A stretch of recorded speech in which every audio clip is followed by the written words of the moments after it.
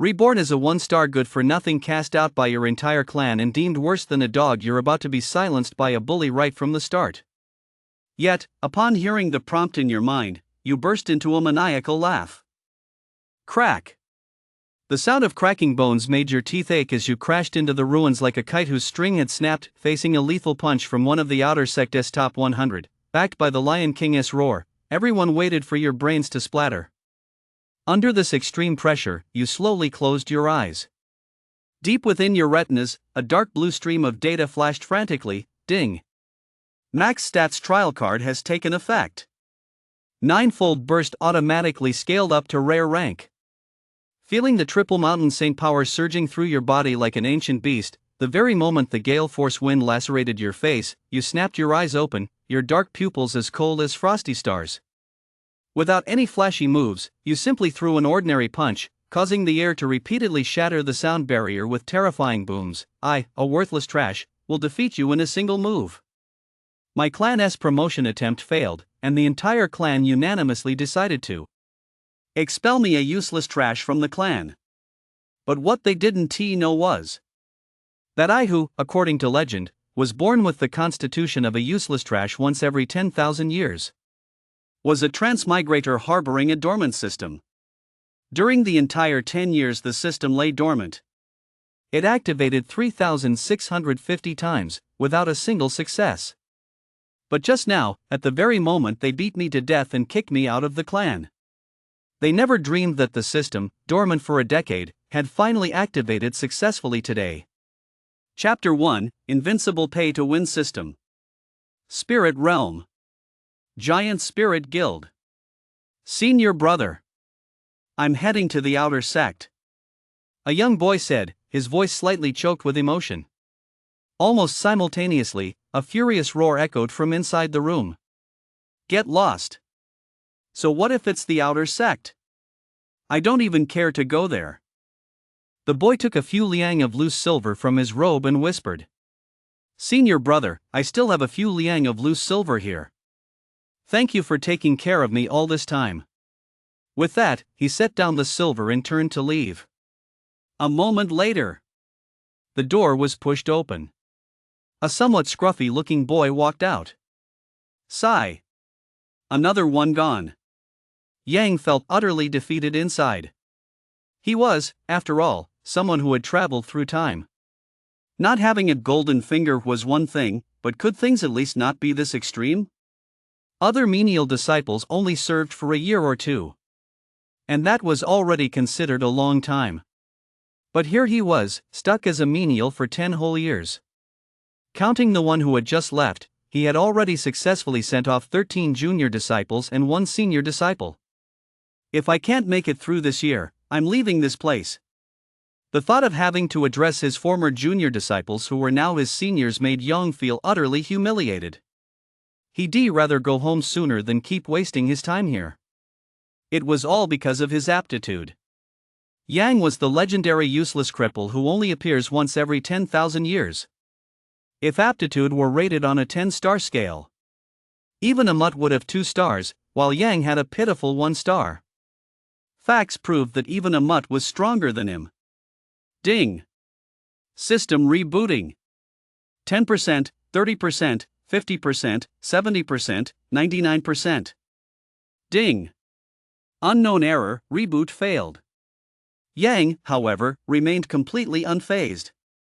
Some things, once you've encountered them often enough, you just get used to them.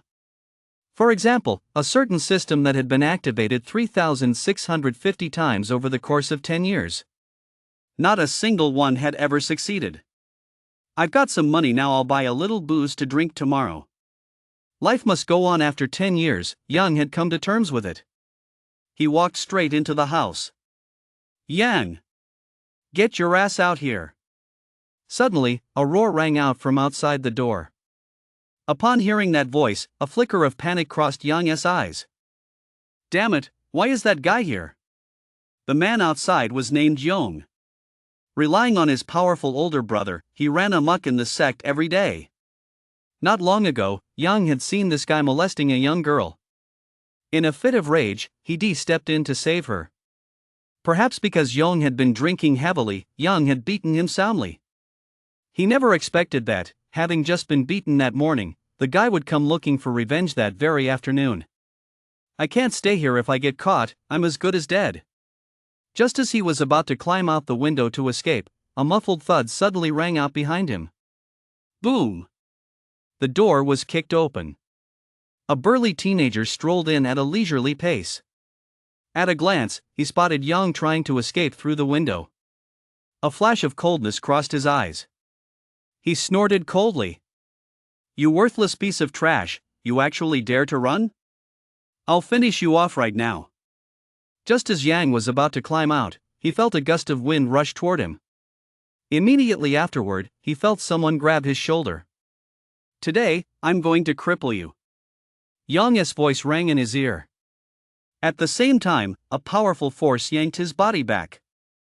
Thud! He was immediately thrown violently to the ground. "Kid, when you were ruining my plans, did you ever think this moment would come?" As he spoke, he stomped down on Yang's right hand. "Ah!" Yang cried out in pain and tried to pull his hand away. But Yang saw through his intention, pressed down hard with his right foot, and said with a smirk, "Loser, I'm talking to you." "Fuck you." Yang had finally lost his temper. Being beaten to a pulp right at his own doorstep was something he simply couldn't stomach. "You dare yell at me?" Yang's gaze turned icy, and he kicked out without warning. Thud! Yang was sent flying by the kick, his body slamming into the wall. Put! As he spat up a mouthful of blood, his face turned deathly pale. It felt as if his internal organs were about to burst. The pain made him tremble.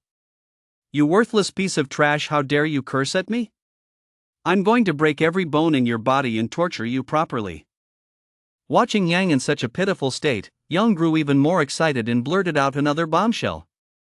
"I forgot to tell you that woman you saved? Just this afternoon, she crawled into my bed all on her own." "Ah, isn't that hilarious?" Carried away by his own words, he even reached up to stroke his own face. Hearing this, Yang clenched his fists tightly. For 10 years, he had disciplined himself to be a good person. But he never expected this to be the result. Power. For the first time, he craved power like never before. He wanted to defeat Yang and beat that smug face of his to a pulp. "I have to say, this feels really good." Yang slowly walked toward Yang, reliving the afternoon's battle in his mind. Suddenly, he asked, "You really want to beat me up, don't you?" As he spoke, he pulled out a dagger that glowed with a faint, eerie light. "But you won't get the chance. I'm going to send you, you piece of trash, on your way right now." This scene sent a chill down Yang's spine. He knew that if he didn't fight back, he'd die. He reached out and grabbed whatever was within arm's reach, not caring what it was. He snatched it up and smashed it straight into Yang's head. Thud! Perhaps not expecting Yang to dare fight back, Yang took a solid blow. He clutched his head, his rage intensifying. "You're asking for it." Filled with murderous intent, he gripped the dagger tightly and lunged toward Yang's chest. "I'm going to die." Watching the dagger close in, Yang slowly closed his eyes. Suddenly, a series of notification sounds rang out. Ding! Invincible pay-to-win system activated. Ding! Host detected in extreme danger, emergency protocol initiated. Ding! Host found to have 6 liang of silver coins automatically recharged. First, he was taken aback. Then came wild elation. Yang never would have dreamed that the system, dormant for a decade, had finally activated successfully today. Ding! Obtained a 6 yuan first charge gift pack. With the situation critical, he had no time to think about anything else and hurriedly opened his backpack. There, he saw a multicolored gift pack. Open! A blinding rainbow-colored light erupted. The very next moment, the notification sound rang out again. Ding! Obtained 1 max stats trial card. Ding! Obtained a unique martial art, 9 Saints art. System, Hurry up and use the max stats trial card for me, he shouted anxiously in his mind. Ding! Use successful. Base attributes maxed out. Instantly, he felt his entire body brimming with strength. At that very moment, the dagger pierced Yang's chest. THTH, this can't be possible. Looking at the dagger that had come to a halt, a flash of panic crossed Yang's eyes. He exerted all his strength with both hands, trying to drive the dagger deeper into Yang's heart. Have you had enough fun? Yang said coldly. It was an ordinary statement, yet it sent a shiver down Yang's spine, and fear flashed in his eyes. Now it's my turn. Yang reached out and snatched the knife. At the same time, he raised his right hand and lashed out viciously at Yang's face. Smack! Smack! Smack! He attacked from both sides. In no time, Yang's face was beaten into a pig's snout. Even then, Yang still wasn't satisfied. Didn't you want to cripple my limbs? Hearing this, Yang hurriedly denied it. No, it was all a misunderstanding. Fuck your misunderstanding. Two fists slammed directly into his shoulders. Crack! Crack! Chapter 2, Spontaneous Mastery of the Inner Art. After crippling Yang, he was about to toss him out. Before he even stepped out the door, he heard a murmur of voices. To actually dare provoke Yang, he must be tired of living. Ha ha ha. He has been a menial for 10 years, of course he is tired of living. This made Yang frown. But soon, his brow smoothed out again. In full view of everyone, he dragged Yang out. He casually tossed Yang onto the ground. Then he turned and went back inside. It was quiet for a few breaths. Immediately afterward, chaos erupted outside. That's Yang, an outer sect disciple, shouted in disbelief. He is crazy. That good-for-nothing actually beat Yang up like this. Long one let him off the hook. Knowing Long's style, he'll definitely kill that good-for-nothing. Hearing the name Long stirred some memories in Yang. He remembered a person by that name. Back when he had just joined the sect, this Long had become an outer sect disciple in just 1 week. After that, everything had gone smoothly for him. By now, he should have become a true disciple of the Giant Spirit Guild. In the past, Yang might have felt a bit of fear. But now that the system was activated, he no longer needed to fear anyone. Thinking of the system, he recalled the 6-element first charge gift pack. Besides a full set of attribute trial cards, there seemed to be a few other items. With a thought, he summoned the system inventory. In addition to the trial cards, there were 3 other items: a cultivation technique, a set of equipment, and a martial art manual. Without hesitation, he tapped to view the cultivation technique's details. Name: 9 Saints Art. Quality: unique. Progress: not yet begun. Description: the number 1 cultivation art under heaven. Without hesitation, he began learning it immediately. He might as well take advantage of his current full enlightenment to cultivate as quickly as possible. His current enlightenment had already reached the absolute limit attainable by the human race. Ding! Congratulations, host, on successfully learning the unique quality cultivation art, 9 Saints Art. Ding! Detected that the host is in a state of full attributes and is automatically comprehending the cultivation art. Yang was taken aback. He hadn't expected it to be automatically mastered. He immediately turned his attention to another martial art. Name: Triple Burst. Quality: common rank. Cultivation progress: 03. Description: instantly unleashes 3 bursts of internal energy. Common rank at LL have to do for now. He learned it right away. Soon, Triple Burst also entered the automatic mastery phase. Yang knew full well that those seeking to curry favor with Long would certainly not let this opportunity slip by. Therefore, he had to boost his strength as much as possible. He sat cross-legged and quickly entered a state of cultivation. A vortex of spiritual energy appeared above his head. 10 breaths. Yang suddenly opened his eyes. Immediately afterward, he felt a sense of joy as he sensed the changes in his body. I've actually broken through. At this moment, his cultivation realm had firmly reached the second layer of the fighter stage. After all, Yang had been stuck at this realm for a full 10 years. He never expected that, with the boost from maxed out attributes, it would take him only 10 breaths to break free from a decade of stagnation. Not daring to dwell on it, he closed his eyes and continued cultivating. His progress was almost visible to the naked eye. Third layer of the fighter stage. Fourth layer of the fighter stage. Fifth layer of the fighter stage. By the time the first rays of sunlight streamed in, Yang's cultivation level had firmly stabilized at the peak of the fighter stage. But he stopped there. Ding! The max stats trial card has expired. Stats have returned to normal. Since the trial card had expired, even if he continued cultivating, with his talent worse than that of a stray dog, the difficulty of breaking through would be no less than finding a divine artifact while out for a walk. Ding! Congratulations, host, on mastering the first tier of the 9 Saints art and obtaining Mountain Saint power. Ding! Triple burst. Yang quickly glanced at the details. Name, Mountain Saint power, Tier 1. Effect, triples the hostess strength, passive. Description, Mountain Saint power is divided into 9 tiers. Every 3 tiers grants a special ability. Whoa! Yang sucked in a sharp breath. Having been in this world for 10 years, he had some understanding of secret arts that could amplify strength. Most practitioners spent their entire lives cultivating them, yet the boost they gained was no more than a 1-fold increase. And this was just the first tier of Mountain Saint power. He'd already gained a 3-fold increase in strength. If he cultivated all the way to the 9th tier, who knows how many times his strength would be amplified. In an instant, Yang finally understood.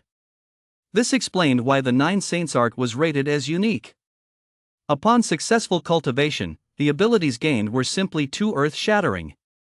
At the same time, he recalled that he had just mastered triple burst yesterday, so he decided to check which tier he had reached. 9 tiers? But upon seeing his cultivation progress, Yang was a bit baffled. There were only 3 tiers in total. Where did the 9th tier come from? Ding! Due to your exceptionally high comprehension, the martial art will automatically evolve once it reaches its limit. Hearing the system's response, Yang felt relieved. He glanced at the quality of triple burst. Name, 9-fold burst. Quality, rare rank. Description, instantly unleashes 9 layers of dark energy, dealing massive damage to enemies. A martial art of this caliber is rare even within the Giant Spirit Guild. It was undoubtedly a top-tier martial skill within the Giant Spirit Guild. A furious shout rang out from outside the room. Yang, get your ass out here! Coming! He narrowed his eyes slightly. He'd been just about to test out his new martial skill, and now a guinea pig had come right to him. The door swung open. By now, Yang's room was surrounded by a crowd.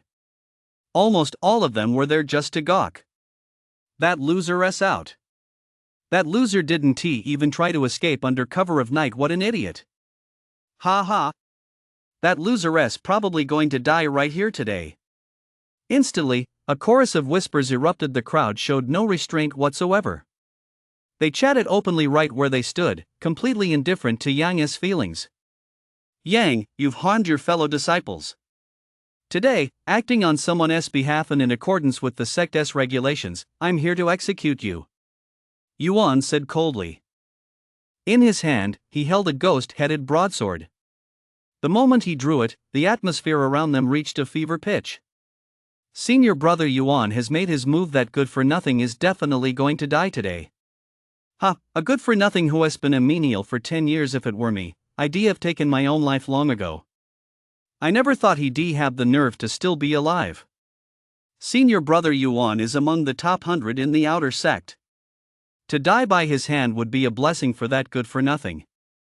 Yang listened to the mockery ringing in his ears, yet his heart remained completely unmoved.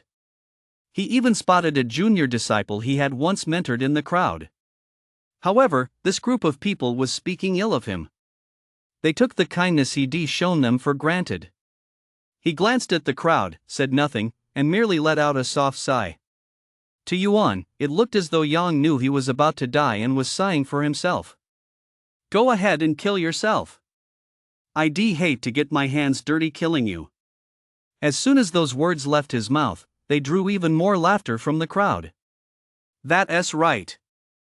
Don't dirty senior brother Lu's hands, you good for nothing, just go kill yourself already. Ha ha ha.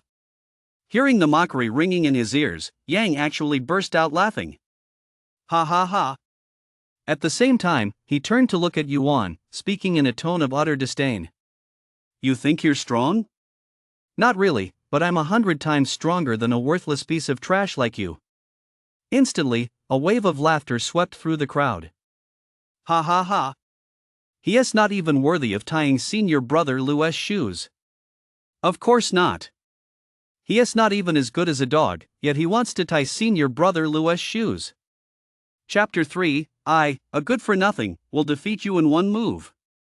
Yang held up a single finger. Everyone froze in surprise. Some didn't understand what this good for nothing was up to now. So, as a good for nothing, how about I defeat you in one move? Instantly, the entire venue erupted in an uproar. What had they just heard? A good-for-nothing actually dared to claim he could defeat Yuan, one of the top 100 outer sect disciples, in a single move. He is crazy. Absolutely crazy. You're asking for death. Yuan, meanwhile, was furious. He channeled his energy throughout his body, causing it to creak and groan like a beast's roar. Immediately, someone let out a gasp. Look! It's senior brother Lu's signature move, Lion Roar Fist. Among the crowd, there were quite a few with decent cultivation levels who could tell at a glance that Yuan's fist technique was extraordinary. When the fist moves, the lion roars. Yuan's Lion Roar Fist has reached perfection. A slender, small-framed youth commented. These words caused even more commotion among the crowd. Wow! In just 2 years, senior brother Yuan has mastered the common rank Lion Roar Fist to perfection. Senior brother Lu Yuan, I love you. A young girl even shouted loudly, trying to catch Yuan's attention. A punch flew out. Like the roar of a lion king. Yang, however, stood frozen in place, as if he'd been scared senseless. Boom! The punch landed squarely on Yang's chest. A wave of cheers erupted from the crowd. What a loser, he was so scared he didn't even dare to fight back. Senior brother Yuan is so cool. However, Yuan's expression suddenly changed. It felt as if his fist had struck solid steel. It actually hurt a little. You. A flash of shock crossed his eyes. Yang, meanwhile, raised his head slightly. Is that all? He said with utter disdain. Instantly, Yuan felt deeply humiliated. Forgetting all concern for his dignity, he drew his sword, intent on slashing Yang to death. Useless! He snorted coldly. Yang also threw a punch. There was no grand display of power, it was just an ordinary punch. Boom! A dull thud.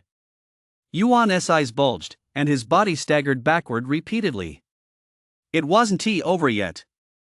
With every step back, a surge of force erupted within him. 9 steps in a row. Only then did he steady himself. He looked at Yang in bewilderment. He opened his mouth to say something, but felt a faint sweetness in his throat. Put! Blood spurted several meters away. Yuan's eyes rolled back, and he fell straight backward.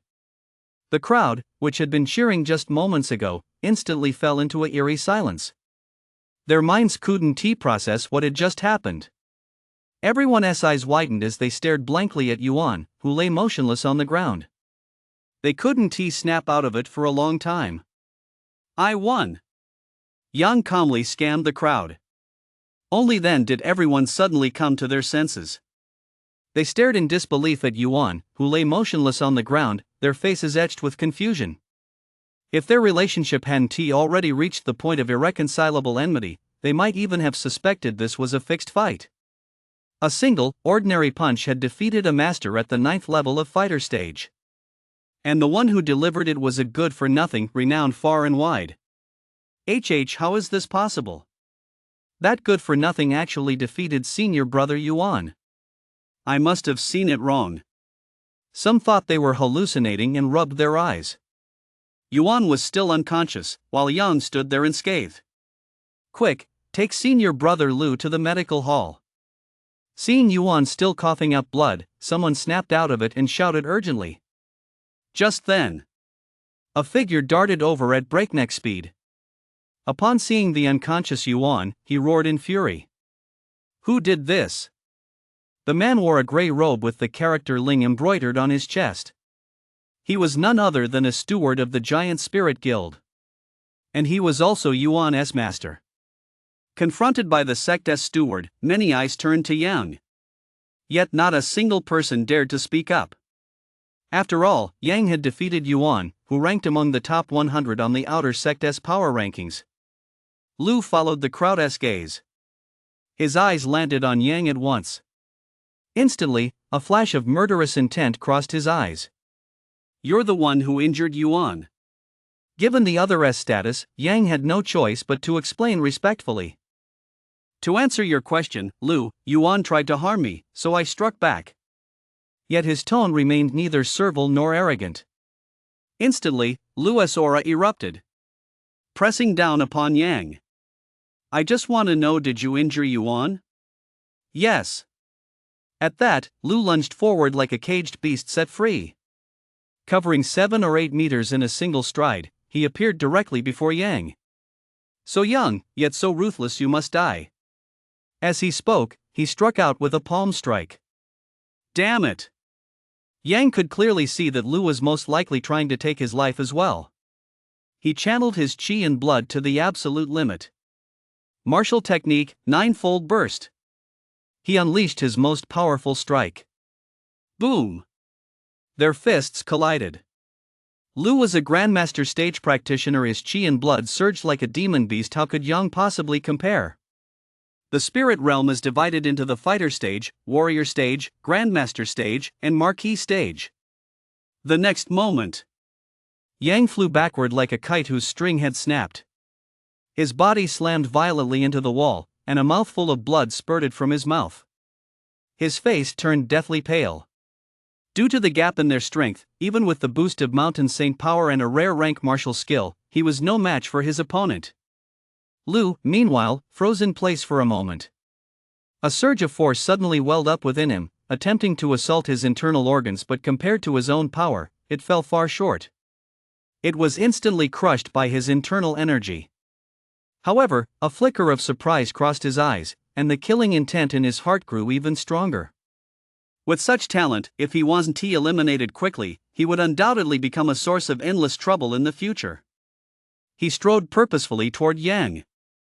Today, I'll purge the sect of its scum, Lu said coldly. In his eyes, Yang was nothing more than a pig or a dog, to be slaughtered at will. Ha! Is this the Giant Spirit Guild?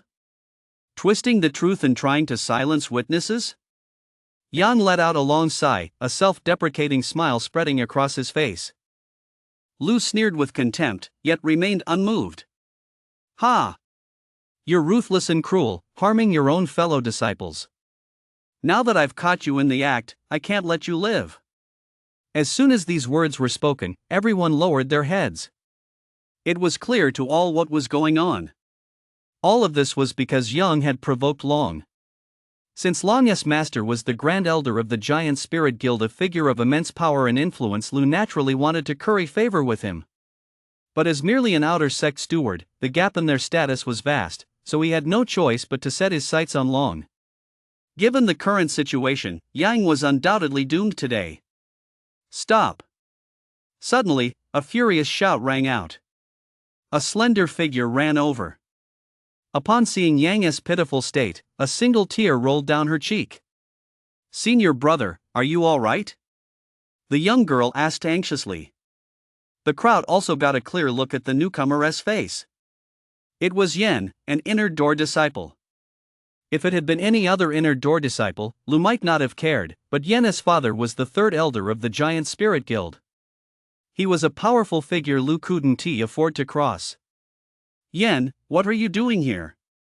Yang forced a smile and said. Meanwhile, a hint of hesitation flashed across Lu's face. He had only this one chance. If he let it slip, it would be very difficult to get close to Long again. After weighing his options, a cold gleam flashed in his eyes. As long as he killed Yang, he would be under the Grand Elder's wing, and naturally, he wouldn't have to fear the Third Elder. With that thought, he channeled his inner energy, yanked Yan aside, and immediately unleashed a punch. Lu's punch was so fast that Yang had absolutely no time to react. Just as the punch was about to land on Yang, Yan cried out in panic. Don't! Chapter 4, 10,000 Tales of Silver. Should I top up? Just as the situation reached a critical juncture, a commanding voice rang out. Stop! At the same time, a middle-aged man stepped forward. However, Lu was determined to kill Yang at that moment to secure his alliance with the Grand Elder. Even if someone called out to him, he would kill Yang first and worry about the rest later. Humph! Seeing that Lu actually dared to strike, the middle-aged man snorted coldly. His figure darted forward with blinding speed. Smack! Just as Lu was about to land the blow, the man grabbed his wrist. Didn't you hear me say stop? The middle-aged man frowned deeply and said coldly.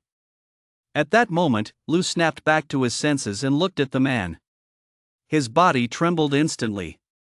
A flicker of panic crossed his eyes. The man who had appeared was none other than Pang, the Third Elder of the Giant Spirit Guild. Father! You must avenge my senior brother. Seeing his father arrive, Yan ran over, his voice choked with sobs. Master!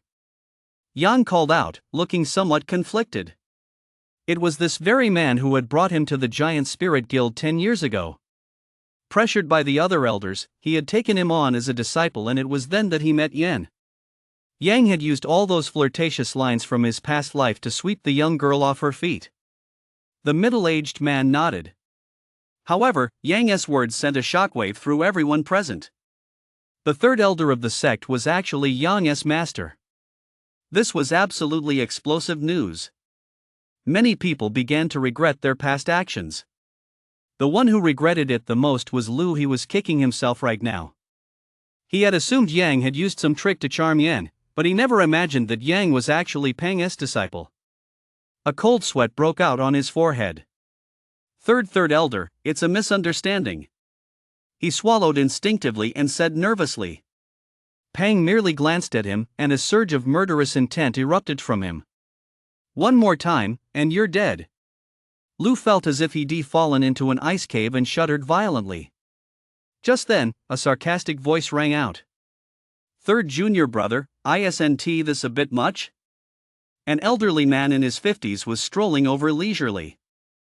Pang's brow furrowed. Senior brother. The old man acted as if he hadn't heard, continuing to speak as if in a world of his own. Third junior brother, your disciple has violated the sect's rules. Are you trying to cover for him? Instantly, Pang's expression turned grim. The old man knew that pushing someone too far wouldn't do anyone any good, so he stopped short of pressing the issue. Since he is third junior brother's disciple, we naturally must give my young nephew a chance. Let him stay in the myriad insect abyss for 7 full days, and I will not pursue this matter further. Third junior brother, what do you think? The Grand Elder said with a smile. Hearing this, everyone present felt a chill run down their spines. This was no pardon, it was a severe punishment.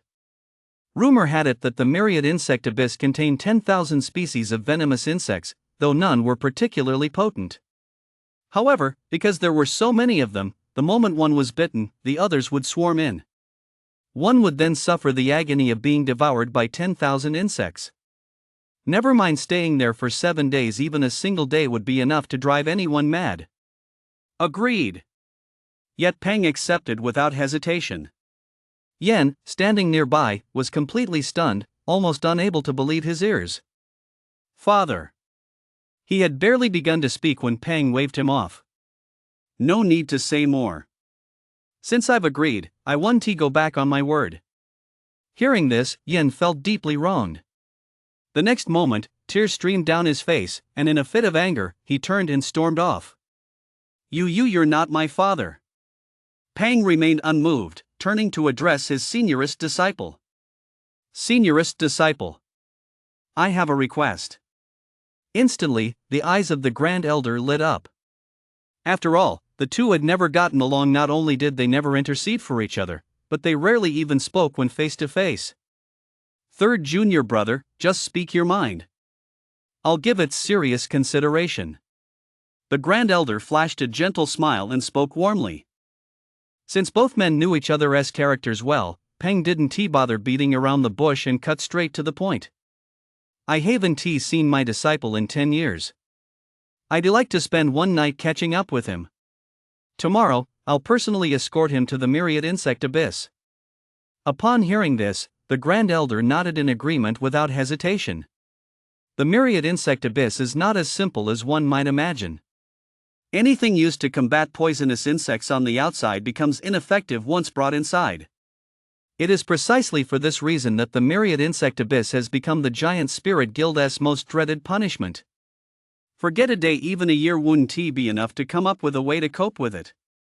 The Grand Elder glanced at Young, then quickly looked away. At the same time, he said in a calm, measured tone, Third junior brother, I have other matters to attend to, so I'll be taking my leave. Once the Grand Elder had left, the onlookers also dispersed. Today, although Yang had won, what difference was there between this kind of victory and defeat? He was going to die either way. If given the choice, many would surely prefer a swift death rather than being devoured by countless insects in the myriad insect abyss. Follow me inside. Pang left those words behind and walked straight into the house. Yang, dragging his injured body, followed behind. The two entered the room one after the other. Pang finally spoke. Take this money and go.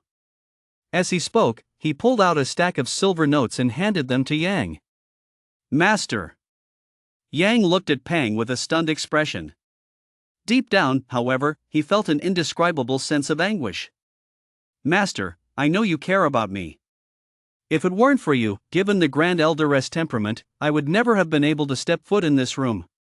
He knew full well that if Peng hadn't bought him time, he would have been killed by now. The Giant Spirit Guild's rules were strict. Even elders who made mistakes would be punished. And his master was notorious for protecting his own.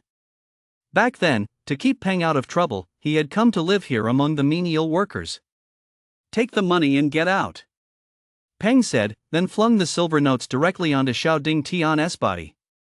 He glanced back one last time before turning and pushing the door open to leave. He walked quite a distance before he couldn't resist glancing back at the little thatched cottage. Yang, I hope you can use that money to live the life of an ordinary person. He shook his head and left for good this time. Yang picked up the silver note from the ground and let out a soft sigh. I won leave, and I can't leave. Yang knew deep down that this was nothing more than a trap set for Peng by the Grand Elder. The Grand Elder had clearly exploited his master's tendency to be overly protective of his disciples, intending to use this incident to force Peng into making a mistake. When the time came for the guild master election, he would use this against Peng. Peng would undoubtedly be disqualified as a candidate for guild master. His master would be unable to run, and his second senior master had no interest in the position. In that case, the Grand Elder would naturally become the guild master of the Giant Spirit Guild. That old fox, what a cunning scheme. No matter what, Yang would not leave. First, for Peng's sake; second, to prevent the Grand Elder from getting his way. This man had been scheming to kill him. Even if Yang wasn't a match for him, he'd at least make him suffer a bit. Besides, Yang wasn't without hope. When his master left, he left behind a large stack of silver bills. These were all money, and with money, he could make in-game purchases. Ding! 10,000 taels of silver detected. Do you wish to top up? As if sensing the scent of the silver notes, the system suddenly popped up. Only then did Yang have time to study his system. Invincible pay-to-win system. Just as the name implied, as long as he had money, he could do anything and buy anything. The system's universal currency wasn't silver notes, but cash points. Each tael of silver is equivalent to 1 cash point. Chapter 5. Pft. Buying a giant rooster? The 10,000 taels in his hand equaled 10,000 cash points. This was his confidence. System, I want to make an in-game purchase 10,000 taels. He wouldn't leave this place until he'd spent every last one of those 10,000 taels. Ding! Redemption successful. You've obtained 10,000 cash points. With the cash points in hand, Yang didn't rush into spending them blindly. That kind of shopping was only suitable for nouveau riche. Although he had a modest fortune, he couldn't afford to be that reckless. He thought for a moment. He decided to familiarize himself with the payment options first. I want to make a payment. He called out softly. An interface immediately appeared before him, and a system notification sounded in his ears. Ding! Please select a payment method. He gave it a casual glance. It was divided into 4 main sections: store, lottery, enhancement, and secondary professions. The system even helpfully provided brief descriptions. Store, buy at full price. Lottery, a must-have for the lucky few. Enhancement, second choice for the lucky few. Secondary professions, exclusively for big spenders. After looking around, Yang ultimately decided the store was the best fit for him. If he had even a shred of luck, he wouldn't have spent 10 years as a menial laborer in the sect. He tapped to open it. The next moment, a dazzling array of items appeared. Name, Pango SX. Quality, unique. Description, the weapon of the great god Pangu. Points, 9 trillion. Name, the 4 swords of Zuxian. Quality, innate treasure. Description, the weapon of the supreme master of Tongtian. Points, 100 billion. Yang. Oops. I opened it the wrong way. Jealousy aside, with that many points, it wouldn't even cover a fraction of the cost, not even if I sold myself, let alone the giant spirit guild. Ha ha. Once I'm rich, I'm going to buy out the entire system store. He dropped that bold declaration. Immediately afterward, Yang quietly lowered the price range. Under 10,000 cash points. Items costing hundreds of millions at the drop of a hat just aren't for me. After filtering the results, everything suddenly looked much more appealing. Just look at these prices, how pleasing to the eye. As far as the eye could see, they were all 10,000. Holy shit. System, you're definitely doing this on purpose. He roared in anger, but no one paid him any mind. Never mind. I'm heading to the myriad insect abyss tomorrow. What should I buy to protect myself? Yang knew a thing or two about the myriad insect abyss. Very few who entered ever made it out alive, and even those who did usually came out insane. As for why, he heard rumors about it. The venomous insects in the myriad insect abyss might not kill you outright, but the combined effects of their toxins would make your life a living hell. Moreover, ordinary insect repellents were completely ineffective once inside. This is a tough one. A really tough one. Yang's face also clouded with worry. The Giant Spirit Guild has a history spanning 1,000 years, and the myriad insect abyss has existed for just as long. Countless people have entered it, and almost all have perished inside. Even the few who managed to come out alive ended up going mad. It could be said that this is a millennium-old conundrum. A problem that has stumped countless people, yet remains unsolved. It stumped Yang as well. He first searched through the poisons from his past life, but discovered that none of them were as potent as the venom of those poisonous insects. His plan to use insecticide for self-defense was thus dashed. Next, he turned to various martial arts techniques. But within moments, he dismissed that idea as well. Even if there were suitable techniques, given his current aptitude, achieving mastery was out of the question. He wasn't even sure he could master the basics. He kept at it until nightfall, still unable to come up with a viable solution. Gurgle. He managed to hold himself together, but his stomach couldn't take it anymore. Having gone a whole day without a single bite to eat, even someone who had reached the 10th layer of the fighter stage felt so hungry that his vision was growing hazy. Forget it. I'll just grab a bite first. Even if I'm going to die tomorrow, I've got to have a full meal first. He muttered under his breath. He flung open the door to find a plate of side dishes and a bowl of rice waiting there. Since he was set to die tomorrow, the disciple in charge of food had kindly brought him his last meal. Gurgle, gurgle. Seeing the food, Yang only felt even hungrier. He reached out to grab the rice. But his hand stopped halfway. On the floor, a mantis had just caught a worm as thick as a thumb. The worm was covered in bright, garish colors, clearly not a good kind of insect. A poisonous insect. It was definitely a poisonous insect. Looking back at the mantis, it was just an ordinary one. In an instant, Yang seemed to realize something. That's right. How could I be so stupid? I didn't even figure out such a simple problem. He couldn't even help but scold himself. Boom! He walked back to his room, not even bothering to eat his meal anymore. I'm such an idiot, I didn't even figure out such a simple problem. He chuckled to himself as he walked. Soon, he plopped down on his bed. At the same time, he opened the in-game store again. This time, however, he had a clear goal. He searched directly for insect predators. His idea was simple: species suppression. Isn't the cave of 10,000 poisons full of poisonous insects? So he defined an animal that eats those poisonous insects for a snack. He just didn't believe those insects would risk their lives just to take a bite out of him. If that were really the case, Yang would just have to accept his fate. When it came to dealing with poisonous insects, Yang had one candidate in mind. And that candidate was none other than the Great Rooster. In Journey to the West, there is an episode where the Great Rooster subdues the centipede demon. In just a few swift moves, he took down the fully cultivated centipede demon. It was completely effortless. And chickens are simply the natural nemesis of venomous insects. Any venomous insect that sees one will flee 3 shias away. Is it true or not? Let us just give it a try. He opened the in-game store right away and searched for rooster. Instantly, all kinds of roosters popped up. The funniest part was that Yang even spotted a species called the battle rooster. However, those flashy roosters were all pretty expensive.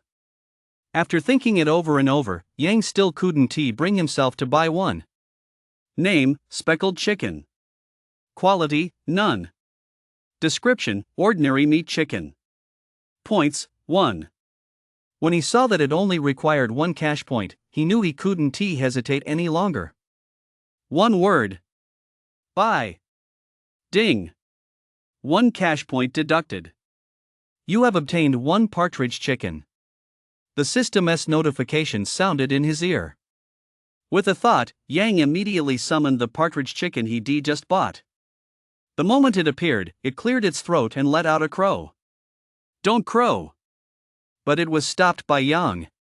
Since it was a system-generated creature, Yang's words were law. Whatever he said would be obeyed. The speckled rooster looked around in confusion. Soon, it flapped its wings and flew out the window. Seeing this, Yang hurriedly chased after it.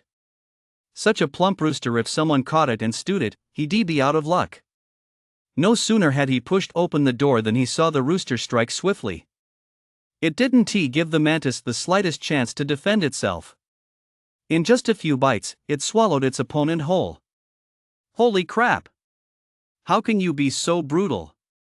Yang said, speechless. After all, it was the mantis that inspired me to summon you. Not only are you ungrateful, but you go and eat it the moment you appear. How can you be so unreasonable? However, the rooster was clearly starving at that moment. All he could think about was food. The next instant, he charged straight into the woods and began a rampage. Any insect that crosses my path is mine to eat. Chapter 6, Power Up. Power Up. Yang followed him all the way to the woods and watched from a distance. Cock-a-doodle-doo. A crow. The rooster strode swiftly toward a centipede. The poor centipede hadn't even figured out what was happening before it was swallowed whole. After that, the rooster moved on to other patches of grass, where another massacre ensued. After a full circuit, at least dozens of venomous insects ended up in its belly. Not only was the rooster unharmed, but it seemed even more energetic and spirited. Before long, the rooster returned. It looked like it had eaten its fill. However, Yang couldn't bring himself to feel happy. After all, this rooster's appetite was far too small. You see, the myriad insect abyss is teeming with venomous insects. If it's full after just a few dozen, who's going to eat the rest? I have to increase its food intake. He muttered under his breath and began to think of a solution. Although he could buy a few more roosters, it would be incredibly awkward to enter the myriad insect abyss with a whole flock of them. After pondering for a moment, he hadn't come up with a clever solution, but he did think of a simple one. Since he couldn't form a group, he'd have to find a way to make the individual rooster strong enough. Yang now had a direction in mind. He browsed through the in-game store.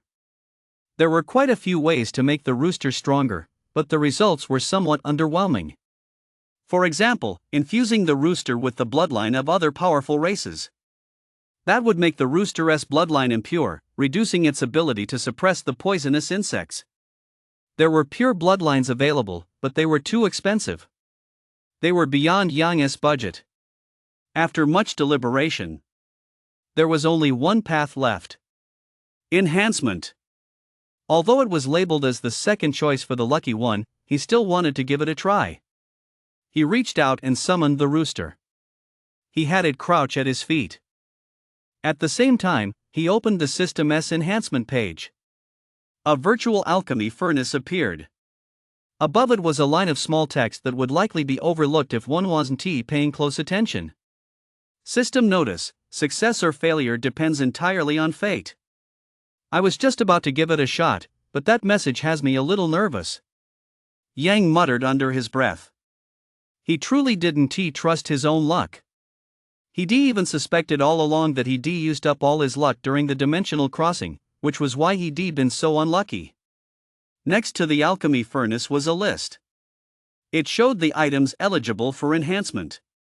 At that moment, only a single rooster sat there all alone. Give it a try? I have to try it. With a thought, he dragged the rooster straight into the alchemy furnace. Yang felt a bit uneasy, afraid that what would come out in a moment would be roast chicken. This furnace really sparked all sorts of wild imaginings. He glanced down and saw the price at the very bottom. 10 cash points per attempt. Not bad, it's within my budget. He thought the price was reasonable. Even if it failed, he'd only lose 11 cash points. That was well within his budget. Give it your all, he muttered to the rooster, looking down at it. The rooster looked at Yang in confusion, clearly not understanding what he meant. Enhance. Instantly, a dazzling rainbow-colored light burst forth. Yang felt confident this time. With such a dazzling glow, success was guaranteed. Ding! Enhancement failed, +3 luck. Damn it! Although it failed, Yang actually breathed a sigh of relief. The rooster was still there, which meant the enhancement had failed and the item wouldn't disappear. +3 luck this time at LL probably work. Enhance again. The multicolored glow reappeared. In reality, the rooster was also enveloped in a rainbow-colored halo. Ding! Enhancement successful. The speckled rooster's cultivation level +1. It worked! He shouted excitedly. He hurriedly opened the stats panel to check the rooster's attributes. Name: Speckled Rooster, +1. Cultivation level: Minor Demon, level 1. Potential: Average. Description: a rooster that has entered the spirit bird realm. This world is also home to various types of beasts. Generally, they can be divided into 3 categories: demon beasts, fierce beasts, and spirit beasts. The cultivation tiers are similar to those of the human race: Minor Demon, Demon Master, Grand Demon Master, and Demon Marquis, with each tier consisting of 10 levels. It has a cultivation level now, But I wonder how strong it is in battle. He glanced down at the rooster.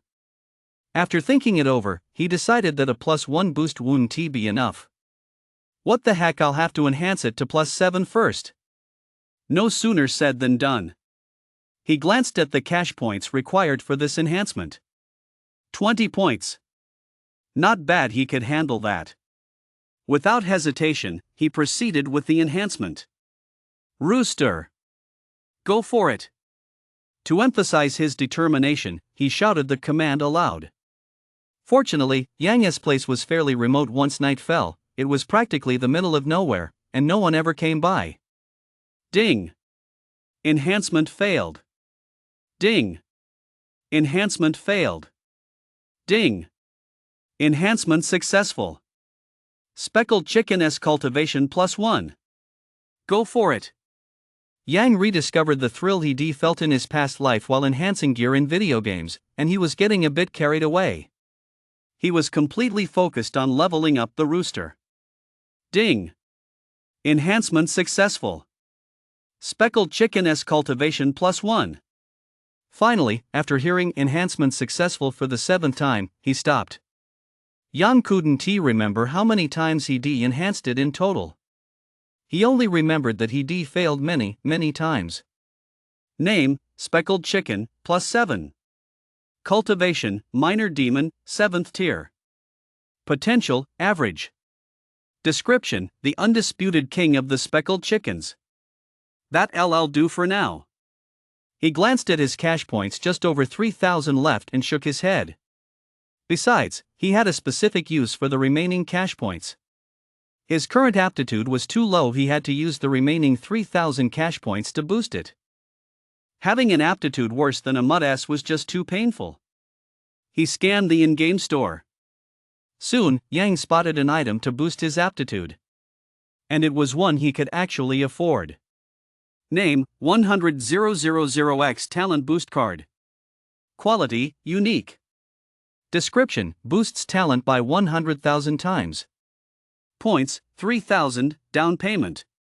Yang took a deep breath. He had no idea what a 100,000X talent boost actually meant. All he knew was that a 10-star talent was only 100 times stronger than a 1-star talent, and that was enough. Without hesitation, he typed one word, buy. He'd sell everything he owned to get this. As long as he had it, even if his talent didn't reach the maximum value, he believed it wouldn't be far off. Ding! Congratulations, host! You have obtained the 100,000X Talent Boost Card. Down payment, 30,000 cash points due next month. He paid no attention to what the system was saying. He immediately pulled out the talent card and clutched it tightly in his hand. It was a simple, black card covered in intricate patterns. Ancient divine dragons soaring through the 9 heavens, immortal warriors plucking stars from the sky, and more. Every second, every breath, the patterns shifted. It was impossible to predict what would appear next. At the same time, instructions on how to use it flashed through his mind. Is crushing it enough? He murmured softly. Then, he clenched his right hand. Boom! Accompanied by a crisp sound, the black card shot into Yang's body. Ah! A sharp sting shot through his brain. But it vanished almost immediately. When he opened his eyes again, the world before him had undergone a subtle change. Things he'd previously been unable to fathom suddenly became crystal clear. He could even clearly sense that the great rooster was currently absorbing the essence of the sun and moon, diligently cultivating. What a wonderful feeling! After a moment to adjust, a faint smile appeared on Yang's face. Hee, tomorrow I'll turn his world upside down. Chapter 7, a bet? I'm betting on myself. At the entrance to the myriad insect abyss, quite a crowd had already gathered. News of yesterday's events had long since spread throughout the giant spirit guild. A good-for-nothing who hadn't advanced in 10 years was actually the disciple of the sect's third elder. This news sent shockwaves through the entire sect. What was even more shocking was that this inner sect disciple had actually been punished by being sent into the myriad insect abyss for 7 days. That place was practically a forbidden zone in everyone's minds. Once you went in, few ever came out alive. Never mind sending an inner sect disciple, and even outer sect disciples were rarely punished by being sent into the myriad insect abyss. As for a direct disciple like Yang, this was the first time in 1,000 years. It was absolutely unprecedented. Ahem! A cough rang out. Everyone turned to look. There stood a 400-gene fat man. Many recognized him immediately. Zhao Yukai. A core disciple who loved setting up betting games and challenging others to wager against him. He never missed a chance to do this. Zhao Yukai smiled as he patted his bulging belly and said, "Ahem. The rules are the same as always. I set up the bet, and you place your wagers." He pulled out a piece of paper listing the odds. A quick glance revealed only 3 options. 1. Last 2 hours, odds 1 minute and 0.1 second. 2. Last 6 hours, odds 1:5. 3. Survive 12 hours, odds 110. The last guy only lasted 1 stick of incense. I hope this one puts up a better fight and lasts a bit longer. I'll bet on 2 hours. He is, after all, a true disciple. I think he can last 6 hours. Almost simultaneously, quite a few people began placing their bets. Seeing the crowd betting, Zhao Yukai's chubby face broke into a grin so wide it looked like a chrysanthemum. Last night, he had specifically looked into this Yang. His final conclusion was that Yang was a complete and utter good for nothing. He was simply no match for the previous few who'd been punished. He'd bet that if someone like this entered the myriad insect abyss, it would be a miracle if he even lasted a single hour. This is a direct disciple, a rare opportunity. Why not give it a shot, everyone? Every now and then, he'd shout out a line to grab the crowd's attention. What's going on over there? Just then, a young man carrying a large rooster arrived on the scene. He'd been drawn straight in by the commotion in the distance. So he walked over. After finally squeezing his way into the crowd, his nose nearly twisted from the stench. Holy shit! They're actually using me as the subject of a bet. This was none other than Yang. He hadn't expected to run into something like this the moment he arrived. He took another look at the odds. He felt an urge to strangle the fat guy standing right in front of him. The other guy was clearly implying that Yang wouldn't make it through the day. The longest bet was just 1 day, whereas Yang had been locked up for 7. However, a faint smile soon appeared on Yang's face. This was a golden opportunity to make money. If he played his cards right, striking it rich wouldn't be a pipe dream. Hey! Fatso! He ignored him. He called out twice more. Fatso, I'm talking to you. Only then did Zhao Yukai point at himself, looking somewhat taken aback. Yeah, I'm talking to you, Fatso. Yang rolled his eyes. Some people are fat, but at least admit it. Instantly, a million curses raced through Zhao Yukai's mind. He was, after all, a core disciple, and yet this kid in front of him actually dared to call him Fatso in broad daylight. However, Zhao Yukai possessed strong professional poise. He quickly composed himself and flashed a faint smile. Is there a problem, junior brother? Yang didn't beat around the bush. He pointed at the paper in Zhao Yukai's hand. You're missing something here. That single sentence left Zhao Yukai speechless. It took him quite a while before he asked with a smile. I'm not sure, junior brother, what's missing here. He was curious himself what could possibly be missing. You're missing coming out alive. As soon as those words were spoken, the surrounding area suddenly fell silent. Many people turned to look at Yang, their expressions practically screaming, "Take care of the mentally challenged." Oh. I get it now. Zhao Yukai was quick on his feet. This was a golden opportunity to make money, so he hurriedly pulled out his brush and added a line right there on the spot. Fourth, odds of coming out alive, 1:1000. After finishing, he said with a smile, Junior, what do you think of this? Seeing the odds of 1,000 to 1. Yang nodded in satisfaction. Not bad, not bad. Zhao Yukai quickly asked. I wonder how much you'd like to bet, Junior. While saying this, he was already calculating in his mind, no matter the amount, he'd take it all. This was essentially a gift, there was no reason to turn it down. I don't have any money. See how much this jade pendant is worth. With that, Yang took out a jade pendant. Peng had given it to him as a welcome gift when he first joined the Giant Spirit Guild. Zhao Yukai took the jade pendant and examined it closely. He shook his head. This jade pendant is worth 800 at most, but I like the look of you, brother, so I'll let you off at 1,000 taels of silver. However, as he spoke, he pinched his thigh with his other hand to keep himself from laughing out loud. This was 800 he'd gotten for free. If he ran into a few more fools like this in the future, his business would be a breeze. Everyone else looked at Yang with pity. One young girl even muttered under her breath. He is not bad looking, but he is a fool. What a waste. Fearing that delay might lead to trouble, Zhao Yukai quickly asked. Brother, if you have no further questions, I'll draw up the receipt for you. As he spoke, he had already picked up his brush. Go ahead. Yang nodded and said indifferently. Hearing this, Zhao Yukai wrote out a receipt as quickly as he could. He signed his name neatly and efficiently. Suddenly, he realized he didn't know Yang's name, so he looked up and asked. By the way, I don't know your name yet, brother. Yang. Oh. He lowered his head and continued writing. Yang? He soon realized something was off. Wasn't he that the name of that unlucky guy? He jerked his head up. So it's senior brother Xiao Yur. Feeling a bit embarrassed, he pointed at the slip he was about to write on. I just had an itch to try my luck.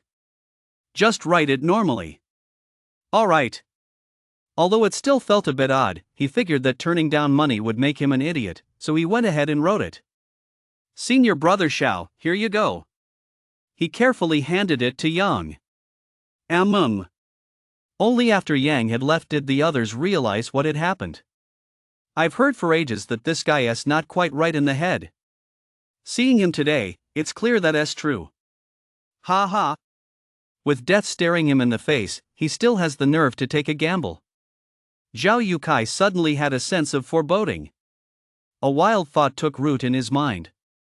That guy, could he really survive for 7 days? But even as he said it, he didn't believe it himself. How could anyone possibly survive for 7 days in a place like that? Fellow senior and junior brothers. Soon, everyone was back to their busy work. This is a rare opportunity. Why not take a gamble? A direct disciple descending into the myriad insect abyss, it's a once-in-a-century event. Not far away, Yang quietly watched Zhao Yukai, a chuckle rising in his heart. You fatso, using me as a bet this time, I'll make you cry. 1,000 taels of silver, multiplied by 1,000, that's 1,000,000 taels of silver. That kind of money would be enough to make this fatso wince for a while. Just then, an elderly man walked over. The man was none other than Gongsun Miao, the Grand Elder of the Giant Spirit Guild. Chapter 8, Entering the Myriad Insect Abyss. Gongsun Miao glanced around. He quickly spotted Yang in the crowd. Instantly, a cold gleam flashed in his eyes. That kid actually didn't run? He sent people to investigate yesterday. Peng had given the kid a hefty sum of silver to help him escape. He just hadn't expected Yang to stay put.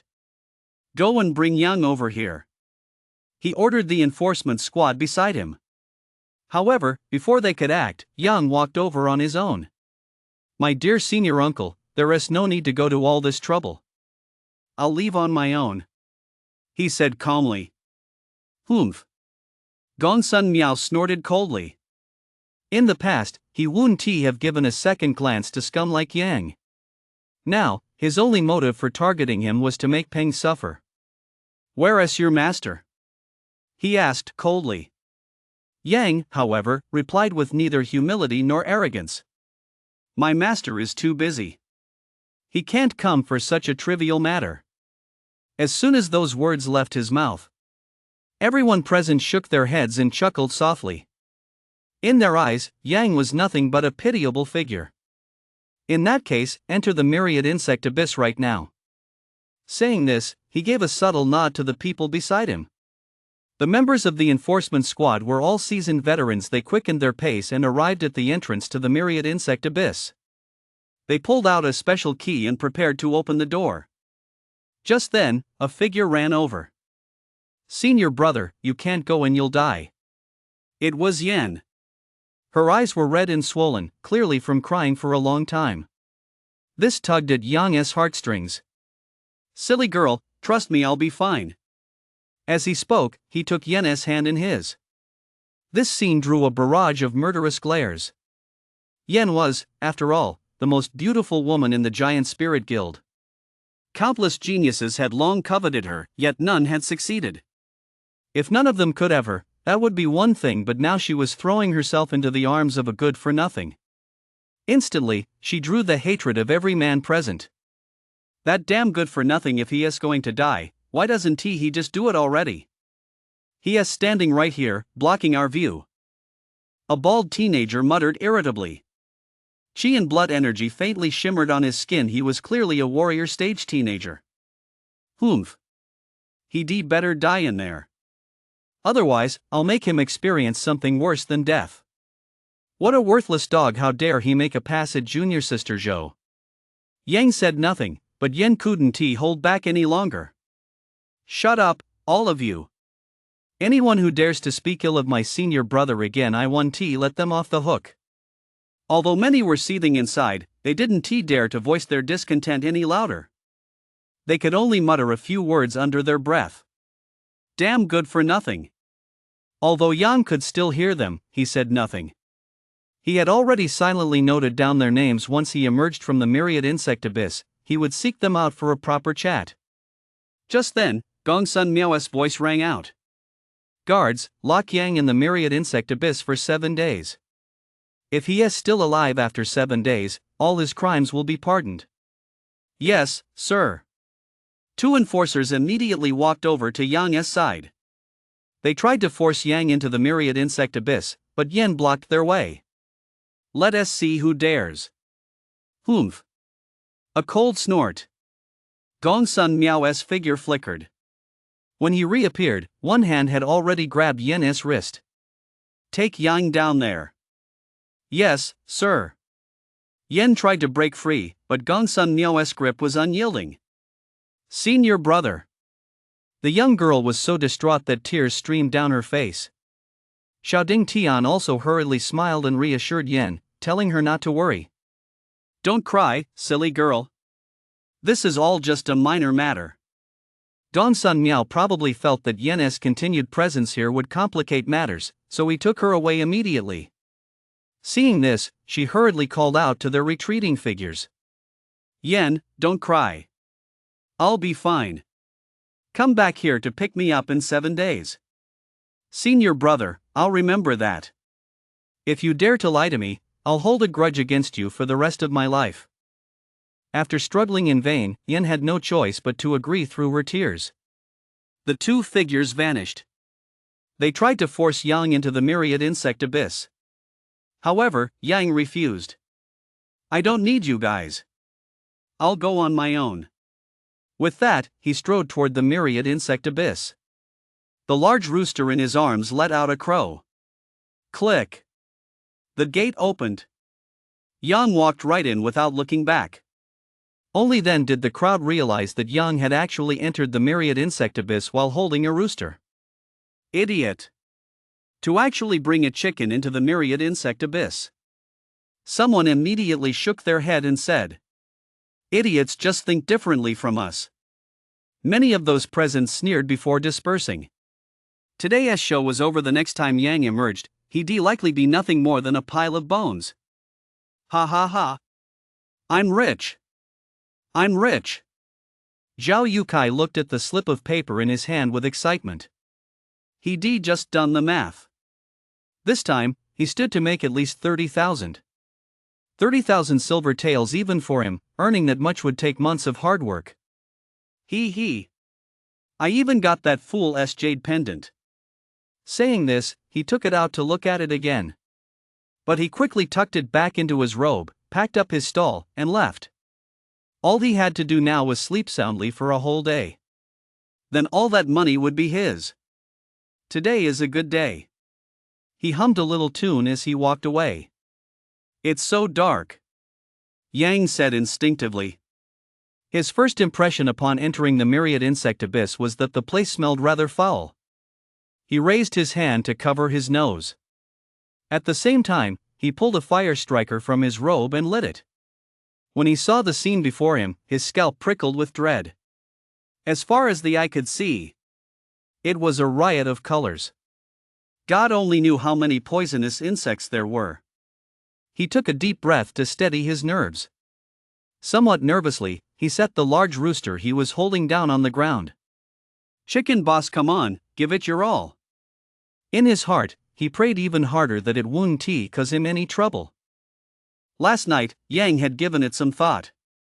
Calling it Big Rooster felt a bit lame, so he worked overtime to come up with a name for it. And the inspiration came from Chicken Boss's profile. The undisputed king of the white-feathered chickens. Chicken Boss touched down. Cluck, cluck, cluck. It let out 2 calls first. Its eyes darted back and forth constantly. Just then, a centipede as thick as a finger, clearly starving, spotted the food that had come right to it. It charged straight toward Yang. However, halfway there, it was killed by a merciless chicken beak. With the centipede in its belly, Chicken Boss's eyes lit up. It clearly loved the taste. The next moment, without a moment's hesitation, it charged straight into the swarm of venomous insects. It began a frenzied slaughter. The swarm of venomous insects was stunned. They'd long since treated this spot as their feeding ground. You could say that waiting here for food had become second nature to them. Today, they'd finally spotted a living person and thought they'd get a hearty meal. But they never expected a chicken to suddenly appear. Many of the insects, sensing the threat, became even more ferocious. They pounced on Chicken Boss, only to be pecked to death in a single bite. This enraged all the poisonous insects, who launched a desperate, all-out attack on Chicken Boss. As a result, there wasn't a single insect within a zhang of Yang. It looks like I can go in here. Soon, Yang also discovered that there was actually a stone door within the myriad insect abyss. He was instantly intrigued. Glancing back at the chicken tyrant, he saw the battle had reached a fever pitch. Neither side had time to pay him any mind. This left Yang feeling somewhat awkward. He was supposed to be the one being punished, yet now he was completely out of the picture. Well, I'm just sitting here anyway, so I might as well go in and take a look. Chapter 9, The Relics of the Red Sun King. Feeling a bit uneasy, he glanced back over his shoulder. The chicken tyrant was in full force. A single rooster was driving a swarm of venomous insects into retreat. Only then did he cautiously reach out to push the stone door. Almost at the same moment, a sense of danger washed over him. He instinctively stepped aside. A shadow flashed past his eyes. What is that? The instant he dodged, he quickly turned to look. He saw a small, emerald-green snake, its tongue flickering. Yang quickly dodged out of the way. At the same time, he was relieved he'd managed to avoid it. Judging by the snake's color, it was undoubtedly highly venomous. Whoosh! It struck again. This time, however, he was prepared. He picked up a pebble and hurled it with all his might. The snake's venom was too potent. He didn't dare touch it with his bare hands. Thud! The snake was instantly decapitated and died on the spot. In the next instant, it turned into a pool of green blood. What a venomous little snake! With such potent venom, even a Grandmaster stage cultivator would likely die instantly upon contact. The more dangerous it was, the more curious Yang became about what lay behind the door. He walked toward the stone door once more. However, having learned his lesson, he was now much more cautious. He gave the door a gentle push. The stone door weighed at least 10,000 Gene. With my current strength, it'll be hard to push it open. I'll have to break it down by force. As he spoke, Yang clenched his fist and closed his eyes slightly. He took a deep breath. The next moment, he punched out with all his might. Boom! The punch landed, immediately followed by 9 successive impacts. Boom! Boom! Boom! But trying to break through the stone door head-on was still a bit difficult. The 9-fold burst is far too ineffective against inanimate objects. It can only unleash 1/10 of its power. He muttered under his breath, staring at the fist marks on the stone door. Rustle, rustle, rustle.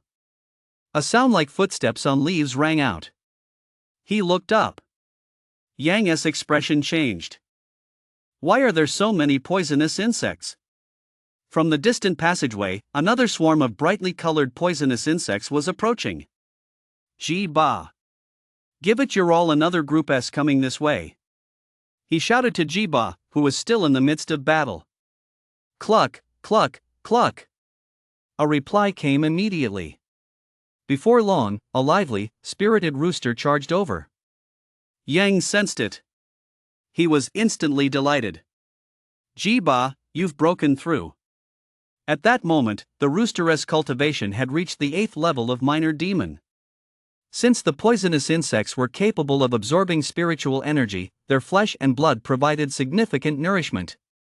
After devouring hundreds of them, the rooster had been forcibly pushed all the way to the 8th level of minor demon. Well done. Keep it up. Aim to break through to the 10th level of minor demon before we get out of here. Yang said with a smile. How right his decision had been. Ji Ba held absolute dominance over the swarm of venomous insects. Centipedes as thick as a thumb were nothing more than snacks in Ji Ba's eyes.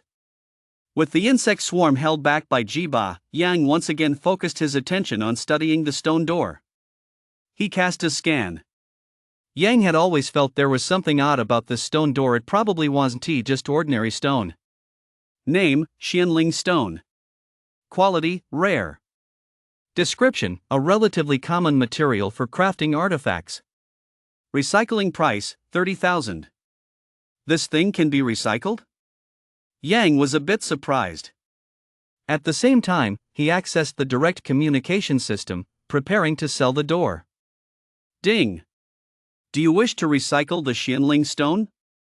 Upon successful recycling, you will receive 30,000 cash points. Recycle it quickly, it's an eyesore just sitting here. He confirmed the action immediately. Instantly, the ground trembled, and the stone door vanished. Holy crap, it actually worked. This was a pleasant surprise. He hadn't expected there to be a recycling function. With the door open, Yang cautiously surveyed the interior.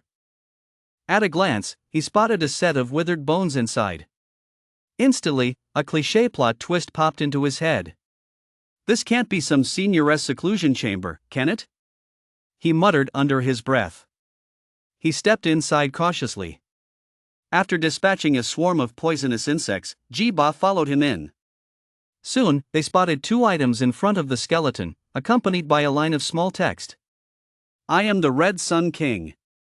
I bestow these upon the one destined to receive them. The Red Sun King? Yang's spirits soared. He'd heard of this figure. Decades ago, a city had been hit by a beast tide, with over 100,000 demon beasts launching a suicide charge. It was this very Red Sun King who stood alone before the city walls and single-handedly held back the onslaught of 100,000 demon beasts. He saved the lives of hundreds of thousands of people. With that in mind, Yang bowed slightly to the skeleton. He solemnly addressed him as senior. After that beast tide, the Red Sun King had vanished. Unexpectedly, the Red Sun King had entered paranirvana in a place like this. The 2 items were a book and a gourd. He casually picked up the book.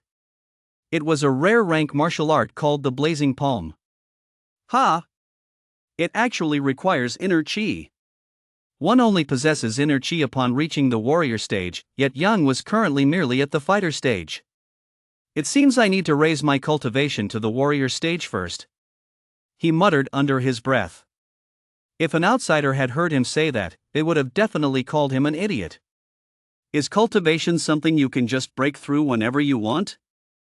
Yang didn't know about others, but ever since he used the 100,000x talent boost, he found that breaking through didn't seem that difficult. One could even say it was quite simple. Break! A soft shout. Immediately afterward, a muffled thud echoed from within Yang's body.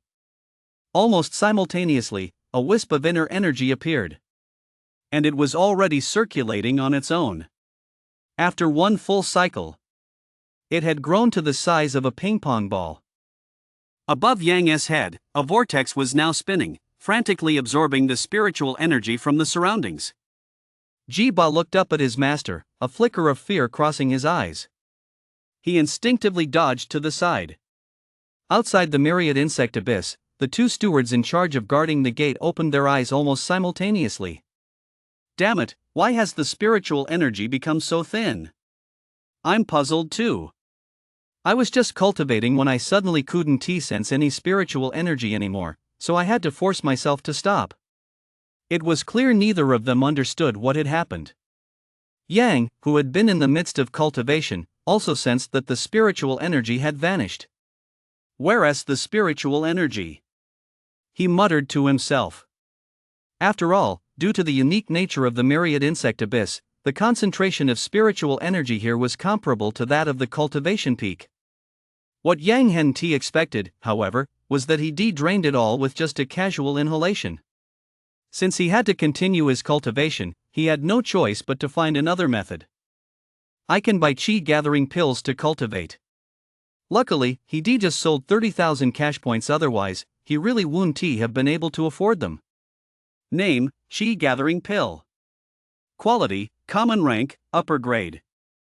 Function, contains a large amount of spiritual energy, usable for cultivation. Cash points, 1,000. 1,000 per pill. Yang thought it over. He had quite an appetite for cultivation, so he needed to buy several. One pill is enough for an ordinary person, so I'll buy 3 for now. He felt that 3 should be enough. However, Yang soon realized he had overestimated the situation. His internal energy had expanded by a full circle, but it still hadn't reached its limit. Purchase 10 chi gathering pills. He had no choice but to keep buying chi gathering pills to continue his cultivation. Yang soon discovered that it still didn't seem to be enough. Here we go again. After consuming another 13 pills, Yang finally felt saturated. His internal energy had grown to the size of a basketball. Shouldn't internal energy be as vast as a mighty river?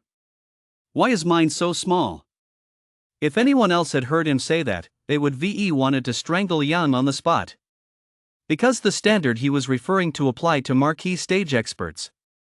And you're just a warrior stage, a whole major realm below them. Chapter 10, The Power of the Source Saint. Ding! Congratulations, host, your cultivation has reached the warrior stage. Ding! Cultivation requirements met. The 9 Saints art has begun to be automatically mastered. The system's notifications sounded in his ears. While Yang was still in a daze, the mastery was already complete. Ding! Acquired the power of the Source Saint. Ding! Mountain Saint power has reached the 2nd layer. A long time passed. It took Yang a while to snap out of it. After a long pause, he managed to blurt out a sentence. 100,000 times the talent? That's insane. He hadn't felt a thing, yet the technique had already been mastered. This talent was truly incredible. With a single thought, he immediately opened the attribute panel for the power of the Source Saint. Name, Power of the Source Saint, 1st tier. Effect, refines internal energy 30-fold. Description, Source Saint power has 9 tiers. Every 3 tiers grant a special ability. After reading the information on Source Saint power, Yang formed his own insights into the 9 Saints art. These 9 Saints must correspond to 9 different buff effects. Mountain Saint corresponds to strength, and Source Saint corresponds to inner chi. He just didn't know what the others would be. But what does refines inner chi by 30 times even mean? A flicker of confusion crossed Yang's eyes. Just then, he suddenly sensed a change occurring in his dantian. Since this was the very foundation of cultivation, Yang dared not take it lightly and immediately began carefully sensing the changes. Holy shit! When he realized what was happening, he couldn't help but blurt out a curse. He now understood exactly what the power of the Source Saint entailed. He saw that the ball of inner chi, which had originally been the size of a basketball, had now shrunk to a size smaller than a fist. Simply put, it was being compressed and compressed again, until it was compressed 30-fold. As a result, Yang's internal energy cluster was now no bigger than an egg. Damn it! Are you kidding me? I used nearly 30 chi gathering pills. Although this was a good thing, Yang couldn't bring himself to smile. Just moments ago, he spent nearly 30 chi gathering pills just to barely reach the bottleneck of the first level of the warrior stage. Now, thanks to this, he have to start cultivating his internal energy all over again.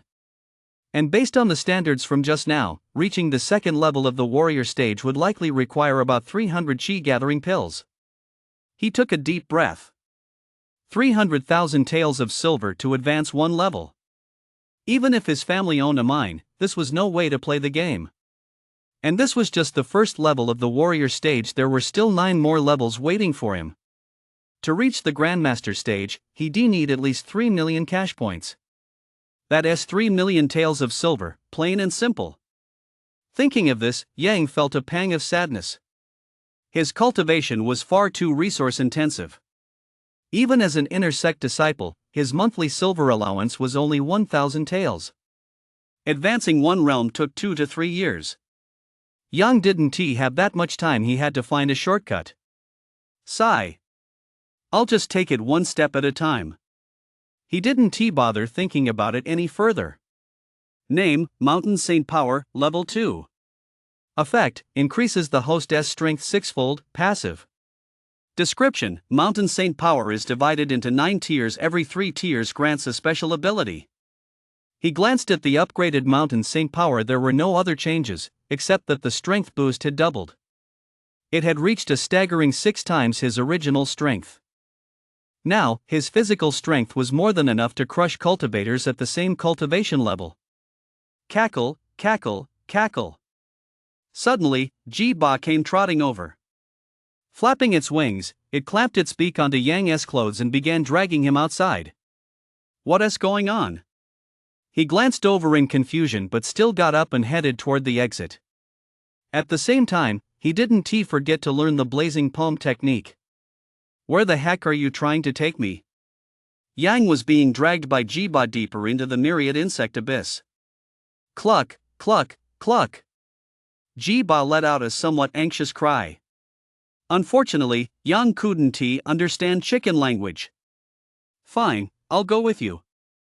Stop dragging me. In the end, he relented with a sigh of resignation. Hearing this, Ji-Ba immediately let go of Yang and turned to run deeper into the myriad insect abyss. As it ran, it kept clucking non-stop. Cluck, cluck, cluck. Cluck, cluck, cluck. Seeing Ji-Ba's figure about to disappear, Yang had no choice but to give chase. He was curious what had this guy discovered, and why was he so excited. He followed closely behind Ji-Ba. With Chicken Boss clearing the path ahead, any poisonous insects that dared to show their heads were devoured as snacks. What on earth did you discover, you little rascal? They'd been walking like this for over half an hour. Yet there was still no sign that the myriad insect abyss was coming to an end. This did come as a bit of a surprise to Yang. Meanwhile, Chicken Boss's cultivation had risen another level, reaching the 9th tier of minor demon. This left a certain someone feeling quite envious of a chicken. Why do you level up just by devouring things, while I have to spend a fortune on elixirs just to level up? That's not fair. Of course, he could only think this to himself. Yang wasn't the type to get jealous of his own battle beast. Cluck, cluck, cluck. Suddenly, Ji-Ba came to a halt. His feathers quivered slightly all over his body. He had already entered combat mode. Yang also pulled his wandering mind back. He looked around warily. Rustle, rustle, rustle. Suddenly, a faint rustling sound reached his ears. He quickly turned his head to look. Instantly, Yang felt a tingling sensation on his scalp. He saw dozens of centipedes, each as thick as a finger, crawling toward him. Before he could even react, Chicken Boss had already flapped its wings and charged forward. Cluck, cluck, cluck. It was clear the rooster was excited. It swallowed a centipede in just a few pecks. Yang could tell that Ji-ba was particularly ruthless when dealing with venomous insects. Almost all of these centipedes possessed the strength of a 6th or 7th tier minor demon. Yet, in the face of Ji-ba, they couldn't even last a single round. He pecked one to death in just a few pecks. The centipede swarm, which had been so fierce moments before, was routed the instant the battle began. Before 10 breaths had even passed, some centipedes were already trying to flee. Cluck, cluck, cluck. This really worried Ji-ba. To him, these centipedes were all valuable nourishment. Everyone he consumed boosted his cultivation. I'll help you. Yang felt too embarrassed to just stand by and watch, so he stepped in to assist. He took a step forward. He projected his inner energy outward, forming several fist-sized projectiles. He hurled them at the centipedes. Yang knew these were Chicken Boss's food, so he didn't dare use too much force. He merely stunned the centipedes to death without damaging their bodies. It had already been a one-sided battle, and with Yang joining in, it turned into a full-scale slaughter. Dozens of centipedes. They barely held out for 20-odd breaths before being wiped out entirely. At that moment, Ji-ba was feasting heartily. Centipedes 20 to 30 centimeters long were just like snack sticks to him. He slurped them down one after another. Once all the centipedes were gone, Ji-ba let out a satisfied belch. Burp! That's when Yang's eyes turned green with envy. This rooster had broken through again. Its cultivation had already reached the 10th layer of the minor demon realm.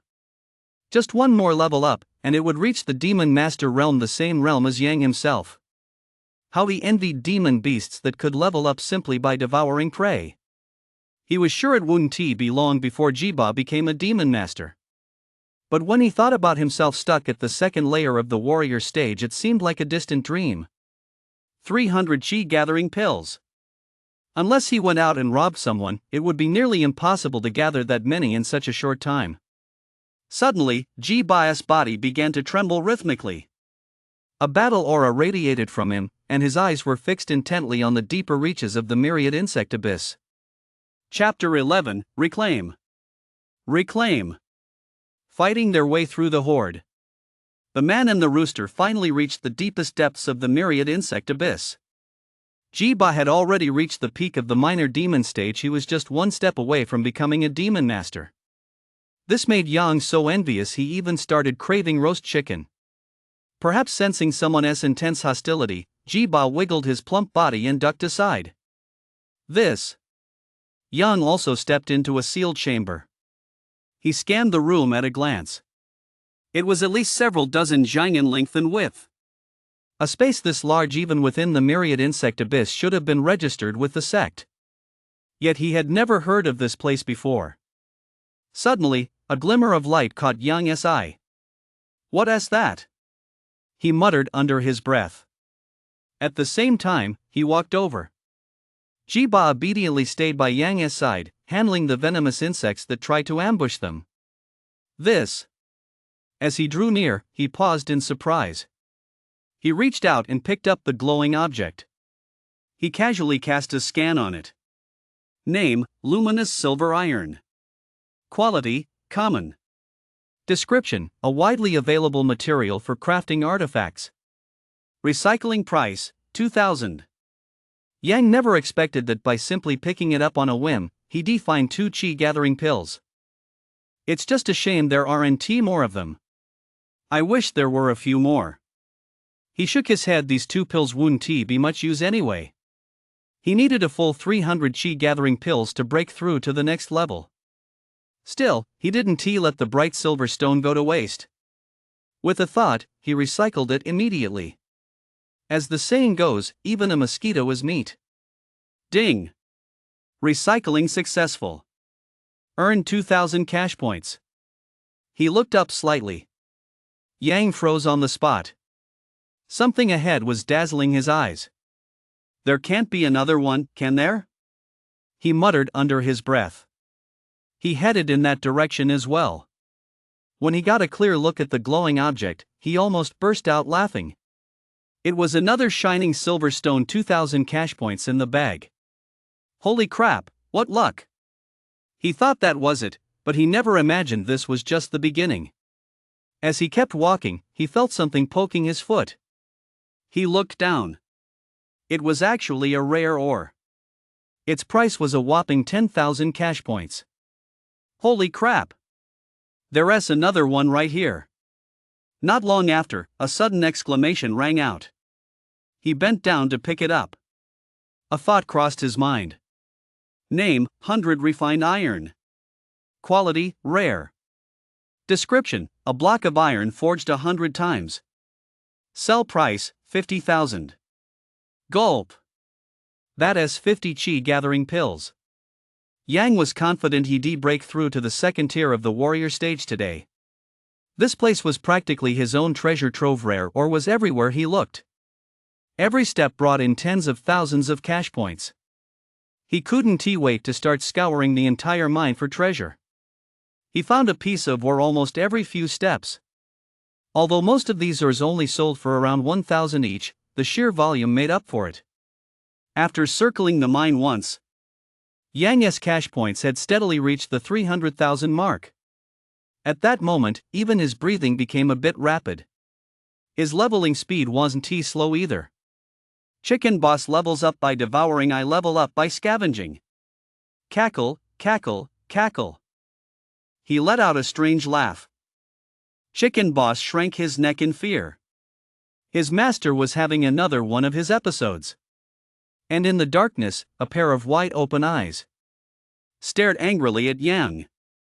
Those stones were all painstakingly collected by it. It had only been away for a moment, and someone had already wiped out its entire stash. Cackle, cackle, cackle. Suddenly, Chicken Boss let out a loud cry. Both the man and the chicken turned their gaze toward the entrance. Just then, a strange black insect the size of a millstone crawled inside. What a huge poisonous insect! Yang was startled. Most poisonous insects are usually only about the size of a palm. But the one before him was as big as a millstone. He casually cast a scan, preparing to gauge its capabilities. Name, Gold Devouring Beetle. Cultivation level, 3rd tier Demon Master. Potential, Elite. Description, a type of demon insect that feeds on ore and likes to hoard it. So it's not a poisonous insect after all. He muttered to himself. Wait a minute? Yang's expression turned somewhat peculiar. Did I just raid its nest? He looked up, and his suspicion was confirmed. The gold-devouring beetle's murderous glare made it seem as if it wanted to devour him alive. Yang explained with a hint of resignation. Would you believe me if I said I didn't mean to? Roar! The gold-devouring beetle let out a furious roar. Its massive pincers swung wildly. Looks like you don't believe me. Well, don't blame me then. Yang said with a hint of resignation. He originally thought this mine shaft was a natural formation, but he hadn't expected it to be the creature's nest. He still felt a twinge of sympathy.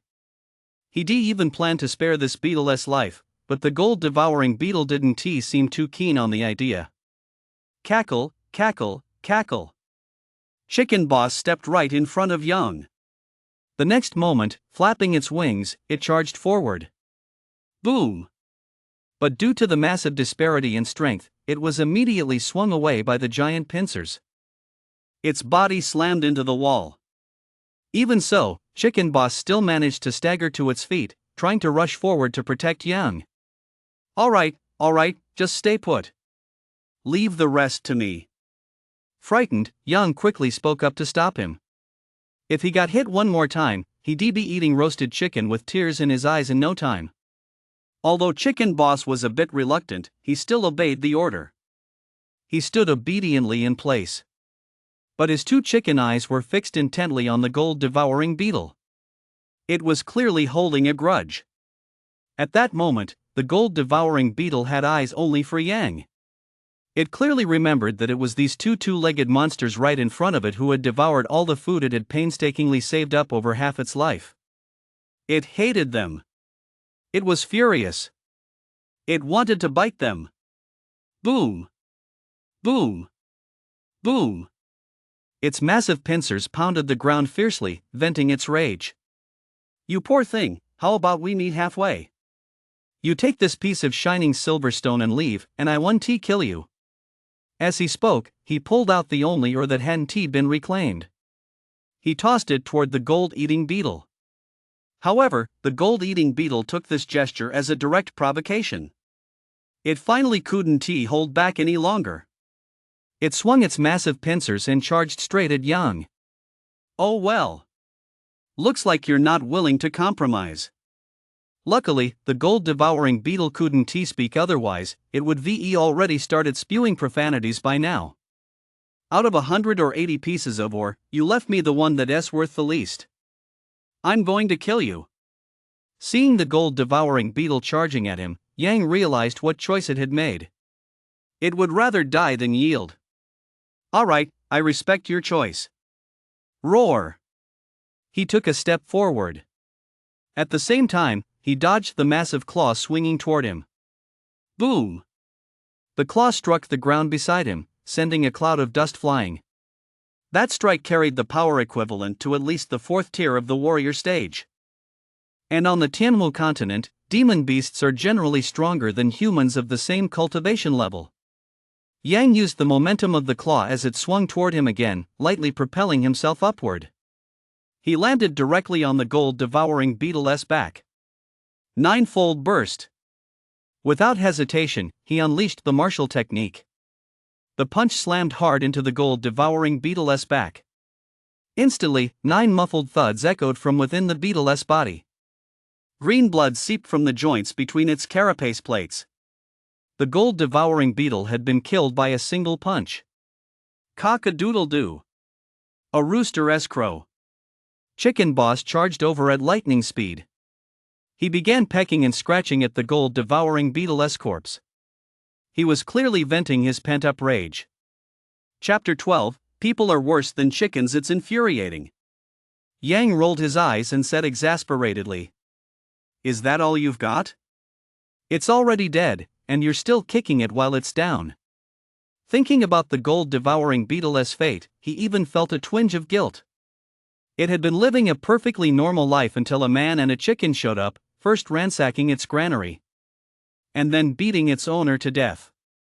Moreover, Yang could tell that the gold-devouring beetle probably wouldn't even be left with a whole body, because Chicken Boss had already started feasting. The chicken tyrant's claws crushed the gold-devouring beetle's exoskeleton. It devoured the flesh and blood inside in huge mouthfuls. Yang. I hope there are no chicken tyrants in heaven.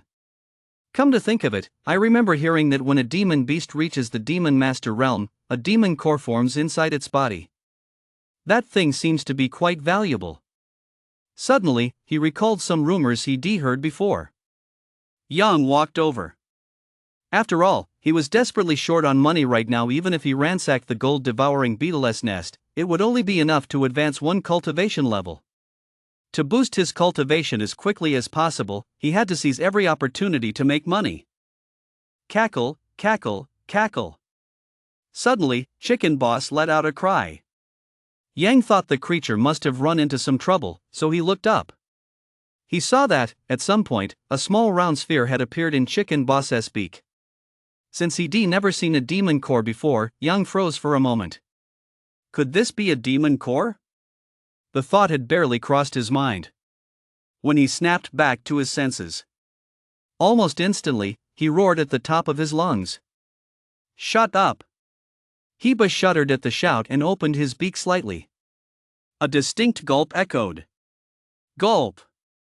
Yang was going crazy. My demon core! Watching the demon core get swallowed right before his eyes, he was so furious he nearly spat blood. He'd heard stories about the various miraculous effects of demon cores, but before he'd even had a chance to enjoy it, it had been swallowed by a chicken. What a waste!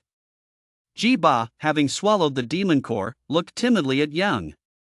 It hadn't intended to swallow it in the first place. The fact that it got to eat the demon core was entirely thanks to Yang's shout. Seeing this, Yang covered his face with his hands and said helplessly, "It's my own battle beast, I shouldn't be angry." He forced himself to believe this, lest he commit the madness of killing the chicken to retrieve the core. Just then, a series of frantic clucks rang out. Cluck, cluck, cluck. Yang's expression changed first, then gave way to a look of jealousy. Why do I feel like keeping this chicken around will just make me unhappy? I might as well stew it. His eyes were fixed intently on Chicken Boss. At that moment, Yang could clearly sense it. Within Chicken Boss's body was a faint, barely perceptible current of energy, a hallmark of the Demon Master realm. A demon core. In exchange for a Demon Master level rooster.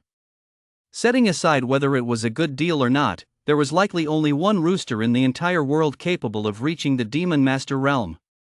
And for Yang, that was just about acceptable. If he later found Chicken Boss to be too useless, he could always treat his stomach to a feast.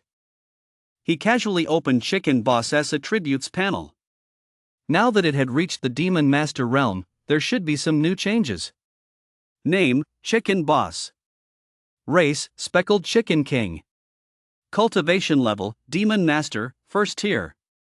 Potential, unparalleled since time immemorial. Description, the King of Speckled Chickens.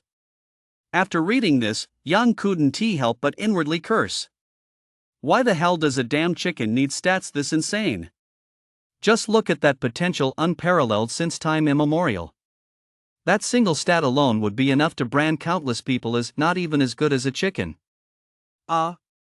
He paused for a moment, slightly taken aback. Yang's expression turned serious, as if he just realized something. System, what are my stats? He asked aloud, but inside he was praying. I have to be stronger than Chicken King, otherwise, if I'm not even as good as a chicken, what face do I have to keep living? Ding! According to the system's detection, the hostess potential, enhanced by the talent card, is unlimited. Yang froze for another moment, but quickly asked again. Compared to this chicken's talent, which of us is stronger? You. The system replied coldly. Instantly, he breathed a sigh of relief. Thank goodness, I'm stronger than a chicken, stronger than a chicken. He muttered under his breath, but soon realized that the more he said it, the more wrong it sounded. I must be out of my mind, comparing myself to a chicken. By the time he came to his senses, Yang wanted to slap himself. What kind of nonsense was this, comparing his innate talent to that of a chicken? Cluck, cluck, cluck. Just then, a cheerful cluck rang out. Chicken Boss had also successfully advanced. The first thing it did after succeeding was to scamper over to Yang. He wanted to show off his skills. Cock-a-doodle-doo. He crowed twice at Yang, completely excited. The Chicken Boss was all set to be praised. The next moment. But he heard Yang say, sounding extremely annoyed. What are you squawking about? It's annoying. This chicken had only been in this world for 2 days, and yet it had already become a spirit master, while it had taken Yang 10 years just to reach the warrior stage. At that moment, a subtle shift took place within Yang's heart. Without another word, he kicked it to vent his frustration. Let this chicken get a taste of how treacherous the world can be. A mischievous grin spread across his face. As for Chicken Boss, his intelligence had greatly expanded due to his advancement. Upon seeing that malicious smile, he couldn't help but shrink his neck, feeling an inexplicable sense of foreboding. He wanted to make a run for it. But he was no match for Yang, that old fox. Yang grabbed his wing and delivered a vicious kick. Instantly, a piercing scream echoed throughout the myriad insect abyss. Ha ha ha! The 2 stewards outside the door were also startled awake. They exchanged a knowing smile. Ha, it's probably that good-for-nothing rooster eaten by a venomous insect. One of the plump stewards said with a chuckle. That guy isn't just a good-for-nothing, he's an idiot. We'll be lucky if there's even a pile of bones left by tomorrow. The thin steward shook his head slightly, then said dismissively, In the end, the two didn't exchange many words, they simply needed to remember to go down tomorrow to collect the body. Behind the mountain, a young man dressed in a white robe was meditating with his eyes closed. Just then, a young woman of graceful beauty walked over. Seeing that the young man was still meditating, she didn't make a sound to disturb him, but simply waited quietly where she stood. After a moment, the young man in the white robe slowly opened his eyes. The instant he saw the woman, a look of delight spread across his face. "Beautiful junior sister Jiao!" he exclaimed joyfully. The woman also flashed a captivating smile, but replied with a hint of reproach. "Senior brother Long, you're so mean, all you ever do is cultivate, you never come to see me." Hearing this, even Long, who had achieved great success in his cultivation, felt a surge of heat in his lower abdomen.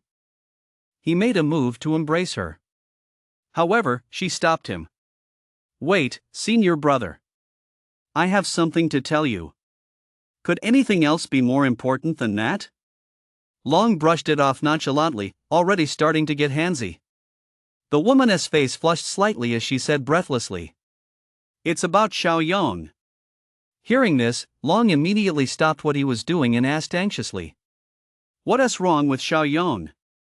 Seeing how worried Long looked, Gongsun Meijiao pouted slightly and said jealously, "Xiaoyong is fine. He just injured both hands. I've already had the best spiritual medicine sent to him to help him recover, and that good-for-nothing who hurt him has already entered the myriad insect abyss."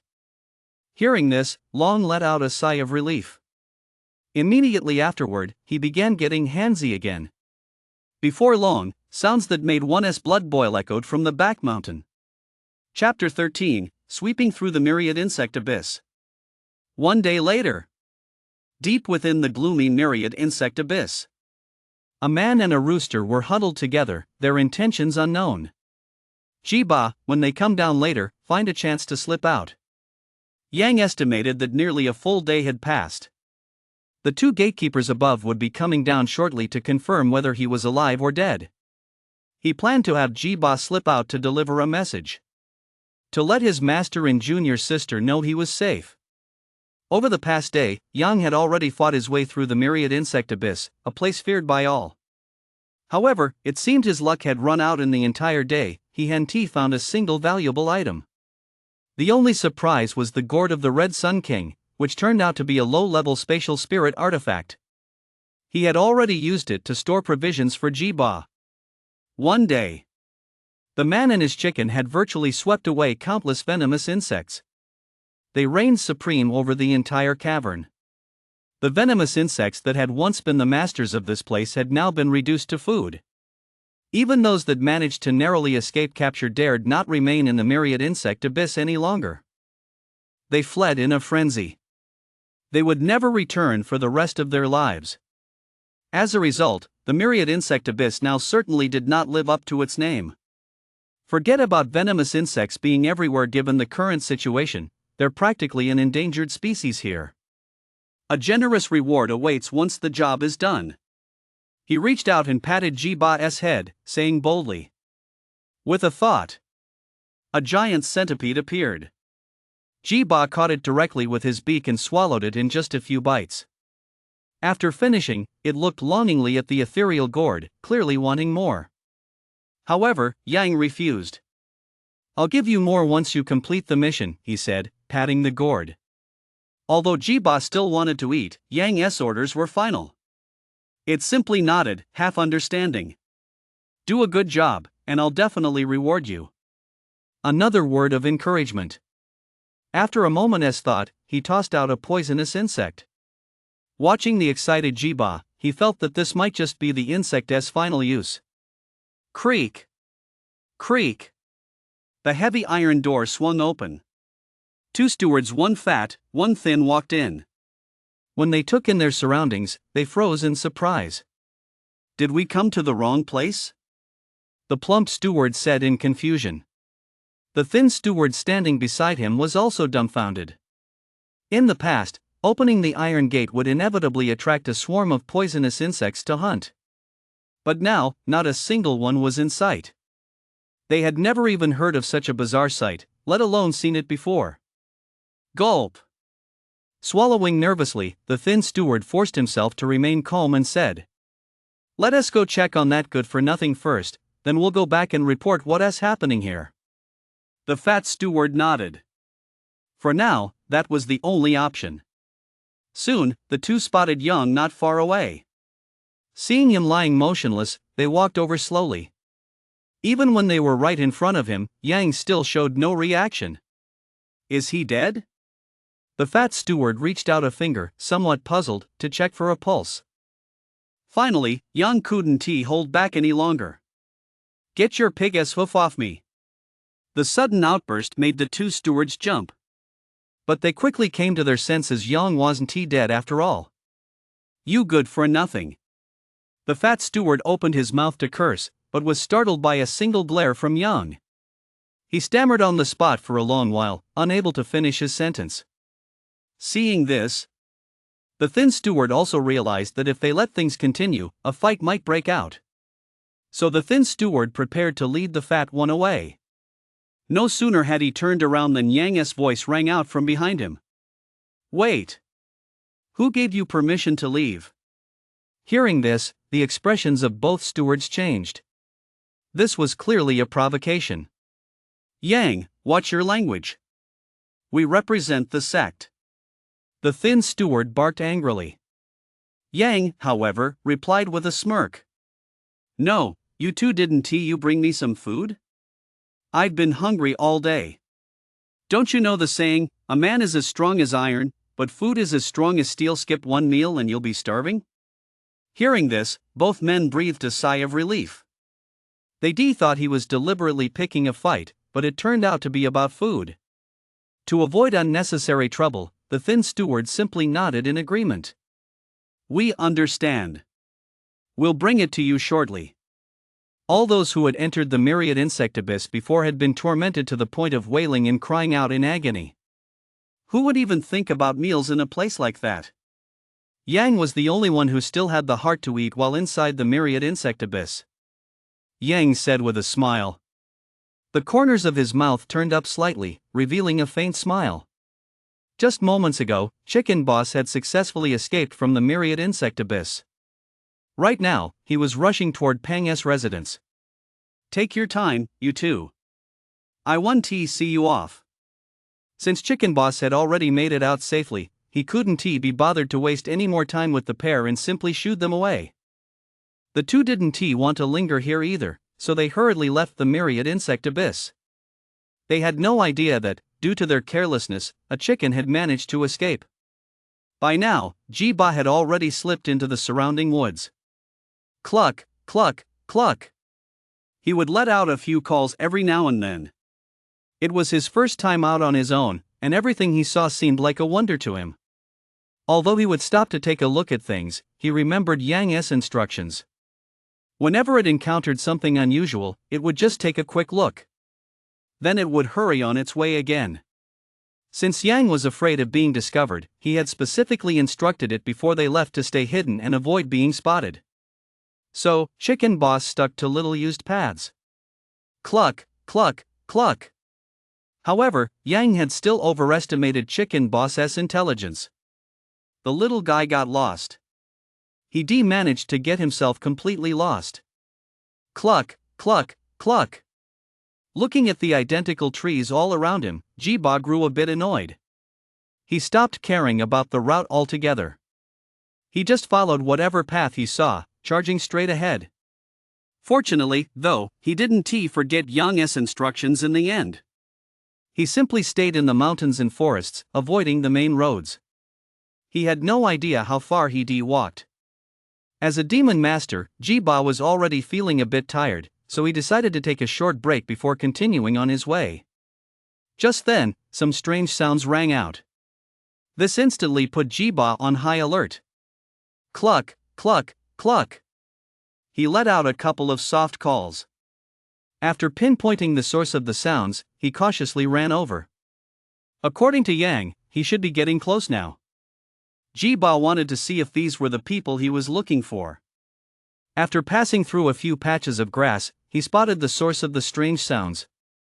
Two gleaming figures. This made Jiba feel a bit uneasy. At the same time, he sensed that one of them bore a resemblance to the person he was searching for. He decided to get a little closer. Snap! However, Ji-ba accidentally stepped on a twig, snapping it. Long, who was in the middle of doing something naughty, was instantly startled and broke out in a cold sweat. At the same time, he bellowed, "Who's there?" Ji-ba was taken aback. Still, he plucked up his courage and stepped forward. When Long saw it was just a rooster, he let out a sigh of relief. However, after being startled like that, he lost all interest in doing anything naughty. Ji-ba crept closer, step by step. Its eyes were fixed on Gongsun Meijia. When it was just over 10 zhang away. Cluck, cluck, cluck. It let out a call. It realized the woman wasn't the one it was looking for. So it turned around and scurried back into the grass. By the time Long came to his senses, Ji-ba was already nowhere to be seen. Chapter 14, Stew the Rooster? Damn it, don't let me run into you again. Even though it wasn't a human, being seen naked by a rooster left Long feeling extremely annoyed. If Ji-ba had run just a little slower, he would most likely have fallen victim to Long's wrath. Cluck, cluck, cluck. Yen, who was just about to step outside, paused in surprise. At the same time, she turned her head in confusion. This is Lingjian Peak, how could there be a rooster crowing here? She glanced around. There, flapping its wings, was a large rooster running straight toward her. A strange look flashed across Yen's eyes. In the past, she'd always had to go into the mountains to catch chickens for food. What was going on today? A big rooster had come right to her. Ah! If only Senior Brother were here. Thinking of the clay oven chicken and salt-baked chicken Yang used to make, she couldn't help but drool. As she thought about it, tears welled up in her eyes. Right now, Yang was in the myriad insect abyss, his fate unknown. And because of her recklessness yesterday, Yen had been grounded by Pang. For 7 days. She wasn't allowed to go anywhere. She was just thinking of sneaking out while Pang was away to check on Yang in the myriad insect abyss. Cluck, cluck, cluck. Just then, the big rooster ran over. Cluck, cluck, cluck. After watching for a moment, he confirmed she was the woman he was looking for. He crowed even more excitedly. Cock-a-doodle-doo. Seeing its enthusiastic reaction, Yen froze. Why did she feel like this rooster seemed to recognize her? But she quickly dismissed the thought. How could that be? It's just an ordinary rooster, not even a demon. She muttered under her breath. She was about to leave once Pang returned, she wouldn't be able to escape. But just as she took a step forward, a commanding voice rang out from nearby. Yen, where are you going? Her body trembled slightly, and a look of resentment flashed across her face. Pine was back. She probably wouldn't be able to leave today. At that thought, seeing the big rooster blocking her path, she instantly grew furious. It's all your fault I can't go visit my senior brother. I'm going to eat you. If it weren't for this big rooster suddenly blocking his path, he would be left long ago. The more he thought about it, the angrier he got. Yen wanted to slaughter this despicable rooster right in front of him to vent his frustration. He drew his sword, ready to kill the rooster. Cluck, cluck, cluck. The rooster, Chicken Boss, was taken aback at first, but upon seeing the cold gleam of the blade slashing toward him, he quickly jumped out of the way. He immediately took several steps back, his little eyes filled with confusion. Why did the mistress want to kill him? Didn't his master say she had a gentle temperament? Cluck, cluck, cluck. He let out 2 slightly aggrieved cries. This. Yen stared at the sword that had sliced through empty air, momentarily stunned. Although she hadn't used her full strength just now, an ordinary rooster shouldn't have been able to dodge it. Humph. I'm definitely going to eat you today. This only served to enrage Yen. With a light tap of her toes on the ground, she raised her sword and charged forward once more. Ji-ba dodged somewhat awkwardly. He was so flustered he kept clucking frantically. Cluck, cluck, cluck. But Yen took this as a provocation. Fine. You dare mock me. Take this. He swung his sword even faster, several times grazing right past Chicken Boss's body. He came within a hair's breadth of wounding him. The battle raged on for a quarter of an hour. Yen hadn't managed to land a single blow. Damn it! Fuming, he gritted his teeth and glared fiercely at Chicken Boss. Cluck, cluck, cluck. He was about to strike again, but Peng stopped him. As a marquee stage cultivator, Peng could tell at a glance that Ji Ba was no ordinary rooster. Yen, stop. No way. I'm going to eat it. Yen retorted angrily. Glancing at his daughter, Peng knew full well that she was just having a tantrum. He had no choice but to step in and calm her down. Yen, don't kill it. There is something wrong with this rooster. However, Yen wouldn't have any of it and retorted angrily. If there is a problem, that is easy to fix. Just throw it in a pot to stew, and any problem will be solved. Hearing this, Pine was so exasperated he couldn't help but chuckle. If they really did that, even if they found the problem, it would be too late. Don't be so stubborn, just listen to me, he hurriedly urged. No way. I'm definitely stewing it today. Yen gave a cold snort, determined to kill and stew the chicken. Just then, the Chicken King looked at Peng, who was speaking, and felt a sense of familiarity. He trotted over.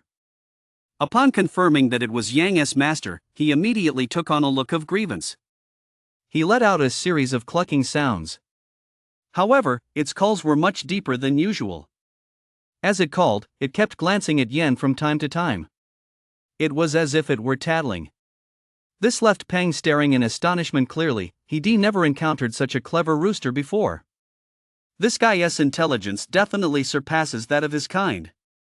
It could actually clearly express its dissatisfaction and sense of injustice.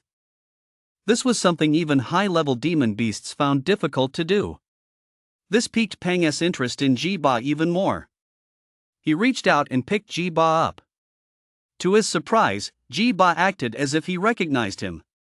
He didn't resist at all, letting Peng carry him. What is this? At a glance, Peng noticed something tied around its neck. Puzzled, Peng reached out to untie it. He saw some familiar handwriting. Master, Junior Sister, I'm doing just fine now. Don't worry.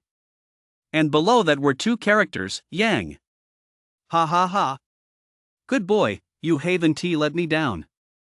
After reading it, a glimmer of joy flashed in Peng's eyes, and a look of relief spread across his face. Seeing her father smiling so happily, Yen walked over as well. She reached out and took the note. When she saw the words on it, tears welled up in her eyes once more. Thank goodness, senior brother is safe. Seeing Yen approach, Chicken Boss couldn't help but shrink his neck. This little adventure had nearly cost him his life. A look of fear flashed across his eyes. This surprised Peng immensely.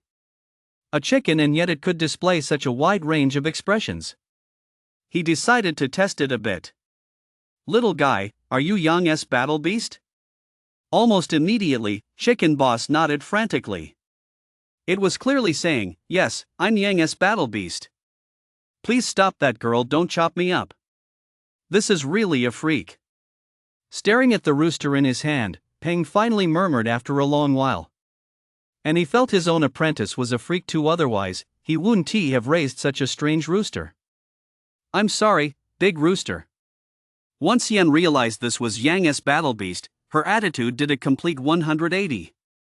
She reached out to pat Ji Ba on the head. But Ji Ba dodged her hand. He even tucked his neck in. He was clearly still shaken by what had just happened.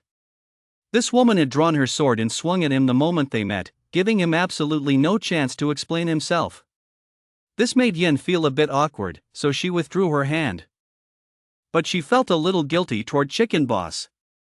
He'd run all this way, not only did he get no reward, but he'd also been chased and slashed at by her. She felt a pang of guilt. So she decided to make it up to Chicken Boss. Big Rooster, please forgive me. I'll make you something delicious. How about that? Yen put on a pouty expression and said pitifully. Ji-ba, however, was won over by the mention of something delicious.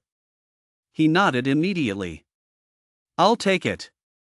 As soon as Ji-ba agreed, he snatched the chicken right out of Peng's hands. Then he rushed into the kitchen in a flurry. Peng let out a wry smile. He really didn't know what to do with his daughter. That girl is getting more and more out of hand. Leaving those words behind, she turned and went into her own room. The moment she stepped through the door, Ji-ba shuddered. Seeing a roasted speckled chicken on the table, he couldn't help but cringe. He felt a twinge of fear. He was this close to blurting out, "Holy crap! That's so cruel." Yen noticed Ji-ba's strange reaction and looked over at him in confusion. Instantly, she felt a bit embarrassed. He hurriedly put away the uneaten roast chicken. This scene immediately frightened Ji-ba. He deeply regretted following Yen inside. Chapter 15, Out of Sight, Out of Mind. The seventh day. The iron door was opened. The glare of the sunlight made Yang feel a bit disoriented. "All right, you can come out now." The thin steward looked at Yang with a strange expression. He was undoubtedly the first person ever to survive 7 days in the myriad insect abyss. However, they knew deep down, Yang had achieved this feat not through strength, but through sheer luck. For some unknown reason, the venomous insects in the myriad insect abyss had vanished overnight. That was the only reason this useless cripple, infamous far and wide, had managed to survive. Ignoring the two of them completely, he walked toward the exit. Feeling the warmth of the sunlight, he couldn't help but stretch. He let out a contented groan. Ah! It feels so good to soak up the sun. At that moment, hundreds of people were gathered in front of the myriad insect abyss. They had all come to see Yang. Their purpose was simple: they wanted to see the man who had survived 7 days in the myriad insect abyss. Ha! He just got lucky, a teenager said with obvious disdain. He had clearly heard about the turn of events inside the myriad insect abyss. The poisonous insects had all vanished, leaving only an empty cave. But Yang couldn't be bothered with people like that. He turned directly to the two stewards behind him and said, "I can leave now, right?" The 7 days he spent inside aside from anything else had been unbearably stifling. There was no one to talk to. He'd been cooped up for 7 days. Yang felt like he was about to go crazy from the confinement. Fortunately, he was released just in time. According to the rules, senior brother Xiao was now free to leave. The thin steward announced the result and hurried away. Yang, meanwhile, planned to return to his little tile-roofed hut for some sleep. Although all the poisonous insects in the myriad insect abyss had been wiped out, the damp environment there was still hard to get used to. Just as he was about to leave, 3 figures approached. They blocked Yang's path. Yang furrowed his brow slightly, instantly feeling annoyed and a little surprised. Because among the 3, the one leading them was none other than Yong. He clearly remembered that he'd crippled both of Yong's arms. But now they were fully healed. The moment Yong saw Yong, he could barely contain his rage. If it weren't for the 2 men beside him constantly reminding him that there were too many people around and he couldn't make a move, he would charged forward and killed Yang long ago. "You good for nothing, we meet again." Yang shot him a withering glance. Then, with a smirk, he teased, "Oh, little brother, you've recovered nicely. Back to causing trouble everywhere, huh?" As he spoke, he reached out and slapped Yang on the shoulder. This gesture infuriated Yang. Unable to hold back any longer, he raised his fist, ready to land a punch on Yang. "You good for nothing, you're asking for it." Seeing Yang suddenly fly into a rage, Yang flashed a mischievous grin. At the same time, he couldn't resist throwing in a taunt. "You really are the type to forget the pain as soon as the wound heals." As he spoke, he blocked the punch aimed at his face. "You started this." "I'm just defending myself." That calm remark snapped Yong back to his senses. He immediately shouted at the two men beside him. Attack! I'll take responsibility if anything goes wrong. The two exchanged a glance, knowing full well that they no longer had a choice. Now, they had no choice but to bite the bullet and charge. Kill!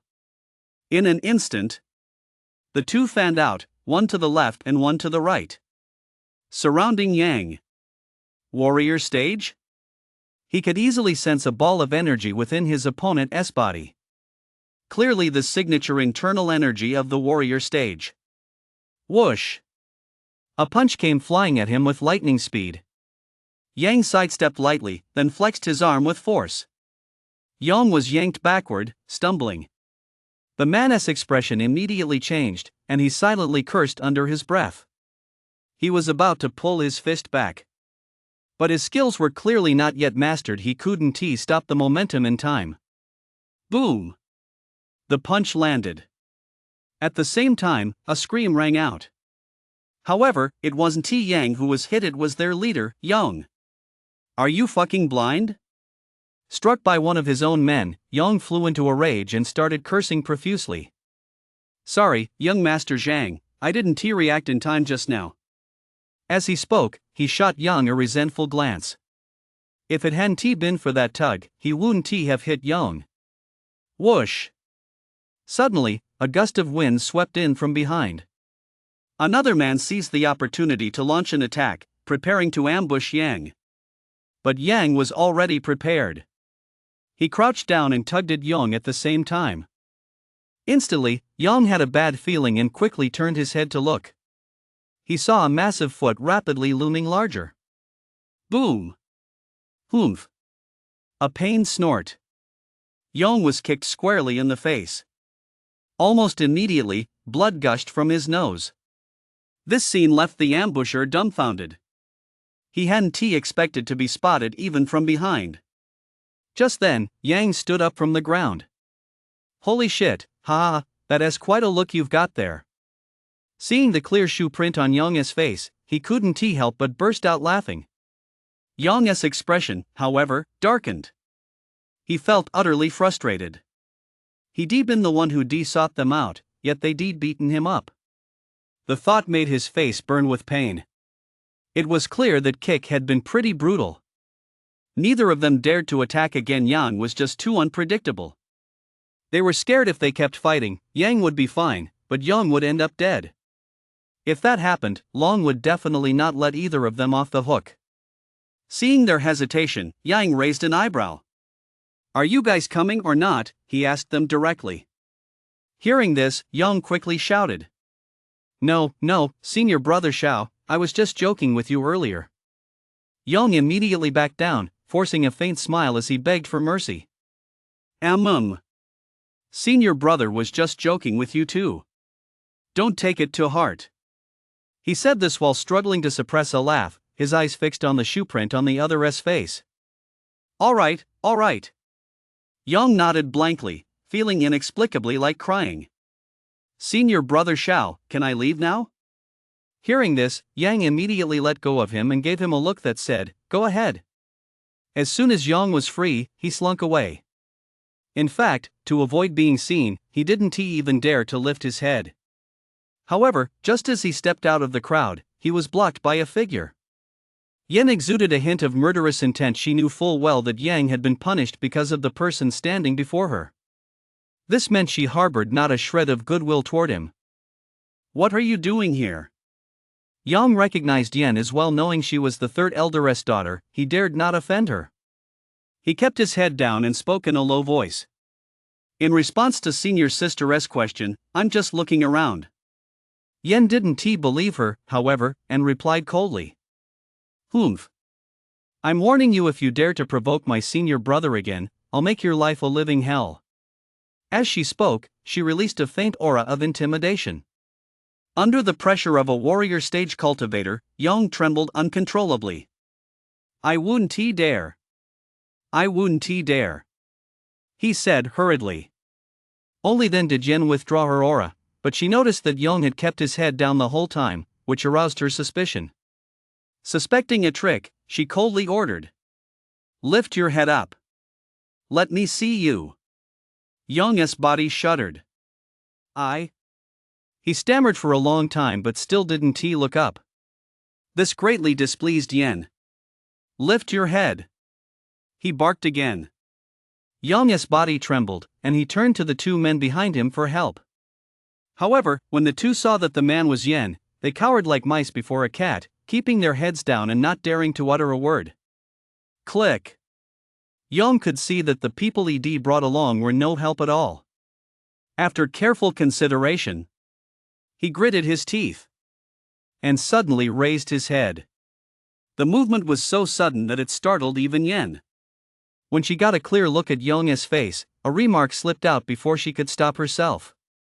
That birthmark of yours is pretty unique, it kind of looks like a shoe print. As soon as those words were out, the crowd around them finally couldn't hold back any longer. A burst of laughter erupted. Put. Ha, I can't hold it in anymore. Me too, ha, senior sister Yen is so funny. Some were even laughing until tears streamed down their faces. Yen, however, felt a bit puzzled. She vaguely remembered that when they last met, this person didn't seem to have a birthmark. How long had it been? How did he suddenly end up with one? With that thought, Yen took a closer look. Only then did she realize it really did look just like a shoe sole, even the tread pattern was identical. Chapter 16, Lost the Chicken Boss? Did someone just kick you in the face? She asked, somewhat puzzled. Young's face instantly flushed red. He wished the ground would swallow him whole. However, though he was seething inside, he knew the young woman's temperament all too well. He slowly nodded. At that moment, the shoe print on his face felt as if it were on fire, and the pain was excruciating. Ha, serves you right for picking a fight with my senior brother, Yen said with schadenfreude. Just then, Yang pushed his way through the crowd. He had heard his junior sister's voice from a distance. He happened to catch sight of Yang, head bowed, being mocked. Instantly, a strange expression flashed across his face. He really hadn't expected his junior sister, who usually seemed harmless, to be so fierce. Senior brother. Yen also spotted Yang in the crowd. She immediately ran over, beaming with joy. Even Yang couldn't be bothered to pay any more attention to him. Yen. He reached out and ruffled Yen's hair. Instantly, waves of murderous intent locked onto Yang. The title of the Giant Spirit Guild's most beautiful woman really isn't just for show. He muttered to himself. A simple gesture had actually drawn dozens of murderous stares. They were clearly all Yen's admirers. Moreover, these people were all disciples at the third level of the warrior stage or higher. Every single one of them could be considered a genius. Just as everyone's gaze was fixed on Yang. Yang also slipped away quietly. But he hadn't gone far before he suddenly stopped. Looking at Yang in the crowd, he felt as if his lungs were about to burst with rage. He originally intended to humiliate or even kill Yang, but he never expected to be outmaneuvered by the other party.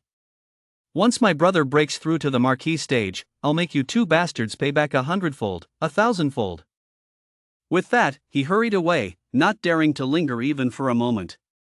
The shoe print on his face was all too clear. Yang decided to go back and lay low for a while. Ha! At the same time, Yang jerked his head up and saw the three figures walking away.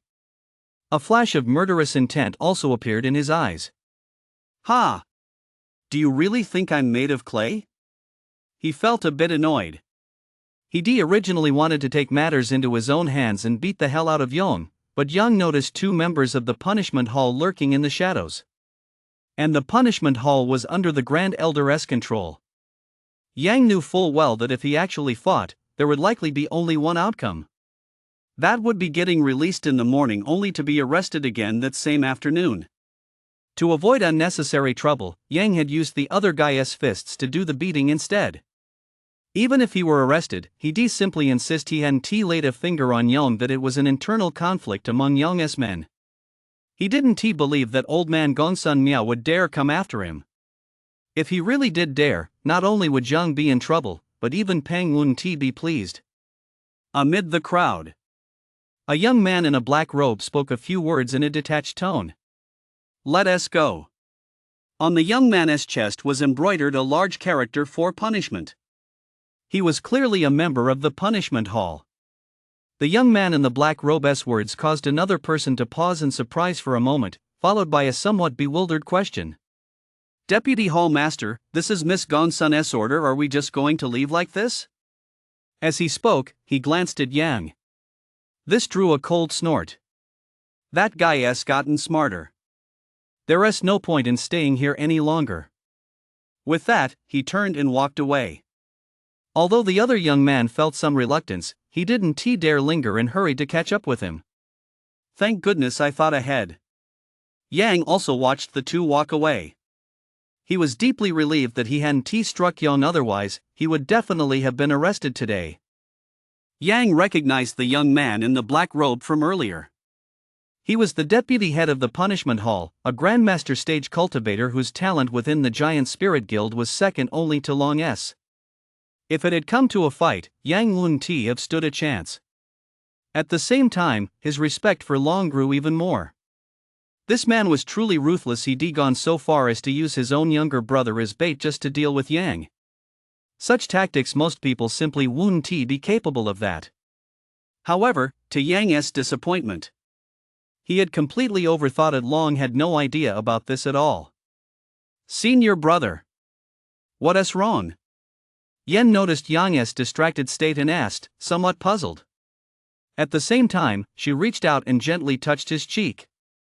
Instantly, it seemed as though the sound of hearts shattering echoed all around them. Ahem. Let us head back first. Feeling the glares from the crowd that seemed ready to devour him, Yang quickly grabbed Yen's small hand and led her away. If he stayed any longer, it wouldn't be long before he became the sect's public enemy. The way those people were looking at him was as if he were an enemy who'd stolen their wives. Okay. Yen nodded, letting Yang lead her away. The two walked quite a distance before stopping again. Then Yang remembered something. Namely, he hadn't seen Rooster King. Logically speaking, now that he was out of prison, that guy would definitely have followed him. But now he hadn't seen even a trace of him, so he asked, somewhat puzzled. By the way, Yen, where's my battle beast, the big rooster? He asked casually. As soon as the words left his mouth, Yen's expression changed slightly, and she looked embarrassed. Thud.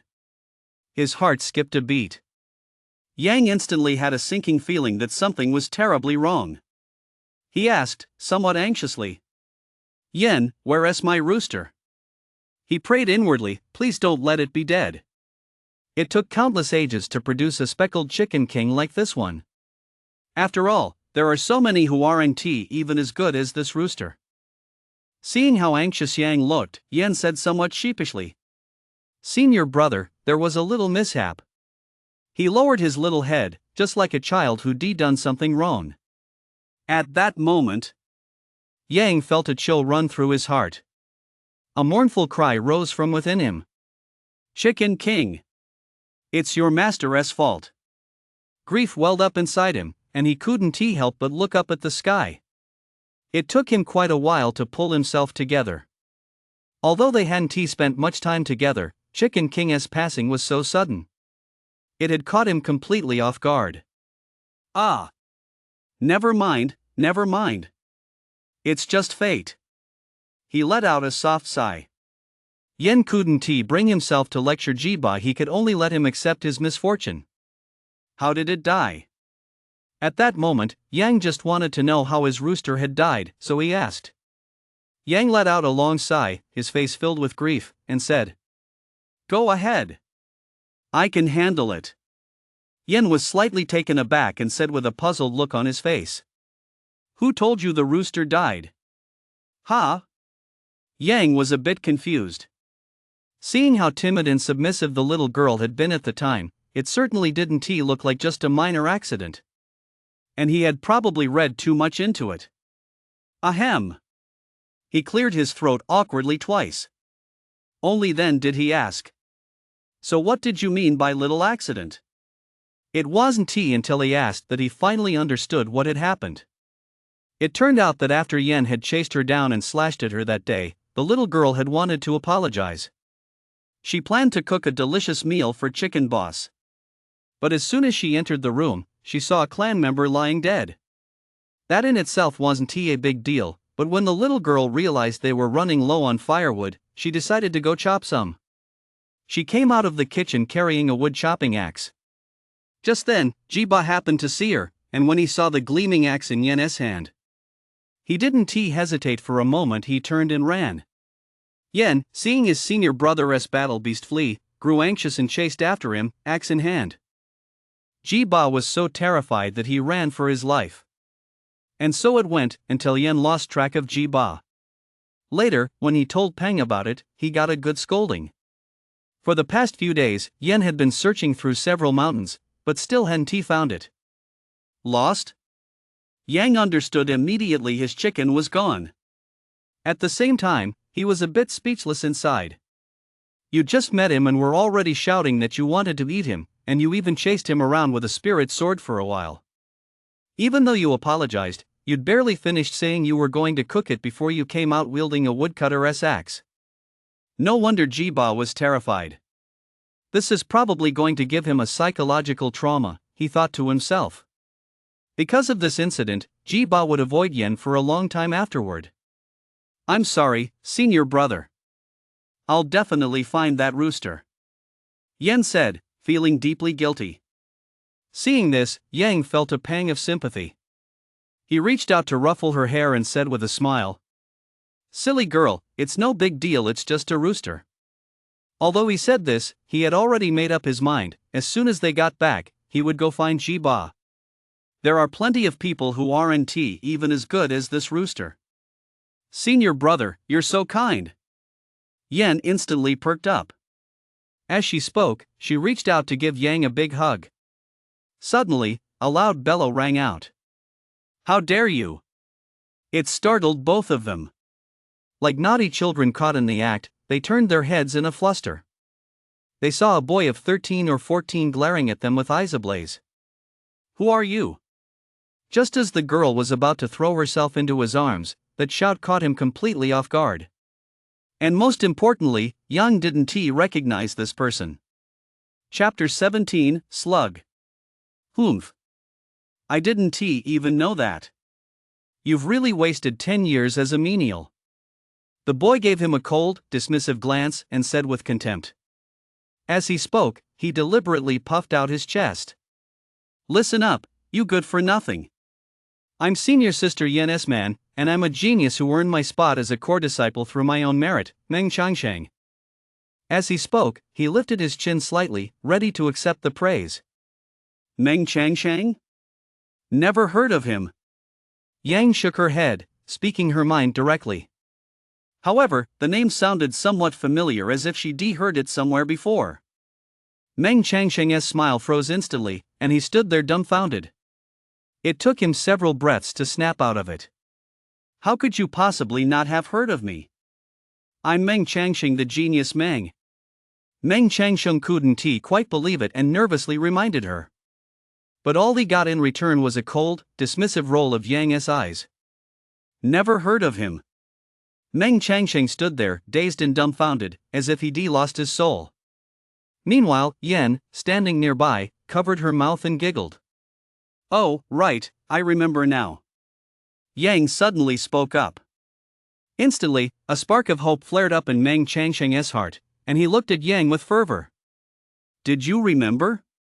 But all he got were those same two chilling words. No.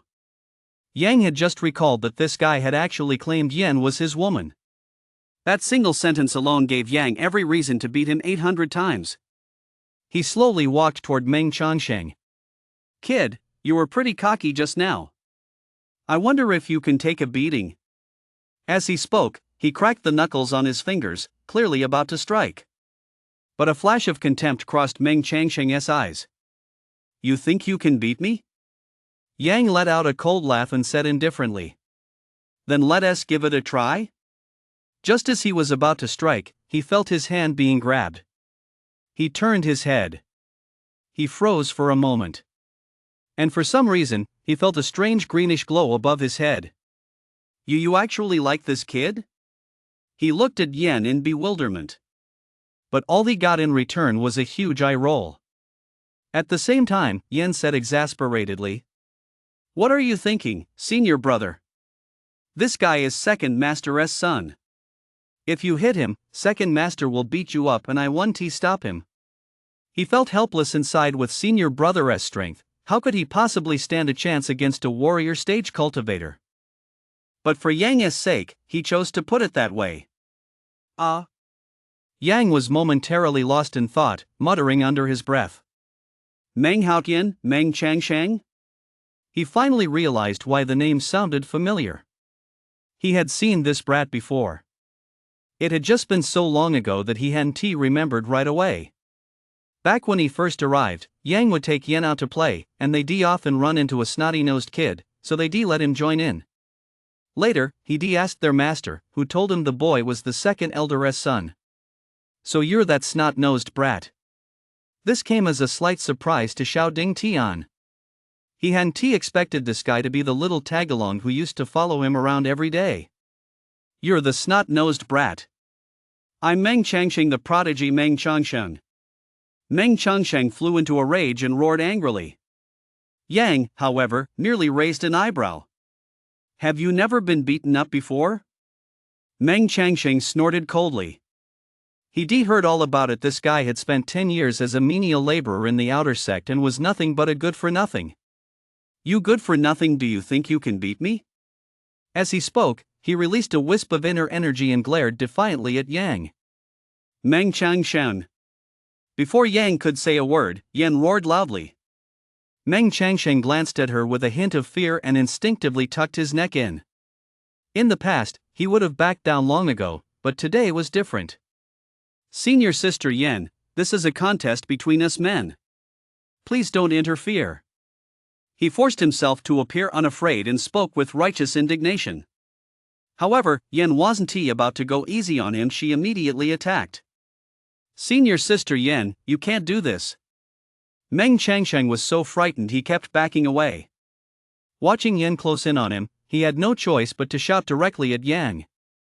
"Yang, if you're a man, let us have a fair fight. Hiding behind senior sister Yen, what kind of skill is that?" Yen raised her fist and said coldly, "Senior brother, don't pay him any mind. This guy just needs a good beating." Meng Changsheng swallowed hard, his legs trembling. It was as if the words "I'm terrified" were written all over his face. Gulp. He could even feel the wind from the fist rushing toward him. Boom. Ah. "It hurts, it hurts, it hurts." A piercing scream. It felt as if that single punch had shattered several of his bones. "Ha ha. Does it really hurt that much?" Yen's voice suddenly rang out. Meng Changsheng froze for a moment, but quickly realized that nowhere on his body seemed to hurt. Only then did he open his eyes in confusion. He saw that the fist about to land on his face had been blocked by someone. Following that hand, he saw a smiling young man looking right at him. He instinctively thanked the person, but quickly remembered their opposing stances and immediately changed his tone. Seeing that Meng Changsheng was still thinking about a showdown, Yen instantly grew annoyed. "Meng Changsheng, are you looking for a beating?" This time, Meng Changsheng shrank his neck and muttered under his breath. "You're always protecting this good-for-nothing. I'm no worse than him." Yen couldn't hold back any longer and was about to give the kid a good thrashing. However, Yang reached out and stopped her. "Yen, the kid has a point. I can't hide behind you forever." "I don't agree. I'm willing to protect senior brother for the rest of my life." Yen blurted out instinctively. When she realized what she'd said, her face flushed bright red with embarrassment. Yang felt a warm glow in his heart, but he still explained with a smile. "Senior brother would love to be protected by you, but I'm a man, so..." He suddenly stopped speaking. Yen asked eagerly, "So what, senior brother?" Meng Changsheng was also curious to hear what Yang had in mind and listened intently. "So I'm the one who has to beat this kid up." As soon as those words came out, Both of them froze for a moment, but it triggered different reactions in each of them. Yan burst out laughing, clutching her stomach. Meng Changshan, however, flew into a rage and threw a punch. No! Yan cried out in alarm. Since it happened so suddenly, even Shi Han-ti had time to react. She could only watch helplessly as the fist flew toward Yang. Alright, game over. But Yang moved, reaching out to deflect the incoming punch. At the same time, he extended his right hand and delivered a hard whack to Meng Changsheng's head. Ah! That hurts. Knocked back, Meng Changsheng hurriedly stepped away, clutching his forehead. Yan, however, was a bit confused. She remembered that Yang had very poor natural talent, but his speed just now had been faster than even hers. Senior brother. Did you break through? She asked, somewhat uncertainly. Chapter 18, Comparing Talent? I broke through by sheer luck. I'm now at the second level of the warrior stage. Yang didn't hide anything. All along, whether it was his master or Yan, they had both put a lot of effort into his cultivation. But alas, his talent had been too poor back then. No matter how hard he trained, he remained stuck at the first level of the fighter stage. Now that he'd broken through, it was time to let them celebrate. Yan, however, gaped in disbelief. Warrior stage, level 2? Was she completely dumbfounded? Just a short while ago, he'd still been at fighter stage. How could he possibly be at warrior stage, level 2 now? But soon, Yan seemed to realize something. She reached out and grabbed Yang by the small of his back. Senior brother, you're clearly this strong, yet you pretended to be at the first level of the fighter stage to trick me. You're so mean. As she spoke, she tightened her grip even more. Instantly, Yang sucked in a sharp breath. He hurriedly explained. No, I definitely didn't lie to you. I swear to heaven. After a round of pleading, Yan finally let go, though she was clearly still a bit upset. Well, I'll believe you this once. Yang rubbed his back, thinking to himself that this girl really had a heavy hand. He finally understood why Meng Changsheng was so afraid of Yan. If she treated him like this, just imagine how she'd treat others. He didn't even dare to think about it. You bastard! Meng Changsheng touched his forehead and instantly flew into a rage. A bump. A huge bump. His face was ruined. I'm going to kill you. With all this commotion, the two of them turned their attention back to Meng Changsheng. Put. Ha ha ha. There, on Meng Changsheng's forehead, was a huge bump. It looked absolutely ridiculous. Yang was also taken aback for a moment. He hadn't used much force at all. How could such a huge bump have formed? I'll fight you to the death. Meng Changsheng felt his pride crushed by that laugh.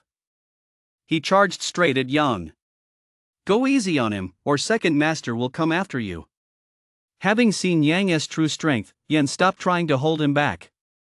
All right. With that, he stepped forward to meet the attack. He deflected Meng Changsheng's fist and simultaneously extended his fingers, preparing to deliver a few more knuckle strikes to the back of his head. He intended to teach this youngster a lesson about the treachery of human nature. Seeing that familiar move, Meng Changsheng quickly stepped back, showing no desire to linger in the fight. At the same time, he realized he was no match for Yang. You're shameless bullying a younger person, he said, his voice filled with shame and anger. This took Yang aback. He had truly underestimated Meng Changsheng. He hadn't expected him to be so shameless.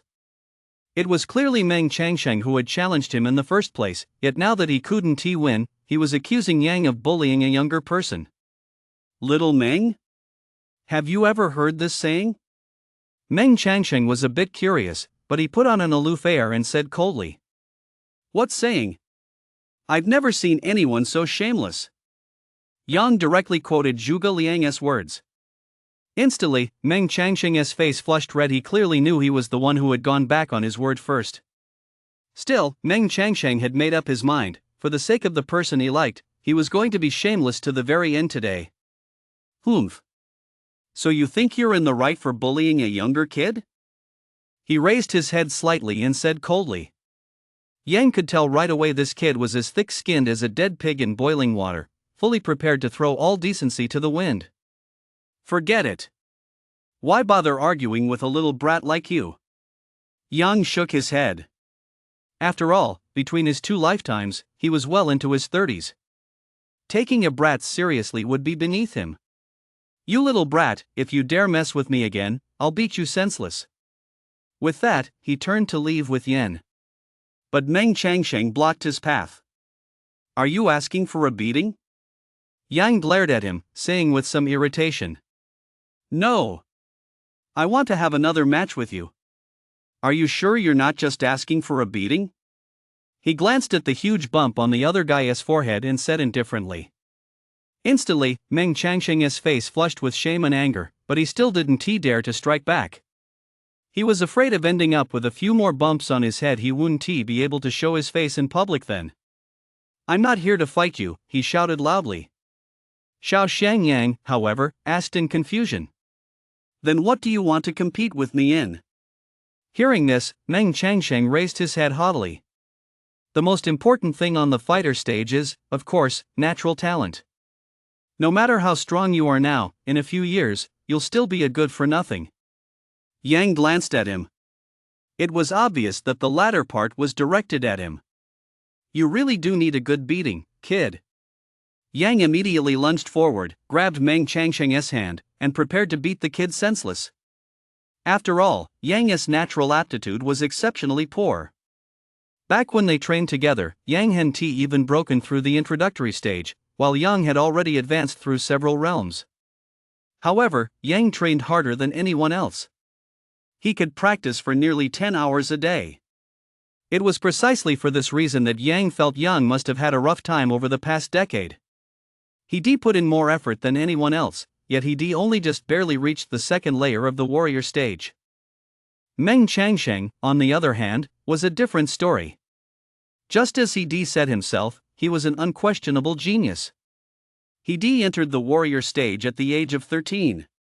He was the youngest warrior stage cultivator the Giant Spirit Guild had seen in a decade. When you compared the two, there was simply no comparison. With that in mind, Yen barked at Meng Changsheng. You're messing around, don't blame me if I get serious. Meng Changsheng's tone instantly softened considerably. If he doesn't dare, just pretend I never said anything. His tone was thick with defiance. Finally, Yang couldn't hold it in any longer and burst out laughing. Someone actually dared to compare his talent to mine? This guy probably doesn't even know the meaning of the word shut up. To put it bluntly, your talent isn't even as good as a chicken's. Fine. I accept. Yang agreed immediately. He was eager to see what this kid would dare to compare himself to after losing again. I knew you wouldn't wait, you said you agreed? Meng Changsheng had already braced himself for a long battle, but he never expected Yang to agree so readily. Think it through, we're comparing talent, not fighting, right? He asked, sounding a bit uncertain. Stop dithering like a woman. How do you propose we compete? Yang asked bluntly. He planned to crush this kid first, then go back to visit his master, and finally seek out the Chicken Lord. Meng Changsheng, however, had already thought of a challenge and blurted it out immediately. Let us compete in martial art comprehension. We'll both study the same martial art at the same time, and within a set time limit, we'll see who masters it to a deeper level. Senior brother, wait. Seeing that Yang was about to agree, Yen hurriedly grabbed him. He pulled him aside and whispered. Senior brother, you can't take this bet. This guy can master a lower tier yellow rank martial art in just 1 hour, even I'm no match for him. Yang froze. He was a bit speechless inside. Just how strong was this guy's talent? It actually took him an entire hour to master a common rank martial art.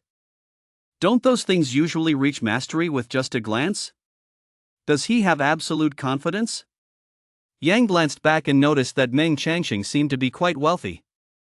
He decided to help the kid burn through some of his resources. Yen nodded in confusion. She could no longer figure out her senior brother. I can't say 100%, but I'm 90% sure. He thoughtfully left out the remaining 10%. Hearing this, Yang nodded. All right. I get it. With that, he turned and walked toward Meng Changsheng. Humph. You big blockhead, I'm not talking to you anymore. Yan snorted coldly. She had intended to leave, but, worried about Yang, she silently walked over as well. We've gotta have some stakes otherwise, it's no fun, she said, pulling out a slip of paper. Meng Changsheng, however, paid no attention. A good-for-nothing who'd been a menial for 10 years, what could he possibly have to offer? Yang also said indifferently, I'll bet 1,000,000 taels of silver. However, the moment those words left her mouth, they drew a look of disdain from Meng Changsheng. Chapter 19, This is outrageous. You, of all people, want to bet 1,000,000 taels of silver with me? Do you even have that much? Yen was at a loss for words. She'd seen how Yang had lived before. He was definitely the type to stretch a single tael of silver to last as long as possible. She reached out, tugged gently, and quietly slipped a silver note into Yang's hand. Senior brother, I have another 10,000 taels here. Let us bet that much. Realizing that even Yen didn't believe him, Yang had no choice but to unfold the slip of paper and hand it to Yen. Yen took it with a look of confusion and noticed the words written on it. He read them aloud.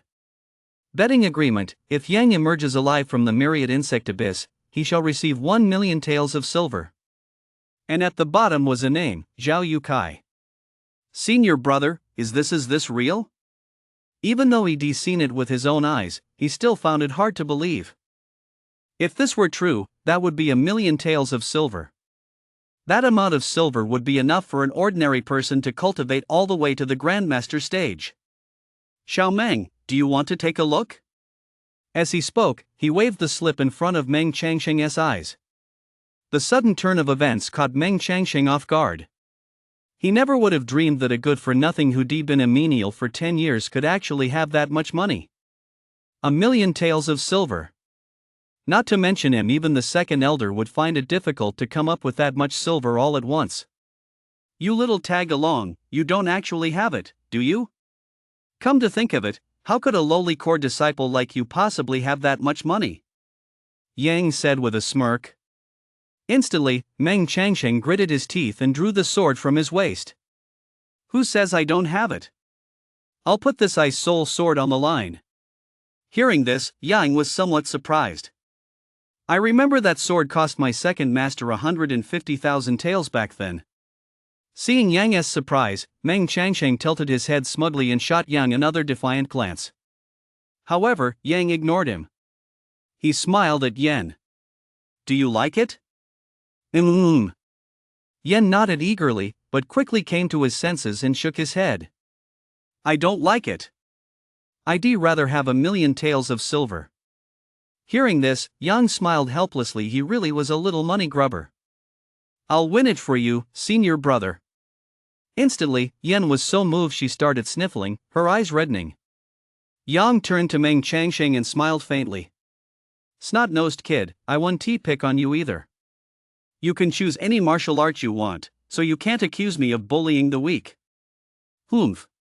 Meng Changsheng knew he was in the wrong on this matter, so he didn't argue with Yang. Besides, he was the one who reaped the benefits. It didn't take long for Meng Changsheng to think of a suitable martial art. It was a set of leg techniques he'd bought the day before. He'd only skimmed through it twice.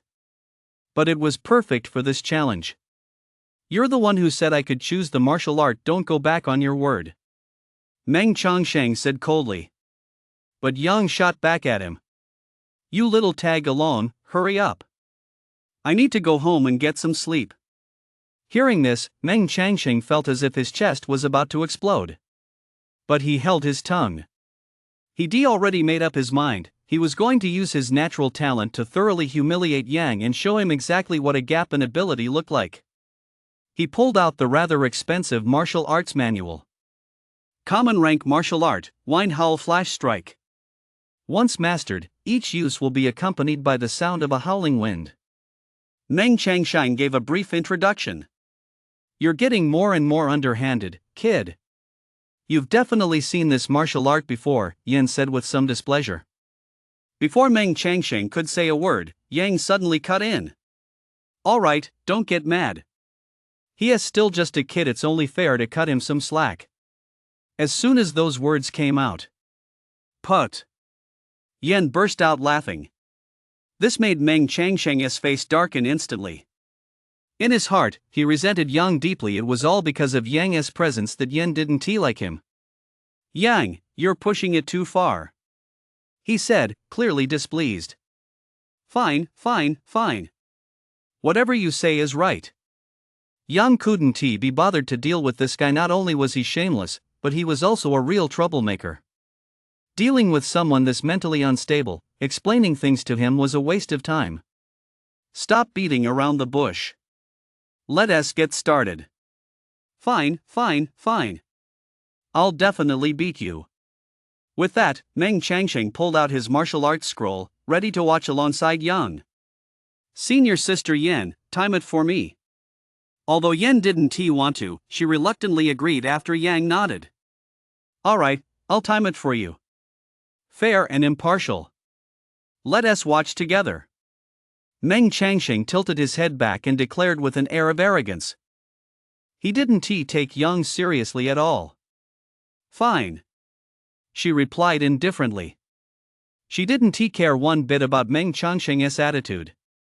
Since you've agreed, let's senior sister start the timer. Yang nodded and yawned. She felt so sleepy. Yang's condition made Yan a little worried. Senior brother, you just came out of the myriad insect abyss and have suffered severe mental exhaustion. Why don't we postpone the match until another day? Why should we change the time? That good-for-nothing senior brother Xiao has already agreed the match must go on. Meng Changsheng retorted immediately. Although he knew he would win even if they fought later, it was hard to say whether that good-for-nothing would still have 1,000,000 by then. As long as he got that 1,000,000, it would be enough for Meng Changsheng to live it up for years. You. Yan was instantly annoyed and was about to argue with him. Seeing his junior sister get angry, Yang couldn't sit idly by either. He hurriedly whispered a reassuring word. Don't worry, junior sister.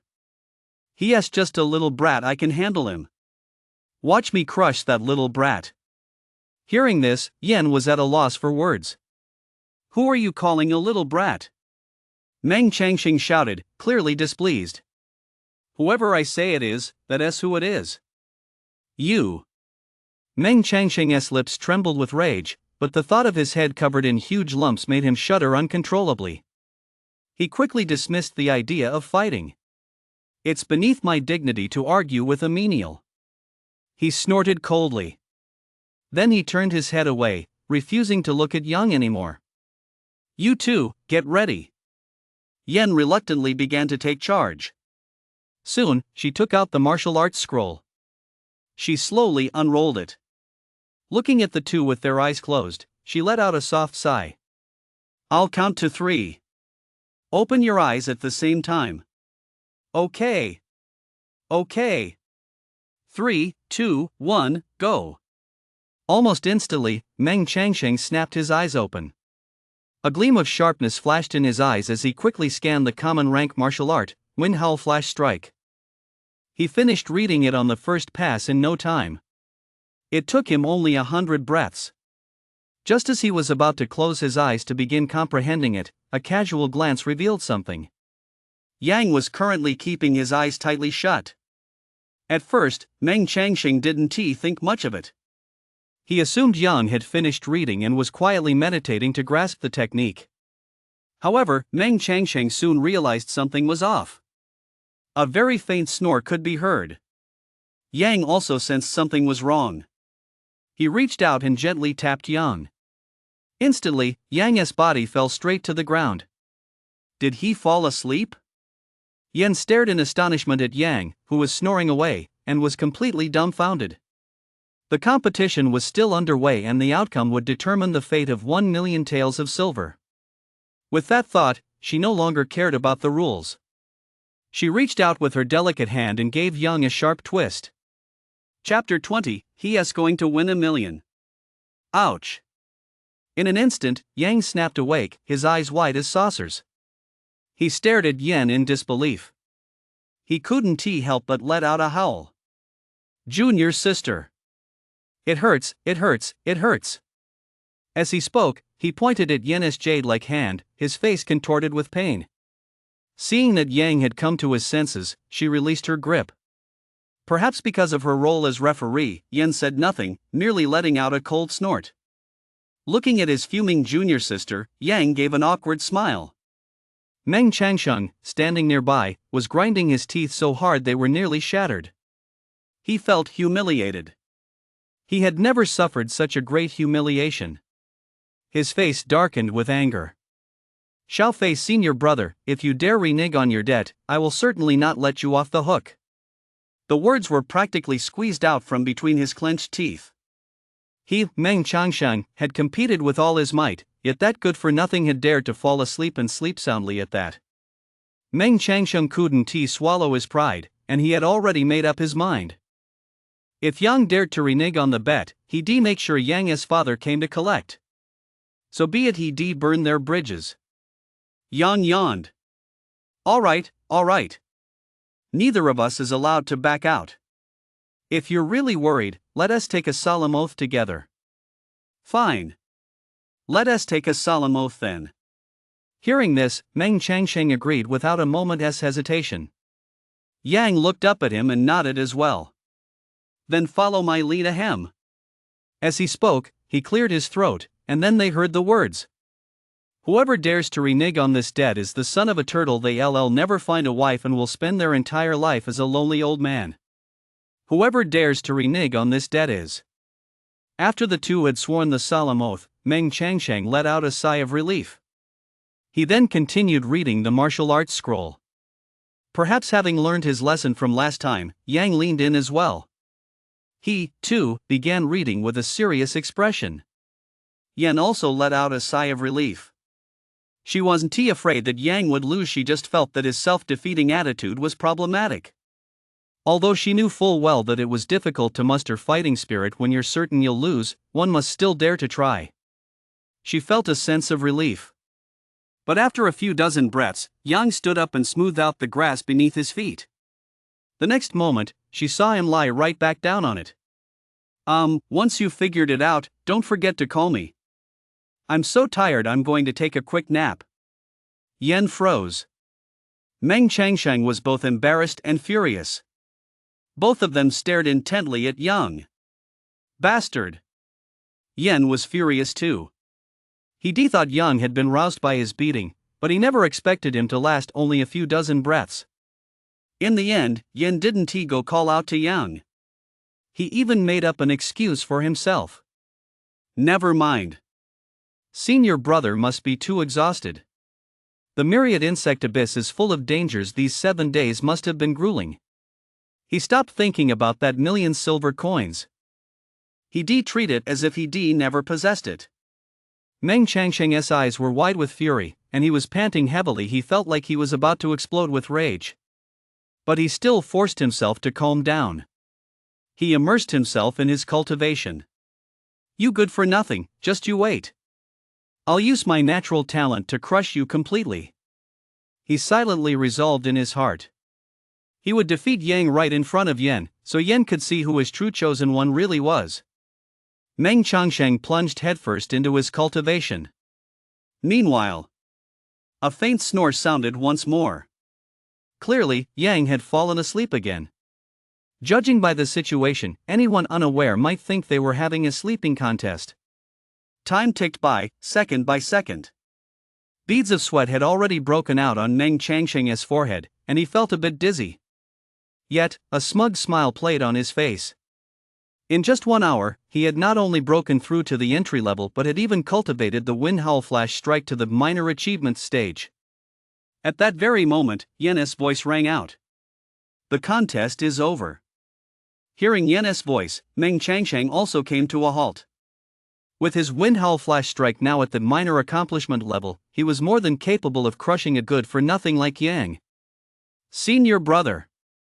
Seeing that Yang was taking so long to wake up, Yen was just about to resort to his secret weapon, reaching out to pinch his soft flesh, when Yang suddenly sat up. He had sensed the aura of danger. The moment he opened his eyes, he saw a delicate hand mere inches away. He hurriedly reached up to wipe the sleep from the corner of his eye.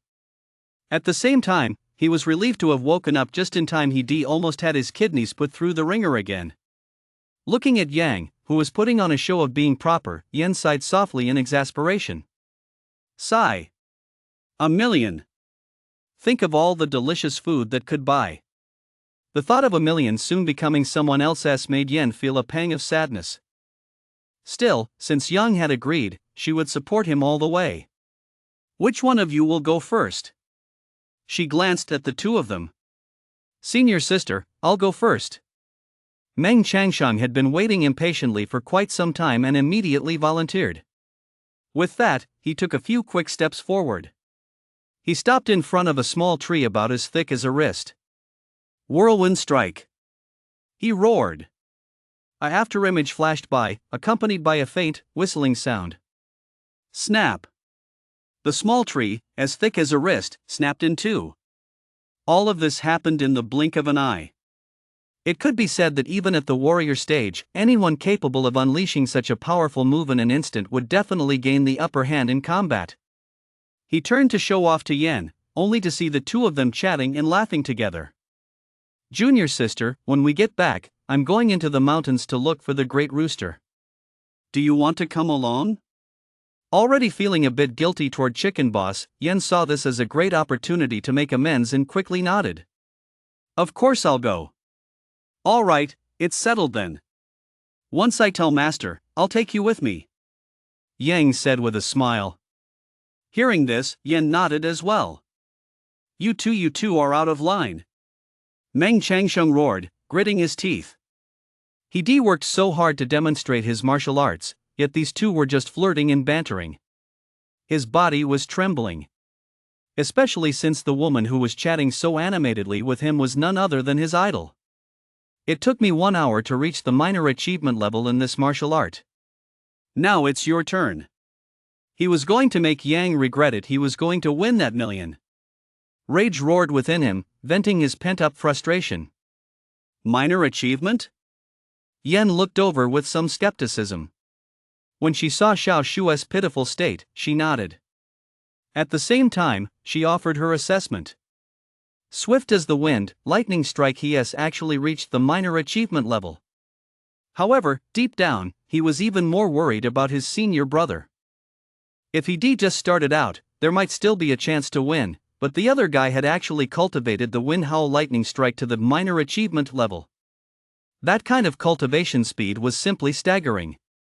He looked at Yang with concern. Perhaps sensing someone's gaze, Yang turned around. He caught Yen's worried gaze. The two exchanged a knowing glance, which didn't go unnoticed by Meng Changsheng. He immediately snapped. Senior brother Xiao, don't waste my time. A genius's time is extremely precious. He originally planned to throw a few flirtatious remarks her way, but after all this hassle, his interest had completely vanished. Fine, he replied indifferently. Inside, he was also feeling a bit annoyed. That brat Meng Changsheng was trying to steal his girl right in front of him. He was getting way too full of himself. Xiao, had to teach him a lesson. Like, maybe make him shut himself away for a while? With that thought, he turned his gaze toward Meng Changsheng, who was looking rather smug. Chapter 21, Cheating? Never mind. After all, this guy is second senior uncle's son. I can't be that ruthless. He originally planned to unleash a perfect level Wind Howl blitz, but feared the kid couldn't handle the blow. Yang decided to settle for second best, pulling out a mastery level technique to toy with the kid a bit. Hurry up. My time is precious. Seeing Yang standing there in a daze, Meng Changsheng assumed he was scared and trying to stall for time, so he urged him on. Inside, he sneered. A good-for-nothing actually has 1,000,000. What a gift from heaven. Yang smiled coldly. The more smug he is now, the more miserable he'll be later. A 1.5 million spirit sword. Even a marquee stage powerhouse would feel the sting of that loss for a while. Snot-nosed brat, do you still remember that blood oath we took just now? Humph. I remember. Whoever goes back on their word is a son of a turtle. Meng Chongsheng said coldly. That oath had been sworn precisely out of fear that Yang would renege on the deal. How could he possibly forget it? He, glad you remember. Yang flashed a mischievous grin. He then walked toward a tree so massive it took 2 people to encircle it. He ran his hand along the trunk and tested it with a couple of punches. Pretty sturdy, it should be able to withstand my kick. Just showing off. After just one glance, Meng Changxing didn't want to watch any longer. That tree, forget about a blink kick, even a full power frontal strike from a warrior stage fighter would struggle to topple it. And Yang's behavior was nothing short of courting humiliation. To knock down that massive tree with a blink kick, one would need to have mastered the howling wind flash to perfection. Then, perhaps, there might be a sliver of a chance. But if even he, with his natural talent, couldn't pull it off, was a good-for-nothing like that even worthy of trying? With that thought, Meng Changshan was already preparing to ask Yen for the silver. Senior sister Yen, this good-for-nothing is a complete waste of time. Why don't you just give me the promissory note first, and I'll go exchange it with senior brother Zhao? Of course. I certainly won't let you go through all this trouble for nothing. I'm willing to give you 100,000 taels as a token of my gratitude. A sycophantic expression appeared on his somewhat youthful face. Glancing at Yang, who was standing in front of the tree in a daze, Yen hesitated but decided it would be better to go exchange the silver first. She'd still get 100,000 taels herself. She could give it all to senior brother later at the very least, it would help ease his mind a little. Just as she was about to nod in agreement, a whistling sound rang out from behind them. Immediately afterward came a dull thud. Both of them hurriedly looked over. They saw the large tree in front of Yang slowly tilting. Soon, the entire tree crashed to the ground. Ha! Both of them were stunned. They couldn't wrap their heads around what had just happened. Even when Yang walked up beside them, no one paid him any attention. Snot-nosed brat, you lost. Hand over the stuff right now. He reached out and patted Meng Changxing on the shoulder. No, that's impossible. How could you knock that tree down? You must have cheated. Right. You must have cheated. Meng Changxing snapped out of his daze and immediately accused him outright. Yang felt an urge to smack the brat. You little brat, is your face thicker than a city wall's corner? You good for nothing. You're the one who cheated. With your abilities? How could you possibly master a common rank martial art to the great perfection realm in just 1 hour? He could no longer hold back and roared angrily. He didn't believe Yang had that kind of strength. If he did, he wouldn't have spent 10 years as a menial laborer. Not to mention, he couldn't bring himself to believe it. If he lost the Ice Soul Sword, his father would absolutely never forgive him. Then what would it take for you to believe me? Seeing that Meng Changshang was about to resort to underhanded tactics, Yang stopped getting angry and spoke calmly. How can I believe you? How? It's simple to make me believe you unless you knock down another tree like that. As he spoke, he pointed in that direction. Hearing this, Yen simply couldn't hold back any longer. Meng Chanshan, you're shameless. My senior brother must have expended a lot of energy just now. How could he possibly knock down another one now? Since those at the warrior stage had only just begun to harness inner chi, their reserves were very limited in the early stages. Generally speaking, it's only enough to cast a single martial technique before it's completely depleted. In Yen's view, kicking over an ancient tree like that must have drained a significant amount of his inner energy. I don't care. If he doesn't use the howling wind flash to knock down another tree of the same size, then he is cheating. To protect the Ice Soul Sword, he wasn't even willing to give up the goddess. You. Seeing that Yen was about to act, Yang hurried forward to block him. We must win people over with virtue, he said with a smile. Watch senior brother in action. After calming Yen down, he walked toward a tree so large it took 2 people to encircle it. Do you think this one will do? He tapped it twice with his hand, then turned to look at Meng Changsheng and said with a smile. Meng Changsheng paused for a moment, then nodded absently. Sure. If you can knock this one down too, I'll admit defeat. After taking a few glances, he realized this tree was even thicker than the previous one and nodded in agreement. All right. You said it. Yang stretched. Then he assumed a fighting stance. Seeing this, Meng Changsheng let out a series of cold laughs.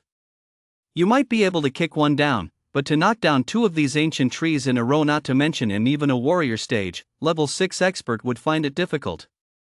At this thought, he couldn't help but feel elated. In the end, that million would still be his. Whoosh! A whistling sound cut through the air.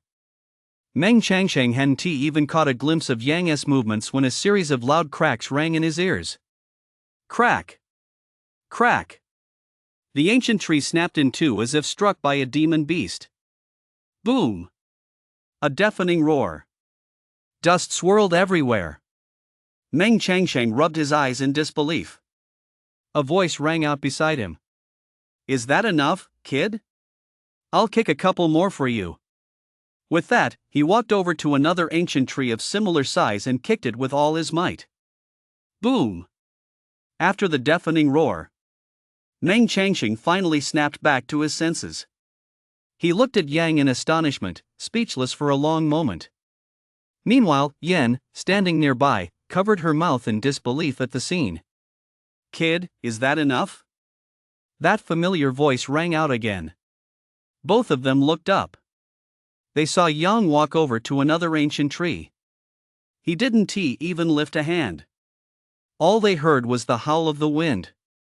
The ancient tree snapped in two. The next moment, he continued walking forward to another ancient tree. Then they saw Yang flash a gentle smile as he called out to Meng Changsheng. Kid, is that enough? Immediately afterward, with a single kick, the ancient tree snapped, and the ground shook. Enough, enough, enough! After 4 or 5 times, Meng Changsheng finally couldn't hold back any longer. However, the look of arrogance had vanished from his face, replaced by sheer terror. An image flashed through his mind. A ferocious beast clad in human skin. Hearing this, Yang cast a somewhat unsatisfied glance at the other ancient trees. He asked Meng Changsheng once more. Kid, are you sure that's really enough? You're not going to accuse me of cheating again, are you? As soon as those words left his mouth, Meng Changsheng shuddered in fear. He stumbled back several steps. His legs were shaking uncontrollably. Even if he were given the courage of a lion right now, he wouldn't dare renege on the deal. It was too violent, too inhuman. An ancient tree as thick as 2 people could embrace you just kicked it in half like that. Meng Changsheng had no desire to experience the power of Yang's kick firsthand. That's a shame. I was actually planning to take a few more to build a house, but I guess I'll have to forget about that now. Yang said with a hint of disappointment. Hearing this, both men were speechless. Today's events had left an indelible mark on their minds. All right, it's getting late. Hurry up and give me the item. I still need to pay my respects to my master. Realizing he still had a lot of unfinished business, he spoke up to demand the item. Upon hearing this, Meng Changsheng's face turned the color of a pig's liver. At that moment, he found himself in a dilemma. If he didn't hand over the Ice Soul Sword right now, he might die on the spot. But if he did hand it over, he'd likely die once he returned home as well. 1,500,000 taels. Meng Changsheng clearly remembered his father saying that at the time. That was 2 years' worth of savings after buying the Ice Soul Sword. They'd endured 2 years of hardship. If he really lost it. He dared not think about it. He dared not think about it. Chapter 22, Selling Himself to Pay Off Debts. You're not trying to renege on the debt, are you, kid? Yang asked suspiciously. He recalled their last duel, when the kid had shamelessly refused to admit defeat. Thinking about it that way, the kid really did seem like the type to renege on a debt. With that in mind, Yang lifted his foot and gently brushed the dust off it. He muttered under his breath. I wonder if this kick of mine could actually kill someone. If I get the chance, I've got to try it out on someone who breaks their word. The next moment, Yang suddenly looked up and said, "Don't you agree, Meng Tiankai?" Instantly, Meng Changsheng's face turned deathly pale. His lips began to tremble with fear. Tears were already glistening in the corners of his eyes from sheer terror. Suddenly, Meng Changsheng dropped to his knees and clung to Yang's leg. Then, with snot and tears streaming down his face, he wailed, "Big brother, I'm Snotworm. Don't you recognize me anymore?" Meng Changsheng felt there was still hope for him. He didn't want to be beaten to death by Yang, and he certainly didn't want to be beaten to death by his own father. So he decided to play the sympathy card. "I'm your most loyal little brother." Watching Meng Changsheng constantly wiping his snot on him, Yang was at a loss for words. Not even Yen had expected this scene to unfold. Meng Changsheng's arrogance was notorious, even within the Giant Spirit Guild. Although he was a core disciple, he often looked down on the direct disciples. Yet today, he was clinging to someone's leg and sobbing uncontrollably. "If you take the Ice Soul Sword, my dad will beat me to death. Big brother, you can't just stand by and watch me die, can you?" Wah! Meng Changsheng was crying so pitifully that it was enough to break anyone's heart and bring tears to their eyes. Even Yen felt a pang of sympathy.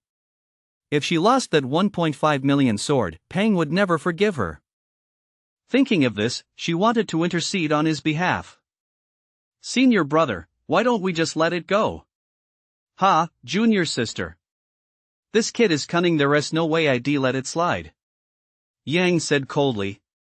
First he played the helpless victim, and now he is acting like a scoundrel. Does he really think I'm a good person? Then what should we do? Yen asked in confusion. If they really forced the Ice Soul Sword out of him, they might end up making an enemy of the second elder.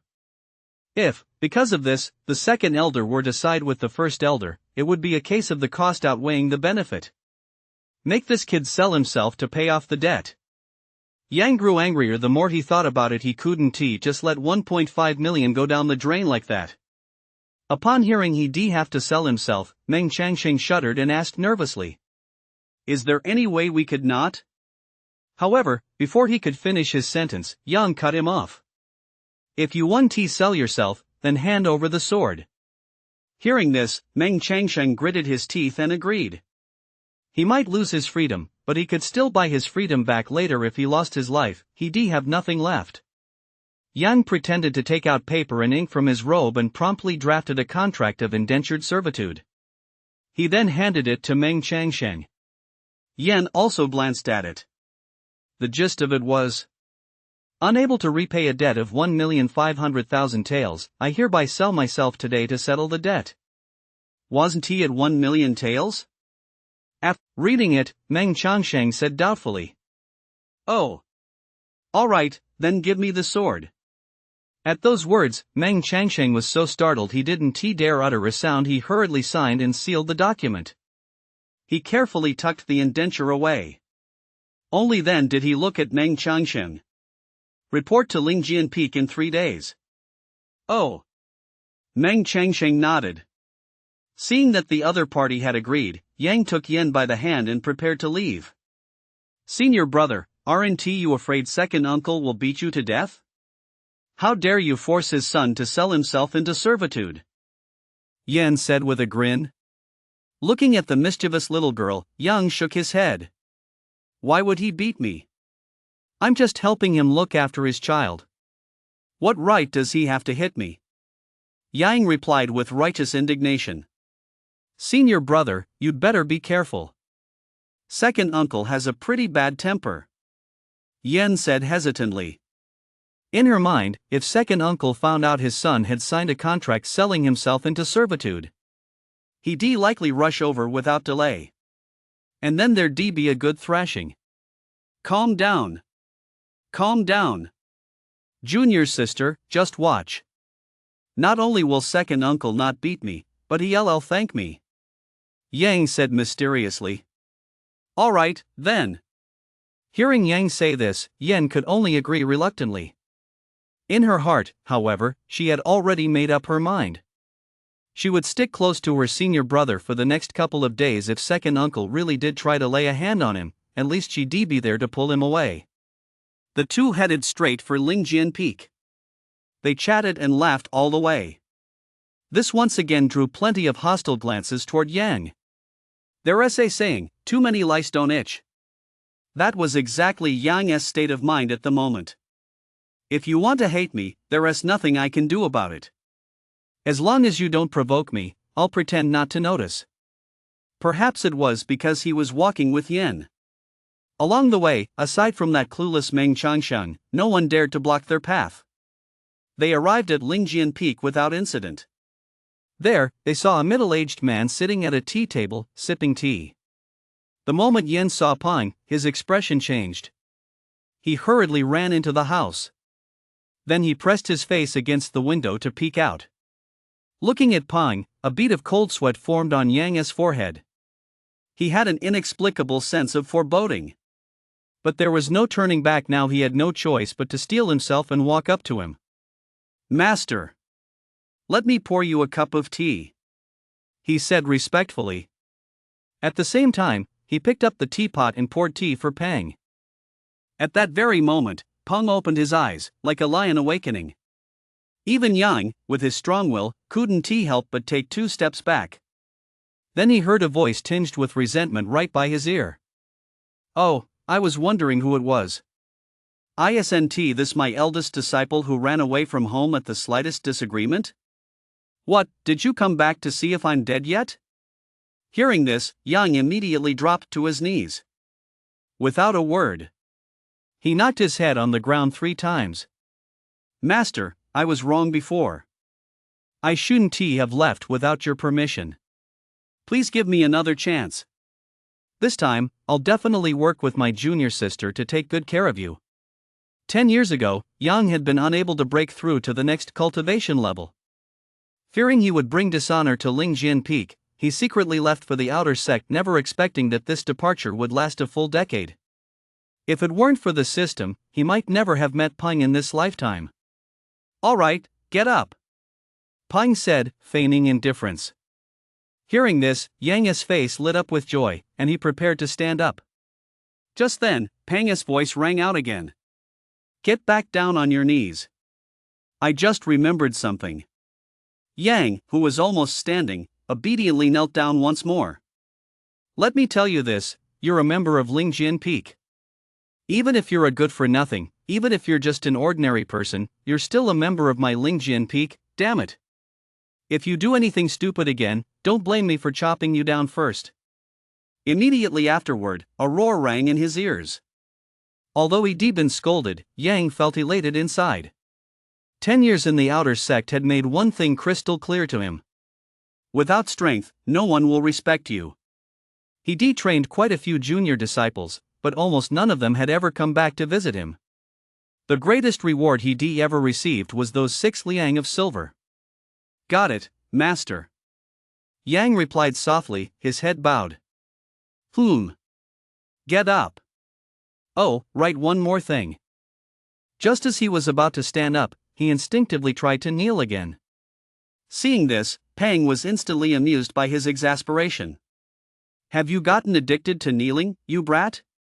How about I make you kneel for 3 days? Hearing this, Yang gave an awkward smile.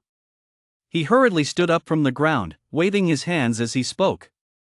No, Master, I just finished my punishment. I can't take any more. Please spare me, old man." "Humph. You're such a smooth talker." Yang chuckled.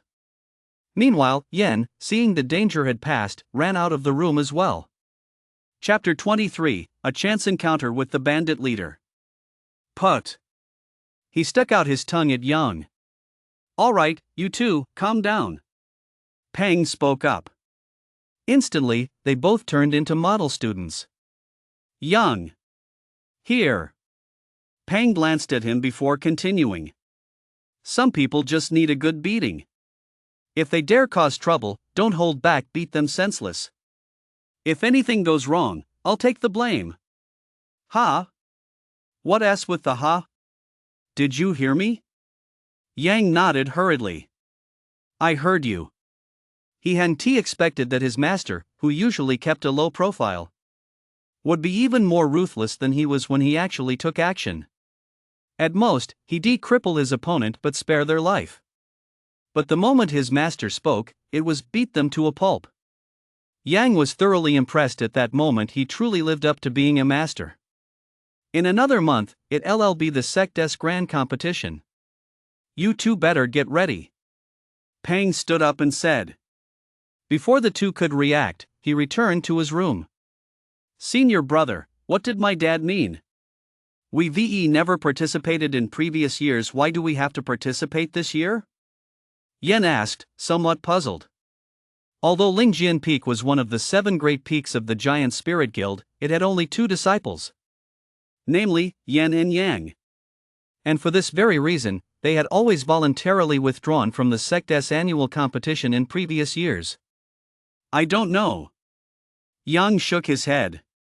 He didn't understand what Peng meant either. But there was one thing he knew for sure. Since the master had ordered them to participate in the sect competition, and he had just returned to Lingjian Peak, he hadn't prepared any gifts.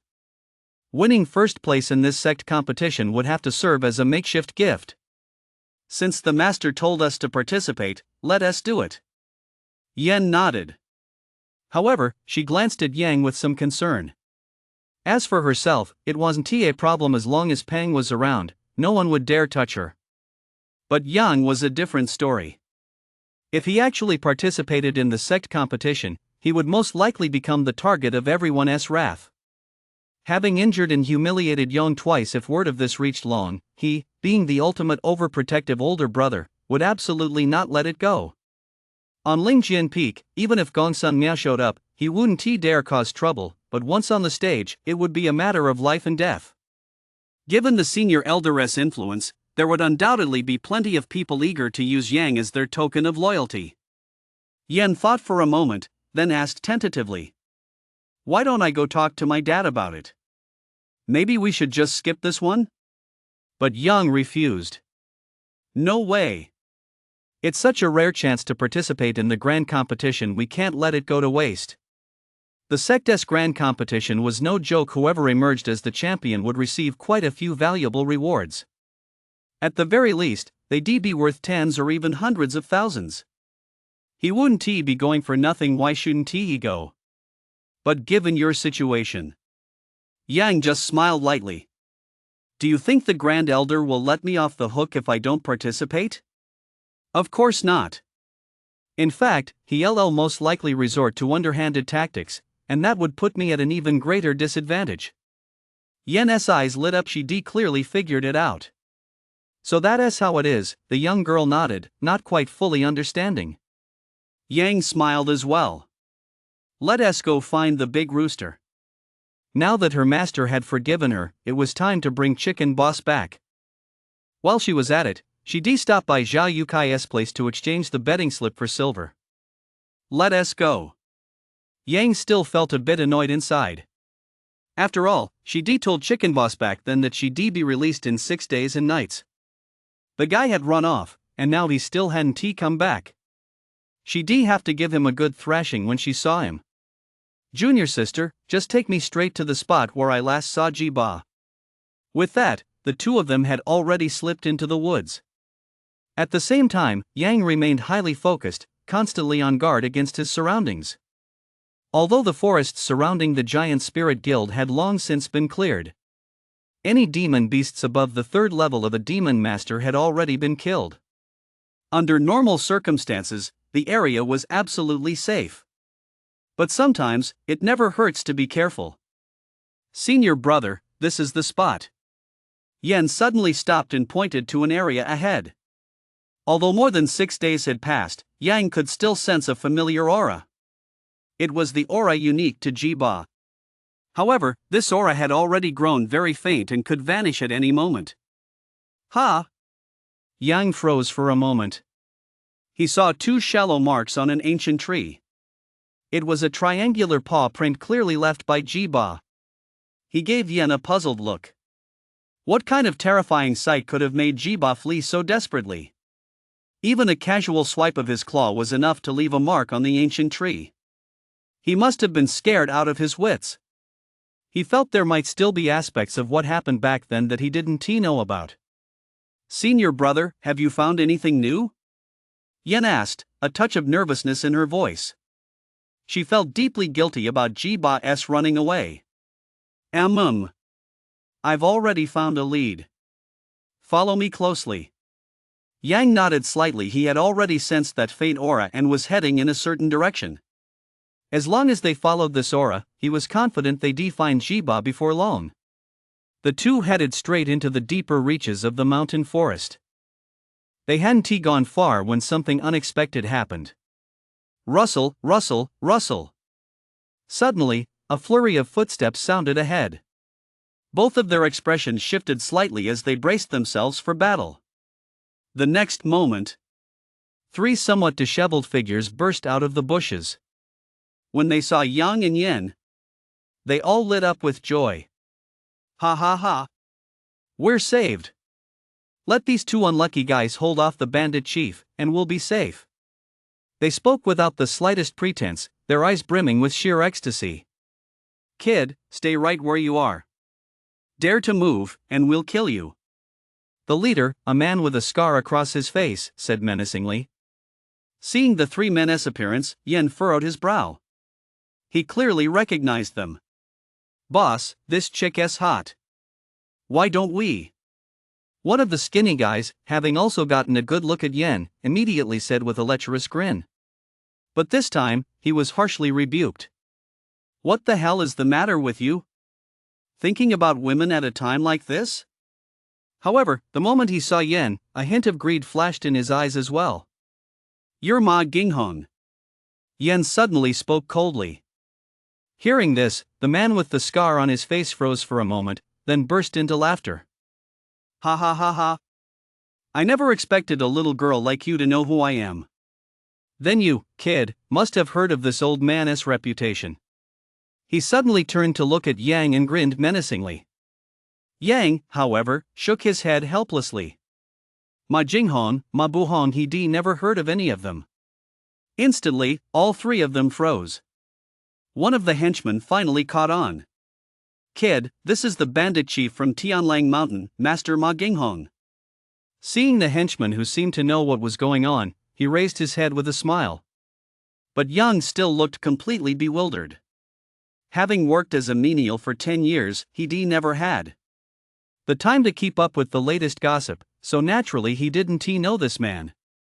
Seeing that Xiao Yan didn't recognize him, Yen whispered an explanation. "Senior brother, this man is a ruthless bandit. A few years ago, he led his men in massacring a village of 1,000 people." Hearing this, a flash of murderous intent crossed Yang's eyes. Massacring a village? That wasn't something a decent person would do. Then there's no need to stand on ceremony. Just then, Ma Jinghong and his two men walked over. The man with the scar on his face even reached out to pat Yang on the shoulder. "Stand still, kid, and Master Ma won't kill you. If you dare disobey, I'll wipe out your entire family." With that, he prepared to leave with his henchmen. "Junior sister, is this guy's head worth anything?" Yang suddenly asked. He recalled that within the sect, there were bounty missions, most of which involved slaying demon beasts, though a small number were for eliminating bandits.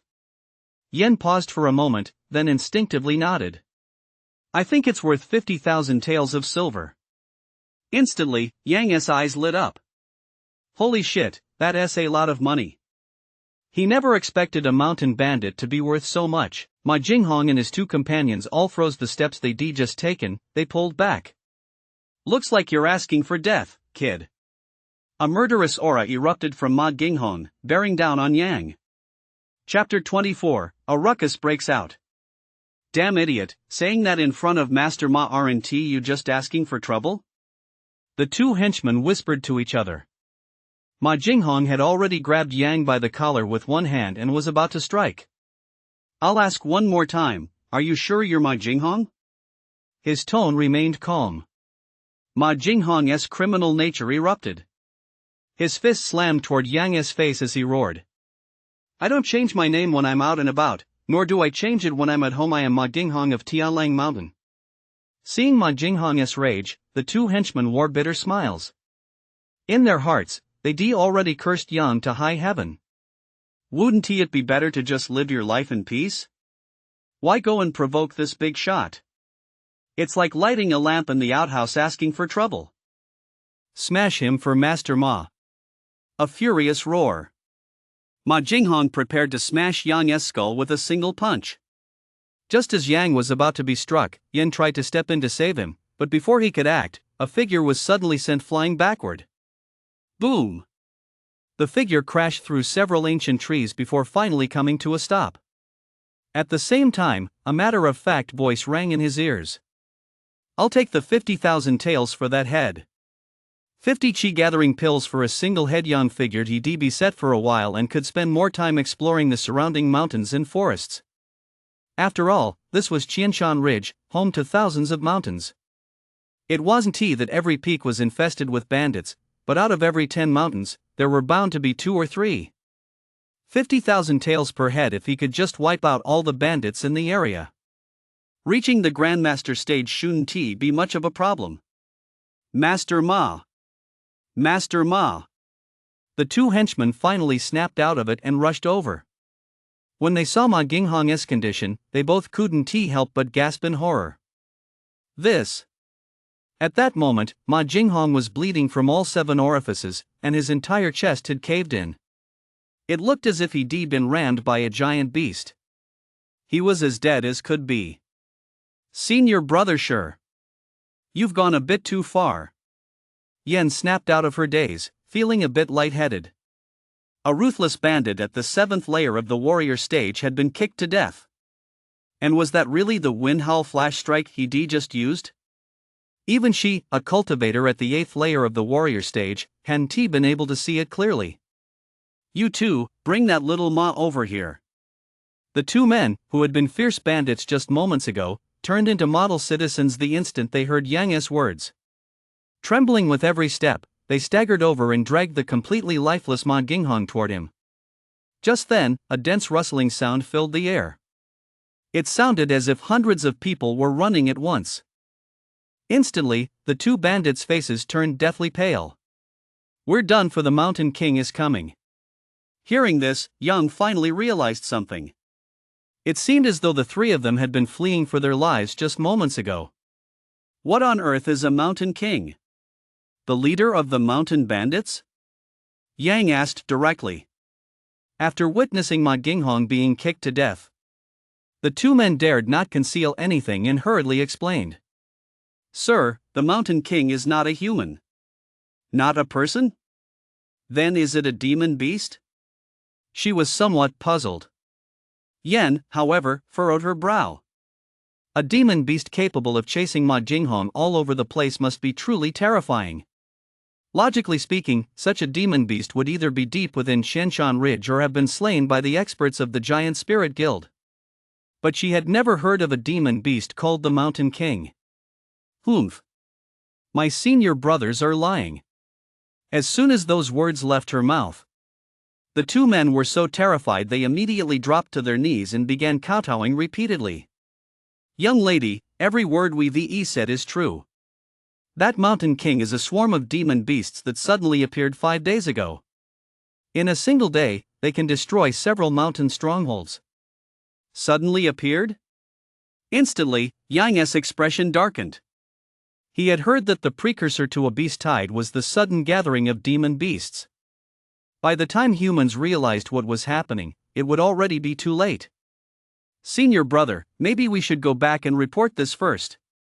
Yen also realized the gravity of the situation and asked with some concern. Let us assess the situation first. If it really is a beast tide, then we'll go back and report it. They hadn't figured out the situation yet. If it really was a beast tide, that would be one thing, but if it wasn't, both of them would face severe punishment. Rustle, rustle, rustle. The surrounding grass began to sway. The 2 bandits, overcome with fear, clung to each other. They're coming, they're coming. They shouted in terror. Yang, too, stared nervously at the thicket ahead. If they really encountered a beast tide, he would have no choice but to face it alone and send Yen to report the news. Cock-a-doodle-doo. A rooster-esque crow. Upon hearing the sound, the two bandits closed their eyes even tighter in fear. We're done for. We're all going to die. We're done for. The mountain bandit chief is definitely going to kill us. Upon hearing the sound, Yang's expression turned somewhat peculiar. The very next moment, a speckled rooster emerged from the bushes. The mountain bandit chief? Yang was completely dumbfounded. He desperately wanted to grab the two men by the hair and demand an explanation.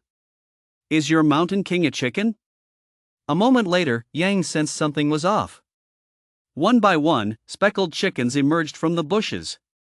In just a few breaths, hundreds of speckled chickens poured out. What's more, Yang realized that these speckled chickens actually possessed spiritual power. Each one had reached the level of a demon beast. His heart skipped a beat. For some reason, he felt that this had something to do with the chicken tyrant. Cluck, cluck, cluck. Cluck, cluck, cluck. Cluck, cluck, cluck. Upon spotting the four of them, the flock of roosters all fixed them with hostile stares. With a chorus of crows, they charged toward the group. This is a mountain bandit? Yen was completely dumbfounded. A flock of the most ordinary chickens was actually ruling as mountain bandits in Qianshan Ridge. That was insane. It felt utterly unreal. Ahem. It's most likely Chicken Boss's doing. Yang cleared his throat and said with a hint of resignation. After all, Chicken Boss wasn't exactly stupid in some ways, he even surpassed humans. After being enhanced by Yang, Chicken Boss had learned to absorb the essence of the sun and moon to cultivate his powers. It wasn't impossible for him to have gathered a group of minions. No, that can't be possible. Yen still couldn't quite believe it. If Jiba really was behind this, then the situation would be terrifying. Crack! He casually swatted a rooster that was trying to ambush him. Yang scanned his surroundings. A massive wave of partridge chickens was still surging toward him. In just a moment, their numbers had already surpassed 1,000. What's more, all of these partridge chickens had actually reached the minor demon realm. Even Yang found this a bit of a headache. Although he was strong, human strength would eventually run out. Forget it. If it comes down to it, I'll hold them off myself and let my junior sister go call for backup. He made up his mind. Meanwhile, the army of partridge chickens had already closed in. Cluck, cluck, cluck. Who knows what they were thinking? Even though they were merely minor demons, they showed not the slightest fear of Yang. Flap. Flap. Dozens of speckled chickens flapped their wings and flew right at him. Wow, are they that cocky? Facing him, a warrior stage cultivator, they even seemed eager for a fight. Then he thought about it. Makes perfect sense. Even Ma Jinghong, a top-tier warrior stage level 7 master, had been chased all over the mountain. As a warrior stage, level 2, he was probably just a puny kid in the eyes of this flock of chickens. Just as he was about to make his move, a sudden, piercing crow rang out. The flock of partridge chickens, which had been itching for a fight, suddenly fell silent. Even the dozens of roosters that had been about to peck at Yang stopped in their tracks. Ha! What's going on now? Just as he was puzzling over this, the bandit beside him spoke up. Chapter 25, Chickens vs. Leopard. Yes, here the Mountain King has arrived. As he spoke, a pungent stench filled the air. Yang took a few steps back in disgust. The two bandits were so terrified they actually wet themselves on the spot. At that moment, his state of mind underwent a subtle shift. Meanwhile, the flock of speckled chickens parted in an orderly fashion.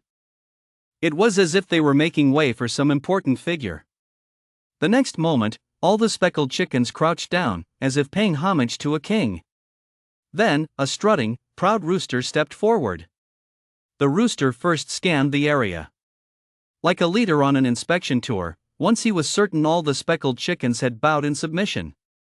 He finally turned his gaze toward the center. First, he saw the two thugs who wet themselves in fear, and a flash of disdain crossed his eyes. After all, he wiped out 7 or 8 mountain bandit lairs, each housing hundreds of men, over the past few days. He deeply despised the sort of bully who picked on the weak and feared the strong. He continued looking, and soon his gaze settled on Yen. His body shuddered violently. He instinctively took 2 steps back. The rooster boss remembered it all clearly. It was this woman who had wanted to stew him alive. To eat him, she had even chased him across several mountain ridges, wielding a cleaver. If he hadn't fought for his life, he would most likely have met a gruesome end. He slowly turned around, about to flee. Finally, Yang couldn't hold back any longer. He let out a furious roar. Ji-ba! Ji-ba, who had been about to run away, trembled and looked toward the source of the voice with a hint of delight. Cackle, cackle, cackle. It's his master. Almost instantly, he charged forward. The speed even surprised Yang. Just as it was about to reach him, it launched itself forward, trying to give Yang a hug. Holy shit! Rolling his eyes, Yang sidestepped it. With one hand, he grabbed Ji-ba's wings with precision. Thud! Thud! Without a word, he kicked it twice. Ji-ba, you must be trying to fly. Yang roared angrily.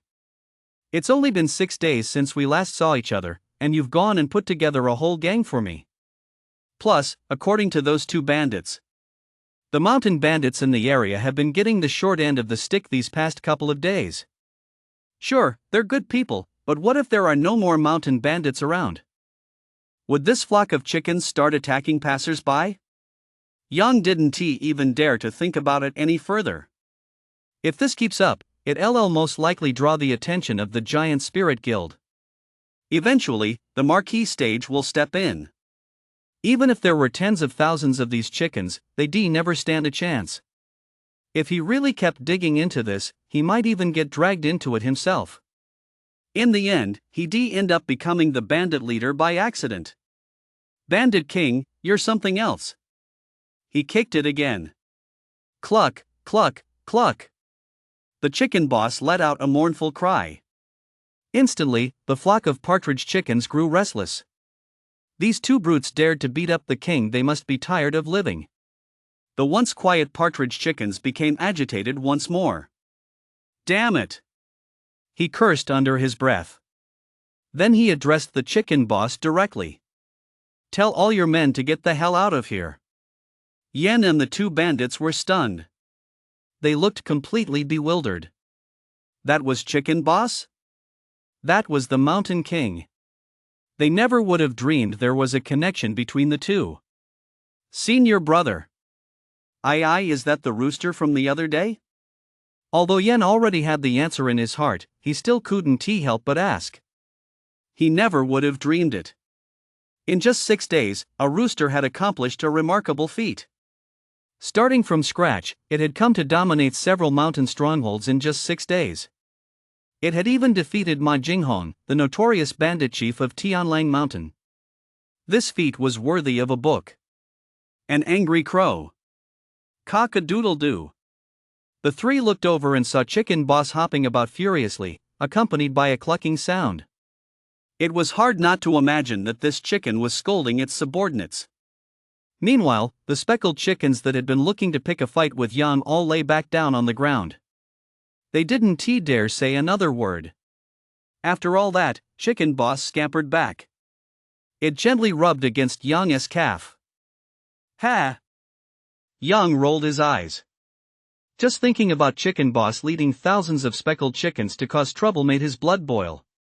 It was a good thing he stumbled upon them. If things had been allowed to escalate for much longer, who knows what would have happened. What frustrated Yang the most was that Chicken Boss's cultivation had already reached the 7th level of Demon Master. No wonder Ma Jinghong had been chased all over the mountain. With only 300 men under his command, he really wasn't a match for this flock of chickens. Seeing Chicken Boss after he finished scolding his men, Yang said coldly, "Dismiss your men. You're coming back with me. No matter what, he had to take Chicken Boss back today if he were allowed to keep expanding. He'd likely wreak havoc on the entire region. Think about what he'd been up to these past few days. Ha! A mountain bandit chief?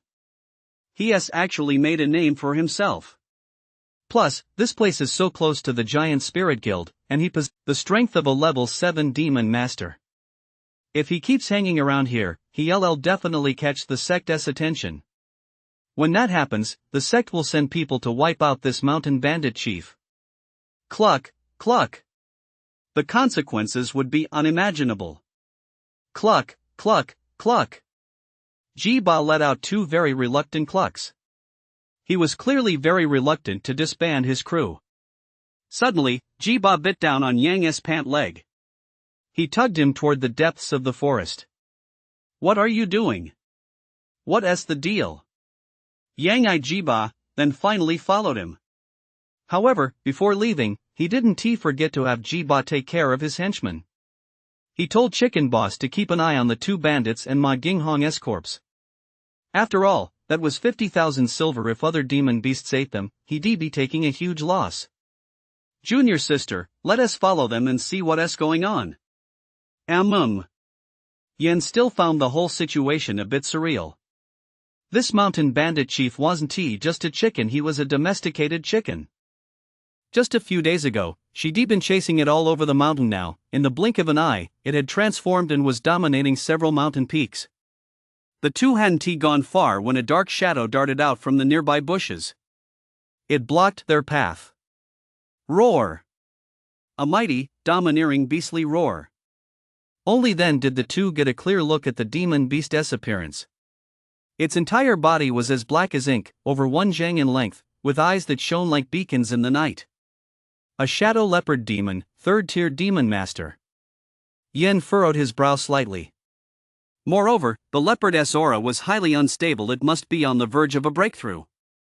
Yen wanted to kill the shadow leopard demon right then and there, to avoid having to hunt it down after it had broken through. Roar!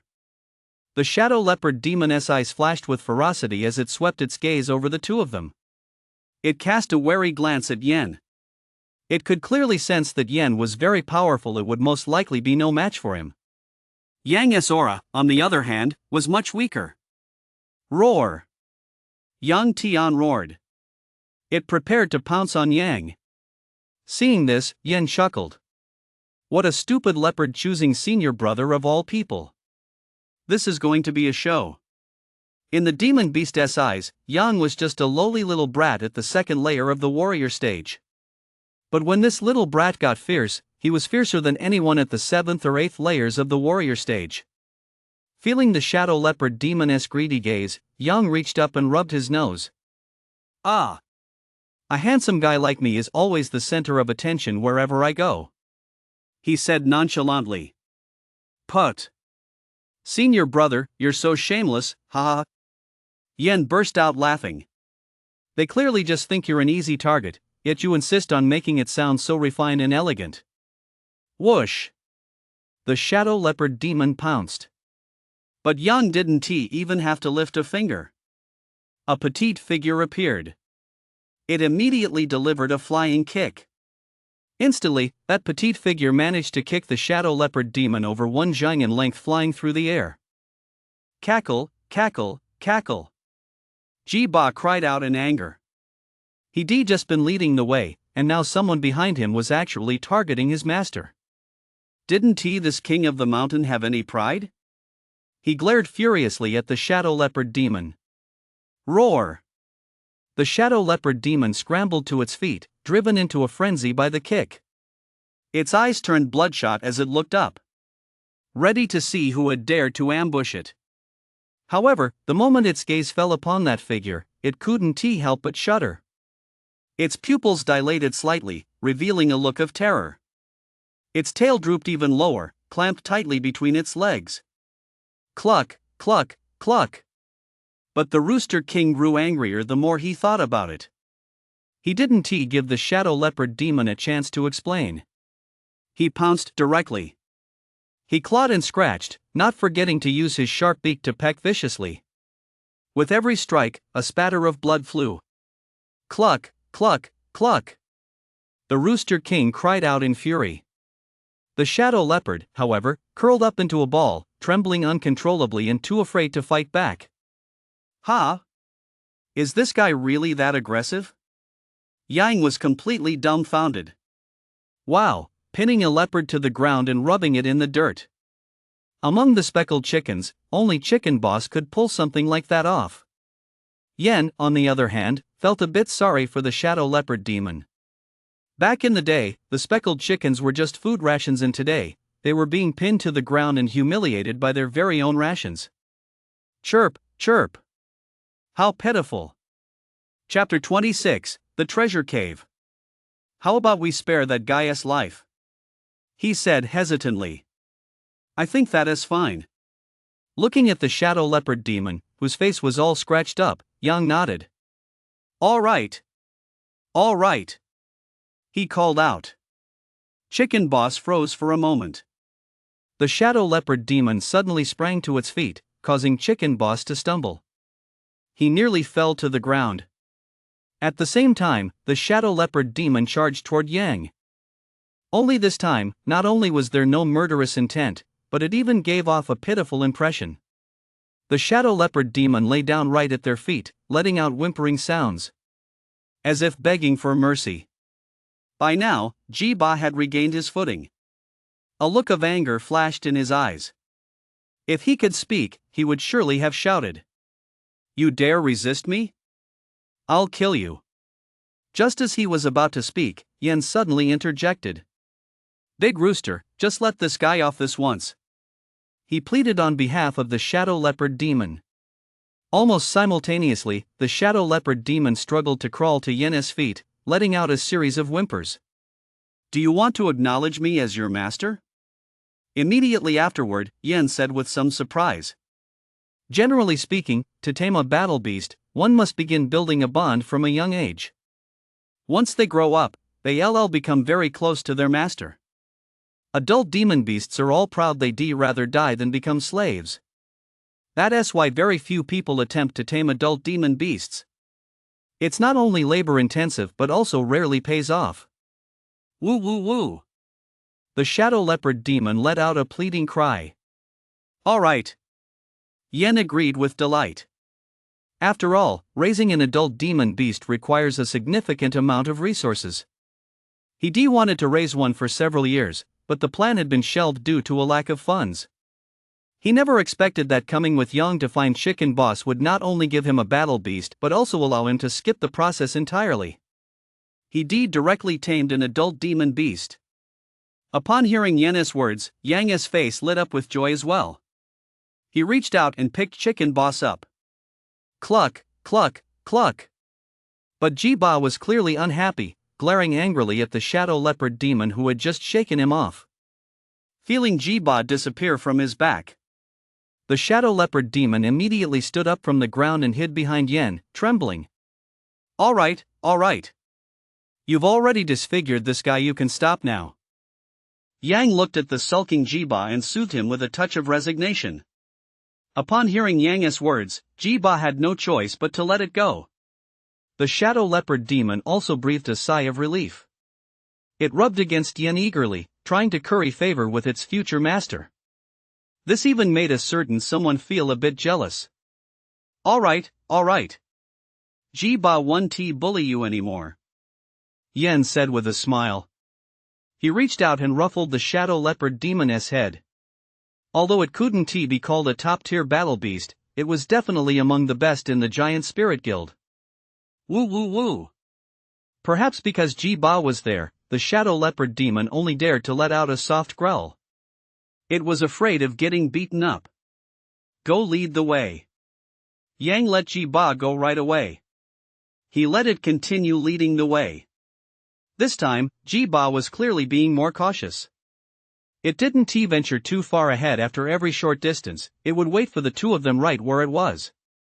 It was obviously worried that some other reckless demon beast might come and provoke Yang. This lousy path is such a pain. Since it had rained a few days earlier, the path was a bit slippery, and Yen's clothes had gotten splattered with mud. This immediately drew Yen's displeasure. The shadow leopard demon, who had been trailing behind, showed a hint of hesitation in its eyes. In the end, it still jogged up to catch up. Woo woo woo. It let out a series of low, muffled growls. At the same time, it crouched down. Are you trying to carry me? Yen was slightly surprised he hadn't expected this shadow leopard demon to be so smart. Seeing the shadow leopard demon actually nod in agreement made Yang feel a bit envious. Wow, does that even work? He said, sounding a bit dejected. It had to be said, though, that this battle beast was quite good looking. It could even be considered top tier. It made Yang want to get himself a shadow leopard demon as a mount. But he quickly dismissed the idea.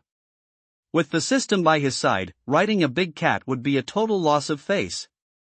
Once he had enough money, he'd buy a divine beast as a mount. He walked on, daydreaming as he went. Before long, he spotted Jiba waiting for him up ahead. And not far away was a cave. Cackle, cackle, cackle. Seeing Yang arrive, Jiba let out 2 excited squawks. A cave? Could there be treasure inside? At this thought, Yang couldn't help but quicken his pace. At that very moment, he couldn't help but envy Yen once again. Right now, the shadow leopard demon was nimbly weaving through the mountains and forests, leaping from one ancient tree to another with every bound. Then he looked at himself. Damn! I actually have to run on 2 legs? He felt a bit frustrated. He'd definitely have to buy a flying mount someday. Cluck, cluck, cluck. Chicken Boss came trotting right up to him. He bit down on the hem of Yang's shirt, trying to drag him into the cave. Stop pulling, I can walk on my own. He kicked Jiba aside and headed toward the cave. He took a step forward. A wave of cold air surged out, making Yang shiver involuntarily. It's so cold. Even at the warrior stage, he could feel a chill seeping out from the cave. There's a cave here. I wonder if it holds the opportunity my senior brother often talks about. Yen muttered under his breath. He thought of the stories Yang had told him when they were children. This made him even more eager to see what lay inside. The next moment, Jiba suddenly moved and darted straight into the cave. Jiba, come back! Yang shouted, a touch of worry in his voice. Hearing no response, Yang had no choice but to follow. As the two stepped into the cave, they discovered it was a whole other world. The walls inside were all formed from a layer of ice. Just then, Jiba trotted back. He was even carrying something in his mouth. He jumped right up and landed on Yang's shoulder. Immediately afterward, he placed the object from his mouth into Yang's hand. What is this? A white radish? He glanced at the white object in his hand in confusion and muttered under his breath. Ha! Senior brother, you really have me beat. Finally, Yen couldn't take it anymore. To mistake 100-year-old ginseng for a white radish, that was truly something. It's ginseng, 100-year-old one. He explained with a hint of exasperation. Yang didn't waste any time, he wanted to sell it to see how much it was worth. Ding! Do you want to sell the 100-year-old ginseng? You'll receive 10,000 cash points. 10,000? Gulp!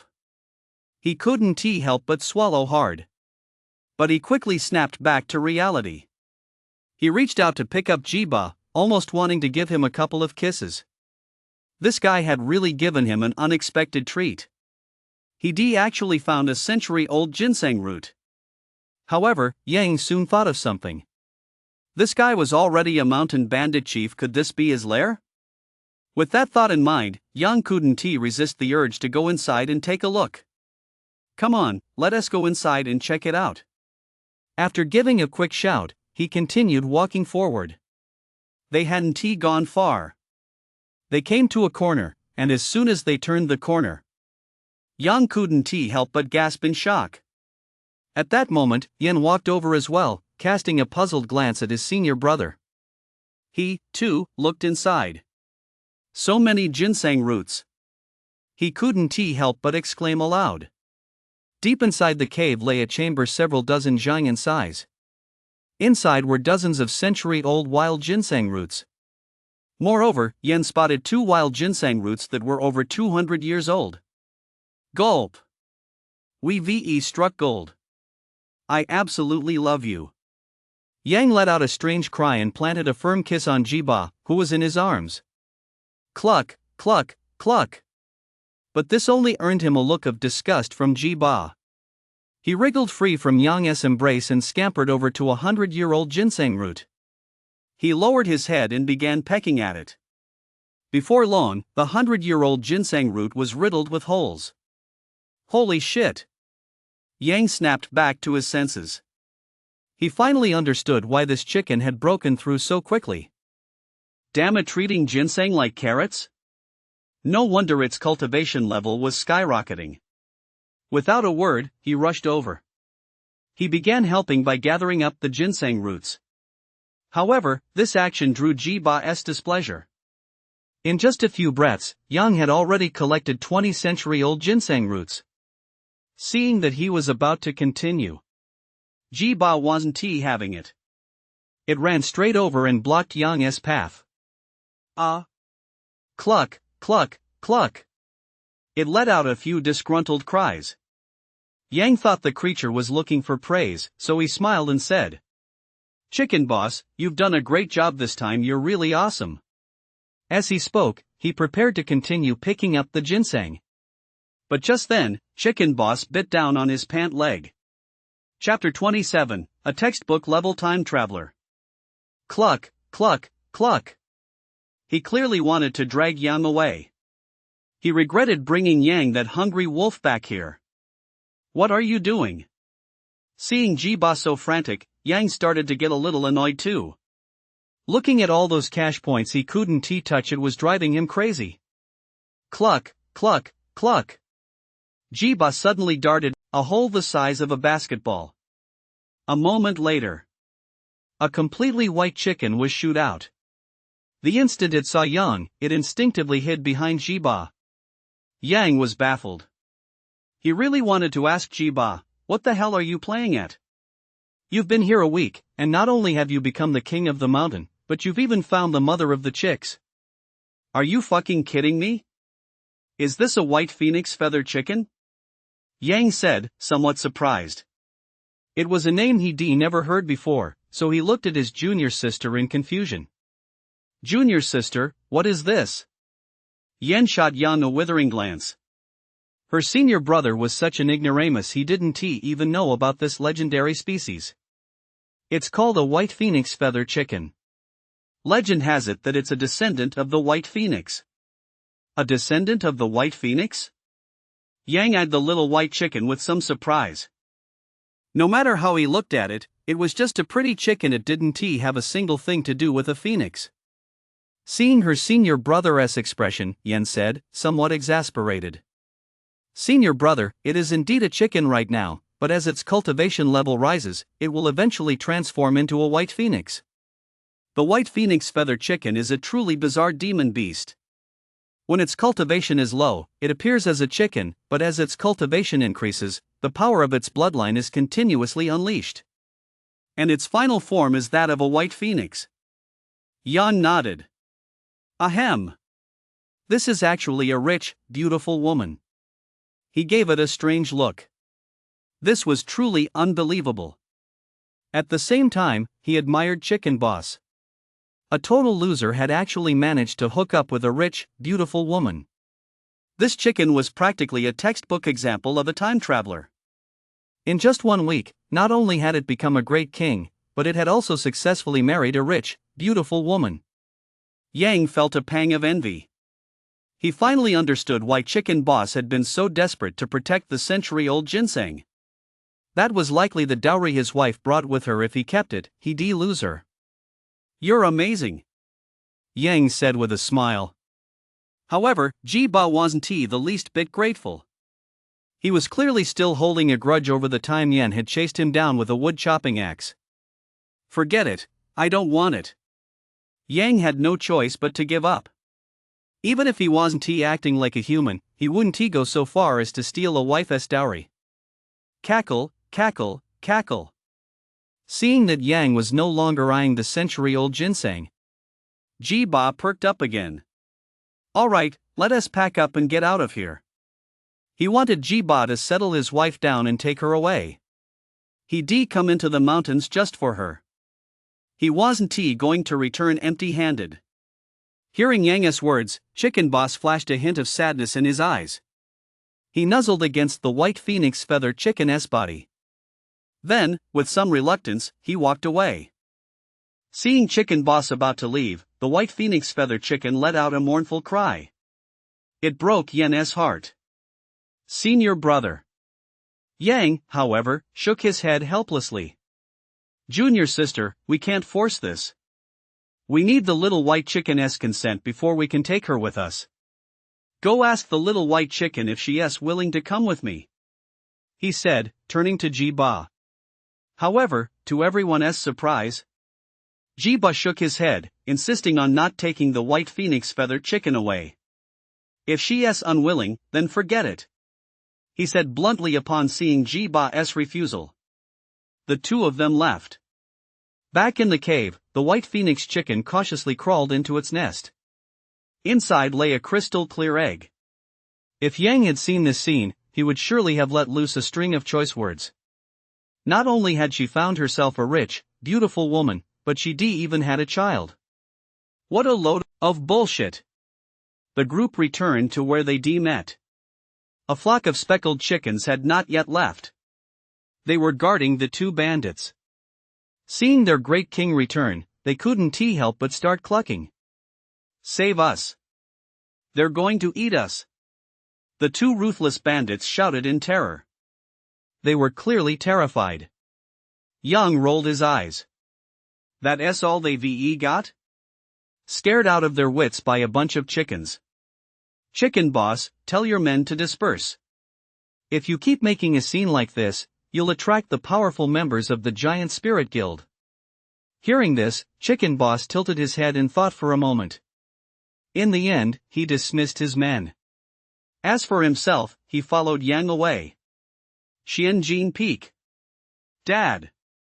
Meng Changsheng cried out anxiously.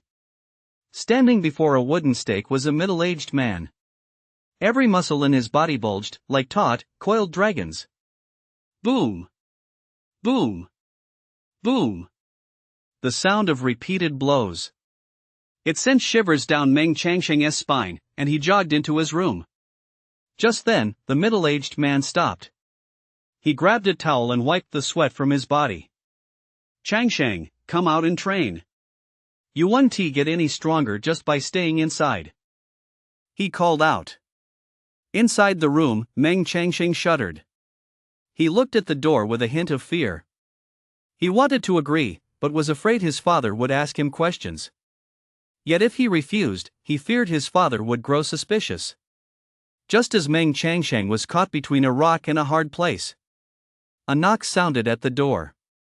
At the same time, that familiar voice rang out. Changsheng, what are you up to, you little rascal? Hurry up and come out to train. Finally, Meng Changsheng mustered his courage and replied. Coming, coming. Hearing this, Meng Haotian nodded and said. Then hurry up, you little rascal. You have to swing that sword 10,000 times today. If you don't finish, you won't get any dinner. As soon as those words were spoken, Meng Changsheng shuddered.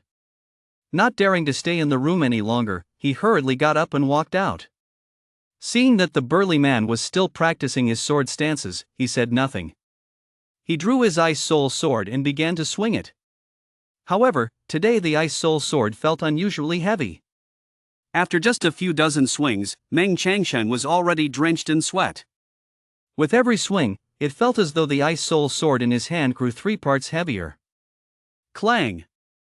A crisp sound rang out. The Ice Soul sword flew out of his hand. It landed directly on the ground. This caught Meng Haotian's attention. Changsheng, what's wrong with you, kid? He asked, puzzled. He could tell that something was off with his son today. Nothing is wrong. I'm just a little tired. Meng Changsheng said nervously, a layer of cold sweat beading on his forehead. Are you feeling unwell? Meng Haotian was startled and hurried over a few steps. He approached his son and reached out to take his pulse. Instantly, his brow furrowed. You're not sick at all, son. You're perfectly healthy. Meng Haotian said, puzzled. Oh, really? Meng Changsheng replied, his mind seemingly elsewhere. After speaking, he turned to go back to his room. But Meng Haotian called him back. He raised his son for 13 years, how could he not notice something was wrong? You're hiding something from me, you little rascal. As soon as those words left his mouth, Meng Changsheng's body shuddered. A flicker of panic crossed his eyes. He couldn't help but fidget with his hands. Humph! Speak up! Meng Haotian barked angrily. He was already 90% certain that this boy was hiding something from him. Faced with this, Meng Changsheng immediately dropped to his knees. He burst into tears. Father, I was wrong. I've brought shame upon you. Hearing this, Meng Haotian narrowed his eyes. The aura of the marquee stage erupted from him. In an instant, Meng Changsheng felt as if his throat were being choked. He struggled to breathe. At the same time, a voice laced with resentment rang out. How many times have I told you, talent doesn't put food on the table? You ignored my words, so you deserve to get beaten up. How could I have given birth to such a good-for-nothing son? I really want to strangle you. The words came rattling out like a machine gun. Terrified, Meng Changsheng cowered where he was, trembling uncontrollably. He didn't dare utter a sound. Chapter 28, Poor Meng Changsheng. Humph. Tell me, who beat you up? Once his anger had subsided, he was ready to avenge his unfilial son. But the answer he heard left him stunned. And no one hit me. Then why are you so panicked? I signed a contract selling myself into servitude. Meng Haotian's hand suddenly began to tremble. His eyes widened in shock. He could hardly believe what he was hearing. What did you say? His voice trembled. I signed a contract selling myself into servitude. Meng Changsheng kept his head down and repeated it in a low voice. As he spoke, he couldn't help but take 2 steps back. Get over here. Meng Haotian roared, rolled up his sleeves, and yanked Meng Changsheng toward him. 2 sharp cracks echoed as his hands struck Meng Changsheng's face. Then came an angry roar. Speak up. Explain yourself clearly. If you don't make yourself understood, I'll beat you to death today. Meng Haotian felt as if his lungs were about to burst with rage. After all, he was the second elder of the sect, and yet someone actually dared to scheme against his son. No matter what had sparked this, once he'd gotten to the bottom of it, he was going to find out which bastard had the nerve to make his son sign a contract selling his freedom. I don't get out much, but do you really think I'm a pushover? He gave a cold chuckle inwardly, his mind already made up. That person would pay the price. Wah!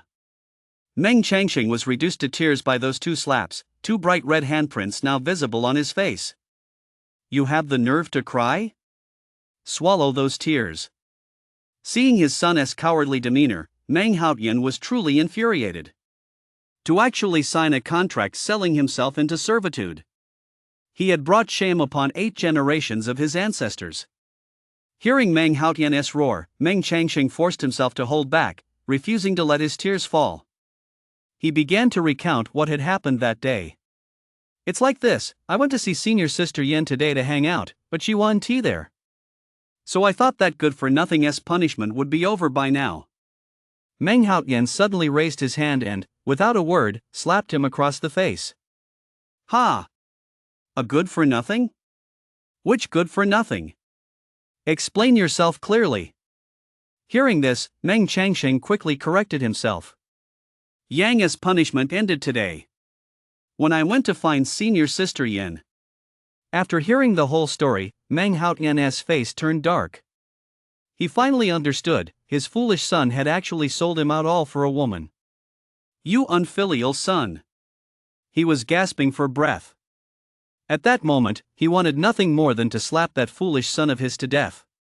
To betray his own father all for a woman. Father! I was wrong. Meng Changsheng bowed his head in repentance. But the moment he spoke, Meng Haotian grabbed him by the collar. Almost instinctively, Meng Changsheng let out a scream. Dad! Don't hit my face! As he spoke, he wrapped both arms tightly around his face for protection.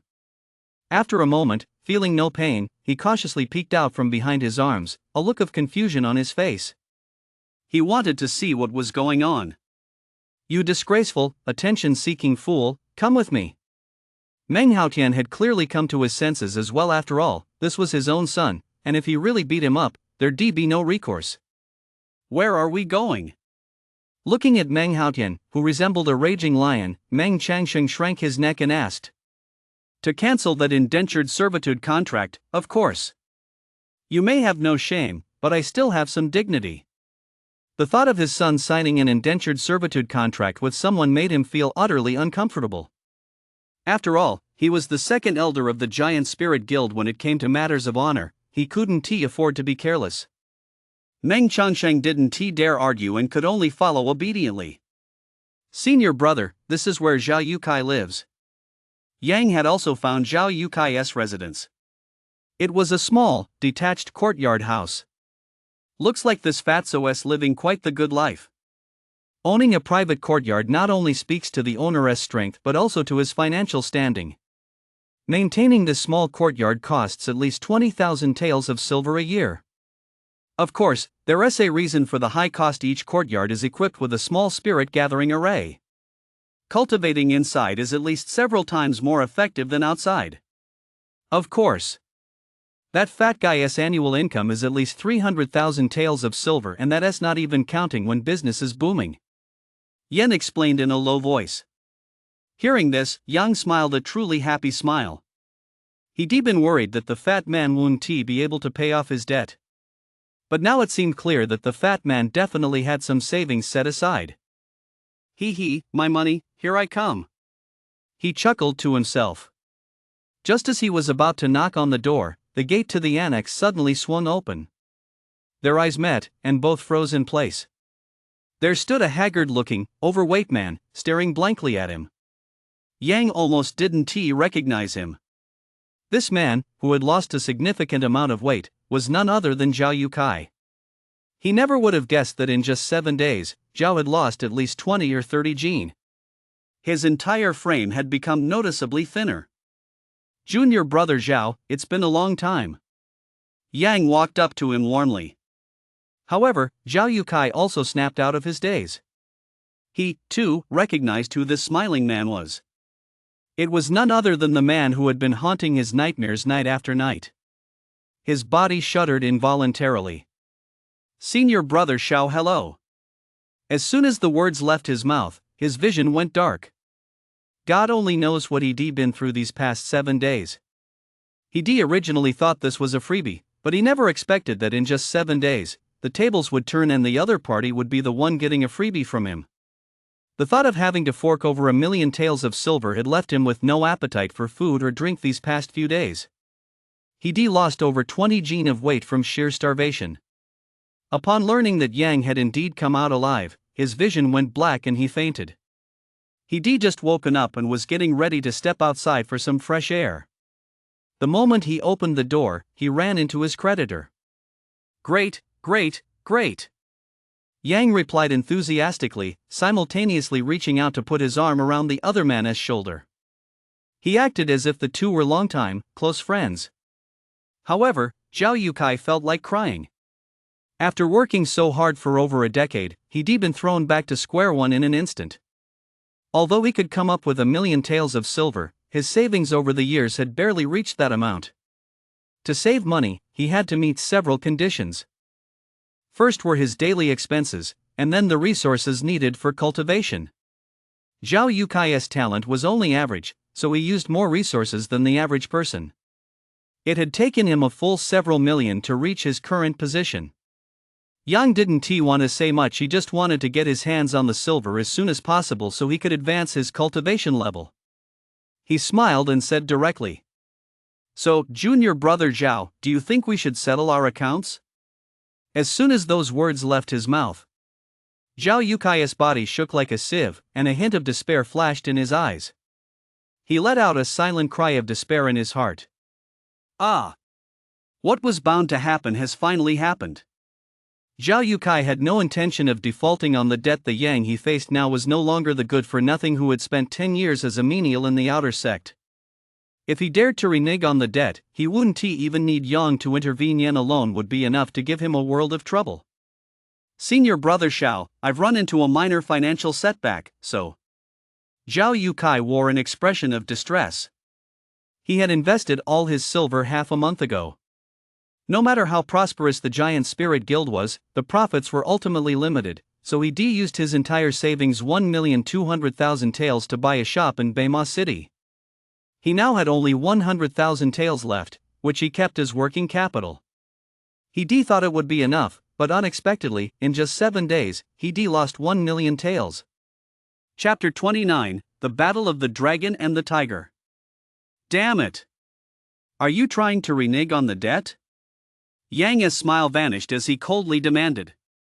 Sensing his master's anger, Jiba was already making a move to charge forward, ready to fight Zhao Yukai. Seeing the menacing pair man and rooster, Zhao Yukai hurriedly waved his hands to explain. No. Senior brother Xiao, you've misunderstood. I have no intention of defaulting on the debt. Humph, I doubt you'd dare. Yang snorted coldly. If this fatso really dared to renege on the debt, he, Yang, would make no secret of it. In the end, it would definitely be Zhao Yukai who regretted it, and he'd have to cough up double, or even triple, the money. Spit it out clearly, or don't blame me for being ruthless. Jiba's feathers were standing on end. He was clearly ready for a fight. Ah! Senior brother, you don't know the whole story. I've been running a few small businesses lately, so I'm a bit short on funds. Zhao Yukai didn't dare to hide anything and laid out his predicament directly. Upon hearing this, Yang gave him a strange look. At the same time, he said coldly, "And that's why you want to renege on the debt?" "No, absolutely not. I, Zhao Yukai, value my reputation above all else. I wouldn't renege on a debt not even for 1,000,000 taels of silver, let alone 10 million. Zhao Yukai said with righteous conviction. Having survived in this world for so long, he knew full well the importance of reputation. Anyone with half a brain wouldn't treat others like fools. Then pay up. Yang held out his hand, demanding the money. He understood one simple truth. No matter how much he talked, if he didn't pay up, it was all just a load of crap. I can't come up with that much money right now. I'd like to give it some time before I pay you back, senior brother. Zhao Yukai asked tentatively. When he saw Yang's brow furrow, he quickly added. Of course, I'll definitely make sure you don't lose out. Every month, I'll pay you an extra 1% as interest.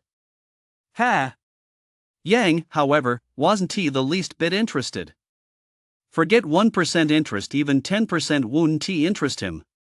100,000 or so a year? What good is that? It's not even enough to advance me a single cultivation level. Besides, once my cultivation reaches a higher level, even 1,000,000 might not be enough to advance one level. In that case, I'd be better off converting that silver into cultivation power sooner rather than later. Senior brother Xiao, you must understand that a steady stream is best. As the saying goes, a fortune of 10,000 guan is no match for a single fun earned each day. Zhao Yukai, meanwhile, was trying his hardest to persuade him. He wanted Yang to realize just how beneficial it would be to let him run up a debt. Sorry, I'm a bit shallow. Just one word. Give me the money. Yang rolled his eyes, completely ignoring the other guy's nonsense. Well. Zhao Yukai was immediately at a loss. There was no way he could come up with 1,000,000 silver taels on such short notice. He originally intended to use this tactic to buy some time. But now it was clear that it's simply wound tea work. Senior brother Xiao, I really don't have the money. A fat man weighing 3 or 400 Jin was sweating profusely under the pressure, his face etched with worry. What kind of karma had he accumulated in his past life to end up meeting this guy? Fatso, you'd better think this through. If you don't hand over the money today, heh, trust me, you'll regret it. Yang said with a sinister grin. That laugh sent a shiver down Zhao Yukai's spine. Senior brother Xiao, I really don't have any money. I only have one business right now. If it comes down to it, I'll give you the business. Yang had originally intended to refuse outright. It would take far too long to recoup the investment, it wasn't worth it. But Yan, standing nearby, beat him to it and asked, "Where is that business?" Seeing his junior sister speak up, Yang didn't interrupt. He knew deep down that she was definitely looking out for him. Beima City. Zhao Yukai replied helplessly. Yen's eyes lit up slightly, and she immediately tugged Yang aside. Then she whispered, "If it's true, we should take this shop. Even if we don't run it as a business, we could resell it for around 1.1 million. Besides, Beima City is the strongest fortress within a 3,000 li radius, with a population of 10 million. Running a business there is a solid choice." Listening to Yen's analysis, Yang began to feel tempted. If it were truly as she said, then this was worth taking. Even if he didn't run it himself, he could quickly turn it into cash. In Beima City, where every inch of land was worth its weight in gold, shops were an absolute rarity. After giving it some thought, he decided to take it. Judging by Zhao Yukai's appearance, it was unlikely he'd be able to come up with the money anytime soon. He'd just have to make do for now. Alright, I'll listen to my junior sister. Yang gave Yen a mischievous look. Before long, the young girl's face turned bright red under his gaze. "Humph. I'm not talking to you anymore." Then she ran off. Yang turned and walked straight toward Zhao Yukai. "Fine, I'll take the shop. I won't make things difficult for you." Although the matter was settled, Zhao Yukai felt a pang of heartache. He had carefully calculated the shop's value. It would generate at least 500,000 in profits annually, and he could recoup his investment in just 2 or 3 years. After that, it would be pure profit. But now, in the blink of an eye, it had become someone else's shop. Heartbreaking. Fine. I'll go get the deed. Though his heart ached, Zhao Yukai accepted the situation for the sake of his reputation. He could earn back the silver, but once his reputation was ruined, restoring it would be something no amount of money could measure. Faced with this choice, Zhao Yukai chose his reputation. Soon, he emerged holding a deed. Along with it was a jade pendant, the very one that had belonged to Yang. "Senior brother Xiao, here is your jade pendant." Handing over the pendant, Zhao Yukai gritted his teeth and spoke up. "Senior brother Xiao, this shop cost me 1,200,000 taels of silver. Could you please give me the extra 200,000 taels?" After some thought, he realized he'd lost far too much. So he decided to ask for some of it back to make up for his losses. "Forget it, just give me the money." Yang was just as decisive. As soon as he heard he'd have to pay more, he immediately decided to walk away. Upon hearing this, Zhao Yukai froze in shock. He hadn't expected Yang to be so resolute. After thinking it over, he decided to give up. If he were to sell the shop himself, people like Bei Machen would definitely try to drive the price down as much as possible. In the end, he might not even be able to sell it for 1,000,000 taels of silver. If that were really the case, I'd lose even more. But if I gave it to Yang, at least I'd be in his debt. Fine then, this shop belongs to senior brother Xiao. His trembling hand slowly reached out. Yang took it directly after examining it and confirming it was the right one. He nodded. Looking at Zhao Yukai, who appeared even more haggard, he actually felt a bit of admiration. He'd used a jade pendant back then. If Zhao Yukai had insisted on that, he might not have had to pay such a huge sum. "Come on, don't be so down. Look on the bright side, you've still got a long road ahead." He spoke up to comfort him. But the moment Yang said that, Zhao Yukai felt even more like crying. After more than 10 years of hard work, he'd nearly been reduced to nothing in a single moment. In Zhao Yukai's eyes, Yang was taking advantage of the situation and acting all high and mighty. Shameful. Tears fell one by one. The more he thought about it, the more heartbroken and distressed he felt, until finally, he burst into tears. Ha! Yang was completely taken aback. Is it really that bad? It's just 1,000,000 taels of silver. What kind of sight is a grown man crying like this? Hearing this, Zhao Yukai felt even more heartbroken. Senior brother, you make it sound so easy. This is my savings from over 10 years, and today you've taken it all away from me. Yang was taken aback for a moment. He was at a loss for words, too. If it were him, he'd feel terrible as well, working so hard for over 10 years, only to suddenly realize he was nothing more than a hired hand, and that all that money had been earned for someone else. That blow, it was a bit of a shock. After thinking it over, he decided to give the fat guy a helping hand. Fatso, stop crying. Let me ask you, do you want to make a fortune? Zhao Yukai was taken aback for a moment. But he quickly nodded. I dream of making a fortune, but sniffle. The thought of losing over a decade's worth of savings made his heart twist in pain. All right, stop crying. I'll tell you about a chance to make a killing.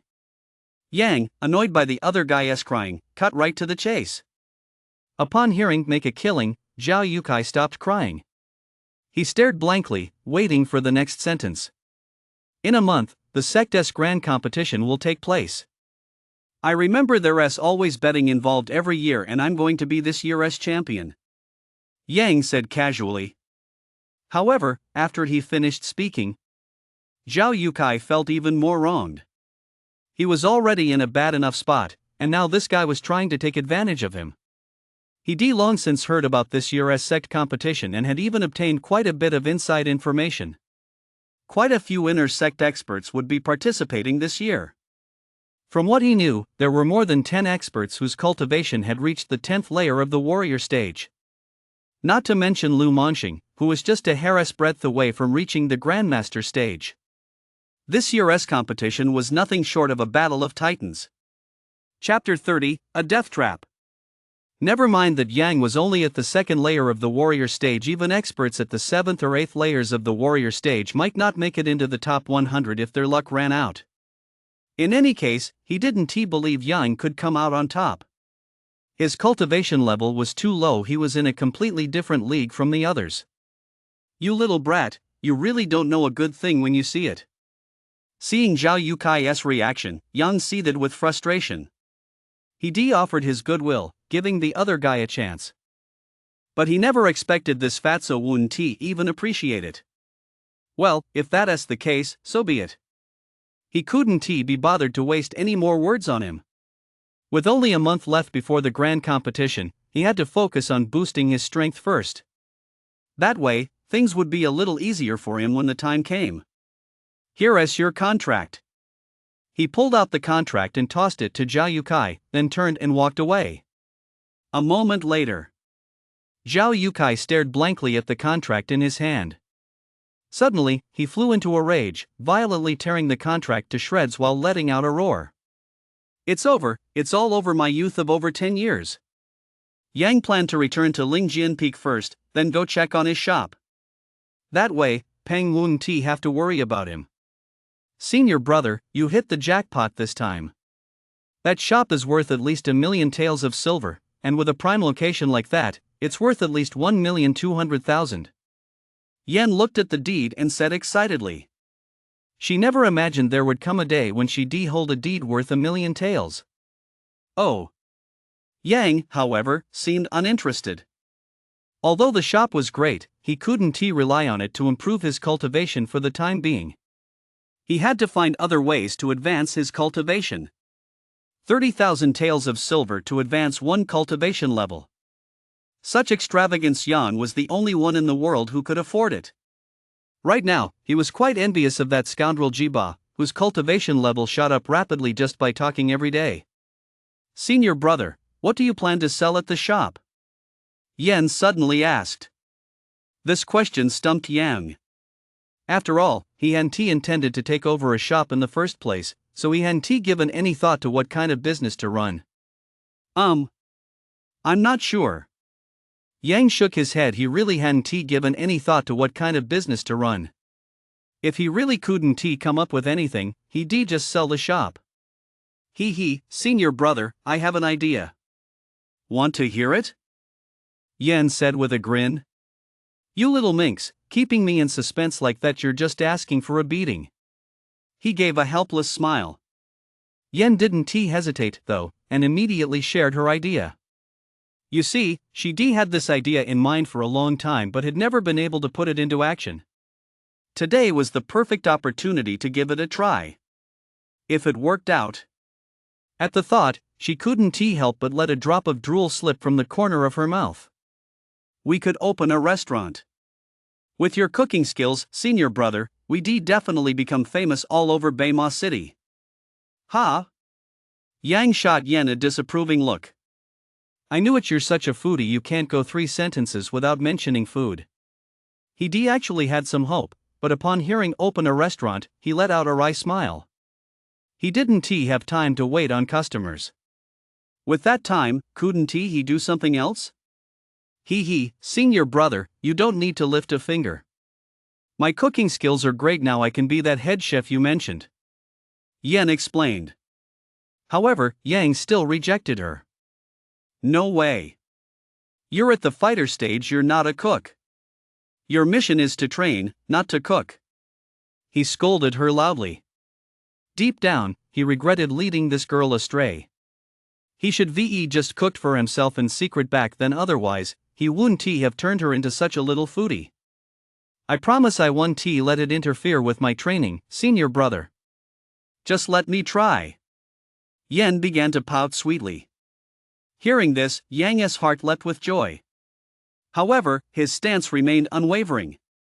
Yen, I'm telling you, there is no way. This is non-negotiable. To put it simply, if he really let Yen become a cook, Pang would absolutely never let him off the hook. Not only had he led a promising martial arts prodigy astray, but he even tricked her into becoming a cook. At that thought, he could almost see Pang, sword in hand, hunting him down across the land. Yang couldn't help but shudder. He'd rather die than agree to it. This was a death sentence. Senior brother, just let me give it a try. Yen pleaded softly. But Yang was set in his ways for the sake of his own life. He'd never agree, no matter what. Don't even bring it up again. I'd rather sell the shop than let you be a cook. Humph. I'm not talking to you anymore. Senior brother is a big meanie. Hearing this, Yen's eyes reddened slightly. She was about to run away. Seeing the girl on the verge of tears, Yang quickly grabbed her hand. If she really went back like this, would he come out of this unscathed? Even if Ping didn't use a sword, it wouldn't be out of line for him to whack him with a shoe. Wait, junior sister. Don't be angry. I'm only doing this for your own good. But this only drew a huff of indignation from Yen.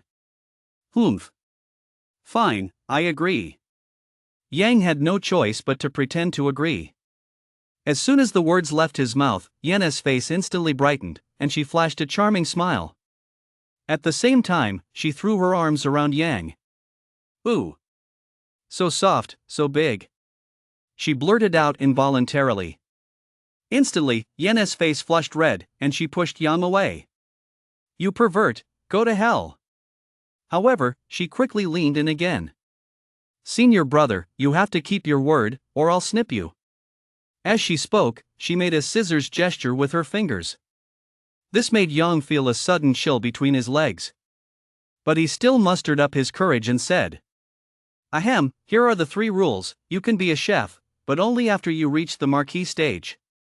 Hearing this, the smile on Yen's face gradually froze. Reaching the marquee stage would take at least 10 years, maybe even 20 or 30. By then, it would be too late. No way. That's way too long. Yang flashed a smug grin. You're the one who refused. Don't blame me for not giving you a chance. As soon as those words left his mouth, Yan instantly realized he'd been tricked. You scoundrel! The two of them bickered and bantered all the way to the foot of Spirit Sword Peak. Just then, they heard a furious roar echoing down from above. Where's that little brat Yang? Yan's expression changed. Oh no, second master is here. Senior brother, you'd better run. He urged Yang to leave. That voice just now belonged to none other than Meng Haotian, the second elder of the Giant Spirit Guild. It seemed he had come looking for them.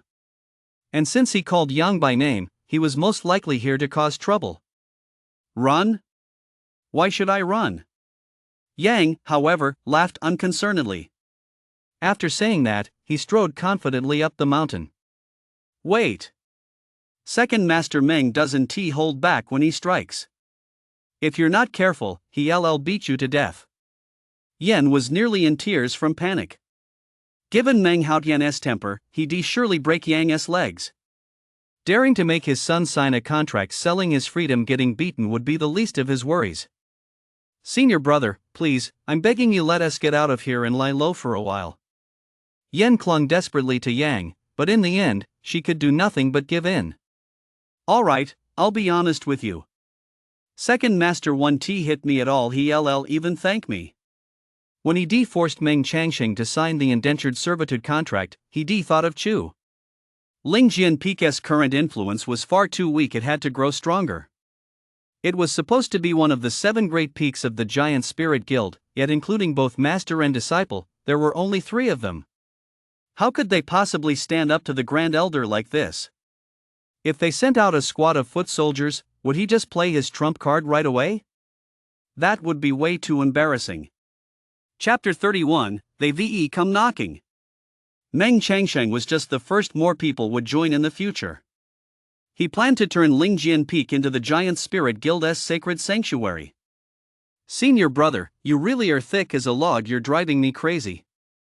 Seeing Yang heading up the mountain, Yan stomped his foot in frustration, but after a moment's thought, he followed anyway.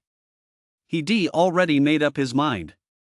No matter what, he couldn't let second senior uncle hit Yang this time. He would definitely get Pang to step in and stop him. Third brother. Where's that brat Yan? Meng Hao rushed out of his room in a panic. He clearly hadn't found Yang. Pang looked up slightly and gave a wry smile. I already told you, second senior brother Yang isn't home, but you just wouldn't believe me. After saying that, he took a sip of tea. Humph. You're just like your disciple, neither of you are any good. Meng Haotian snorted coldly, glared at him, and said with obvious annoyance. Second senior brother, that's not fair.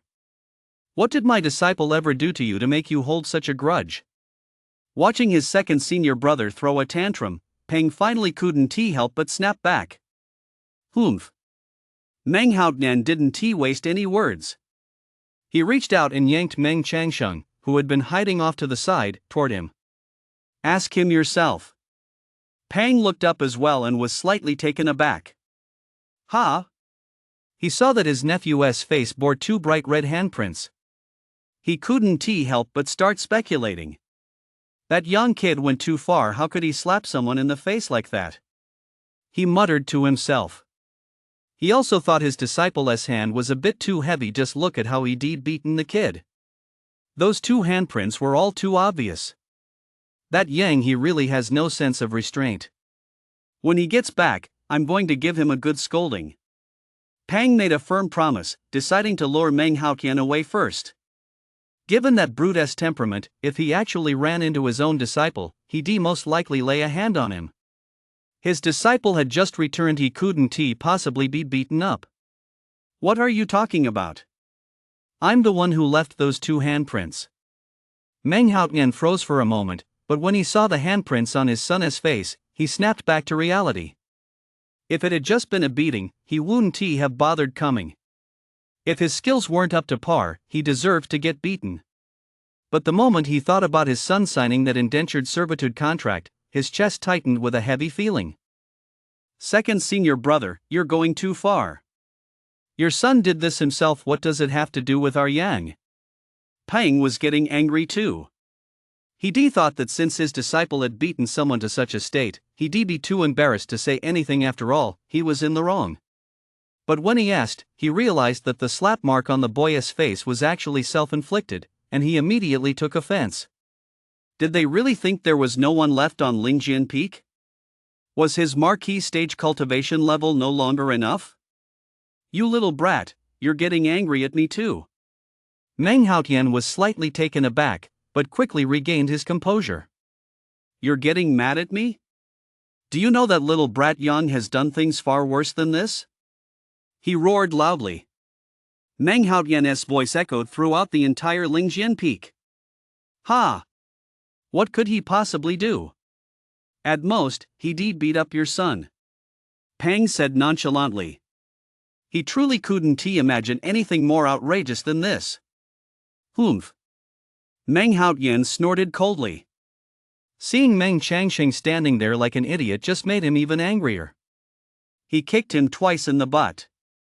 You little brat, go tell your third uncle about that shameful thing you did.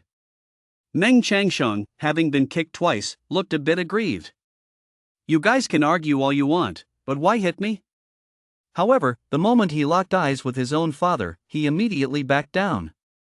He hurriedly recounted what had happened that day. Third uncle, it's like this I signed a contract selling myself into servitude. He recounted the entire sequence of events. At first, Peng didn't pay much attention, but when he heard that Yang had actually mastered a common rank martial art to perfection within a single hour, he furrowed his brow slightly, though he didn't say anything.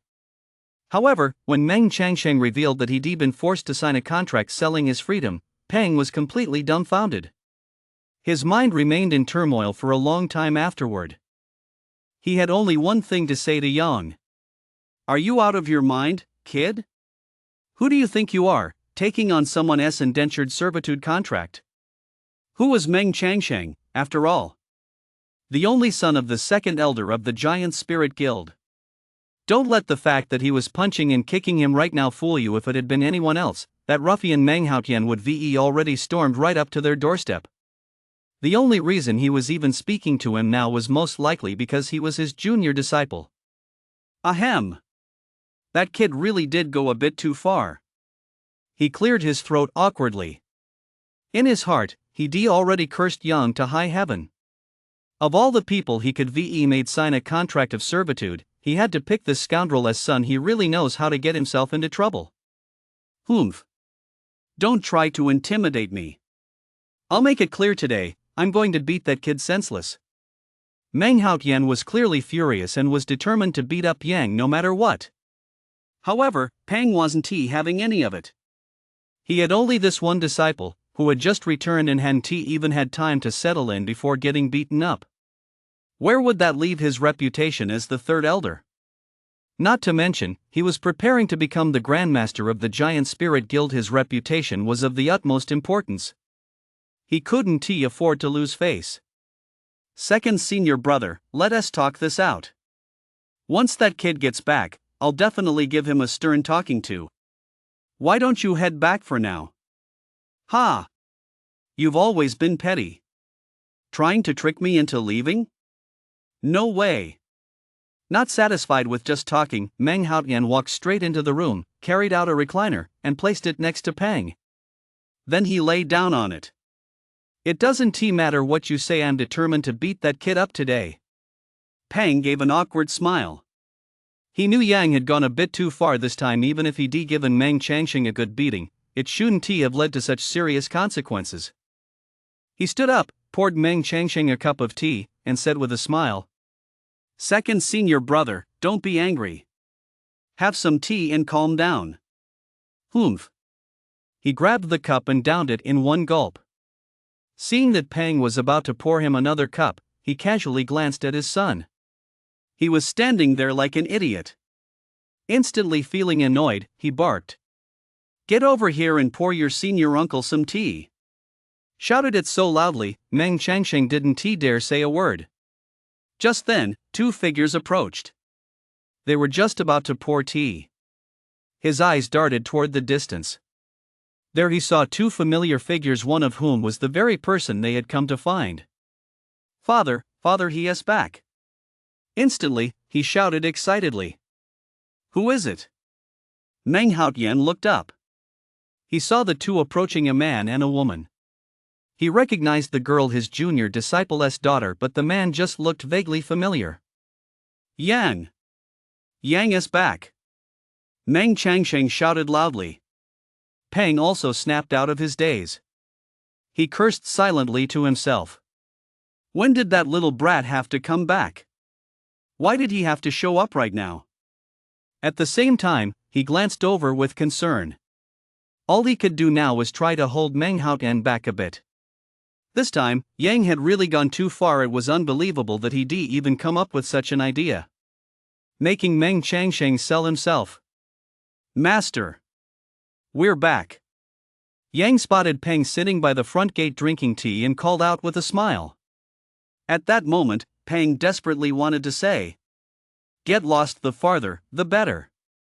But with his second senior brother right beside him, he didn't have the heart to say it. He merely gave a slight nod. "Humph. That little brat-ass finally back." Meng Haotian had finally confirmed who this person was. At the same time, he realized why the kid looked somewhat familiar. He'd seen him quite often 10 years ago. But ever since Yang had gone to the outer sect, he hadn't seen him once. For a moment, he couldn't quite place him. Watching Yang walk toward him step by step, Peng was practically burning with anxiety. Chapter 32, Soaring Sword Chi. That brat always seemed pretty smart back in the day. How come he can't sense that something's off today?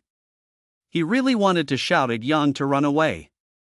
But, sensing the aura beside him, he knew that if he actually did that, this brute standing next to him would definitely go all out. Just then, Yang had already walked up. "It's been a long time, second senior uncle." Perhaps due to his cultivation, Meng Haotian hadn't changed much despite not having seen him for 10 years. "Humph." Meng Haotian snorted coldly. His hand had already risen, but remembering that they were on Lingjin Peak, he decided he had to give Peng a little face. So he lowered it again. "If you don't explain this to me clearly today, I guarantee you'll be bedridden for at least a month," he roared, pointing directly at Yang's nose. He then picked up his cup to take a sip of tea, but only when it reached his lips did he realize there was no tea inside. He immediately kicked Meng Changsheng. "Pour me some tea, you idiot! What are you staring at?" Having been kicked, Meng Changsheng didn't dare delay. He hurriedly bent over to pour the tea. After pouring Meng Haotian's, he didn't forget to pour some for Peng as well. Yang looked up and paused for a moment. The slap mark on Meng Changsheng's face was all too obvious. Poor kid. He felt a pang of sympathy for the boy. Not only had he sold himself into servitude, but he'd also been abused at home. "Ha? Second senior uncle, I don't understand what you're talking about." Yang played dumb. Instantly, Meng Haotian couldn't hold back any longer. He stood up, ready to lash out, but was stopped by Peng. "Second senior brother, calm down. I'll ask for you. Where's the indentured servitude contract? Tear it up right now," he shouted, growing impatient. As long as the contract was torn up, Meng Haotian's anger would subside by more than half, and he wouldn't have to resort to heavy-handed punishment. At most, he'd just give him a lesson. "Third brother, let go of me. I'm going to beat this kid senseless today. He is playing mind games with me."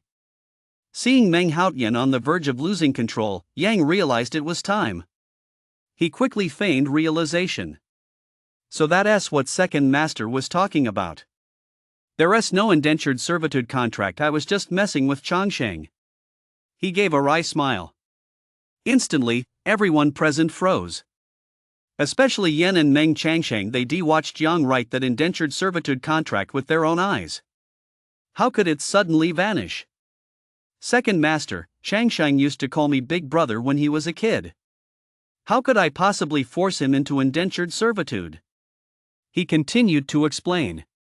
Meng Haotian also recalled the events of those days. It was indeed true.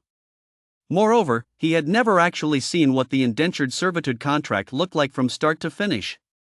All of this had been based solely on Meng Changsheng's words. Thinking of this, he abruptly turned to look at his son. Gulp! Meng Changsheng shuddered. He took 2 panicked steps back.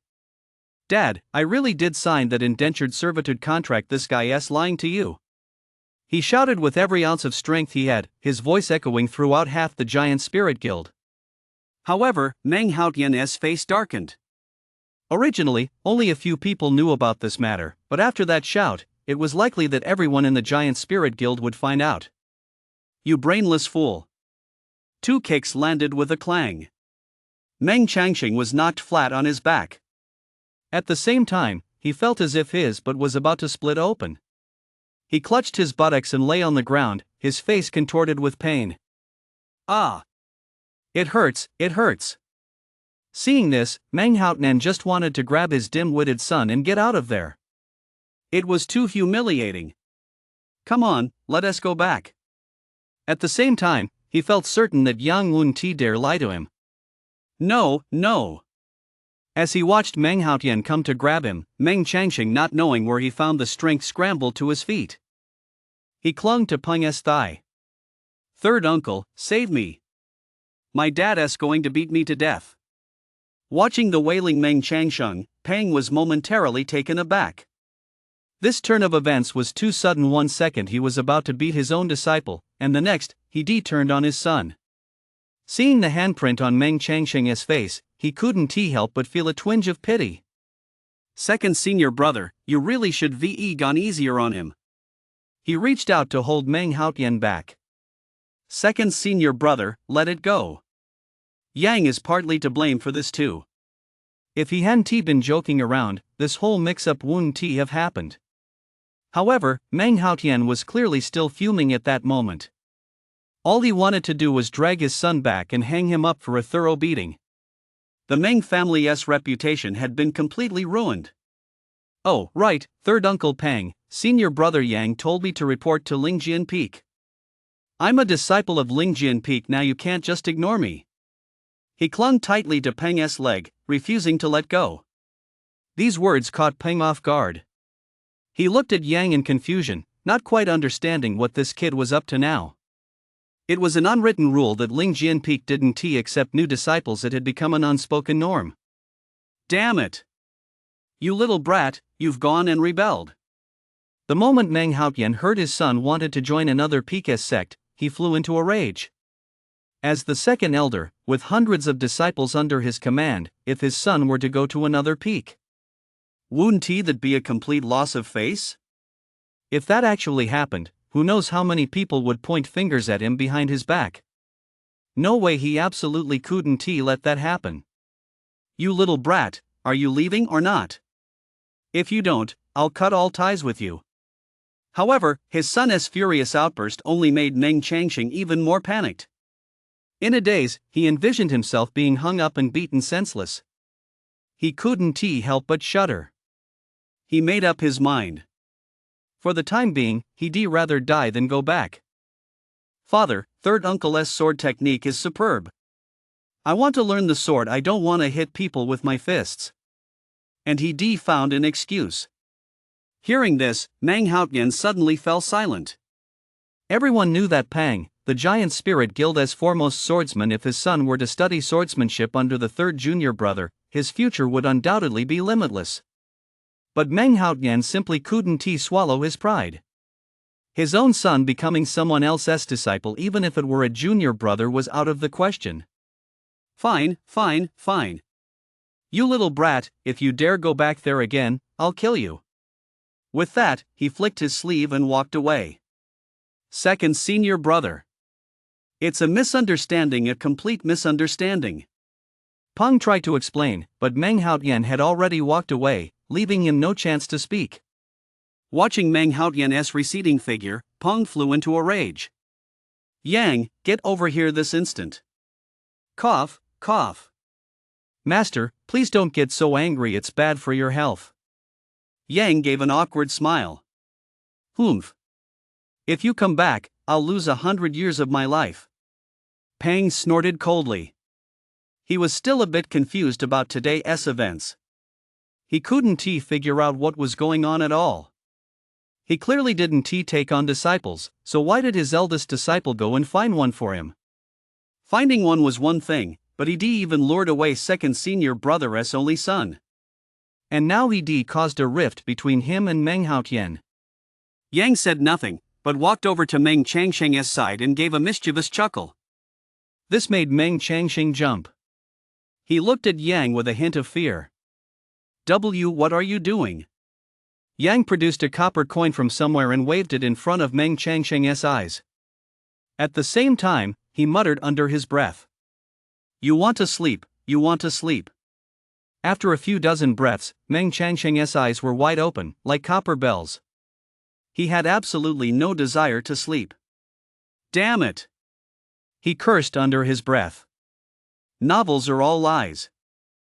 At the same time, he raised his hand. He smacked Meng Changsheng right on the back of the head. Thwack! With no ability to resist whatsoever, Meng Changsheng was knocked unconscious instantly. You! Don't blame me. It's your own fault for not sleeping. Yang shrugged, saying with a hint of resignation. Seeing Meng Changsheng pass out, Pang was about to ask what was going on. You little brat, have you forgotten that Lingjian Peak doesn't accept disciples? Hee, master, trust me, you'll take him in. Yang gave a mysterious smile. Why go to such great lengths, risking offending Meng Haotian, just to keep Meng Changsheng around?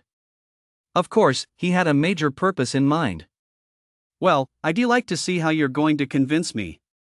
Pang's tone was a bit hostile, clearly due to Yang's actions. Watch closely, master. With that, he slapped Meng Changsheng squarely on the back. Almost simultaneously, a streak of sword energy shot skyward. Fortunately, Pang's reaction was quick enough in the blink of an eye. He suppressed that sword energy. However, a hint of shock still lingered on his face. Chapter 33, Sword Body. Is this the legendary sword body? Pang himself was a master swordsman, and the moment that sword energy appeared, he sensed that something was amiss with Meng Changsheng.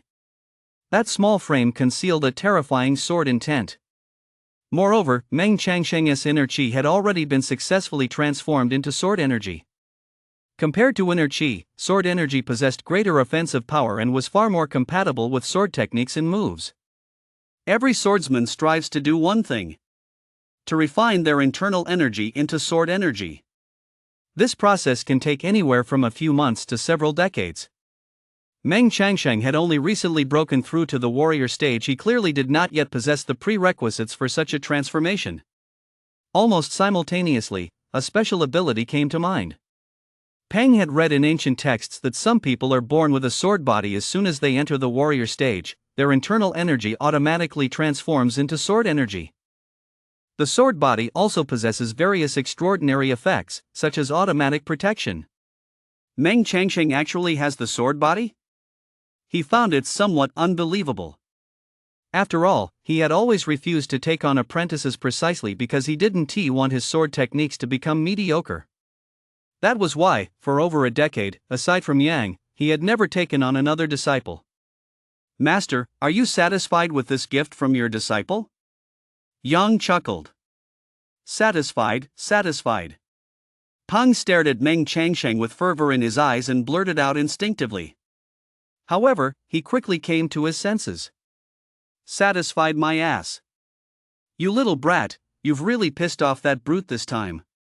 Thinking of how Meng Haotian had nearly lost his temper several times, Pang felt a headache coming on. Since Meng Haotian was originally a fist master, he had always relied on his fists in battle. His fighting style was fierce and aggressive, which is how he earned the nickname Brute. Master, do you really think second senior uncle doesn't know Meng Changsheng is a sword physique? Hearing this, Pang laughed helplessly. What do you know, kid? Sword physique is very special. It's almost impossible for outsiders to detect. That brute doesn't know a damn thing. Master, if it were anyone else, second senior uncle might not care, but this kid is his son. Yang said with a smile. Pang paused for a moment. Then it dawned on him when it came to his own child, he was absolutely the most attentive. Take Yen, for example. To perform the bone-washing and marrow-purifying ritual for the little girl, he'd been busy for 2 whole years. During those 2 years, he did nothing else. Every day, he searched for medicinal herbs within Qianshan Ridge. He had truly spared no effort to finally concoct a marrow-cleansing elixir. You've got a point there, kid. Pong nodded. He had been too fixated on the matter himself. He knew his own child best. Almost simultaneously, a look of wild delight flashed across Peng's face. "Ha, so you're saying that scoundrel actually wanted to send his son over all along, but out of pride, he has been too embarrassed to speak up?" Yan nodded. He thought that was exactly the case. The moment he first met Meng Changsheng, he sensed something odd about the kid. After scanning him, he discovered that this guy was actually a sword body of physique that appears only once in a million people. Right then and there, he hatched a plan to trick Meng Changsheng into coming to Spirit Sword Peak. He actually braced himself for a beating. But to his surprise, Meng Haotian, the so-called common man, had only exchanged words with him from start to finish. He hadn't laid a finger on him. This development gave Yang absolute confidence. That's why he decided to go all out.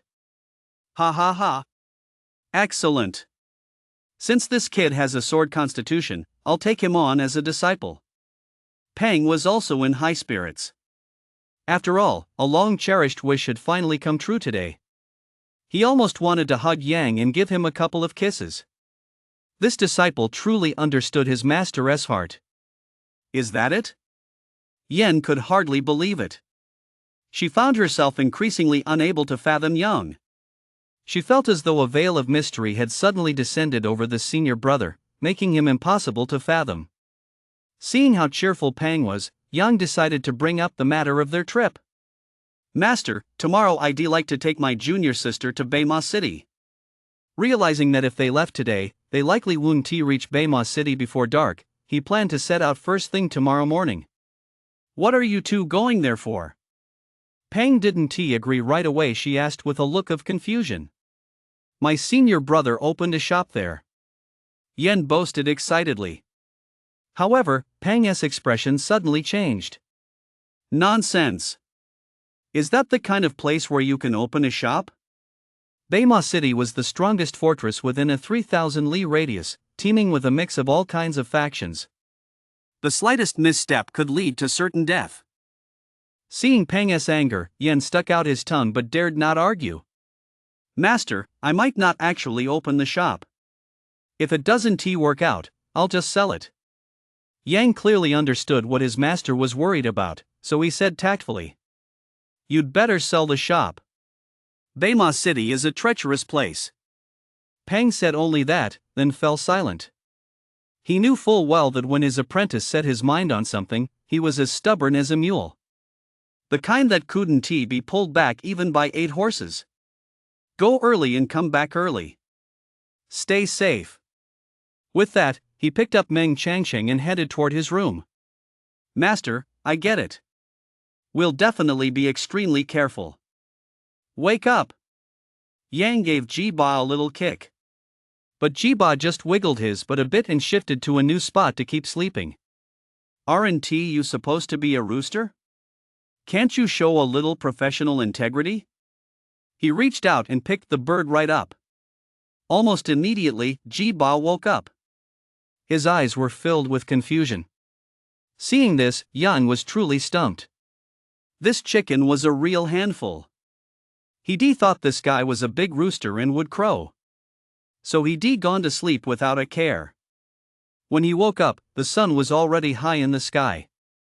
He found Jiba only to discover that not only had the rooster failed to wake him up, but the bastard was still fast asleep. Cluck, cluck, cluck. Jiba let out 2 clucks, clearly baffled. Yang rolled his eyes. He completely ignored the rooster. He really hadn't expected that, despite being a full-grown rooster, it wouldn't crow. It was a total waste of space. "Come with me for a bit." He tossed Jiba onto the floor and was about to go wake Yen. But just as he reached the doorway, he heard a noise coming from the kitchen. He turned to look. A young girl wearing an apron was standing there, holding 2 plates and smiling at him. "Senior brother, you're awake. I made fried dough sticks and congee." Yang was taken aback for a moment. He'd always cooked for himself before both this girl and the one in the room were the type to just open their mouths and eat. Today was really strange. But Yang didn't think too much of it. Having something to eat was better than anything else. Plus, he didn't have to cook it himself.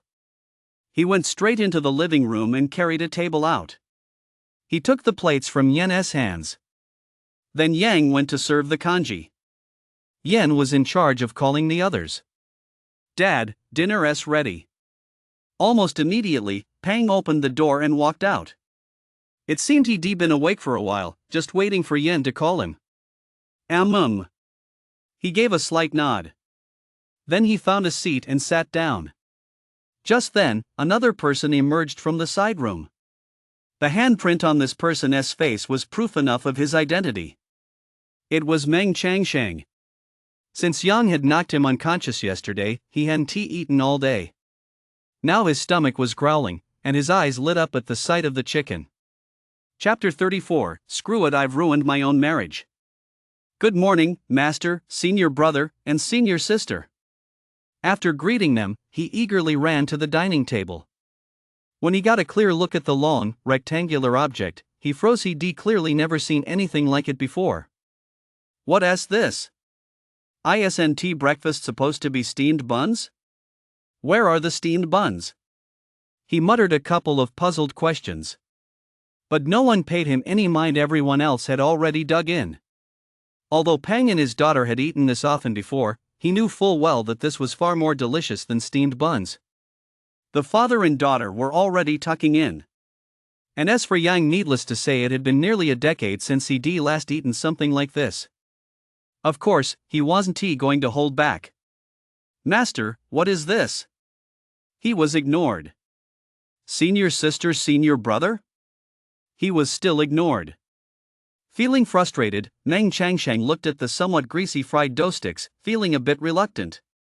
But his stomach was already growling, so he gritted his teeth, picked up a fried dough stick, and began to eat. Crunch! The crispy exterior and soft interior instantly lit up Meng Changsheng's eyes.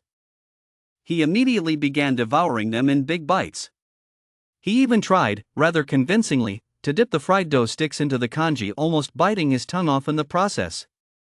He'd always just gnawed on steamed buns for breakfast before. He'd never had such a sumptuous meal. What a heavenly taste, this is so good. For some reason, the kid was eating with tears welling up in his eyes. Before long, more than 10 fried dough sticks had been devoured.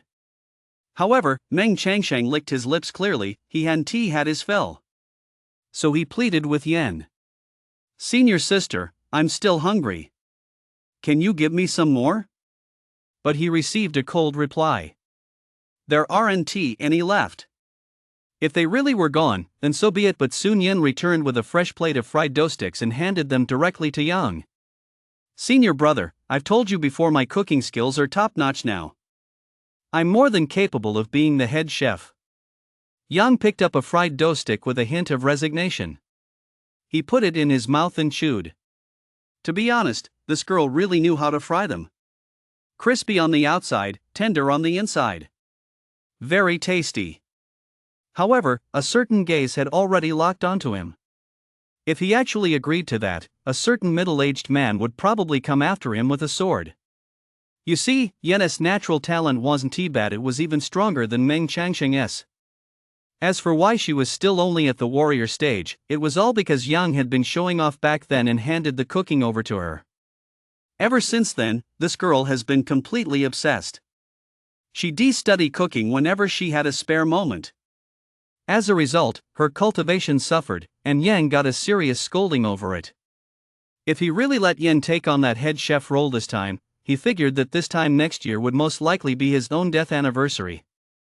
It's just so. The flavor's nothing special. If we were in a big city like Baima City, I think I'd lose money. Yang had no choice but to say this, even though it went against his better judgment. Instantly, Yan hung her head, clearly feeling dejected. Seeing this, Yang felt a pang of sympathy and added, "Once you reach the marquee stage, I might let you give it a try." Although it would take a long time, at least she had something to look forward to. However, had this been said earlier, it wouldn't have been a big deal. Neither Yang nor Pang wanted Yan to be a cook. But now there was a newcomer here who knew nothing of the situation. Hearing the delicious meal he'd just eaten being slandered, he immediately objected. "You're talking nonsense. Senior Sister Yen's cooking is simply the finest in the world. Even in Baima City, it would be a rare treasure." Instantly, two murderous glares shot his way. Meng Changsheng couldn't help but shiver. He instinctively hunched his shoulders. "Did I say something wrong?" he muttered under his breath. Almost simultaneously, a voice rang out. "You too, be careful on your journey. Today, I'm going to give this new disciple a proper lesson." Pang had already stood up and walked back into the room.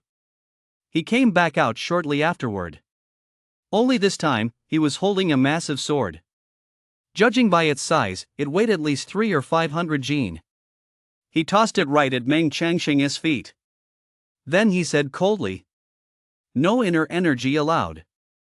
Swing the sword 10,000 times." Meng Changsheng, who had just picked up the massive sword, shuddered. The sword weighed at least 300 jin if he really had to swing it 10,000 times. He felt he'd be crippled. "Master, this is way too hard. I'm still young, I need to take it step by step." As soon as he said this, he was met with a glare. "Don't like it? Then get lost." Hearing this, and recalling what Meng Haotian had said before leaving, Meng Changsheng reluctantly picked up the massive sword. He began swinging it. However, his speed was laughably slow. Pang spoke up again immediately. "If you don't swing it 10,000 times tonight, you won't get any dinner." As soon as those words were out, Meng Changsheng's speed visibly picked up a few notches. Meanwhile, Yang wore a smug, schadenfreude-filled expression. "That's what you get for being so big-mouthed, kid." He knew that for the first. "Add 1,000. Master. Add another 1,000. He had intended to explain, but as soon as those two sentences were uttered, Meng Changsheng wilted on the spot. He picked up the giant sword and continued swinging it. "Junior sister!" Yang cried out in a coquettish voice. Yen quickly dodged, even going so far as to rub her arms.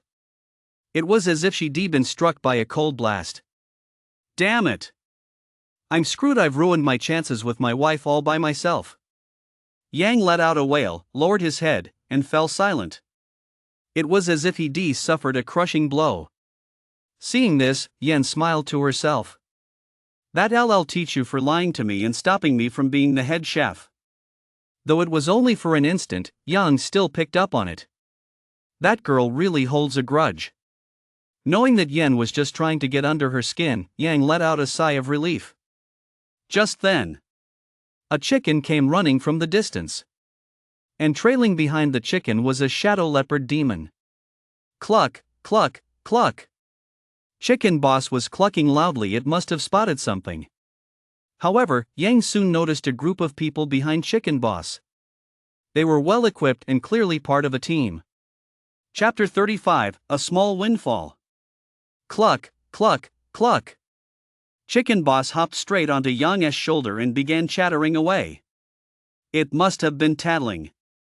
Meanwhile, the shadow leopard demon came straight up beside Yang. Whoosh! Suddenly, a steel arrow whizzed toward him. Yang dodged to the side, and the arrow flew past right in front of his eyes. Just then, the group of people had already galloped up on horseback. "Who are you, and why do you have my prey?" The leader was a young man, in his early 20s, who immediately confronted Yang. This made Yang raise an eyebrow. Wow, shooting at my battle beast with a bow and arrow! Not only did he not apologize, but he was acting so cocky. "Young man, have some decency. You shot my battle beast with an arrow, and I haven't even confronted you about it yet." He glanced at him and said indifferently. However, these words only sparked a burst of laughter. "Ha ha ha ha, you little bastard, do you even know who this is?" Stop wasting his time. Hurry up and let go of those two beasts so my young master can warm up. Two angry voices barked out the orders. Hearing this, Yen's face darkened with displeasure, and he raised his head slightly to look over.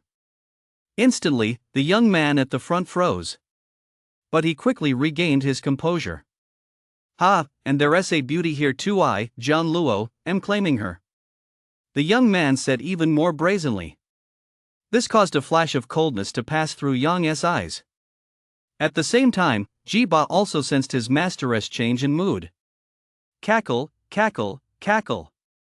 It let out a series of calls, clearly asking for Yang's instructions. Go! Yang softly uttered two words. This immediately drew mocking laughter from the group. This kid must be scared out of his wits. Who does he think he is talking to? Running into young Master John, that's just his. They all hurriedly looked over. At that moment, John Luo was clutching his face with both hands, blood trickling down. Young master, the glistening ransom was beckoning to him. There was no way Yang would turn it down. Wow! It's actually a member of the Zhang family. I'm so scared. Yang feigned fear. The guard, however, said anxiously. Then why don't you make that beast stop? Jiba had already taken down another person at this rate. It wouldn't be long before the rest of them were all knocked out. Junior sister, I'm scared. Are you scared? Yang spoke timidly, as if he hadn't heard a thing. At the same time, he leaned toward Yen. However, he was ruthlessly pushed away and even met with a huge roll of the eyes. Stop messing around. Let us finish this quickly. We still have a long way to go. Hearing this, Yang's mood lifted considerably. Her junior sister was paying attention to her again. At the same time, she glanced once more at the Zhang family's guards. Unfortunately, after a cry of pain, the last guard was also knocked down. At that moment, Jiba was pecking at one of the guard's armor. Zhang Luo visibly froze for a moment. He never expected the elite guards he brought along to be so easily defeated. Wiped out by a single chicken. And just moments ago, he'd been chasing after them. Gulp! He swallowed hard and turned to run. However, a figure was faster than him and immediately blocked his path. Hey, kid, where are you off to? Yang blocked John Luo's path with a smile. Don't do anything rash. I'm a member of the Zhang family. If you dare lay a finger on me, the Zhang family won't let you off the hook. Hearing this, Yang's smile didn't waver as he said leisurely. You scared me. You'll have to pay me compensation. Ha? What the? John Luo's brain went blank. He couldn't keep up with Yang's line of thinking at all. What do you mean, ah? I'm a core disciple of the Giant Spirit Guild. You scared me, so you have to pay up. Yang emphasized once more. And this time, he even brought up the power behind him. It had to be said that the Giant Spirit Guild did carry some clout. As soon as that name was mentioned, Zhang Luo's body visibly shuddered. His eyes widened, and he muttered in a panic. The Giant Spirit Guild? He'd heard of this sect. It was a powerful force with marquee stage-level experts at its helm. A small clan like the Zhang family could be wiped out with a single wave of the hand. Instantly, Zhang Luo realized he'd gotten himself into trouble. Ignoring the pain in his face, he hurriedly begged for mercy. I didn't recognize a mountain when I saw one. I had no idea you were a high-ranking disciple of the Giant Spirit Guild. I'll pay you back. As he spoke, he pulled out his money pouch and took out more than 10 silver bills. He handed them to Yang. This is a small token of my appreciation. Please accept it. Yang didn't beat around the bush. He glanced at them. 1,000 per bill, about 10 of them. That's over 10,000 in a flash. Alright, let us call it even for scaring me. Zhang Luo breathed a sigh of relief. However, his heart soon began to race again. Let us forget about scaring me. Now let us talk about scaring my junior sister. Zhang Luo's body froze instantly, staring at Yang in utter bewilderment. In the end, with tears in his eyes, he handed over all his silver notes. He thought that would be the end of it. But that voice rang in his ears once more. We can let the matter of scaring my junior sister slide too. Now let us settle the score for scaring my battle beast. Zhang Luo was completely dumbfounded. He desperately wanted to scream. You damn fool, look closely, it was your cock that took us down. We haven't even asked for money for medical bills yet, and you actually have the nerve to ask for money? Seeing Zhang Luo frozen in shock, Yang turned to Yin and said, Junior sister, send a message to the sect. Tell them there's a clan that wants to be wiped out. Let us be the good guys and give them a helping hand. Before Yin could even speak, Zhang Luo was scared out of his wits. He hurriedly began rummaging through his belongings for anything of value, determined to placate this big shot first. Chapter 36, a 600,000 ransom. No. I'll pay. Apart from the clothes on his back, he already handed over everything of value to Yang. Yang nodded in satisfaction. Xiaohei, come here. He called out. The shadow leopard demon clearly knew this was the big brother's big brother. It hurried over and crouched at Yang's feet. Ahem. This is Xiaohei. It just. Before Yang could finish, Zhang Luo already knew. He quickly said. I get it. With that, he roared at the guards lying motionless on the ground. Stop playing dead, you bastards. Hand over your valuables now. His shout proved quite effective. Almost simultaneously, the 6 guards pulled out everything of value they had on them. They scraped together 3,300 taels and handed them over to Yang. Finally, the debt is paid off. After confirming several times that Yang had only 2 people and 2 beasts with him, Zhang Luo breathed a sigh of relief. Not wanting to linger even a moment longer, he hurriedly asked respectfully. Can we go now? Yang glanced at him and smiled coldly to himself. In total, he raked in a little over 30,000 taels. It wasn't even enough to advance him a single cultivation level. It would be a shame to let them go like this. Besides, Yang Hen expected this young Master Jiang to have much silver to begin with. This was merely a little extra. The real jackpot was Zhang Luo's ransom. Since he dared to cause trouble, Yang saw no reason not to bleed the Jiang family dry. Wait a minute. You just injured my battle beast. Pay up. As he spoke, he gave Jiba a meaningful glance. Instantly, Jiba, who had been lively and energetic just moments ago, began to tremble all over. After taking only a couple of steps, he collapsed to the ground. Cackle. He let out agonized cries from his mouth. Zhang Luo was stunned on the spot. How shameless. He never seen anyone so brazen. He often acted helpless in the past, but compared to this guy, he was practically a model citizen. Senior, I really don't have any money. Zhang Luo was on the verge of tears. He brought all his savings with him on this trip. He originally planned that even if he couldn't hunt a demon beast, he'd just buy one to bring home and make his parents happy. But he never expected to run into Yang. Yang had taken every last coin he saved over the past 2 years. Of course, that wasn't the problem. The problem was that he still didn't have enough silver. Junior sister, call your men, we'll wipe out the Jiang family tonight. Yang roared. Zhang Luo felt his legs go weak and nearly collapsed to the ground. Good. Yen chimed in, even more eagerly this time. No, please don't. I really don't have any money on me, but my Jiang family does. I'll go back and get it for you. Zhang Luo was so scared he almost wet himself, but he forced himself to hold it in as he spoke. Yang merely glanced at him and said slowly. Ha! We're very busy. You're wasting our time like this, so we'll have to charge you a delay fee. Upon hearing this, Zhang Luo had a bad feeling.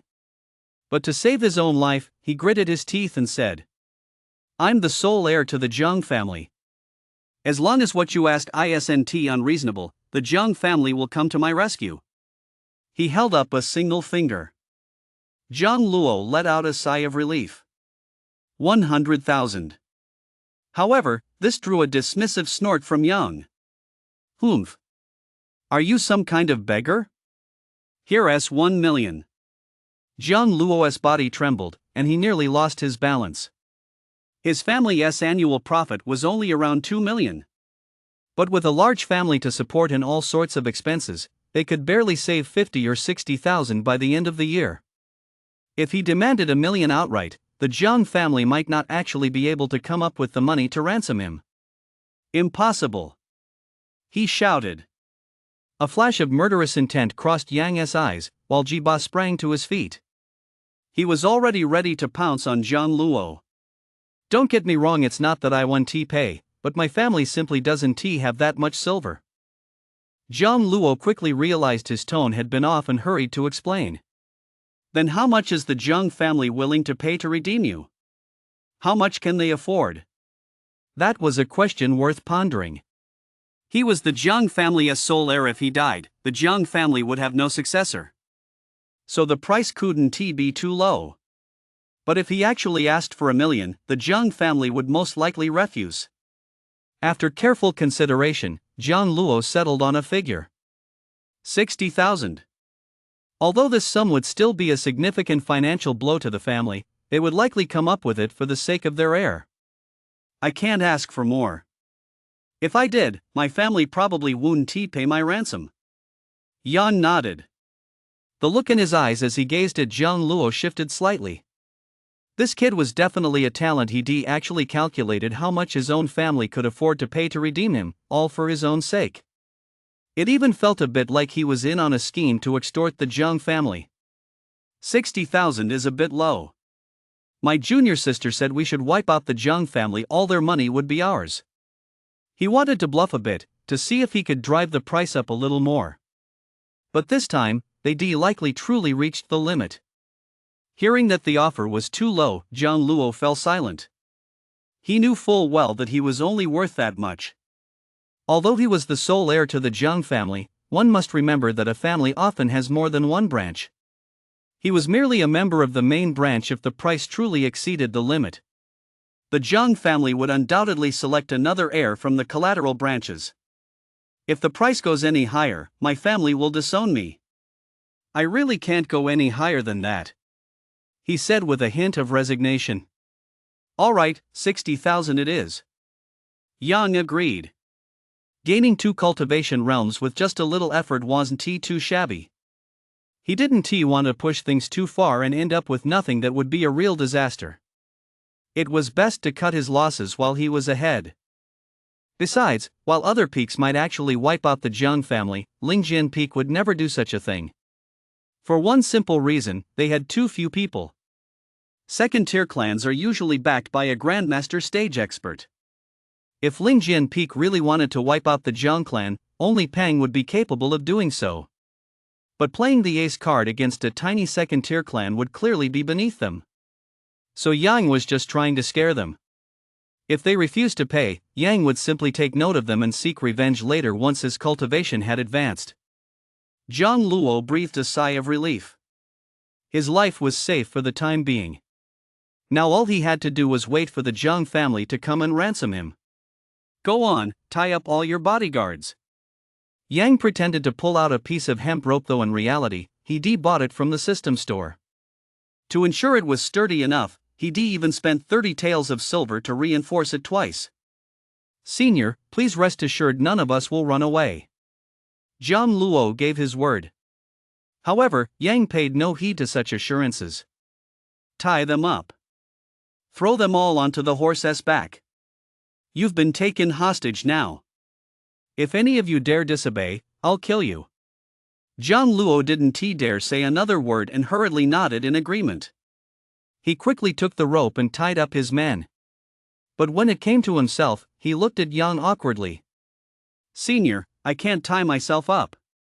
Yang nodded and personally tied Jiang Luo up. "Ouch, senior, go easy on me. If it hurts, just deal with it. You're a prisoner now. Once we reach Beima City, I'll let your men go back and send word." Yang rolled his eyes as if this were some kind of game and tightened his grip slightly as he spoke coldly. Jiang Luo didn't dare say another word no matter how much it hurt. He gritted his teeth and endured it. Soon, all 7 of them were tossed onto the horses' backs. Of course, Yang had deliberately kept one for himself. He wanted to try riding a horse too. He leaped straight onto the back of a chestnut steed, ready to show off. Chapter 37, Beima City. "Hey, babe, wanna hop on Big Brother's steed?" he said to Yen with a smirk. But all he got in return was a huge eye roll. Yen gave a call, and the shadow leopard demon ran over, lying down directly on the ground. This leopard, really? Yang gritted his teeth in frustration. It had actually ruined his plans. Just then, the steed beneath him sensed its master had changed. It revealed a hint of wildness. It tried to throw Yang off its back. But how could an ordinary horse possibly embarrass a stage warrior who was fully prepared? With a cold snort, Yang forcefully subdued it. "If you don't cooperate, I'll slaughter you." Regardless of whether the horse understood him or not, he said it coldly. Instantly, the unruly steed quieted down. "Behave yourself. I'll give you a little motivation first." As he spoke, he casually cast a buff on the steed beneath him. Yang also realized that the success rate for the first 3 buffs was very high. They almost never failed. As for why they had failed before, it was most likely because he was just unlucky. Or perhaps he was just too unlucky. A warm current flowed through his body, sweeping away all his fatigue. The steed was so comfortable it shuddered. It turned its head uncertainly to glance at Yang. "Feels good, doesn't it? I'll give you another one." With that, he performed another enhancement. His luck was excellent this time as well. It succeeded immediately. The steed felt so good that its legs went weak. Still, it gritted its teeth and held on. This time, it was finally certain. The reason it had grown stronger was because of the man standing before it. Instantly, his fondness for Yang skyrocketed. He even turned his head and gently nuzzled Yang. "Damn it, stop nuzzling me, I'm a beginner." Yang growled, a bit annoyed. The nuzzle nearly sent him tumbling off the horse's back. His angry outburst made the stallion stop. Although Jiang Luo's hands and feet were restrained, his eyes could still see. At that moment, his heart took a critical hit of 10,000 points. This horse had cost him 8,000 taels of silver. Although it wasn't a demon beast, its constitution was comparable to that of one. Moreover, for the sake of this horse, he had to serve this master for a full 3 months. All told, the silver he spent had easily exceeded 10,000 taels. But now, looking at the horse, with its fawning demeanor, Jiang Luo couldn't help but feel like a total fucking fool.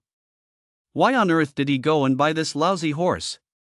If it hadn't been for the horse trial today, none of this would have happened. "What is this guy's name?" Yang suddenly asked. "General Blazing Sunday." Jiang Luo didn't dare to be disrespectful and quickly replied. "General Blazing Sun? What kind of nonsense is that? Just call it Little Red." Hearing this, Jiang Luo was taken aback at first, but soon felt a surge of joy. That name was the horse's own choice. It was the only one the horse wouldn't take offense to. Any other name would make it go berserk. He waited quietly, ready to watch Yang get thrown off.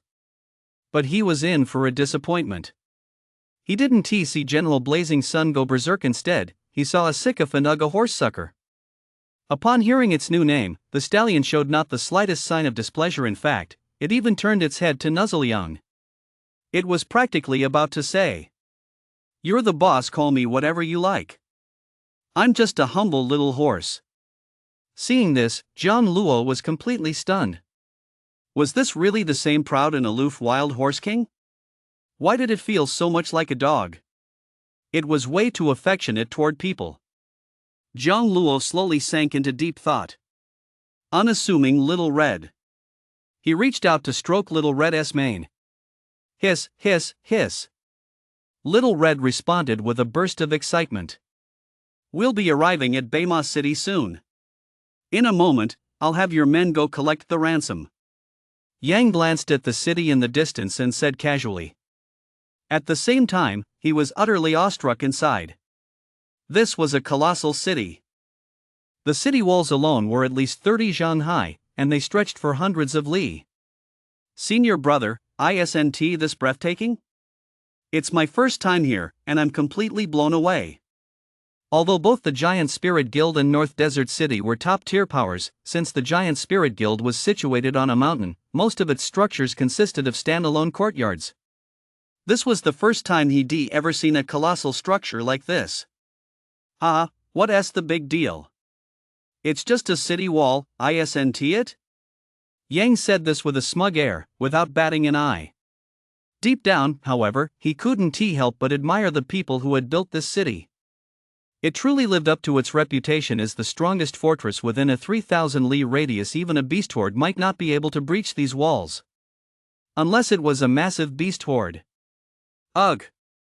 A sound of dry retching. Zhang Luo threw up again. The bumpy ride had really taken its toll on him. It was fine at first. But not long after they set off, he started vomiting uncontrollably.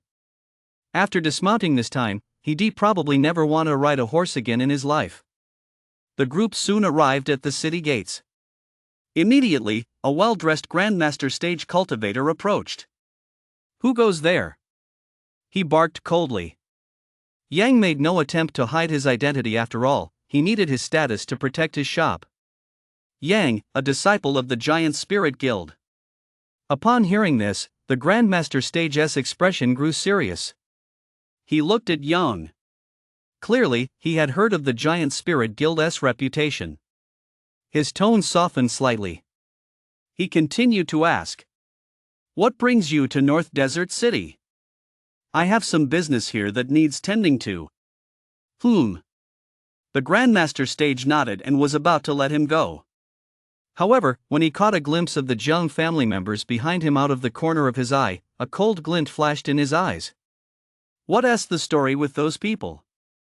If you can't explain yourself clearly, don't blame us for being unkind." Almost simultaneously, 10 warrior stage cultivators closed in. They all watched Yang with intense wariness. "These people tried to rob me, but I subdued them. From what they said, their people will come to pay a ransom to free them." Yang didn't think much of it and explained directly.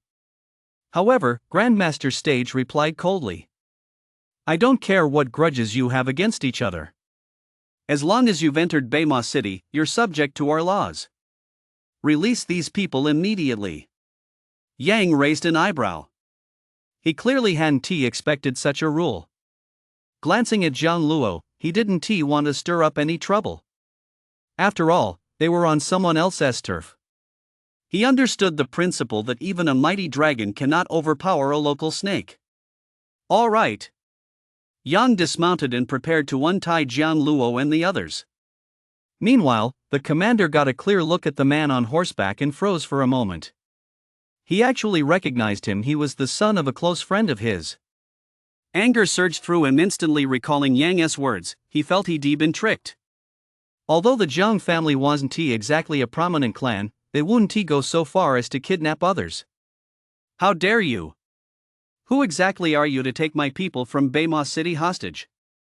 There was an unwritten rule in Beima City: as long as one had their own influence within the city, they were considered a citizen of Beima City. The city lord's mansion didn't interfere in internal conflicts among these factions, but if anyone dared to target them, the mansion had a duty to intervene. Of course, this was also because the city lord's mansion collected a certain amount of silver every year as protection money. As soon as those words were spoken, 10 city guards had already raised their spears, pointing them at Yang. "Ha! I told you he is a disciple of the Giant Spirit Guild. This man tried to rob us on the road, so I captured him," Yang said with a touch of resignation. You're spouting nonsense." The Grandmaster stage snorted coldly. Just as he was about to strike, Zhang Luo snapped back to his senses. He hurriedly called out to stop him. "Wait, Uncle Lu." He had clearly recognized this Grandmaster stage as well. Seeing Zhang Luo call out to him, the Grandmaster stage halted his movements. "Little Luo, are you all right?" he asked with genuine concern. It was clear he had a very close relationship with the other man as father. Uncle Lu told my father to bring 600,000 taels to ransom me. Zhang Luo replied. He had been worried about finding the right person to deliver the message. If he sent his own bodyguards, it would likely take quite some time. Having this man deliver the message would save him a considerable amount of time. Chapter 38, Slapping Himself Across the Face. Xiao Luo, if you're being threatened, Uncle Lu can stand up for you. The Grandmaster stage clearly wanted to snatch him away right then and there. But Zhang Luo refused. At that moment, not only was the Grandmaster stage surnamed Lu baffled, but even Yang was taken aback. They simply couldn't understand Zhang Luo's behavior. This was definitely a golden opportunity to escape danger and one that didn't even require paying a ransom. But for some reason, this guy was dead set on paying the 600,000. Fine. The Grandmaster stage had no choice but to agree. However, as he was leaving, he said coldly to Yang. Even if you're a disciple of the Giant Spirit Guild, if you dare to cause trouble, we have the strength to kill you, and I can guarantee the Giant Spirit Guild won't intervene in this matter. Without waiting to see Yang's reaction, he ran straight into the city. Yang's expression, however, turned somewhat peculiar. He had no idea where this Grandmaster stage got the nerve. If something happened to him or Yen, he didn't know how the Giant Spirit Guild would react. But Peng would definitely come to North Desert City, sword in hand, to make his presence felt. A direct disciple and a biological daughter. Are you kidding me? Yang had absolutely no desire to explain. He simply waited quietly where he stood. As for Yen, who knew what she was thinking, she didn't say a single word. Big brother, my name is Zhang Luo. I look forward to your guidance in the future. Suddenly, Zhang Luo ran over and said respectfully. This left Yang momentarily stunned. He had no idea what this guy was up to now. Seeing the puzzled look on Yang's face, Zhang Luo hurried to explain. I know I was rude to you just now, big brother. It was my fault, and I apologize. Plus, I'll pay every last liang of the 600,000 liang of silver later. What's in it for you? Yang finally couldn't hold back any longer and asked, somewhat bewildered. But Zhang Luo just smiled. Originally, I was planning to have you two killed once we reached Beima City, but then I saw that young lady's sword. As he spoke, he pointed at Yen's sword. What do you mean? Yang looked over in confusion but couldn't spot anything unusual. Yen's sword was decent, but it was ultimately just an ordinary weapon, not yet a spirit artifact. What could be so special about that sword? Zhang Luo gave a wry smile and spoke again. There's a character for Peng engraved on this young lady's sword. Within a radius of 3,000 li, the only swordsman who dares to use the character Peng as a mark is the one from the Giant Spirit Guild. And since you two are from the Giant Spirit Guild, I assume you're from Spirit Sword Peak. Upon hearing this, both Yang and Yen were taken aback. Neither of them had expected Spirit Sword Peak to be so famous. In their memory, Lingjian Peak had the fewest people and was the poorest. It was supposed to be the least well-known peak in the Giant Spirit Guild. But now it seemed things weren't that simple. Lingjian Peak appeared to be quite famous. Just as Yang was puzzling over this, Zhang Luo suddenly dropped to his knees. This left the two of them completely stunned. The guards all looked as if they'd seen a ghost. In that moment of bewilderment, Zhang Luo had already raised his hand and slapped himself right across the face. Smack! After landing that slap, Zhang Luo showed no sign of stopping. In fact, he went at it from both sides, slapping himself mercilessly.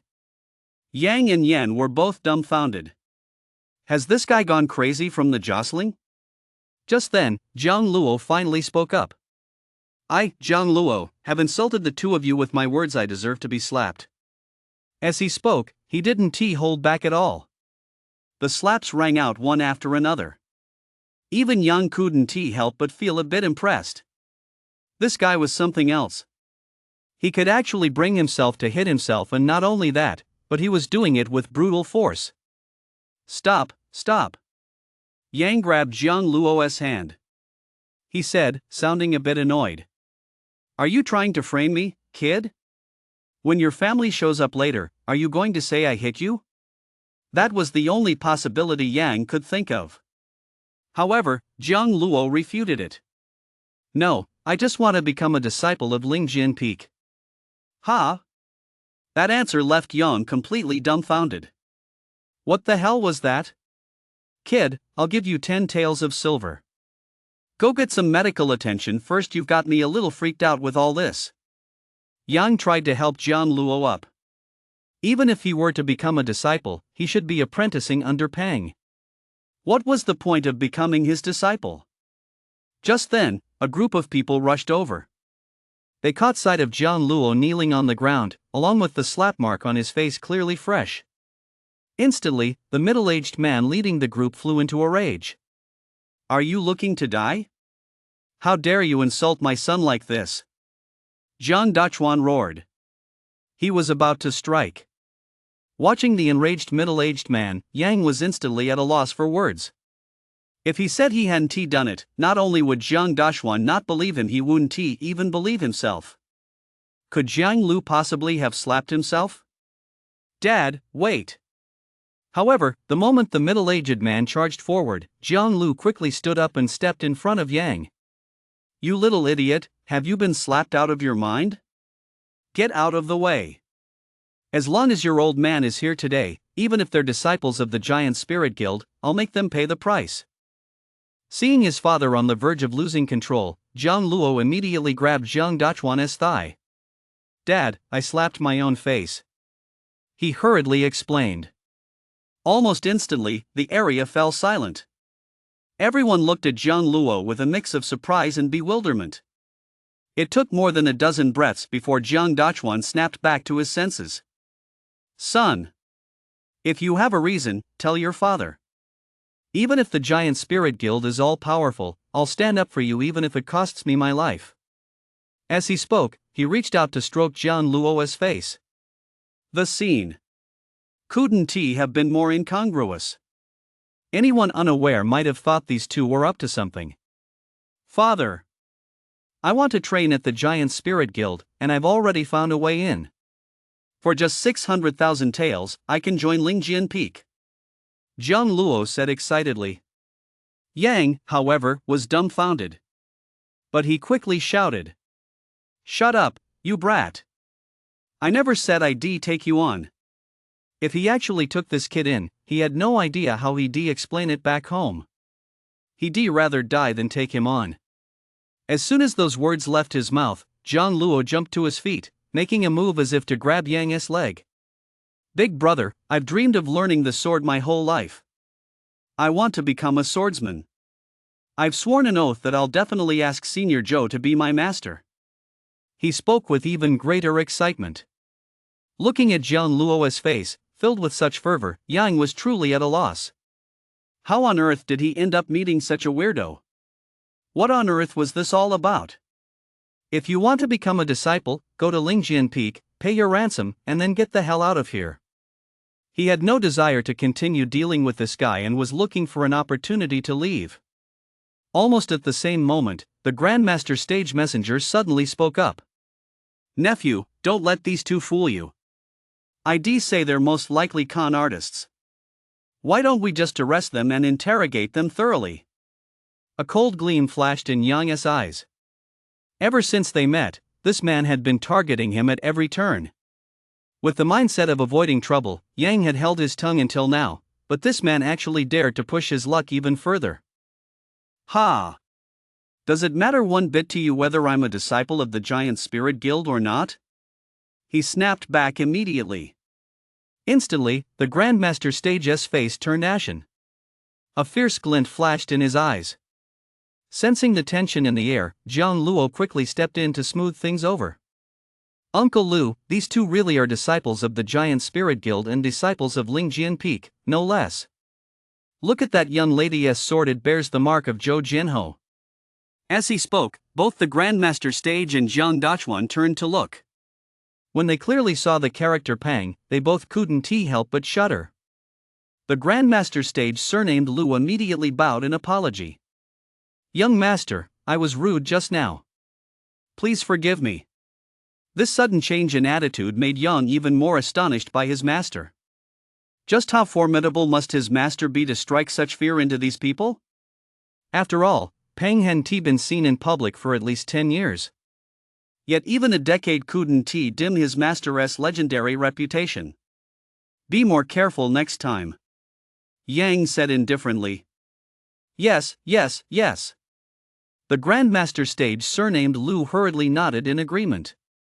As for Jiang Dashuan, he was no less submissive than his own son. Smack! He dropped to his knees. Chapter 39, Holy shit, this is tempting. Young master, I beg you, please take my son as your disciple. This took Yang aback for a moment, but he quickly regained his composure. This middle-aged man clearly had significant connections. He must be an important figure in the Jiang family. And yet he was openly kneeling before him. No matter how this played out, it would be a disgrace to the Jiang family. What kind of situation could make someone like him kneel? Yang was curious as well. Stand up first. He wanted to help Jiang Dashuan up, but after all, Yang was only at the warrior stage. The gap of an entire major realm left him willing but unable. My son truly wants to learn the sword. 10 years ago, he was a prodigy himself. He reached the 10th layer of the fighter stage at the age of 6. But ever since he witnessed Zhou Jianho's battle, he has been obsessed with the sword and has even vowed to ask Zhou Jianho to be his master. After hearing this explanation, Yang finally understood. 10 years ago, his master had faced off against a powerful opponent. Zhang Luo had witnessed it. Then, for reasons unknown, the boy became determined to become a sword cultivator. And he refused to accept any master other than his own. A day without practicing the sword is a day without cultivation. It was precisely for this reason that Zhang Luo, now 16 years old, was still stuck at the 10th layer of the fighter stage. It wasn't that he lacked talent, it was because he hadn't cultivated for 10 years. At that moment, Yang's gaze shifted. This was truly a special case. Or rather, a real oddball willing to ruin his own future just to become someone's disciple. Not even a fool would do something like that. Senior brother. Yan was moved by Zhang Luo's story. He called out softly. Yang looked at Zhang Luo, thought for a moment, and decided to give it a try. He'd go back and discuss it with his master. It didn't matter if he let one duck go or a whole flock. Might as well take on another apprentice at save Meng Changxing from being all alone and lonely. Alright, I'll give it a shot. But let us be clear, my master might not agree. Hearing this, the Jiang family father and son burst into tears and hugged each other. Yang couldn't help but roll his eyes. Is it really that serious? Afterward, Zhang Luo even kowtowed to Yang 3 times. Get up. Yang reached out to pull Zhang Lu to his feet and barked at him. I'll ask Peng about your situation, but whether it works out or not depends on your own luck. He spoke in a non-committal tone. He wasn't sure if Peng would take him on after hearing about his story. The decision wasn't in his hands. Give me the money first. Yang demanded payment outright. He really didn't want to waste any more breath on these two. All right. Jiang Dashuan hurriedly agreed and pulled out 10 silver notes. Each one was worth a whopping 100,000.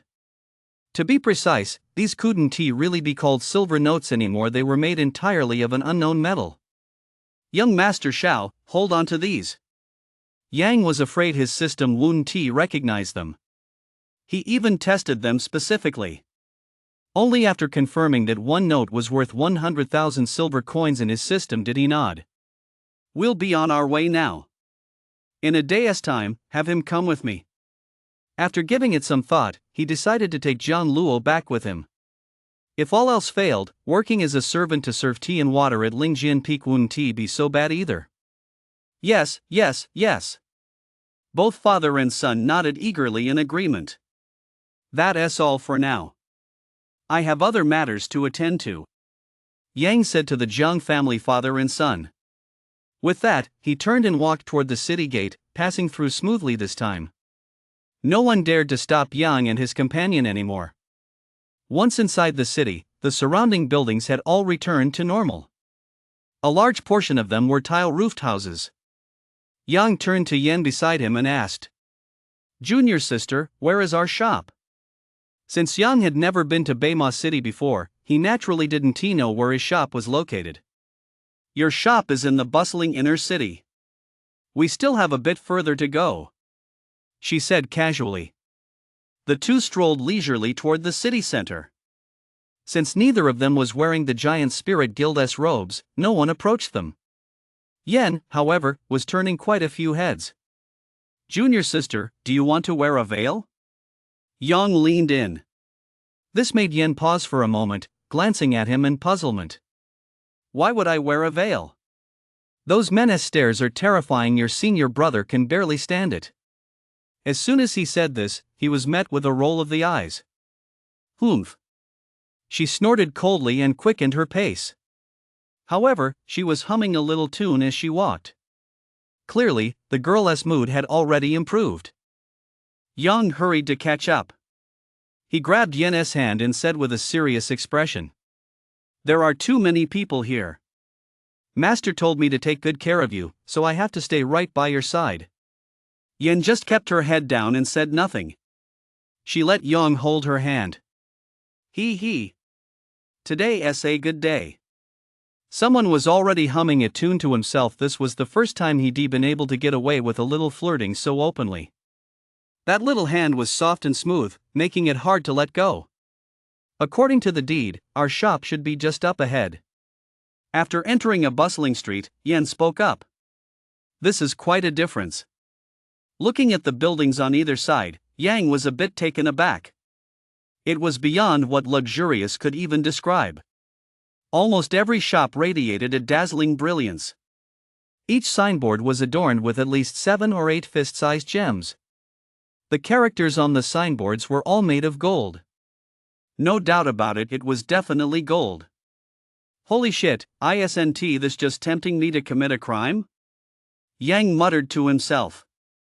He figured that if he sold all the signboards on this street, he might just reach the Grandmaster stage. Right now, the temptation of these signboards was even greater than 1,000,000 taels of silver. "Senior brother, what's wrong? You look really strange." Yen looked at Yang, whose eyes were fixed intently on the signboards, and asked in confusion. "Ah. I was just marveling at how beautiful these signboards really are." Yang replied with a smile. How he longed to pry these signboards down that very night and strike it rich. Of course. These signboards were all crafted by famous artisans. Each one is worth at least 3 or 4 10,000 taels. Gulp. Yang looked up at the signboards above him, somewhat taken aback. 3 or 4 10,000 per sign, and there were at least 100 shops on this street. If he could just take down all the signs on this street, he'd definitely reach the Grandmaster stage. At that moment, he was plunged into deep inner conflict. 2 little figures appeared in his mind, one named Take, and the other named Must Not Take. Right then, the little figure named Take was beating the life out of Must Not Take. Just as Must Not Take was about to breathe his last, a voice rang in his ear. "These plaques aren't just pretty, they're inscribed with master-level array symbols. If you get too close, you'll be attacked," Yen said, gazing at a golden plaque. Almost simultaneously, Can't Take It Down sprang back to his feet. In an instant, the tables turned, and he knocked the Take It Down figure to the ground with a single punch. "Damn it! How could I do something like that? That's a crime." Yang also came to his senses. As a distinguished disciple of Ling Jin Peak, how could he possibly do such a thing? That would bring shame upon his master. The fat guy must have had one custom made too. Yen whispered. At those words, Yang's eyes lit up. "I can't take anyone else's, but I can take my own, right?" With that thought, he tugged the little girl along toward the center of the street. "Come on, junior sister, I can't wait to see our shop. I can't wait to take down our sign." Of course, Yang was too embarrassed to actually say that out loud. Because Yang was in such a hurry, the two of them picked up the pace considerably. Soon they spotted the shop listed on the deed. As Zhao Yukai had mentioned, he originally wanted to open a gambling den, which is why it was named Zhucai Lu. From a distance, they could see quite a crowd gathered in front of the treasure tower. I didn't expect business to be this good. Yang muttered under his breath. He really wanted to open a gambling den in the first place, but if business was really this good, maybe giving it a shot wouldn't be such a bad idea. Chapter 40, Top Up. Top Up. Are you crazy, senior brother? The shop has just been renovated, it hasn't even officially opened yet. Where would the customers come from? Yen's remark hit him like a ton of bricks. Holy shit. It hadn't even opened yet, and there were already so many people crowding the entrance. This must be some kind of trouble. With that thought, Yang quickened his pace. Just then, a voice rang out. It was coming from inside the Treasury of Wealth. Where's that fatso Zhao Yukai? Tell him to get his ass out here to see me. If he had any doubts before, he was now certain. Damn it! Someone really is causing trouble. He cursed under his breath. He quickly grabbed Yen and headed toward the crowd. But before long, someone started yelling. Stop pushing. Have some manners, will you? Which bastard just grabbed my ass? Yang instinctively glanced over and immediately shuddered. He was certain the woman was lying or that someone else had accidentally bumped into her. She must have weighed at least 300 jin. She was practically the size of a soccer ball. She was incredibly plump. Crack! The sound of shattering porcelain. Yang's eyes were practically shooting fire. In the past, he wouldn't have cared, but now damn it, this was his fucking store. After trying his best but finding he couldn't squeeze through, he had no choice but to pull out his secret move. Move it, everyone! I'm the owner of Zhucai Lu, and you're blocking my way. The next moment, a middle-aged man stepped aside, and the others followed suit, politely making a path for him. Yang didn't have time to think about anything else. He hurriedly grabbed Yen and pulled him inside. Before they even crossed the threshold, an exquisite vase came flying toward them. Yang quickly reached out and caught it. He just glanced at it. The buyback price for this vase was a whopping 1,000 taels. Phew, that was close. Looking at the intact vase, Yang let out a sigh of relief. Whoosh! Another vase. But this time, it came from too far away, and Yang couldn't save it in time. He could only watch helplessly as the vase shattered right before his eyes. Clatter! Instantly, someone's heart shattered along with it. A chi-gathering pill. Gone. Looking up into the shop, he saw a chubby figure straining to pick up a vase, ready to hurl it out. Instantly, Yang couldn't hold back any longer. Let go of that! A thunderous shout rang out. The fat man's hand trembled. Boom! 1,000 silver coins deducted. You've got the nerve to come cause trouble in my shop. Yang took 2 steps at a time and charged straight at him. The fat man saw Yang charging toward him. What do you think you're doing? I'm smashing my brother's shop, it's none of your business. He shouted even more defiantly. But this time, his response came in the form of a shoe sole. Thud! A kick to the face. The fat man, who claimed to be Zhao Yukai's older brother, fell straight to the ground. He even rolled over twice before coming to a stop. But Yang wasn't about to let it end there. He took a few quick steps forward and sat on top of the fat man. Zhao Yud sensed someone on top of him and opened his eyes dazedly. Instantly, he saw a fist looming larger and larger. Thud! A dull thud. He felt stars bursting before his eyes. But this was only the beginning. Yang clenched both fists and unleashed a flurry of punches from both sides. Thud! Thud! He was hitting him with all his might. You fat bastard, daring to smash my shop, you must not know how many eyes the Horse King has. Thud, thud, thud. The sound of blows echoed in his ears. The onlookers around them were all stunned. This sudden brawl caught them completely off guard. That's intense. That's the Zhao family's eldest son, and he is actually being pinned to the ground and beaten. You're telling me this guy is a real tough guy? He even dares to beat up the Zhao family's eldest son. A wave of murmurs swept through the crowd. This made Yang frown slightly. The Zhao family? He'd heard of them. They were considered one of the powerful clans in Beima City. The family boasted a marquee stage expert.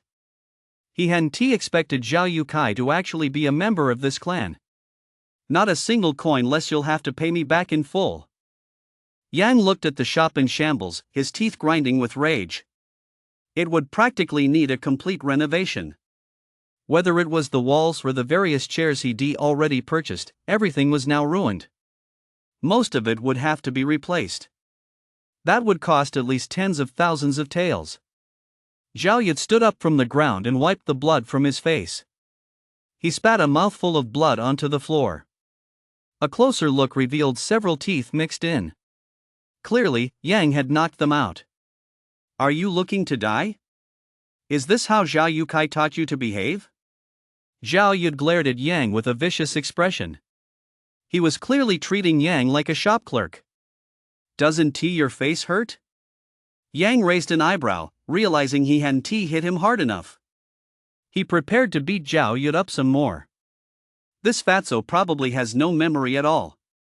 As soon as those words left his mouth, Zhao Yud took 2 panicked steps back. At the same time, he shouted loudly. Where is everyone? This young master has been beaten up. Where the hell has everyone gone? Almost simultaneously, the crowd parted. 2 Grandmaster stage practitioners walked in. They gave Zhao Yud a slight bow. Young master. Zhao Yud, however, was furious, glaring at the 2 men. Where the hell were you 2 just now? I almost got beaten to death. As he spoke, he pointed to his gaping mouth. Only then did Zhang notice that he'd knocked out this guy's front teeth. We were following your orders. We went back to get the silver notes. You're still going to the Red Beauty Pavilion later. As soon as those words were spoken, the expressions of the onlookers shifted slightly. The Red Beauty Pavilion was notorious throughout North Desert City as a place where men went to indulge themselves. The fat man's physique conjured up some unspeakable images. Would that woman be able to handle him? Shut up! Zhao Yud's face turned ashen. He was nearly driven mad with rage. However, he quickly found an outlet for his anger. Kid, how do you want to die? He glared coldly at Yang. In his heart, however, he was calculating how to torment this man to satisfy his burning hatred. You fat bastard, you wrecked my shop, and you still have the nerve to argue? With 2 Grandmaster stage cultivators present, Yang had no choice but to back down a bit. At his current level, he wasn't sure he could handle Grandmaster stage cultivators. Not to mention that Yen was with him. Zhao Yukai really is a good-for-nothing, and the person he brought along is a good-for-nothing too. Zhao Yud said coldly. Yang didn't take those words too seriously. However, the young lady behind him was not pleased. You're the real good-for-nothing. Dare to spout any more nonsense, and I'll chop you up. Yen said fiercely. She clearly hated hearing anyone speak ill of her senior brother. Zhao Yud's eyes lit up instantly. Bright eyes, pearly white teeth, she radiated the vitality of youth. A single word popped into his mind, little beauty. Ha ha ha ha. I never would guess that a good-for-nothing like you would have a beauty by your side. As he spoke, he wiped the drool from his mouth. He even swallowed several times. I'll give you a chance, young man. Hand this woman over to me, and I'll spare your pathetic life. After speaking to Yang, he turned his gaze to Yen, flashing a lecherous grin as he continued. Little beauty, as long as you serve me well, I'll guarantee you a life of luxury and wealth. Finally, Yang couldn't hold back any longer. Fatso, do you want to die? It was a casual remark. Yet it sent a shiver down Zhao Yud's spine. Humph. I think you're the one who wants to die. But he quickly snapped out of his anger and shame, remembering that there were two Grandmaster stage experts by his side. He. A cold gleam flashed in Yang's eyes. This time, he truly harbored murderous intent. Insulting him if he was in a good mood, he might have pretended not to hear it. But insulting Yen? Even if you were a fucking dragon, I'd still find a way to rip out your tendons and flay your skin. Top up with everything I've got. He issued the command directly to the system. Almost simultaneously, several notification sounds rang in his ears. Ding! Topped up 630,000 silver earned 630,000 cash points. Ding! Recycled 200-year-old ginseng roots earned 200,000 cash points. Instantly, Yang's cash points reached 830,000. Yang later discovered that his cultivation level had a fixed price tag. For example, each cultivation level currently cost 300,000. As long as he had enough cash points, he could level up directly. Increase cultivation. Almost instantly, his cultivation level began to rise. Chapter 41, Rare Items. Ding! Cultivation has broken through to Warrior Stage, Level 3. Ding! Cultivation has broken through to Warrior Stage, Level 4. Unfortunately, his cultivation had only reached the 4th tier of the Warrior Stage, so it would still be somewhat difficult to take on two Grandmaster Stage opponents at the same time. Junior sister, do you have any silver? He retreated immediately and asked in a low voice. Since Yen trusted Yang completely, she immediately handed over all her savings. Senior brother, I only have 43,000 taels. Yang didn't hesitate and topped up his account right away. Cash points remained at 273,000. Just a little short of the upgrade threshold. Oh, right. Yang thought of something. She could make up the difference to reach 300,000. She turned and walked toward the door. Zhao Yud saw this and a hint of contempt flashed in his eyes. Ha, what a wimp. He immediately labeled Yang right on the spot. Although she was puzzled by what her senior brother was doing, Yen knew he wouldn't abandon her. She simply waited where she was. Pretty girl, that wimp has run off. You might as well give in to me. I can guarantee you a life of luxury and wealth from now on. Zhao Yud had already walked over. Although Yen was now at the 8th level of the warrior stage, she was still, at heart, just a young girl. Seeing Zhao Yud walking toward her, she instinctively took a step back. At the same time, she glanced toward the door. She wanted to see what Yang was doing. At that moment, Yang was staring at the gem-encrusted signboard, silently praying in his heart. Come on, pull your weight, you've got to be worth 30,000 taels. The next moment, her feet left the ground, and she leaped straight up. Under the stunned gazes of the crowd, she successfully removed the plaque. Reclaim. She reclaimed it immediately. Ding! The 7-diamond radiant gold plaque is worth 31,000 cash points. Instantly, she breathed a sigh of relief. Before her feet even touched the ground, Yang converted the cash points into cultivation. Ding! Cultivation has broken through to the 5th level of the warrior stage. Ding! Spend 1 million cash points to obtain a gift pack. Yang paused in surprise, he hadn't expected a gift pack. However, with time running out, he had no time to worry about it. That fat bastard was reaching out to Gropyan. Little beauty, don't be afraid. I'll be very gentle. Zhao Yud said with a lecherous grin. But just then, a figure suddenly charged forward, accompanied by a furious shout. You fat bastard, you probably don't even know how to spell death. His speed was so great that even the two Grandmaster stage fighters, trying to intervene, were a split second too late. Boom! One kick. The fat man, weighing over 400 jin, was sent flying. The force of that kick was unimaginable. Put! A stream of blood spurted from his mouth mid-air. His body slammed violently into the wall behind him. Boom! A deafening roar echoed. A gaping hole appeared in the wall. Young master! The two Grandmaster stage cultivators, no longer concerned with Yang, hurriedly turned and ran toward Zhao Yud. Pft, pft. Zhao Yud coughed up mouthfuls of blood. His eyes were filled with disbelief. He opened his mouth, as if to say something. But the blood gushed out first, spraying the two Grandmaster stage fighters from head to toe. "Young master, hang in there. We'll take you to a doctor right away." The two picked up Zhao Yud and ran straight for the door. "Get out of the way. All of you, get the hell out of the way." The two Grandmaster stage practitioners were clearly frantic and shouted angrily. Although many people were annoyed by their outburst, they made way for the pair due to their strength and background. Supporting a 400-gene fat man, the two moved with astonishing speed. They quickly vanished from everyone's sight. The scene had been so sudden that even now, many people still hadn't recovered from the shock. "The Zhao family's eldest son got beaten up?" one of the men asked uncertainly. "That was brutal. This time, the Zhao heir will probably be half dead," someone muttered under their breath. With a body that heavy, even a simple fall would be brutal, let alone being flung through the air and crashing into a wall, leaving a hole in it. "Why didn't you dodge, you little brat?" Yang said, sounding a bit annoyed. The girl had been standing there motionless just now, as if she'd gone dumb. Yen, however, stuck out her tongue. "Put.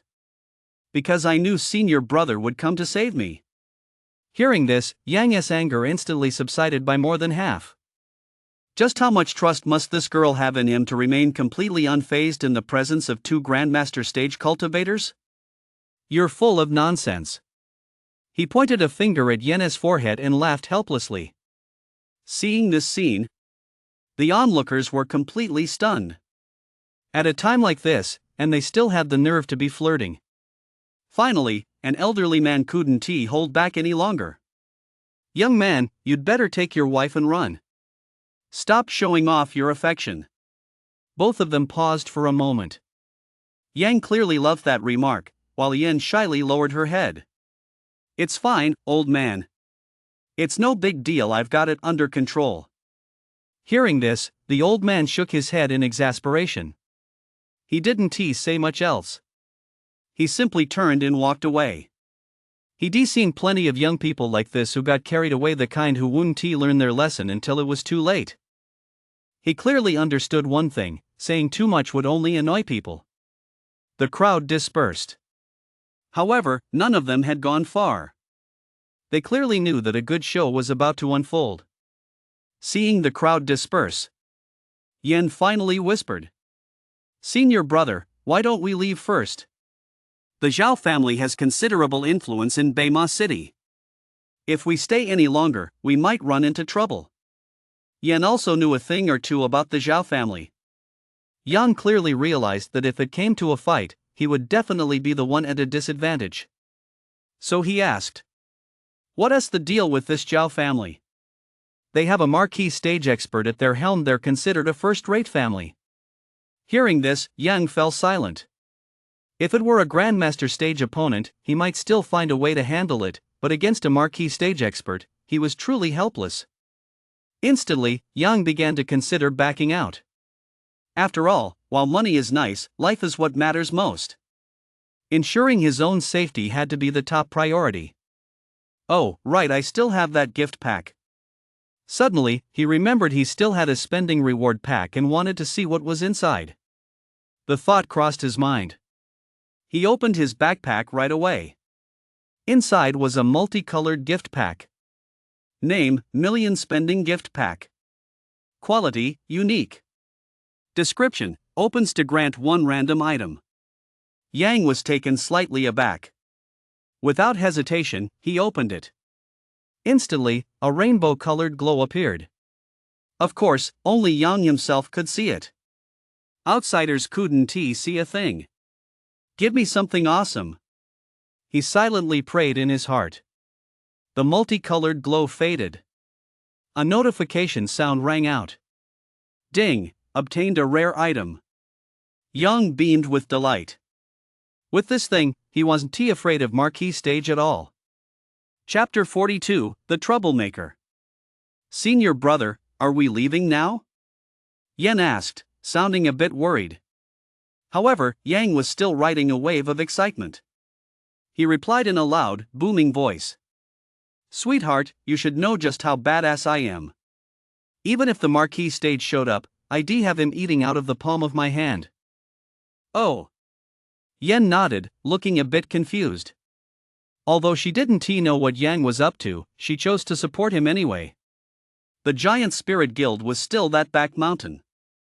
After an excited groan, Long also stood up. Senior brother, those two little sluts have gone to Baima City. Should we? Gongsun Meijio said in a coquettish voice. Hearing this, Long began to get excited again. However, as he moved, he spoke up. Of course we can't let them get away with it, but our people can't make the first move. That old man might trace it back to us. Gongsun Meijio nodded, her eyes narrowing seductively. Alright, we'll do as you say. The Zhao Manor. Third son, we must get our hands on those shops. I don't care what methods you use. Zhao Wuda, the head of the Zhao family, said coldly. Almost simultaneously, a middle-aged man dropped to his knees. Father, I understand. I'll employ more direct and effective measures. Cold sweat was already beading on the speaker's forehead.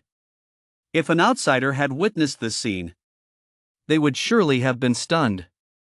The man on his knees was Zhao Shunan, known to outsiders as Third Master Zhao.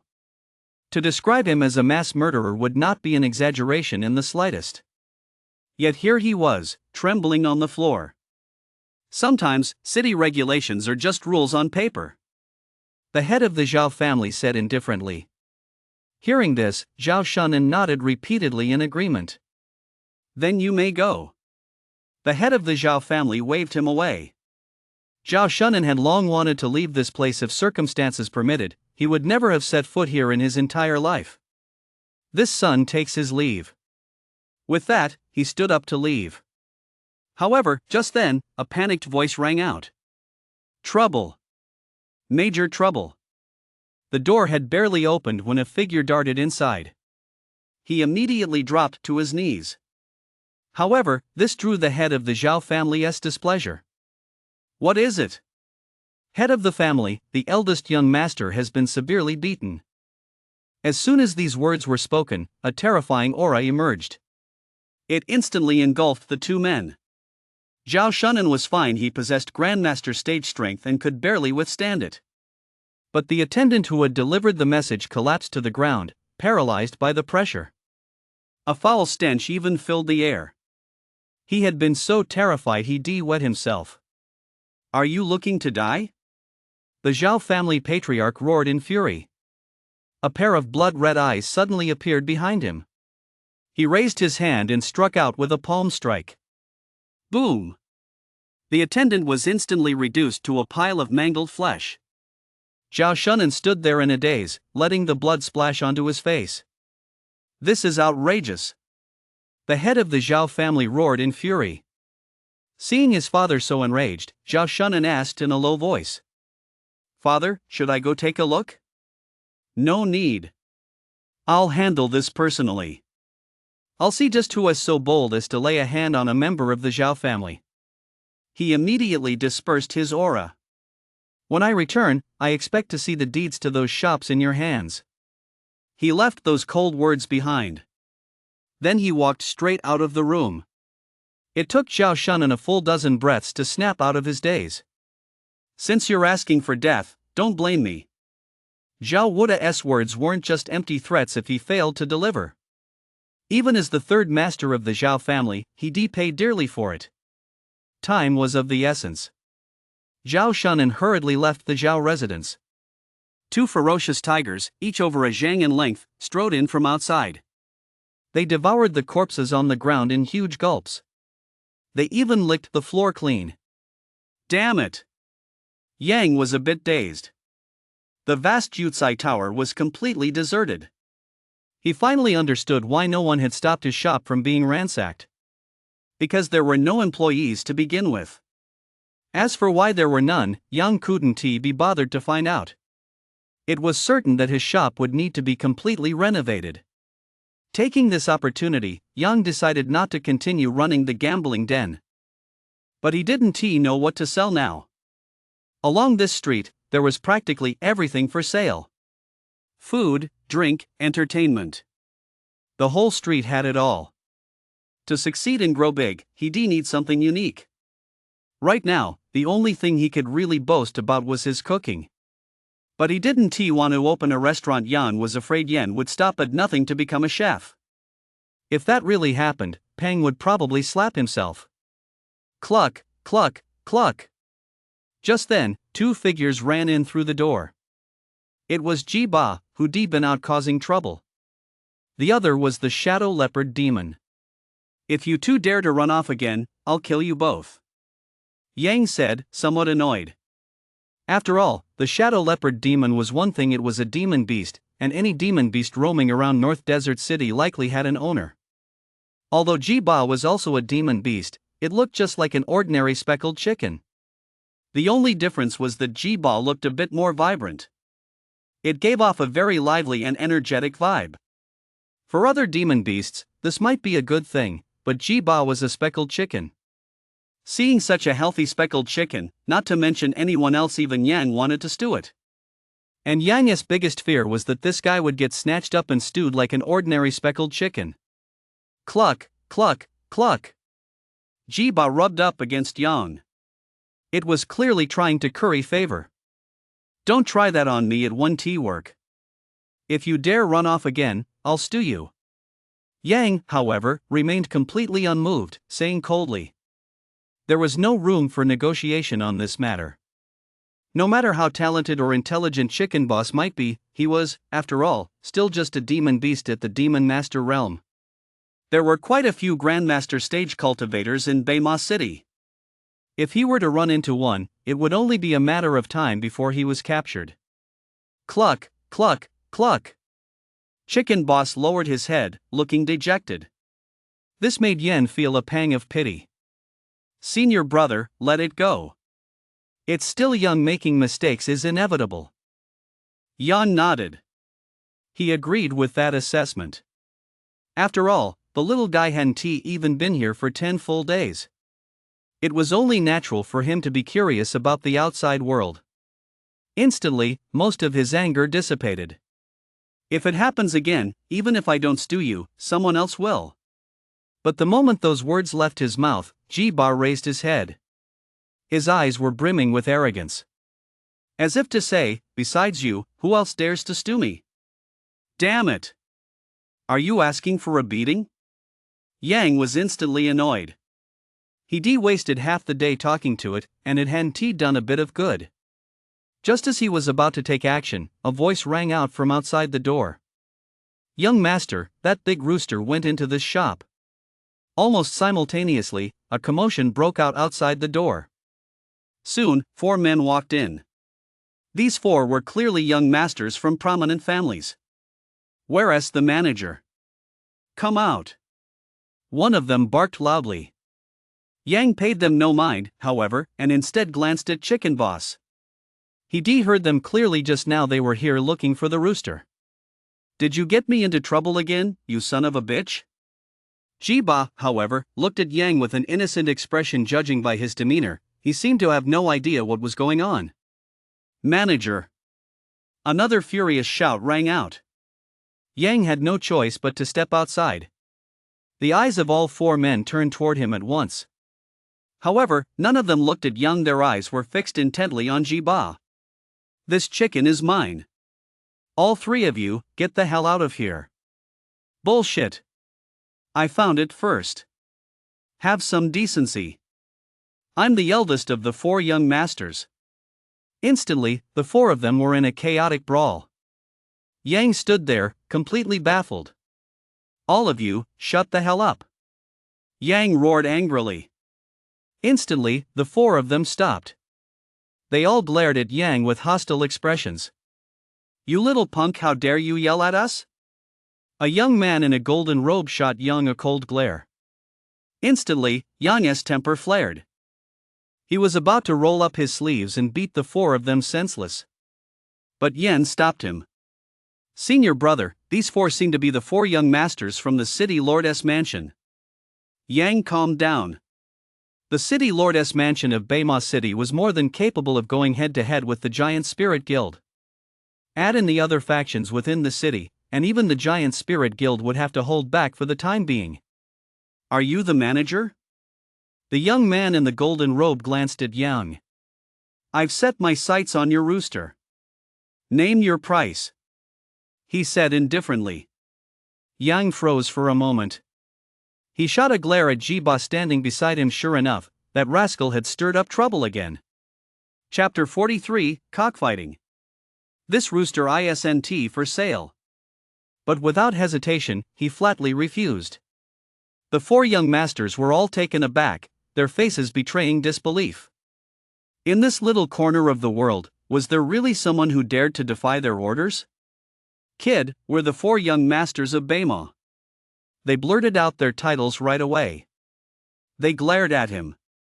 They wanted to see Yang show some remorse. If this were anyone else, they'd have at least apologized by now. An ordinary person would already been on their knees. But Yang didn't want to give them the time of day. It was true he was somewhat wary of the power they wielded, but he wasn't afraid of them yet. I know, he replied calmly. Instantly, the four flew into a rage. It was bad enough that he hadn't bowed to them, but he actually dared to speak to them like that. They hadn't seen such an arrogant person in years. We're giving you one more chance. Hand over the rooster, and if you ever need anything, just mention our names. As soon as those words were spoken, the onlookers all gasped in shock. After all, the four were used to acting with impunity and had long since become tyrants of North Mo. In many cases, even the city lord's authority paled in comparison to that of his four sons. Almost instantly, many people cast envious glances at Yang. Just by handing over a rooster, he managed to forge a connection with the city lord's mansion. That was some incredible luck. Gentlemen, let me be clear, I'm not selling this rooster. Please leave. Yang had had enough of their company. He simply shooed them away. As for himself, he headed upstairs. This scene thoroughly enraged the four young masters of Baima. Long accustomed to being the center of attention, today's sudden coldness infuriated them. Looks like you're pushing our patience, kid. Brothers, move in. The young man in the golden robe roared. He charged out first. The other three weren't about to be outdone and followed close behind. Seeing the four about to attack Yang, Chicken Boss wasn't about to let them get away with it. Flapping his wings, he rushed over. Holy shit, Chicken Boss, don't go crazy. By the time Yang came to his senses, Chicken Boss had already kicked the young man in the golden robe across the room. Immediately after, he landed 3 more kicks in quick succession. All 4 were sent flying. In an instant, the area fell silent. Everyone stared at Ji-Ba in stunned disbelief. A single thought popped into their minds. That partridge chicken is fierce. Although the 4 young masters of the northern desert were all spoiled brats, their cultivation had already reached the warrior stage. Yet these 4 warrior stage fighters couldn't even last a single exchange. They were kicked flying by a single chicken. Looking at the 4 men lying on the ground, Yang ran a hand across his face. Damn it! We caused trouble again. He cursed under his breath. He knew this matter would likely not end well. Yang was already prepared for a fight. Based on years of experience, these 4 would surely call for backup. I'm afraid this shop is doomed. He was already thinking about selling the shop. He'd only been here a day, and he'd already managed to piss off both of North Desert City's major factions. If he really kept running this place, who knows what else might happen. Ha ha ha ha. None of you 3 are allowed to take this chicken from me, or I'll fight you to the death. The young man in the golden robe scrambled to his feet and laughed loudly. Bullshit.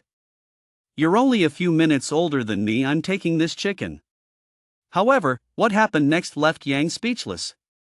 The 4 brothers suddenly got into a heated argument, and it looked like a fight was about to break out.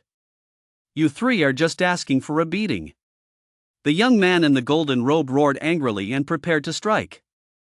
You think I'm scared of you? Ha, come on, whoever backs down is a coward. Tensions were running high. It was about to come to blows. As they were about to start fighting, Yang couldn't hold back any longer. Wait. If he let these four go at it, his shop might as well be torn down and rebuilt. For warrior stage fighters going all out, they'd definitely be experts at tearing the place apart. In less than half a quarter hour, this place would likely be reduced to ruins. To prevent a tragedy, he had no choice but to step in. You little punk, you're trying to stop me? The young man in the golden robe said coldly. No, I just want to ask why you want this rooster. Yang was very puzzled by one thing. Although Chicken Boss was stronger than other chickens, it was still just a chicken. Spoiled brats like the four young masters of the northern desert would definitely prioritize appearance when choosing a battle beast. A handsome battle beast brings prestige to its owner. But Chicken Boss is just a chicken. Taking him out in public would be a total embarrassment. Logically speaking, the four of them shouldn't be interested at all. Humph. I might as well tell you the cockfighting championship is coming up soon, and this rooster's strength will definitely secure a top finish. Yang? Damn it, so you guys bought Chicken Boss just for cockfighting? You've got some seriously blind eyes. In his heart, he cursed the four young masters to high heaven. Cursing under his breath, he kept a cheerful smile on his face. Ha ha ha. So the four young masters are here for that, are they? Yang laughed a laugh that came from the bottom of his heart. He originally thought this was trouble, but now it looked like business was coming his way. Cockfighting? He heard of this kind of gambling before. One of the favorite pastimes of spoiled rich kids. If he started a cockfighting training program, it would definitely be profitable. You've come to your senses. Name your price for this big rooster, and I won't haggle. The young man in the golden robe was the first to react, assuming Yang intended to sell the rooster. I'm not selling this rooster. Yang knew the four had misunderstood, so he shook his head and said. The moment those words left his mouth, the four flew into a rage. Are you messing with us? Of course not. Then what do you mean? Yang flashed a faint smile. He muttered to himself. Here's my chance to make some money. Although I won't sell this rooster, I can help the four of you train fighting cocks. Yang's plan was simple. Ordinary fighting cocks should fall within the realm of common creatures. As long as he used his enhancement abilities to strengthen these roosters 3 times. Their strength at the minor demon realm would be more than enough to crush opponents at the same level. Put. However, all 4 of them looked at Yang with disdain. The 4 of them had been in this line of work for nearly a decade. Even professional trainers didn't know as much as they did. Yang looked like a complete novice. They'd never seen him at the cockfighting arena before. In their eyes, someone like him was just blowing smoke. You think you're qualified to train our fighting cocks? The young man in the golden robe sneered directly. The next moment, a blur shot past. Smack! A crisp sound rang out. The man in the golden robe reached up to cover his face. Just as he was about to fly into a rage, he realized it was Chicken Boss who had hit him. He quickly put on a smile. Ahem, big rooster, come with me. I'll make sure you live the high life. However, Chicken Boss clearly wasn't impressed. Cluck, cluck, cluck. After crowing twice, he scampered over to Yang. Well done. This time, Yang gave Ji-Ba a thumbs up. Ji-Ba was a living advertisement. A warrior stage cultivator was completely helpless in the face of the most ordinary partridge chicken. That alone spoke volumes. Ahem, whether I'm qualified or not, just ask it, and you'll find out. As he spoke, he pointed to Chicken Boss at his feet. The 4 of them turned their gaze toward him. This instantly drew Chicken Boss's displeasure. Cluck, cluck, cluck. It made a move as if to attack the 4 of them. Yang acted quickly, picking up Chicken Boss. I trained this guy. Do you think I'm qualified? he said nonchalantly. Those words, however, made the four of them snap out of it instantly. In that split second, Yang's stature soared 1,000-fold. Above his head, two golden characters shone brightly. Master. What do you four think, do I qualify? Yang said with a smile. Almost simultaneously, in their eyes, Yang's status skyrocketed. The leader of the group even bowed deeply. Big brother, please, you must help me train my fighting cocks. At the same time, the other three snapped out of it as well. Boss, you're so damn shameless. While cursing the young man in the golden robe for being unfaithful, they also began to curry favor with Yang. Big brother, as long as you agree to help me train my fighting cocks, just name your price, he said with great generosity. Yang raised an eyebrow.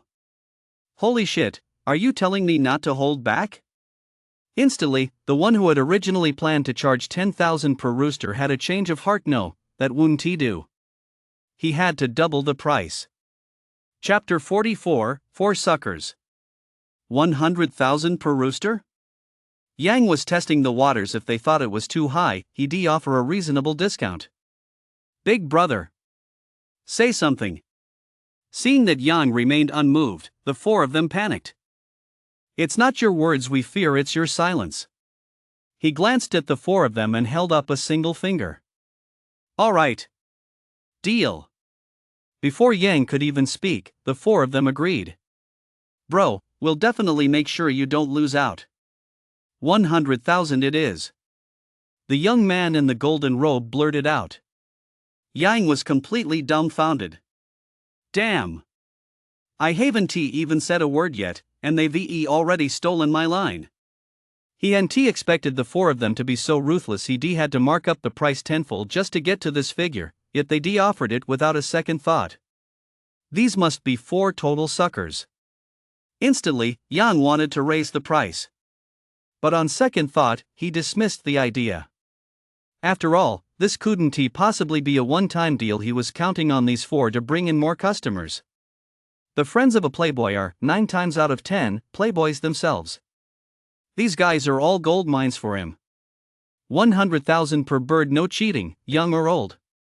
Whoa! A collective gasp went through the crowd.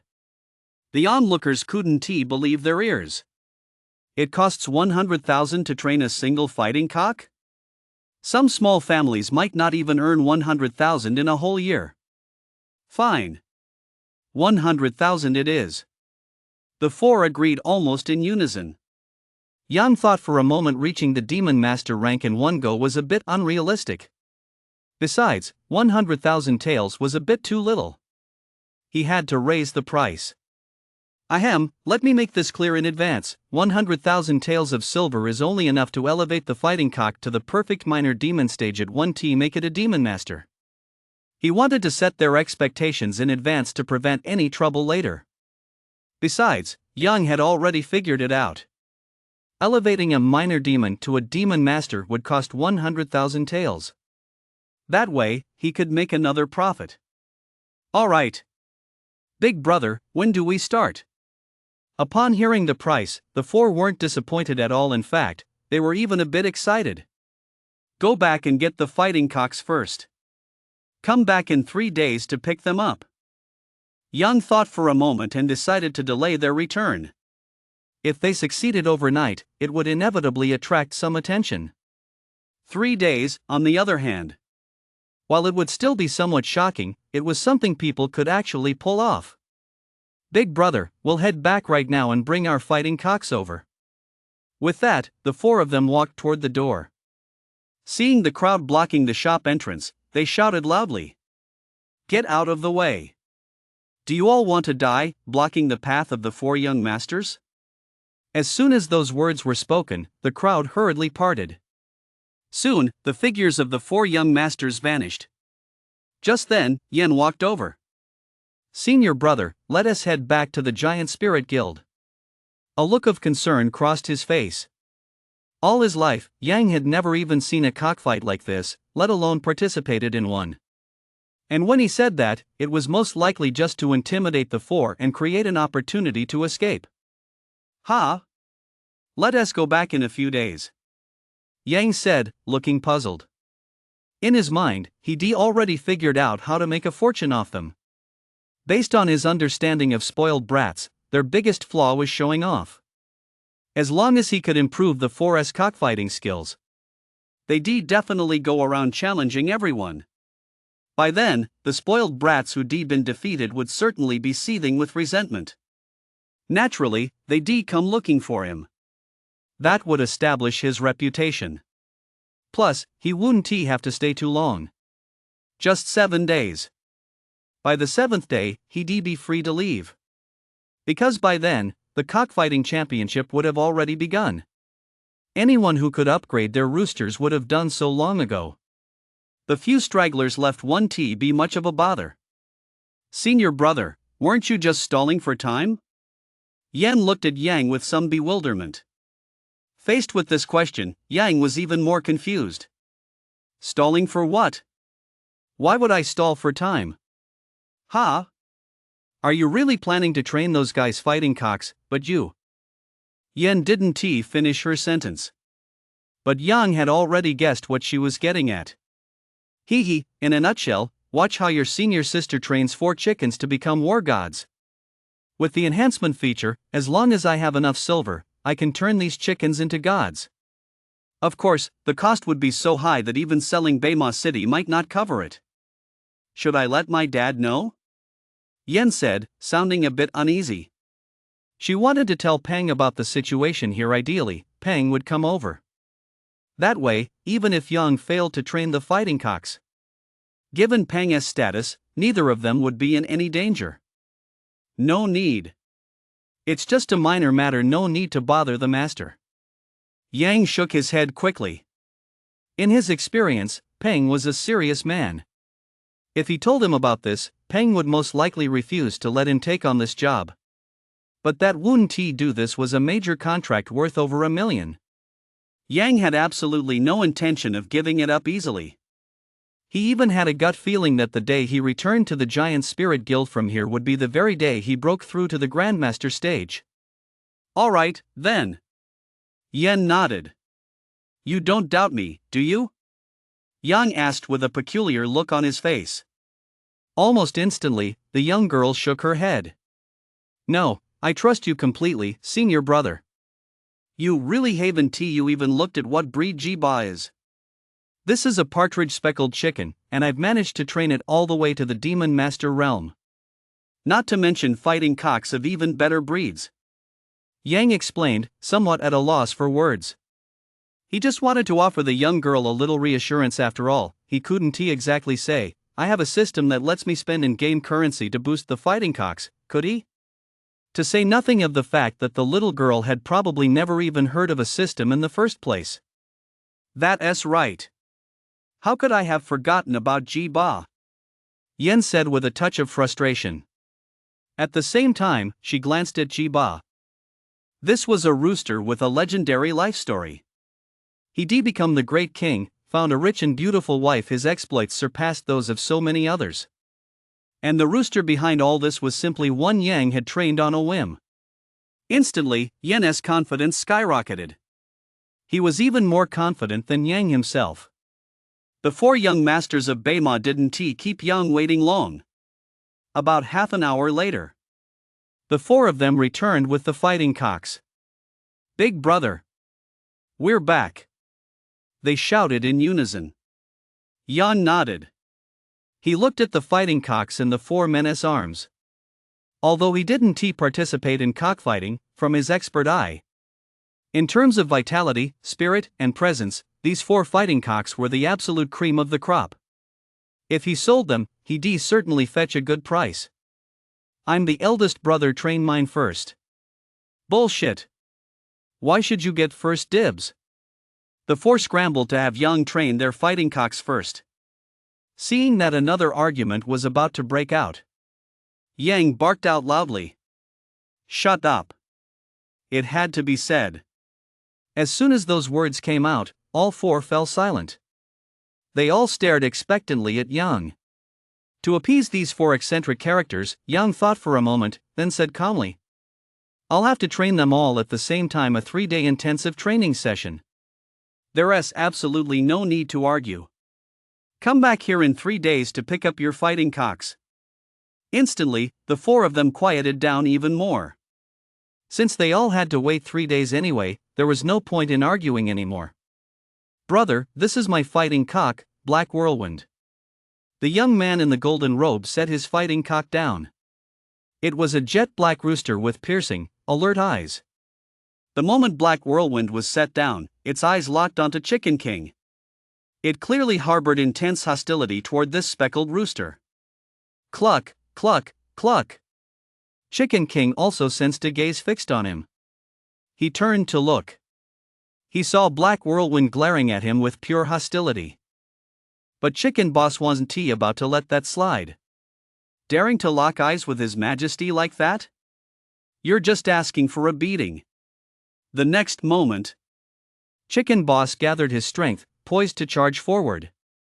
However, Yang grabbed him. Cluck, cluck, cluck.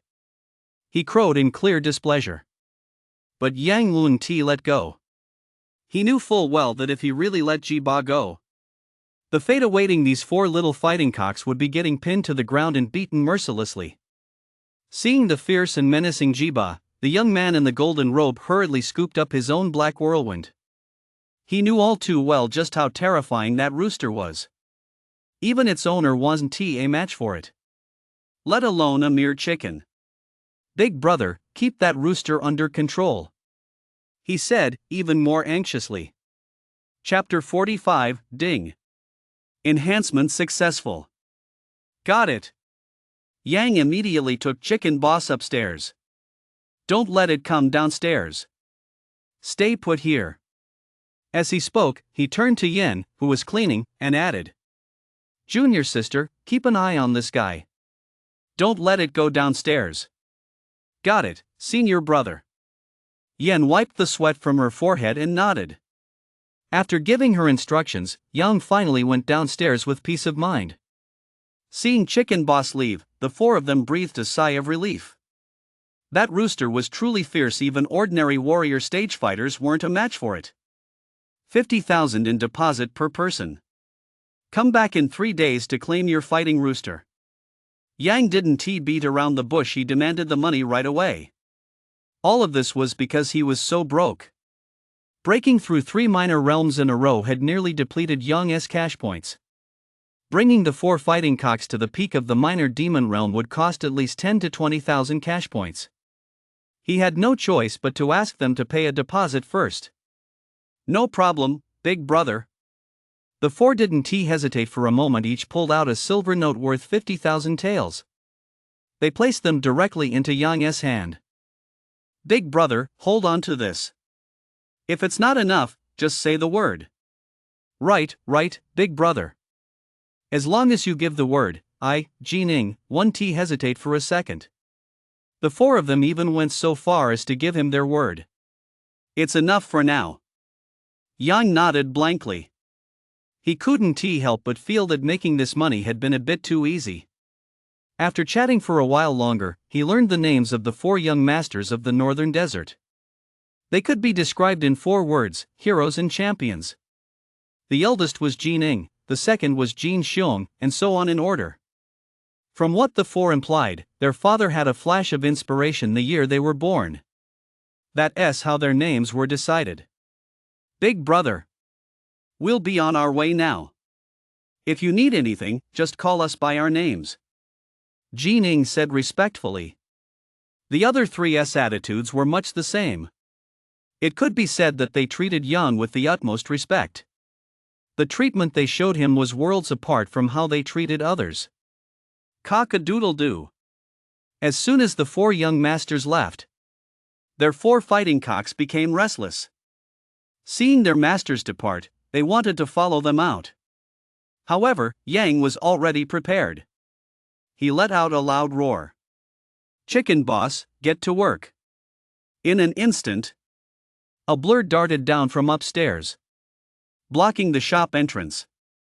The next moment, all 4 fighting cocks displayed intense hostility.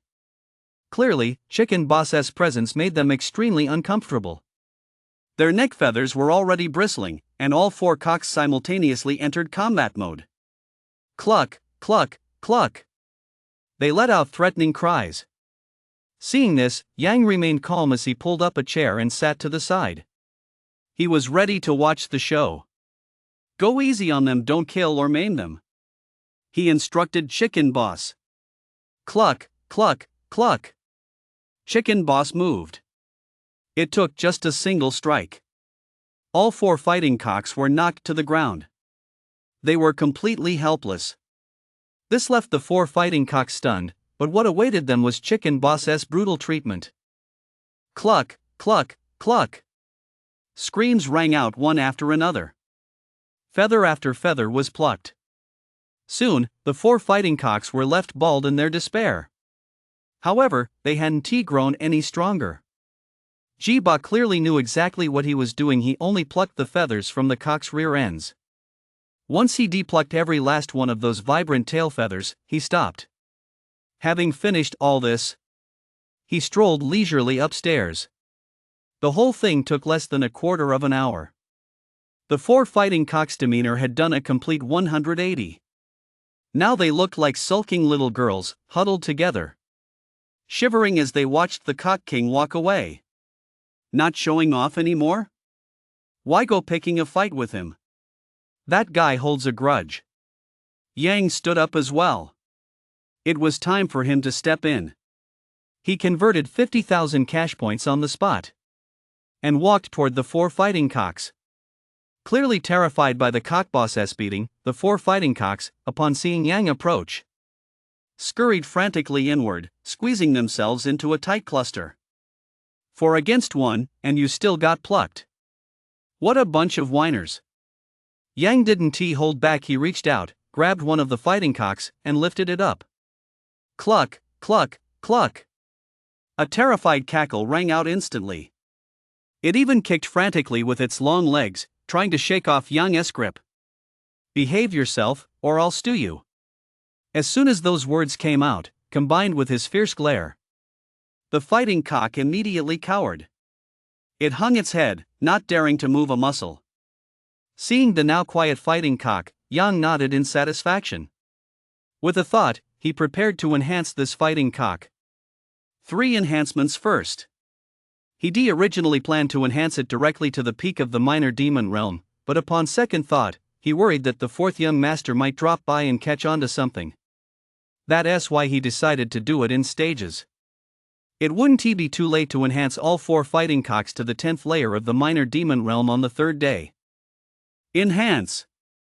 With a thought, the multicolored light reappeared. Ding! Enhancement successful. Black Whirlwind S level has increased by 1. Almost simultaneously, Black Whirlwind, who had been listless moments before, suddenly perked up. It looked at Yang with great uncertainty. It sensed that a surge of energy had just forcibly pushed it to break through. And the source of that energy was the human standing right in front of it. Just then, another surge of energy appeared. Black Whirlwind broke through once more. What the? Before it even had time to celebrate, its cultivation had broken through again. Black Whirlwind was left completely dumbfounded. Xuanhu Hall. An elderly man hurried inside. 2 Grandmaster stage cultivators hurriedly bowed respectfully. Head of the clan. Zhao Wuda snorted coldly. Useless fools, you can't even handle such a trivial matter. He then walked toward the inner hall. At that very moment, an elderly man with a snow-white beard emerged. Upon seeing him, Zhao Wuda's expression turned serious. Old Lu, how is my grandson? Old Master Lu raised his head slightly and shook it. Your grandson's injuries aren't severe, but due to his physical condition, he'll have to stay in bed for at least a month. It wasn't a big deal to begin with. A kick would only made him groan a couple of times at most. But the impact of flying through the air and crashing into the wall was too brutal. It caused hairline fractures throughout his entire body. If he were to get out of bed in 3 or 2 days, there's a high chance he'd suffer a full fracture. Zhao Wuda's eyes immediately reddened. Useless fools. He spun around abruptly and slapped the two Grandmaster stage cultivators hard across the face. Smack! Smack! What good are you anyway? As he spoke, he was about to strike again. Judging by his stance, if this continued, the two men would likely meet a violent end right there on the spot. However, old Master Lu furrowed his brow and said with some displeasure. Head of the Zhao clan, I don't care how magnanimous you are, but I must remind you this is the Xuanhu Hall. Zhao Wuda stopped immediately. A hint of apology crossed his face. I'm sorry, Elder Lu, for disturbing you. Elder Lu merely nodded slightly before turning and walking back into the inner hall. Zhao Wuda's expression darkened once more. Although the Xuanhu Hall wasn't particularly powerful, it held the lifeline of the clans in Beima City. That lifeline was medical expertise and the common medicinal powders used to treat bruises and sprains. If the Zhao family offended the Xuanhu Hall, they would have to travel to other cities to purchase these medicinal powders. Over time, this would result in enormous losses. Therefore, Zhao Wuda was unwilling to offend the Xuanhu Hall. Chapter 46, The Zhao Family Comes Calling. You two good-for-nothings, I'll settle the score with you when we get back. The two Grandmaster stage cultivators both lowered their heads, not daring to utter a word.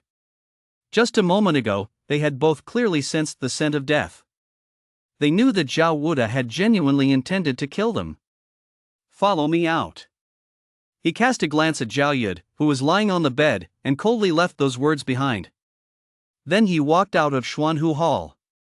The two Grandmaster stage cultivators exchanged glances, gritted their teeth, and followed him. They knew full well that if they defied Zhao Wuda, it wouldn't just be them who died. The three walked until they reached a dead-end alley, where they stopped. The two Grandmaster stage cultivators' spirits had sunk to the lowest depths. Which faction is behind this? We don't know. The two Grandmaster stage cultivators stammered in reply. Zhao Wuda spun around abruptly. A torrent of murderous intent erupted from his body. What use are you to me? He raised his hand violently, ready to take their lives in the next second. However, one of them hurriedly spoke up. Master, that shop originally belonged to the second young master, but it seems he has sold it. Zhao Wuda furrowed his brow. The second young master S? Isn't that guy training at the Giant Spirit Guild? Why would he come to Beima City to buy a shop? He quickly fell into deep thought. Zhao Yukai had been sent to the Giant Spirit Guild to train from a young age. He rarely returned. All of this was because Zhao Yukai's mother was a maidservant. She had never been well liked by the Zhao family since childhood. 2 years ago, his mother died, and he hadn't returned to the Zhao family since. So much for you, Zhao Yukai. Just because you won come back, does that mean you're no longer a member of the Zhao family? A flash of murderous intent flared within him. In his eyes, Zhao Yukai was nothing more than a lowly bastard. How dare he collude with others to harm the future head of the Zhao family? It was nothing short of treason. Send word to Zhao Yukai, he must return within 3 days. He said coldly, without hesitation. A voice rang out abruptly. Yes, head of the family. A man in black stepped forward after responding. He withdrew. The very fact that this bastard is still alive is a disgrace to the Zhao family. A hint of murderous intent had already taken root in Zhao Wuda's heart. This time, he intended to purify the family's bloodline. Hearing Zhao Wuda's words, the two Grandmaster stage cultivators couldn't help but shudder. Their fear of the old man before them deepened. How ruthless! He wouldn't even hesitate to kill his own blood-related grandson. Let alone an enemy. You say the one who struck wasn't that bastard? Is there someone else? Zhao Wuda asked indifferently. Yes, clan leader. The two Grandmaster stage cultivators immediately knelt, their bodies trembling as they replied. Humph. Take me there. I'll flay that man with my own hands. Yes. Seeing that he wasn't going to kill them, the two hurriedly nodded in agreement. They rose simultaneously, preparing to lead Zhao Wuda on his way. You, take this bottle of elixir to the eldest young master. Zhao Wuda took a vial of elixir from his robe. He instructed one of the Grandmaster stage cultivators to deliver it to Zhao Yud. He still didn't trust that grandson. All right, let us go. Yes, head of the family. Soon, the two vanished into the night. Yang had no idea that a marquee stage cultivator was heading toward the Jutsai Tower. It's just you left now. He glanced at Jean Jae's fighting cock this time. He didn't have to go catch it himself, it had already come running over on its own. It had watched helplessly as the brothers it once fought alongside grew stronger. It had been itching to get started for a long time. Cock-a-doodle-doo. It let out two excited cries, staring longingly at Yang's hand. It couldn't wait to burrow into his palm right then and there. Don't worry, it's your turn next.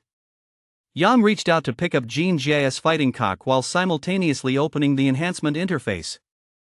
With a light tap, a rainbow-colored glow appeared. Instantly, Jean Jae's fighting cock felt a surge of power within its body, flushing through its battle-hardened frame. Cock-a-doodle-doo. It let out a contented cry. This sound drew envious glances from the other three fighting cocks. How they longed to experience that sensation themselves, but they dared not make a sound. They were afraid of offending Yang and having him stop enhancing them in the future. Ding! Cultivation level +1. Ding! Cultivation level +1. Before long, the last fighting cock also successfully reached the 3rd level of minor demon. Alright, go play over there. Yang set the fighting cock down on the ground, and almost instantly, it ran toward the other 3 fighting cocks. Cluck, cluck, cluck. It erupted with even more intense fighting spirit. However, the other 3 fighting cocks were no pushovers. Seeing the provocation, they didn't hesitate, they charged straight in to fight. In an instant, feathers were flying everywhere. Yang was completely stunned. Damn! Chicken boss! A furious shout rang out. Almost instantly, a plump, massive rooster charged down from upstairs. Cluck, cluck, cluck. It cast a puzzled glance at Yang. It was practically asking, "What's going on?" Yang didn't hesitate either, he simply pointed at the 4 chickens in the chaos. Cluck, cluck, cluck. Chicken boss immediately understood what he meant. So it was these 4 little brats causing trouble again. Cluck, cluck, cluck. He was clearly annoyed. Chicken boss had just settled down to sleep upstairs. But these fighting cocks had woken him up again. Cluck, cluck, cluck. The chicken boss's appearance instantly turned the 4 fighting cocks' hostile relationship on its head. Almost simultaneously, they united their front. United against the outside threat. This scene caused a flash of disdain to cross the chicken boss's eyes. He charged straight at them. Fearing the 4 fighting cocks might be killed, Yang gave another instruction. Go easy on them, don't kill them. Half a quarter of an hour later, Chicken Boss went back upstairs. On the ground lay 4 fighting cocks, motionless. This time, the 4 fighting cocks had realized it too. They were in a completely different league from Chicken Boss. Even if they all attacked together, all that awaited them was a brutal thrashing. Commendable courage. Yang glanced at them and prepared to go back upstairs. In front of the Chicken Boss, these 4 fighting cocks were nothing more than little chicks, easy prey to trample. Never mind them even if their owners showed up. They'd still be trampled by the Chicken Boss. Calm down, all of you. If you dare to cause trouble again, next time won't be so easy. The 4 fighting cocks stood up from the ground. They huddled together. Clearly, they had no intention of fighting anymore. Being trampled by their own kind twice in one day had dealt a significant blow to their confidence. They'd need at least 2 or 3 days to recover. It's late time for bed. Yang muttered under his breath and jogged upstairs. However, just as he climbed a few steps, he heard some commotion at the door. Since he was in a busy neighborhood, he didn't pay it much mind. He continued up the stairs. Then he heard 2 people talking at the door. Master, this is the place. Kick it open. Zhao Wuda looked at the tightly closed door and said indifferently. Grandmaster Stage didn't hesitate. He took 2 quick steps forward and delivered a powerful kick. Boom! A loud crash. Yang saw the door to his own house fly open. Just as he was taken aback, 2 figures walked in. The Grandmaster Stage spotted Yang, who was about to go upstairs, at a glance. Excitedly, he shouted loudly. Head of the family, it's this kid. He injured the eldest young master. Smack! Zhao Wuda suddenly raised his hand, but instead of hitting Yang, he struck the Grandmaster Stage standing beside him. I'm neither deaf nor blind, he said coldly. The Grandmaster Stage immediately bowed his head, not daring to say another word. Holy shit! Looking at the shop that had suddenly been torn open, Yang felt his head buzzing. This is way too fucking outrageous. They didn't even bother knocking, they just ripped the door off. So you're the one who injured Yud? Zhao Wuda shot Yang a glance, a flash of murderous intent crossing his eyes, and spoke in an icy tone. Damn it! Yang snapped back to his senses. That door was made of top-quality spirit wood. It was worth at least 3,000 taels of silver. In the blink of an eye, the other guy had cost him 3,000 taels. Chapter 47, The Martial Arts Divine Statue. Who the hell are you to break into my shop in the middle of the night? Are you tired of living? He fired back immediately. Before Zhao Wuda could say a word, the Grandmaster Stage had already roared in uncontrollable rage. Do you have any idea who this gentleman is? I don't know, and I don't want to know. Leave 10,000 taels and get the hell out. Yang, however, showed him no respect whatsoever, replying coldly. As soon as those words left his mouth, Zhao Wuda was so enraged he burst out laughing. Ha ha ha ha. It's been years since anyone dared speak to me like that. It seems I've been out of the loop for too long. Some people have already forgotten me. Yang looked at the old man who had suddenly barged in and had already guessed as much. The man was most likely a member of the Zhao family. He'd beaten up Zhao Yud earlier that day, so this man was likely here to seek revenge. Heh, cut the nonsense. Pay up. Yang spoke with confidence and a firm tone. The Grandmaster Stage was left speechless. But inside, he was praying frantically. Big brother, stop talking. You've lived long enough. I haven't had my fill of life yet. He was terrified that Zhao Wuda would lose control and kill him too. Ha ha ha ha. This is the first time I, Zhao Wuda, have ever met someone who dares to ask me for money. A terrifying killing intent filled the entire Jutsai Tower. The 4 fighting cocks were so terrified they foamed at the mouth and passed out. Tap, tap, tap. A series of footsteps echoed. Yen ran downstairs, looking somewhat flustered. Her usually rosy cheeks had turned deathly pale. But she forced herself to stay composed and approached Yang. Senior, my father is Peng. If we've offended you in any way, please spare us this once for my father's sake. She stepped directly in front of Yang. Yen clearly knew Zhao Wuda's status. He was a veteran marquis stage cultivator whose true strength was unfathomable. Upon hearing the name Peng, a hint of apprehension flashed across Zhao Wuda's face. Humph. Even if he were here, I'm in the right about what happened today. Though he said this, the suffocating killing intent suddenly dissipated. Instantly, everyone felt as if a heavy weight had been lifted from their chests. Yang, however, glared at Zhao Wuda with a menacing expression. I'll give you credit for coming to your senses quickly. He almost lost control just now and nearly played his trump card. If he hadn't noticed how worried Yen was about him, he would use that trump card no matter what. To teach that old bastard a lesson. Pay 100,000 taels as medical expenses for my grandson, and I won't pursue this matter further. Zhao Wuda suddenly spoke up. The moment those words left his mouth, Yang was livid. Damn it! They smashed my shop, and I haven't even asked for compensation yet, and you're the one opening your mouth first. Senior, could you make it a little less? Yen looked troubled. 100,000 taels was an astronomical sum for her. Lingjian Peak's annual cultivation resources cost 50,000 taels.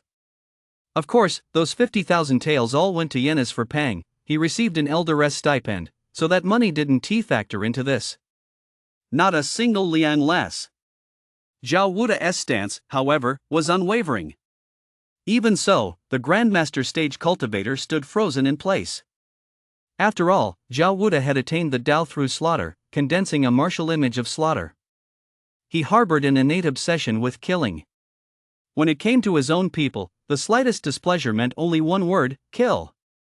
As for those who crossed him, 50 years ago on the very day he broke through to the marquee stage and condensed his martial image, he slaughtered them all. 6 clans. Nearly 2,000 people, not a single one was spared, they were all slain. It was that very night that cemented his reputation for brutality. For 50 years, no one had dared to provoke him. Yen asked hesitantly, "Could you grant us a few more days, senior?" Hearing this, Zhao Wuda nodded. He clearly didn't want to make a big deal out of this either if he really provoked Pang. His Zhao family wouldn't fare well either. He understood the principle of leaving a little leeway so they could meet again in the future. "Deliver the money to my residence within 3 days. Hearing this, a hint of joy flashed across Yen's face, and he was just about to bow in the traditional junior to senior salute, when he was stopped. Yang simply couldn't stand it anymore.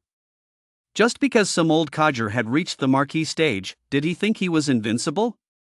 "Yen, you're wrong." "Ha?" Yen froze for a moment. Then he heard Yang say calmly, "It's not us who have to pay, it's him." As he spoke, he pointed at Zhao Wuda. In an instant, the entire Jutsai Tower was plunged into an eerie silence. "You smashed up my shop, and now you want to extort me?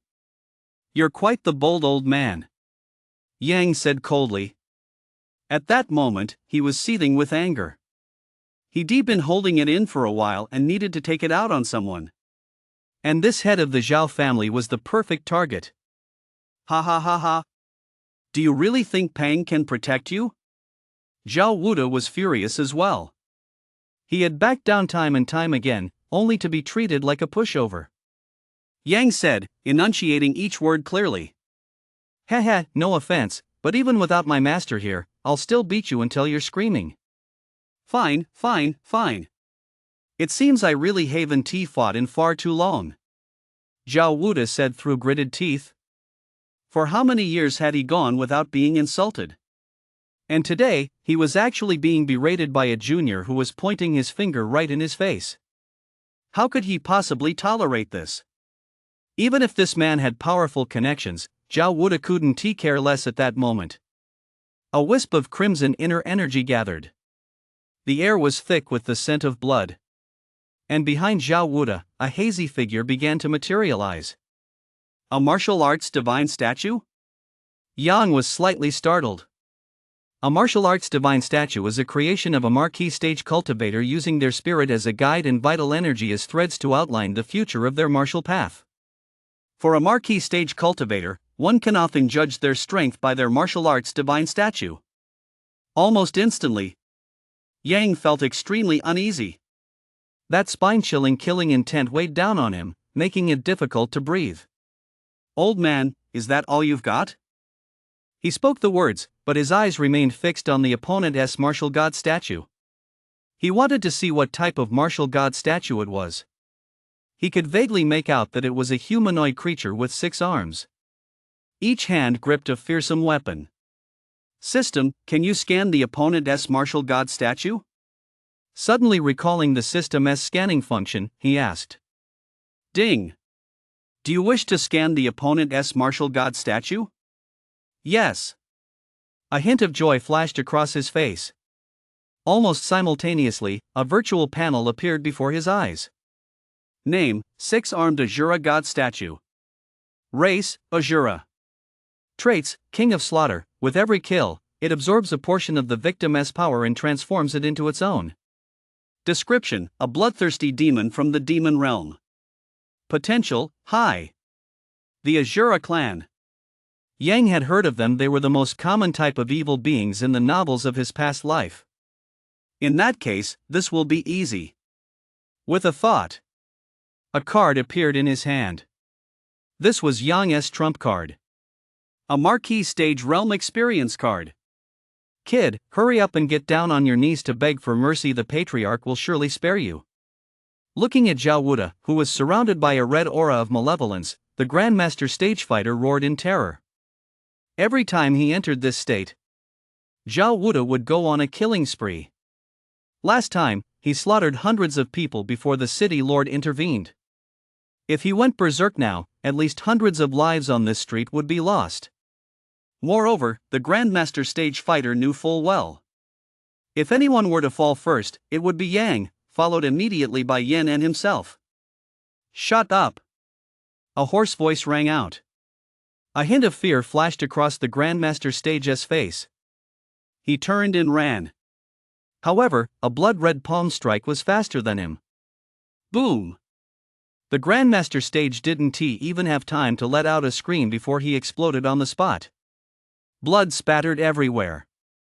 Chapter 48, The Founder of Buddhism. Yang pulled Yen behind him. Don't be afraid.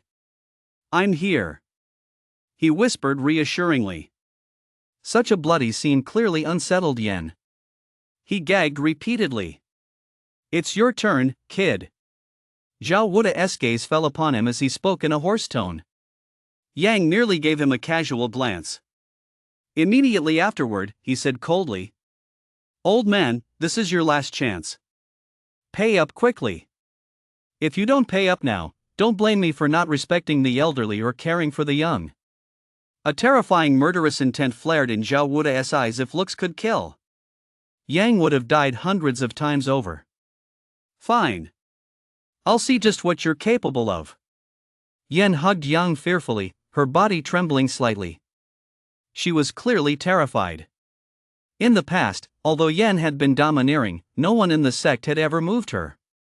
This was the first time she ever encountered such pure, unadulterated murderous intent. Old man, you've scared my junior sister. You'll have to pay extra later. Yang narrowed his eyes and said with obvious annoyance. Look what you've done to my Yen. I'll have to extort a hefty sum from you later. He thought to himself. Humph. Zhao Wuda snorted coldly. He clearly had no intention of wasting any more words on Yang. He intended to break Yang's limbs and force him to kneel at his grandson's bedside, until Zhao Yud could get out of bed and move about freely. Bring it on! Yang didn't hesitate any longer and immediately activated the Marquee Stage Experience card in his hand. A surge of ferocious power coursed through his entire body. In Yang's eyes, the scene before him had already transformed. Countless martial arts deities appeared. From the gods and Buddhas filling the heavens to Yama, the king of the underworld, everything was there. There were even scenes from various novels and legends. For example, 9 dragons pulling a coffin and unrivaled throughout the ages. This is so user-friendly I can actually choose directly. Yang was already dazzled by the spectacle, and his mind was reeling from the impact. But he forced himself to stay calm. He had to keep a clear head. He had to choose the most suitable martial arts deity statue. After all, his experience card had only elevated him to the first tier of the Marquee Stage, while Zhao Wuda was a powerhouse at the third tier of the Marquee Stage. This martial god statue must possess the power to turn the tide of battle. You're at the Marquee Stage? The sudden aura caught Zhao Wuda slightly off guard. But he quickly regained his composure. Even if you're at the Marquee Stage, you're only at the lowest tier, while I've long since reached the third tier of the Marquee Stage. As he spoke, the martial god statue behind him grew increasingly clear. Zhao Wuda had clearly begun to get serious. Old man, this is your final warning. Pay up quickly, and I'll pretend nothing happened. His gaze swept the area. Finally, he spotted a suitable martial arts divine statue. Once the statue appeared, it exerted absolute dominance over Azura. Shut up! Zhao Wuda had lost his patience and struck without hesitation. Almost simultaneously, Yang narrowed his eyes slightly. The corners of his mouth turned up ever so slightly. 2 words escaped his lips. Buddha!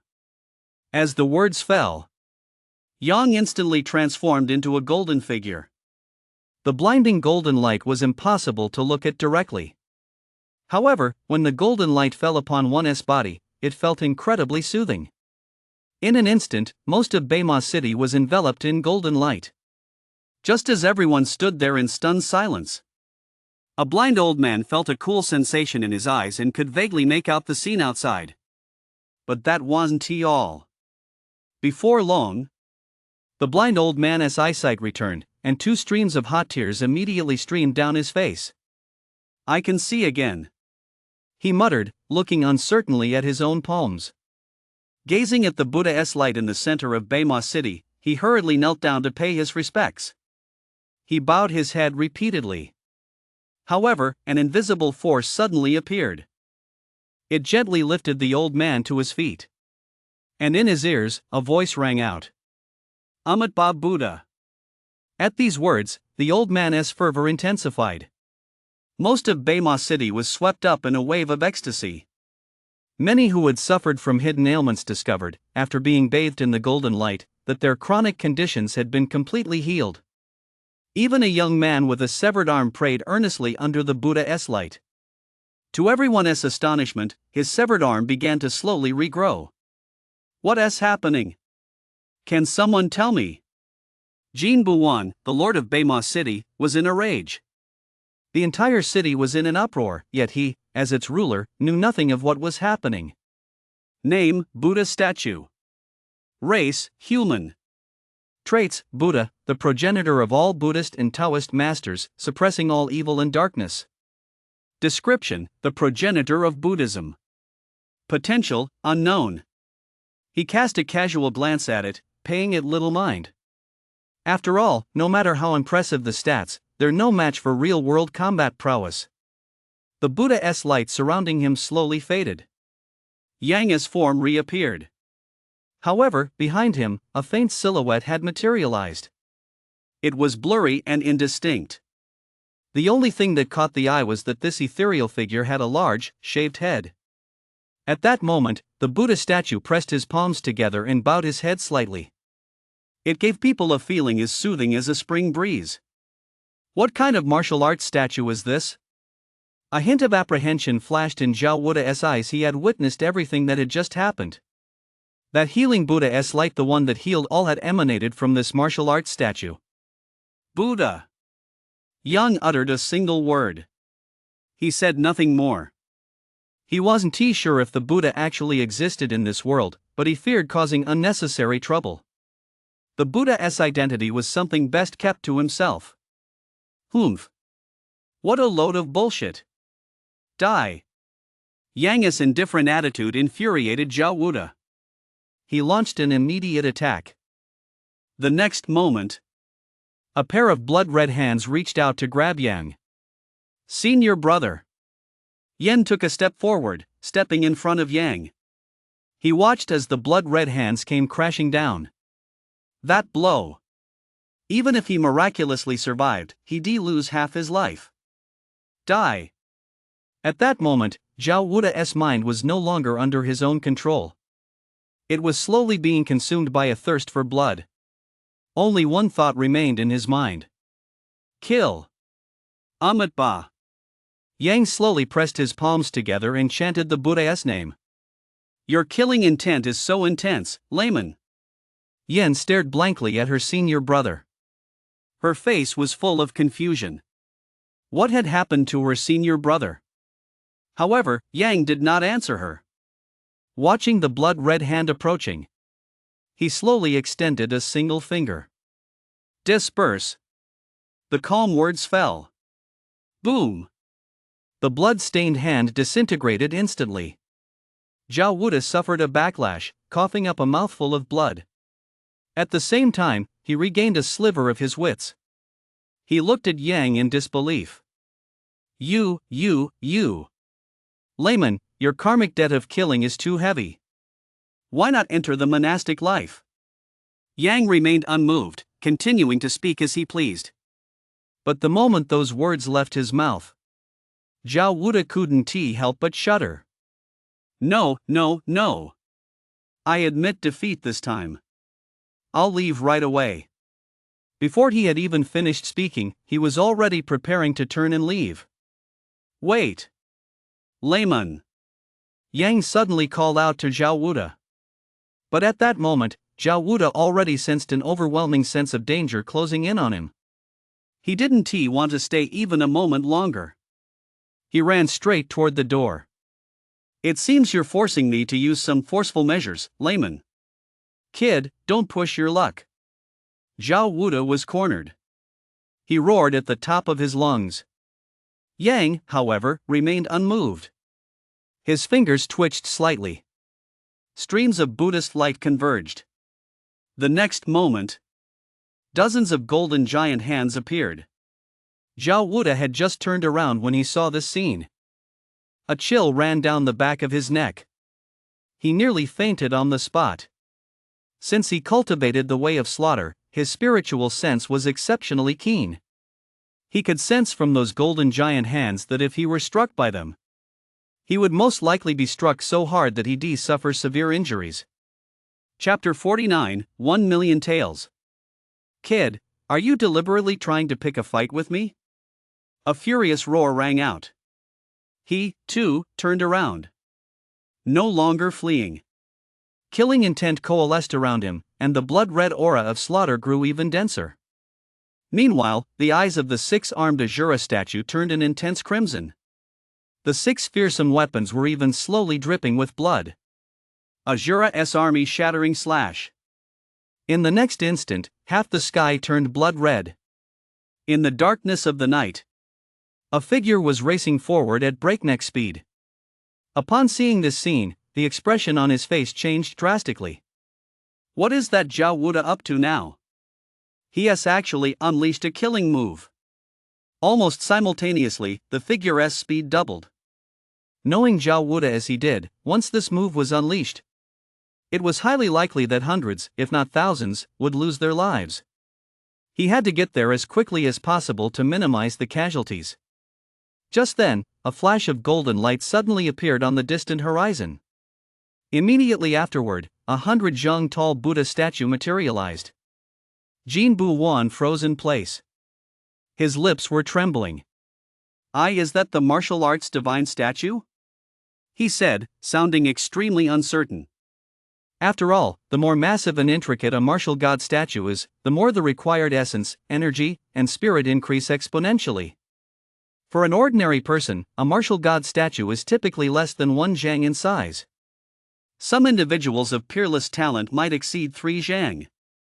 But 100 zhang martial god statue was beyond his wildest imagination. A genius? A prodigy? A demonic prodigy of the ages? None of these terms could describe the owner of that great Buddha, because they would be an understatement. In an instant, the entire spirit realm was enveloped by a mysterious Buddhist aura. In a land of extreme cold, snowflakes as large as goose feathers drifted slowly down. An ascetic clad in a simple monk's robe suddenly saw a flash of golden light in his eyes. Immediately afterward, his body trembled as he knelt down and bowed toward the south. Our Buddha is merciful, he has returned to the world. He murmured softly to himself. The forest of 10,000 demons. In its deepest recesses, a moss-covered, humanoid stone suddenly stirred. Amitabha Buddha, the great Buddha has descended into the world. It murmured softly. A moment later, all returned to stillness. Jin Buhin stared blankly at the great Buddha towering above him. He instinctively swallowed hard. What kind of being has Zhao Wuda offended? He muttered under his breath. Then he continued on his way.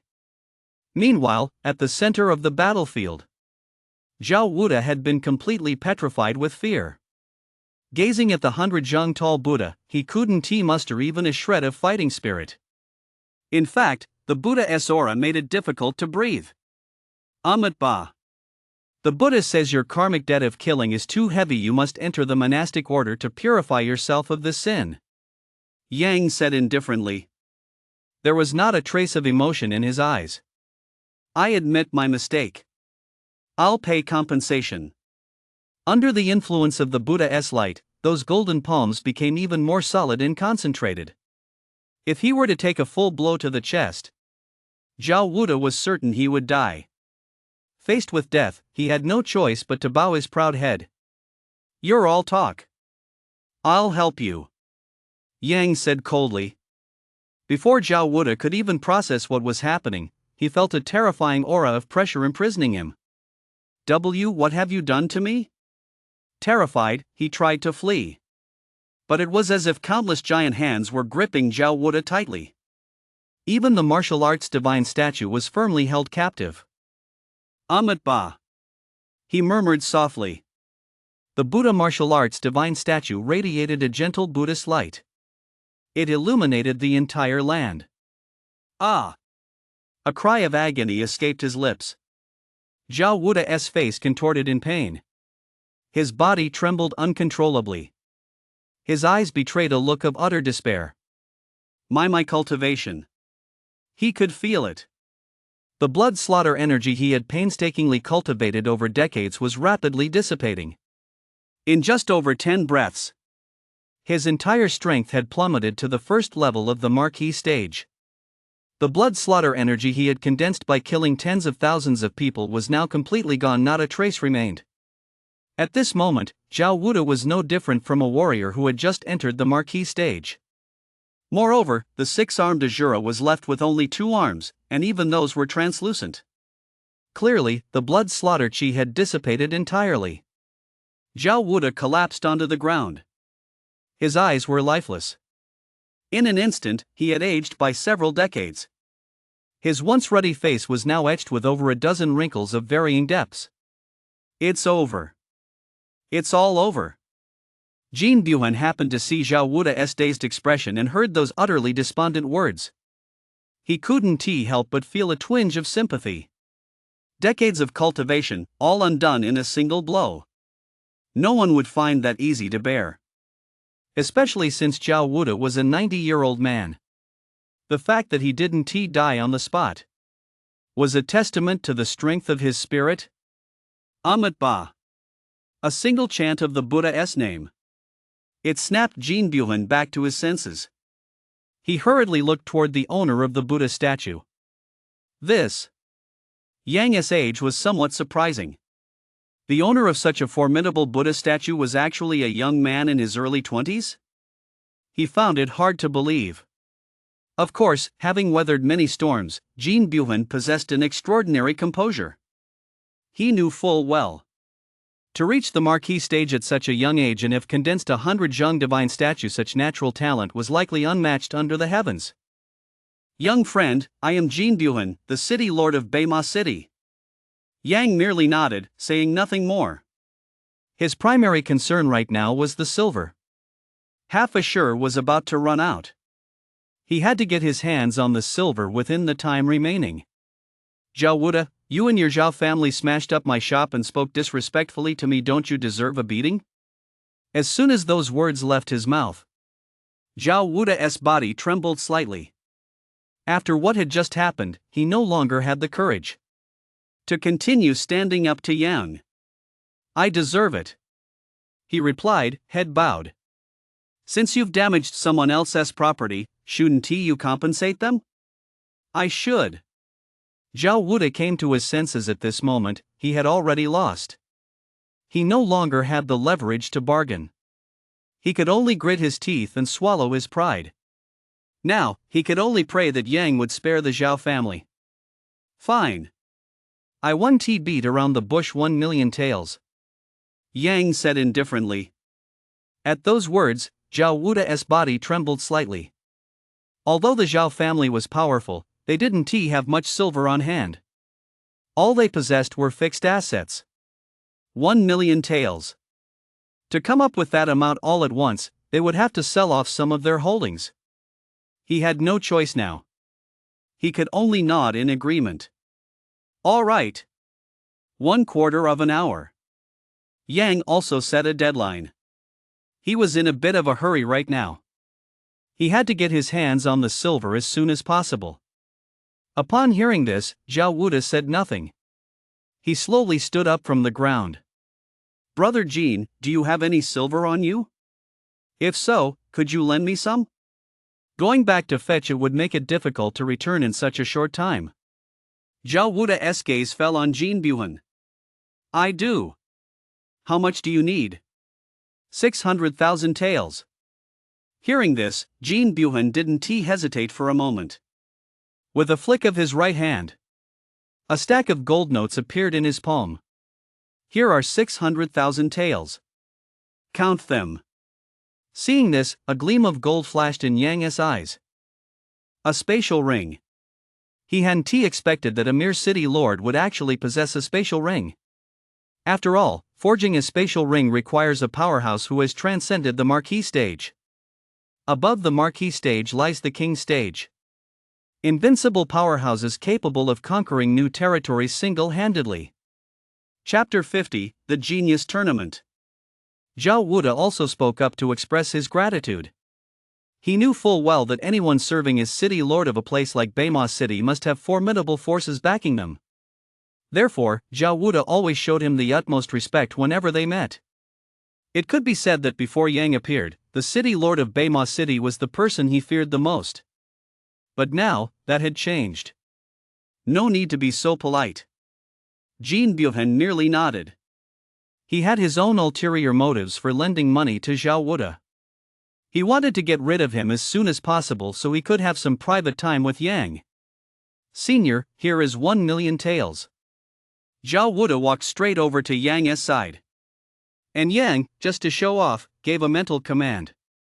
He immediately stowed the silver notes into his system space. This scene left Jean Buhan momentarily stunned. But he didn't say much. In his heart, however, he had already come to regard Yang as a scion of a prominent family out on a training journey. Good. You may go now. Hearing this, Zhao Wuda hurriedly turned and left. His posture became even more stooped. This blow was truly a heavy one. In the short term, not to mention him, the entire Zhao family would likely be on its heels for quite some time. Watching the other man leave, Yang put away his Buddha statue. He then prepared to turn and go back inside. This scene left Jean Buhan feeling somewhat awkward. After all, he was a city lord. Was it really okay to ignore him like that? Of course, he only thought these thoughts to himself. He certainly wouldn't say them out loud. With such a prodigy, Jean Buhan was more than eager to curry favor. How could he possibly afford to offend him? Wait, young friend. Yang stopped, puzzled. He shot a hostile glance at the city lord of Beima City. What?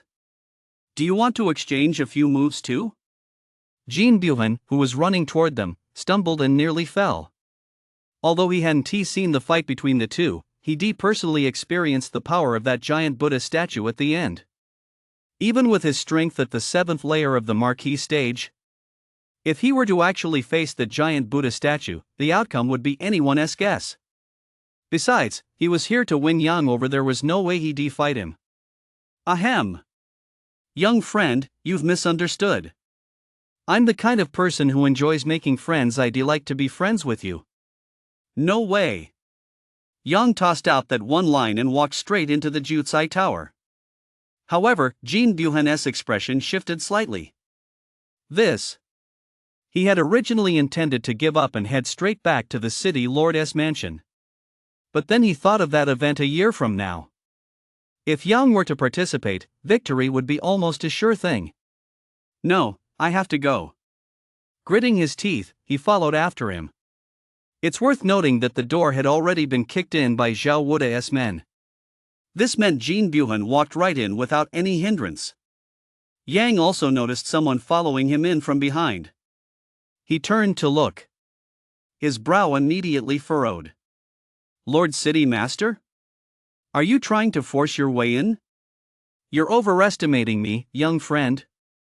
Jean Buhan hurriedly explained with a smile. I don't want to make friends. Yang remained unmoved. If anyone had been there, they would surely have been startled. The usually aloof city lord had suddenly taken a liking to making friends. After all, Jean Buhan turned away quite a few people every day. And these people all came to see him hoping to befriend him. But he had never met anyone yet today. It was exactly the opposite. He wanted to be friends with someone, but the other person wasn't interested. Young friend, I'll be blunt, I'd like to ask you for a favor. Yang raised his head slightly. He didn't want to pay him any mind. After all, he was the kind of person who would sit if he could, rather than stand, and lie down if he could, rather than sit. If the city lord was personally asking him for a favor, it was likely no small matter. No way. He refused outright. Young friend. Jean Buhan was completely taken aback. At that very moment, how he longed to grab Yang by the collar and bellow. I'm the city lord. Can't you even look at me properly? But when he considered the importance of the matter, he suppressed that impulse. A smile one he rarely showed appeared once more. In over a decade as city lord, he never smiled as much as he did today. And yet, it was all a forced smile.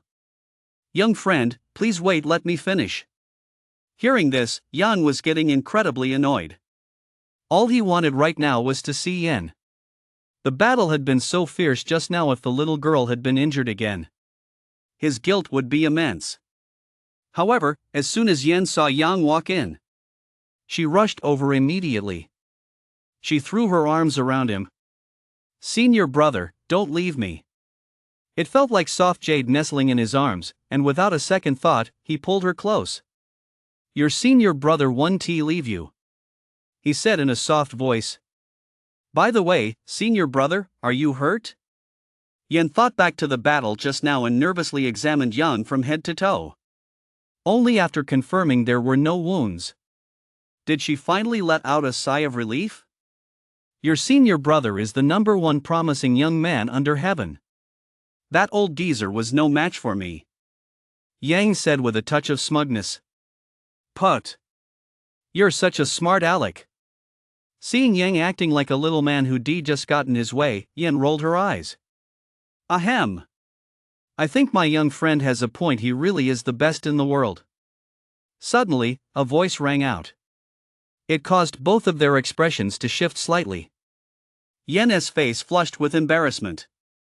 Thinking back on what had just happened, she couldn't help but feel flustered.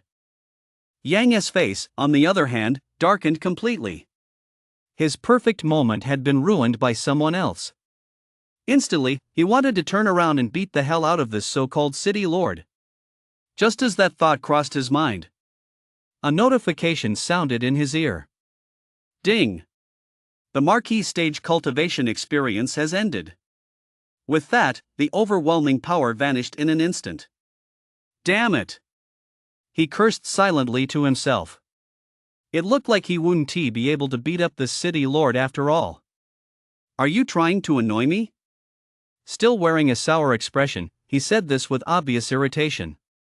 Jean Buwan, however, greeted him with a smile, as if he had no temper at all.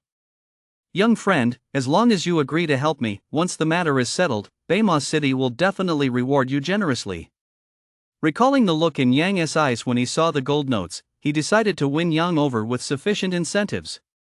Generous reward. Yang's eyebrow shot up. He was clearly intrigued. Jean Buhan hurriedly continued. Furthermore, from now on, you'll be a VIP in Baymont City. As he spoke, he produced a token. It was a token carved with a golden divine dragon, and in the bottom corner, there was a small golden character.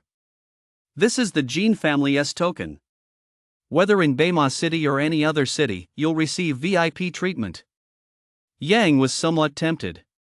It was clear that this man's status was far from ordinary. What's this about? Tell me.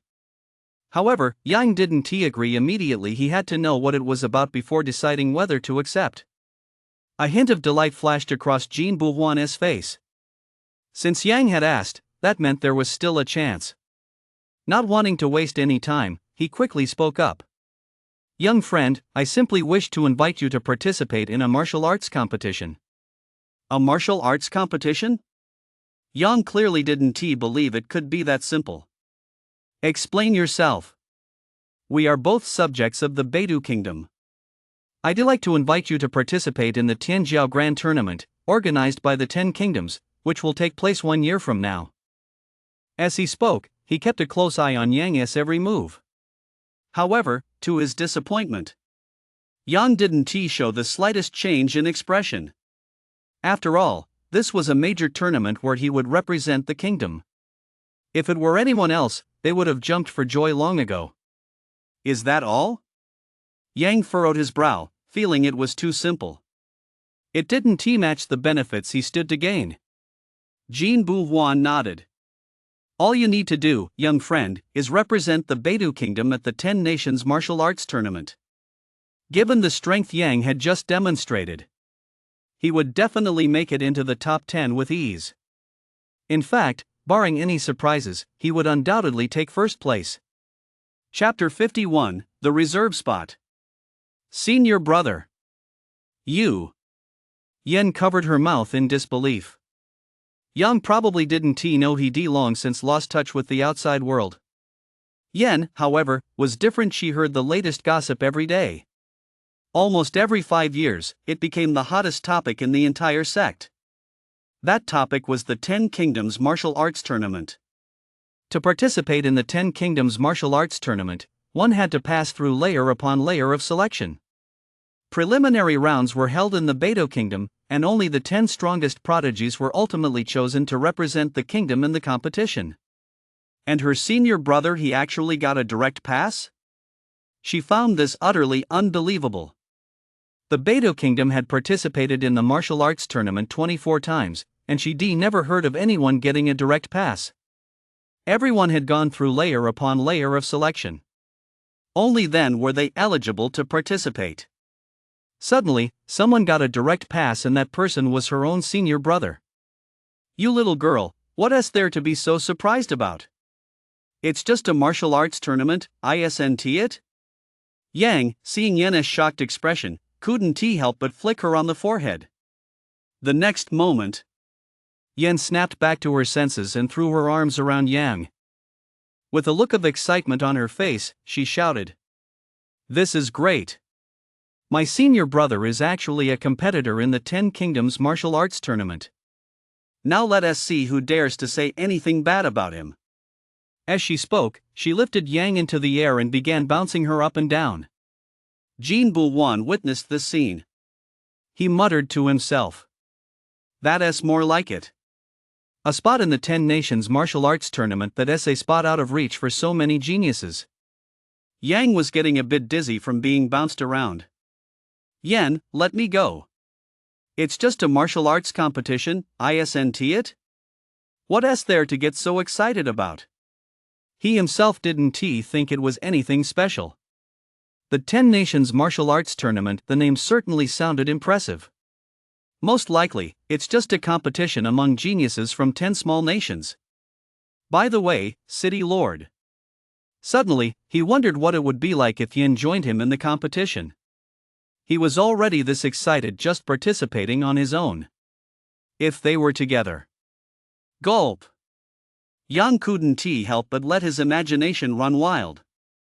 "Young friend, please speak." Jin Bu-Huan was growing fonder of Yang the more he looked at him. If it were possible, he'd even consider marrying his daughter to him, but unfortunately, he had no daughters, only 4 unlucky sons. "I'd like to compete alongside my junior sister." Yang blurted it out. Then he looked at Yen. Almost instantly, Yen froze, staring at Yang in disbelief. This. Jin Bu-Huan, however, was caught in a dilemma. After all, securing 1 spot was already the absolute limit for the Beidou royal family. 2 spots? Even the royal family of the Beidou Kingdom couldn't manage that. Why not? Seeing that Jin Bu-Huan remained silent, Yang said, sounding a bit annoyed. "You must be trying to save face at my expense. Giving up my spot is already the absolute limit, so as for your younger sister." This was truly impossible. 1 spot wasn't just his limit, it was the limit of the Beidou royal family. Hearing this, Yang's face darkened. However, Yen also came to her senses. "Forget it, senior brother. I'm already satisfied that you can participate. Besides, my strength doesn't meet the requirements, so even if I had a spot, it wouldn't do me any good. Hearing Yen's words, Jin Buwan shot her a grateful glance. This young lady was quite sensible. His regard for Yen soared instantly. Yang could tell, too. She clearly wasn't lying. It seemed this spot was indeed quite precious, so he didn't feel right about pressing the issue. Give the spot to my junior sister, and I'll go fight for another one. However, Yang came up with a solution that would satisfy both parties. This made Jin Buwan shudder. He looked at Yang with some bewilderment. There was only one thought in his mind. How could you do this? He didn't doubt Yang's words. With his marquee stage strength, he was more than capable of securing another spot. But if he really gave the guaranteed spot to Yen, he wouldn't know how to explain it. It was possible that the spot might even be revoked. Young friend, how about I help you secure a reserve spot? That way, your younger sister can come with you. He said this with some trepidation. Jin Buwan could have sworn. At nearly 50 years old, he'd never been this nervous before. Not even back when he and his brothers were vying for the imperial throne had he felt this anxious. Yang said nothing, but turned to look at Yen, seeking his junior sister's opinion. Senior brother, the alternate spot is fine, I'm already very satisfied. Yen hurriedly replied, not wanting to put Jin Buwan in a difficult position any further. This girl is sensible. The Lord of Baima City was even more grateful to this sensible young girl. All right, then. Yang reluctantly agreed. However, he still felt a bit uneasy inside. He hadn't secured a formal spot, only a substitute position. It stung a bit. Then it's settled. If you ever need anything in the future, young friend, just let me know, and I'll do my best to accommodate you. Jin Buwan laughed heartily. It was clear he was genuinely delighted. Yan nodded. Then he stared intently at Jin Buwan. He stared so intently that Jin Buwan began to feel a little uneasy. Is something wrong, young friend? Yang shot him a withering glance. It's getting late. I'm going to sleep. What time is it anyway? Why aren't you going home? You're keeping me from getting some rest. Jin Buwan froze. His mind even went blank for a moment. For a split second, he couldn't process what was happening. What? Seeing Jin Buwan's stunned expression, Yang seethed with frustration. City Lord, why don't I let you stay the night? As soon as those words came out, Jin Buwan snapped back to his senses. So this kid was giving him the boot. It's I who have troubled you. I'll take my leave then. With that, he hurried off. Yang didn't even acknowledge him, instead smiling warmly at his junior sister. Junior sister, it's getting late. Shall we get some rest? Yen's face flushed. However, a delicate hand suddenly wrapped around Yang's waist. Ouch, ouch, ouch. It hurts. Go easier on me. Instantly, a cry for mercy rang out. Senior brother, you really had me fooled. You're already at the marquee stage, yet you pretended to be at the warrior stage to deceive me. Yen said with a hint of reproach.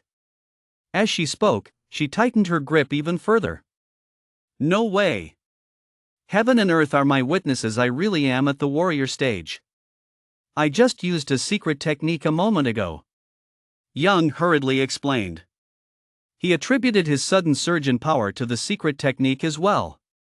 Almost immediately, Yen released her grip. Her eyes scanned Yang up and down. She examined him 100 times more closely than last time. A secret technique capable of boosting one's strength by 2 major realms must inevitably come with terrifying side effects. What are you doing? Yang asked, looking a bit dazed. Hearing this, a hint of confusion flashed across Yen's face. Logically speaking, after using a secret technique, one would at the very least feel completely drained. But Yang acted as if nothing had happened. Senior brother, do you feel anything strange? No. Yen grew even more puzzled. Like, the exhaustion you usually feel after using a secret technique? Yang froze for a moment. In an instant, it dawned on him. After using a secret technique, one would usually feel completely drained. But right now, he was full of energy. He didn't look the least bit exhausted. But that didn't matter, he could just start pretending now. Ouch! With a cry of pain, his body suddenly fell backward. However, Yen caught him. "Senior brother, what's wrong?" the young girl asked, somewhat flustered. At the same time, she used her inner energy to check Yang's condition. Chapter 52, It Backfired. "I feel like I'm about to die. I need a kiss cough, I need mouth-to-mouth resuscitation to save me," Yang said weakly. Yen's expression changed slightly. Her face flushed for a moment. But she quickly regained her composure. Suddenly letting go, Yang fell toward the ground. The sudden turn of events caught even Yang off guard. He crashed straight onto the floor. Ouch! The back of his head made intimate contact with the ground. He hurriedly reached up to cover his head. Just as he was about to scold the young lady, he opened his eyes to see Yen storming upstairs in a huff. His heart skipped a beat. Yang had a sense of foreboding. He silently cried out in his mind, "Oh no! I've gone too far." He hurried after her. But before he could even set off, he heard the sound of a door slamming shut. Bang! "It's over." The young lady's angry, Yang said with some frustration. He knew he'd gone too far. To actually ask her for mouth-to-mouth resuscitation, he'd really lost his mind. He didn't dare waste any time. He ran up the stairs, step by step. Standing in front of the door, he smoothed out his clothes. He cleared his throat before calling out. "Junior sister, senior brother knows he was wrong. I apologize." But Yen ignored him. "Junior sister, can you just forgive your senior brother this once?" Still, no one paid him any attention. Just then, the door next to them swung open. A little head poked out. A pair of small eyes looked at Yang in confusion. "What are you staring at? Haven't you ever seen a couple arguing?" Yang said, somewhat annoyed. "That bastard he didn't help during the fight just now, and now he's actually watching my show. He really deserves a good smack." After being scolded like that, Jiba quickly pulled his head back inside. Back in his room, the four fighting cocks lay unconscious in a corner. During the battle just now, Jiba had snatched the four fighting cocks back. Otherwise, under that kind of overwhelming pressure, those four brothers would most likely been done for. "Junior sister, I was wrong. I promise I won't tease you anymore." The pleas for mercy continued outside the door. Jiba no longer dared to join the commotion. He lay quietly on the bed, ready to sleep. The pleas for mercy went on for half an hour. Yang finally gave up. "Junior sister, get some rest. I'll explain everything to you tomorrow." With that, he turned and left. Jiba opened his eyes, only to slowly close them again. Suddenly, a loud thud echoed through the room. Jiba snapped his eyes open, his fierce gaze fixed on the doorway. He saw Yang walking toward him. Before Jiba could even react, he was grabbed by the neck and thrown out. "This is my bed. Go sit over there." At the same time, a voice rang out. "Cackle, cackle, cackle."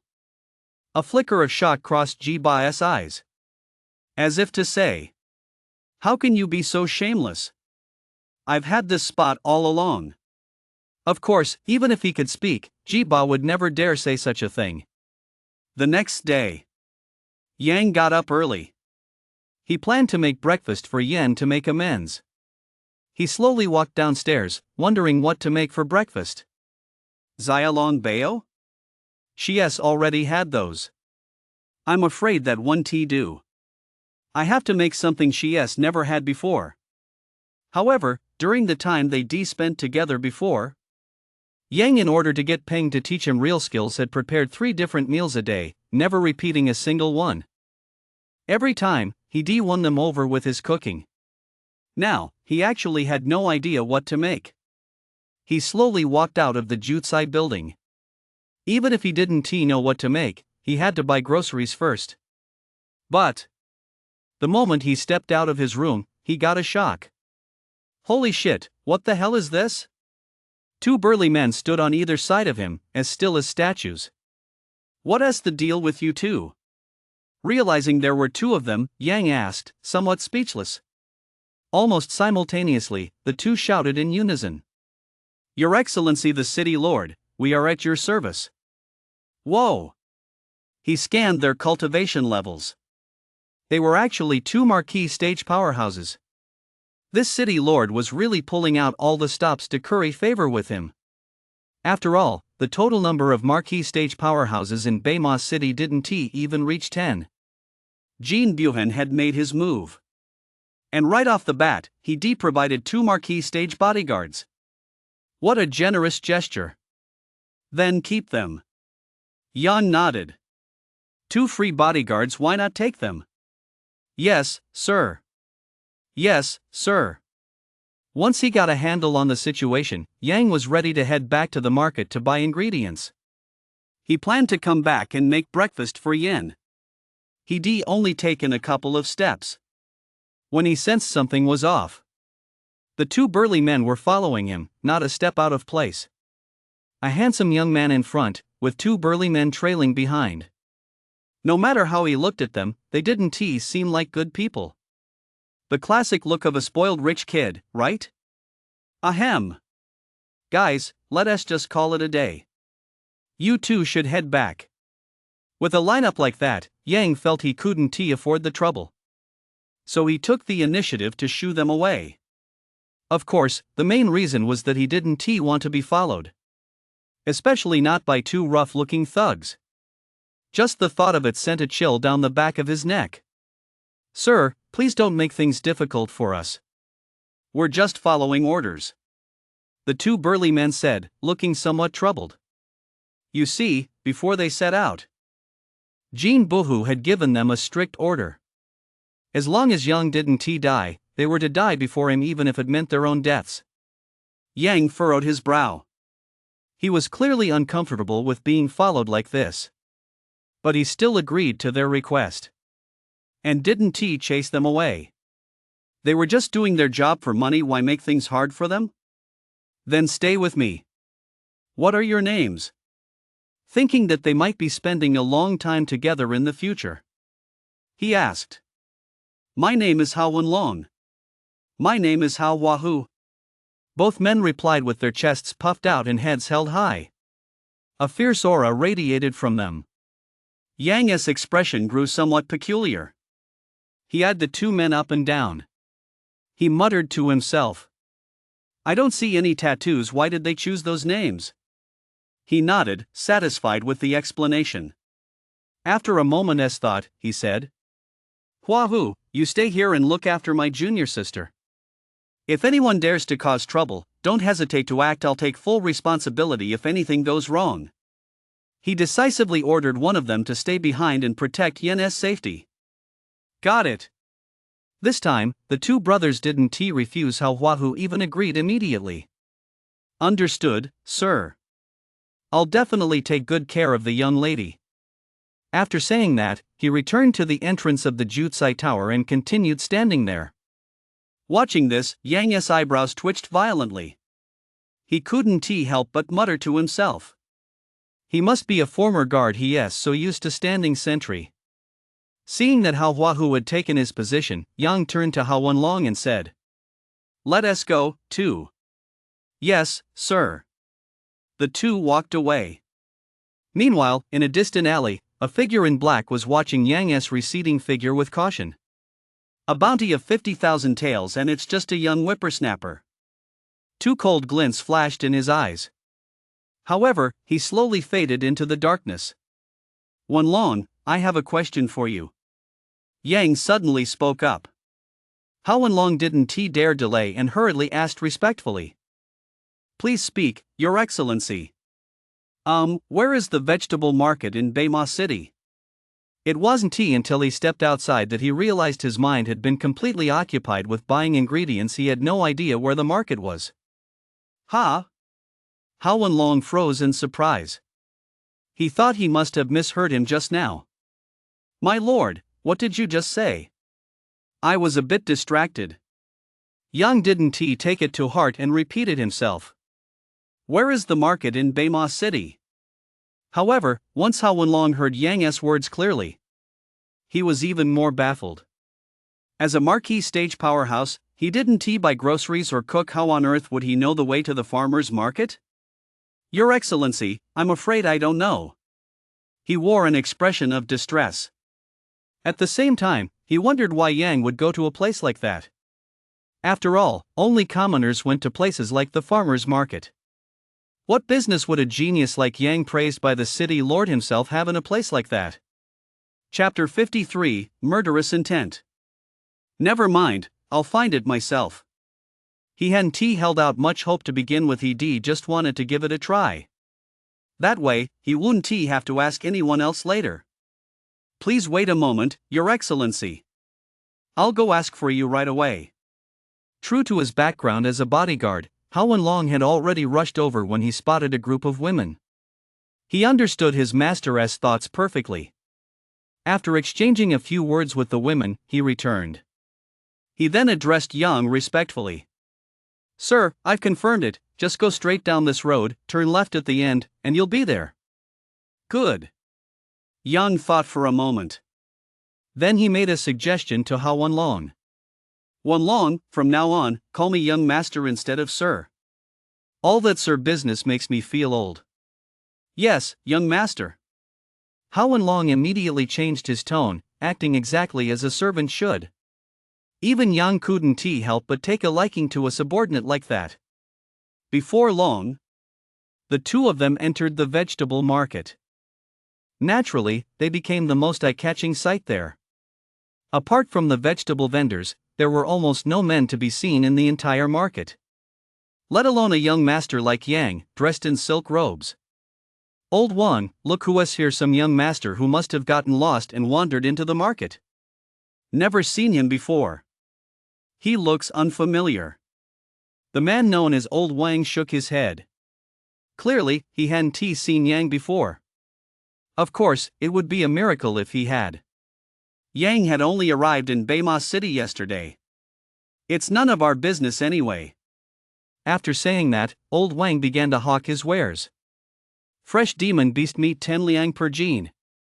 Fresh demon beast meat 10 liang per jean. Suddenly, Yang turned and walked toward them. And he headed straight for Old Wang's stall. This sent a jolt of fear through Old Wang, and cold sweat broke out on his forehead. He feared Yang had overheard his earlier remarks. He knew all too well that the young masters of these prominent families were the worst sort of people. They'd kill someone at the slightest provocation. Just thinking about the dire consequences made his body shiver uncontrollably, and a cold sweat broke out on his back. My lord, may I ask what you need? He asked, extremely anxious. Brother! How much is this meat? Yang asked with a smile. Almost at the same moment, Old Wang dropped to his knees. His body trembled uncontrollably. Please spare my life, Your Highness. I spoke out of turn. I shouldn't have gossiped about you behind your back. As he spoke, he raised his hand and began slapping himself across the mouth. Smack! Smack! Smack! He landed several slaps in a row. Only then did Yang snap out of it. Bro, what are you doing? But he still looked completely puzzled. I just came to buy some vegetables. You didn't say a word and just dropped to your knees. You must be trying to frame me. Quite a few people had already gathered around, ready to watch the show. However, when they saw Hao Wenlong, they all instinctively shrank back. They didn't dare to get any closer. I wonder whose spoiled brat this is, causing a scene at the vegetable market. Yeah, this guy has probably got a screw loose. Whispers of gossip began to circulate. Although the voices were faint, Yang and his companion could still hear them. Damn it! His worst fears had come true. They'd been mistaken for a rich kid out on the town with his bodyguards. Before Yang could react, Hao Wenlong himself shouted angrily, "Are you looking to die?" With that, he strode toward the source of the murmurs. At the same time, he roared furiously, "Do you know who this nobleman is? How dare you speak of him like that?" Yang, who had been relieved that the misunderstanding wasn't too serious and that he could still explain himself, nearly spat out a mouthful of old blood. Damn it, this was just getting worse and worse. Hao Wenlong's tirade made him feel as if he were an utterly depraved playboy.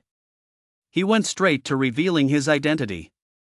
Upon hearing Hao Wenlong begin to reveal his identity, Old Wang broke out in a cold sweat and immediately began kowtowing. "Your Honor, please spare my life.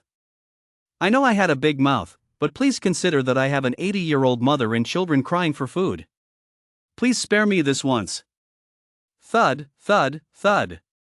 His head slammed hard against the ground. Yang's head was buzzing. What on earth was going on? Are you guys trying to cement my reputation as a good-for-nothing playboy? Wenlong, stop. He hurriedly stopped Wenlong, who was about to arrest him, and at the same time took a few quick steps toward Old Wang. Seeing this scene, some women, afraid of the sight of blood, couldn't help but close their eyes. Old Wang himself was shaking like a leaf. Cold sweat was pouring down his face. It's over. My neighbor Old Wang is going to die today. He let out a silent scream inside his head. He felt he was as good as dead this time. However, to his astonishment, Yang not only refrained from striking him but actually helped Old Wang to his feet. "Hey, aren't you overacting a bit? I just came here to buy some demon beast meat," Yang said, somewhat exasperated. As soon as those words came out, not only was Old Wang stunned, but even Hao Wenlong was dumbfounded. He originally thought Yang had some other motive for coming to the market. But now it seemed he completely overthought it. The guy was just here to buy groceries. Ha! Old Wang raised his hand and slapped Yang twice. It startled Yang. Just then, Old Wang's tearful voice rang in his ears. Ha ha ha! Old Wang next door isn't meant to die yet. Yang was slightly taken aback. What the heck? Old Wang next door. You're that old Wang who likes you know what? He shot the man a strange look. Just then, Old Wang had already stood up and returned to his stall. Without a word, he cut off over 20 gene of demon beast meat. "Young master, here is your meat. Consider it an apology for my loose tongue earlier." Saying this, he wrapped it up and handed it to Yang. Is there such a good deal? He didn't hesitate for a second. Under the strange stares of the crowd, Yang accepted the demon beast meat. At the same time, he bought some other ingredients. Even after Yang left the market, the vendors still couldn't quite believe it. A spoiled young master from a prominent family actually doing something like this right out in the open? Buying groceries? Are you kidding me? Of course, no matter how much these people gossiped this time, Yang wouldn't hear a thing. Because he was already on his way back with Hao Wenlong. "Young master, did you really go to buy groceries?" After giving it careful thought, Hao Wenlong still couldn't suppress his curiosity and blurted out the question. "Is there any doubt that I'm buying groceries?" Yang looked at Hao Wenlong with a bewildered expression. He really was just going to buy some groceries. It was as if he had some kind of secret to hide. "Never mind. You won't believe me no matter what I say. Just wait until we get back and try my cooking." After thinking it over, he decided that with someone like this, his cooking skills would have to speak for themselves. No need. Both Huahu and I have people who prepare meals for us." Hao Wenlong waved his hands repeatedly. They were here to protect Yang. One could even say to wait on him hand and foot. How could they possibly turn the tables now? If word of this reached Jean Buchan's ears, what good would come of it? He absolutely couldn't eat that meal. Yang didn't press the issue. He didn't have any strange quirks himself, and he couldn't very well force food down someone's throat if they didn't want it. Ha! Yang's brow furrowed slightly. Killer intent. Just a moment ago, a flash of killer intent had appeared. Though it vanished quickly, Yang had still sensed it. Chapter 54, Is my head worth only 50,000? Young master. Hao Wenlong's expression shifted slightly. He had clearly sensed that aura as well. Yang, however, simply blinked. He pretended nothing was amiss as he walked forward, lowering his voice as he spoke. Wenlong, let us play along with him. Keep your aura in check. Hao Wenlong nodded. He suppressed his aura. He could clearly sense that the other party wasn't particularly strong. Otherwise, he wouldn't have shown such a weakness. Yes, young master. Not far behind the two of them, a man in black let out a sly grin. This is a sweet deal. The head of someone like this is actually worth 50,000 taels? I really don't get what the person who posted this mission was thinking. He muttered to himself. Then he quietly followed them. Although he was already 90% certain he could kill with a single strike, as an assassin, he would never make a move without absolute certainty of a kill. He watched as Yon walked into an alley. A cold gleam flashed in the man in black's eyes. It's time to make my move. Baima City had strict city regulations. If he struck in the bustling marketplace, it would undoubtedly attract a great deal of trouble. A narrow alley like this was definitely the best place to strike. Even if he were discovered, at least 1 or 2 hours would have passed by then. By that time, he would have long since collected his payment and left. With that in mind, he quickened his pace slightly. Wenlong, what is your relationship with the city lord? Yang asked with a smile. However, his attention was already fully focused on the man in black behind him. Huahu and I were both originally the city lord's bodyguards. Later, by a stroke of luck, we broke through to the marquee stage and became attendants at the city lord's residence. Hao Wenlong replied without the slightest hesitation. There was nothing to hide at the time. These matters could be uncovered with a little effort. The fact that they were the city lord's bodyguards was no secret to begin with. Oh. That's good, then. Just then, the man in black had already overtaken Yang. Almost instantly, a dagger appeared. He thrust it forward with all his might. You. Yang looked taken aback. Meanwhile, the mysterious figure revealed half a face, breaking into a smile. Die. A hoarse voice rang out. Boom. A crisp sound rang out. The dagger in his hand snapped in two. The man in black stared blankly at the broken dagger in his hand. He couldn't snap out of it for a long time. He had been on the verge of success just a moment ago. Then, a hand suddenly reached out. He had been mocking the owner of that hand for being reckless. After all, this dagger was not only forged from 100 times refined steel but also poisoned. Even a Grandmaster stage cultivator, if wounded by this dagger, would bleed from all 7 orifices and die within a moment in 3/4. So the man in black didn't stop. The dagger continued its direct thrust toward Yang's throat. However, the hand that suddenly appeared was far too fast. He only saw a blur before his eyes, then felt the dagger being seized. Just as he was about to exert force, he felt a tremendous strength grip his hand. The dagger was wrenched from his grasp. Immediately afterward, he saw Hao Wenlong holding the dagger with both hands, completely unafraid of the deadly poison coating it. In just a few swift motions, he snapped the dagger forged from 100 times refined steel into several pieces. The assassin in black was stunned. Even a Grandmaster stage cultivator could never achieve such a feat. Unless.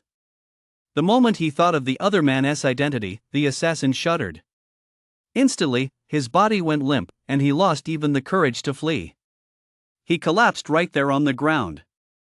You're at the marquee stage? He stared at Hao Wenlong in disbelief. Even if he racked his brain, he could never have imagined that a head worth 50,000 taels would actually be protected by a marquee stage powerhouse. At that moment, the assassin in black could only think of one thing to say. Isn't this a fucking scam? He felt like crying. He longed to drag that bastard who posted the mission out into the open. Then, piece by piece, shatter his bones. Pointing right at the other guy's nose, he unleashed a torrent of curses. You fucking son of a bitch, tell me this head is really only worth 50,000 taels? Clack! Clack! Howlin' Long tossed the refined iron dagger he was holding onto the ground. At the same time, he reached out and lifted the black-clad assassin off the ground. Talk! Who sent you? He asked coldly. The assassin in black swallowed hard but didn't speak. Assassins have their principles, and one of the most fundamental is never to reveal the client's identity. Just kill me. I won't say a word. Hearing this, Howlin' Long let out a cold laugh. He looked at the assassin in black with a smirk. I didn't expect you to be such a tough nut to crack. The assassin in black had intended to retort, but what came out of his mouth was a scream of agony. Ah! Crack! Crack! 2 consecutive sounds of snapping bones. Howlin' Long had just snapped 2 of the man's fingers. However, the assassin in black merely grunted and refused to speak. No need to torture him. This guy has clearly been trained. Pain will probably only make him whimper a couple of times at most. As he spoke, Howlin' Long snapped 2 more of the man's fingers. Just as Yang had said. The assassin in black merely whimpered twice but showed no intention of revealing the mastermind behind the operation. Young master, should we just kill this guy? Having served as a bodyguard for over a decade, Howlin' Long knew full well that these assassins were notoriously tight-lipped. Even if he kept snapping fingers, it would only elicit a few more grunts. I'll handle the questioning. Yang walked over to the assassin with a smile. He assumed the questions would still revolve around the mastermind behind the operation.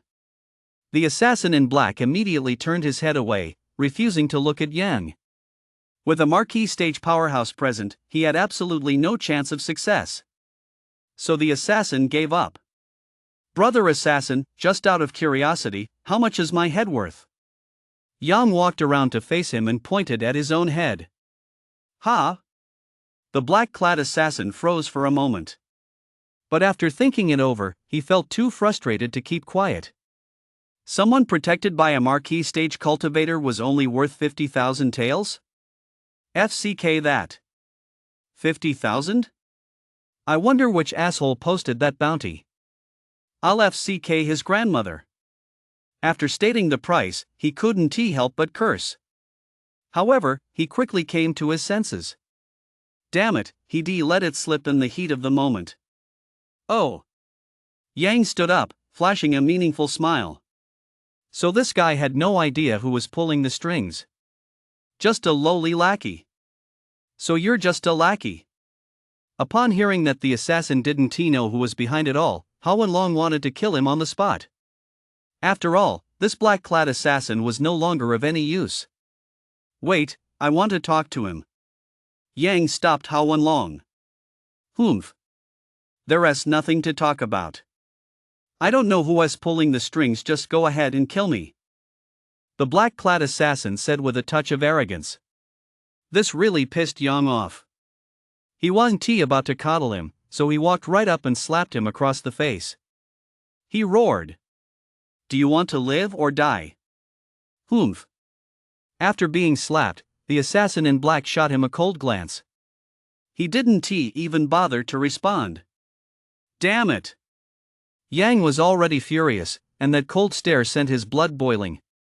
It made him feel like he was the prisoner. I'm sparing you and I have no other intentions, just to ask, where is your headquarters? Who set the bounty on me? He grabbed the assassin by the collar and roared. My head is only worth 50,000? The assassin grew more and more baffled as he listened. It was the first time he'd ever heard of someone complaining that their bounty was too low. You see? The lower the bounty, the lower the chance of being assassinated. If the amount reaches a certain threshold, it attracts real professional killers. Someone like him could only be considered an amateur assassin. He did it whenever he had time. the pay was actually pretty decent. Speak. Who set my price? Chapter 55, A Get-Rich Scheme. The assassin in black was momentarily at a loss. He stammered. All bounties are priced by a professional review panel before they're posted. Then where is that review panel? The assassin in black suddenly snapped to his senses and clamped his mouth shut. He almost blurted out something he shouldn't have.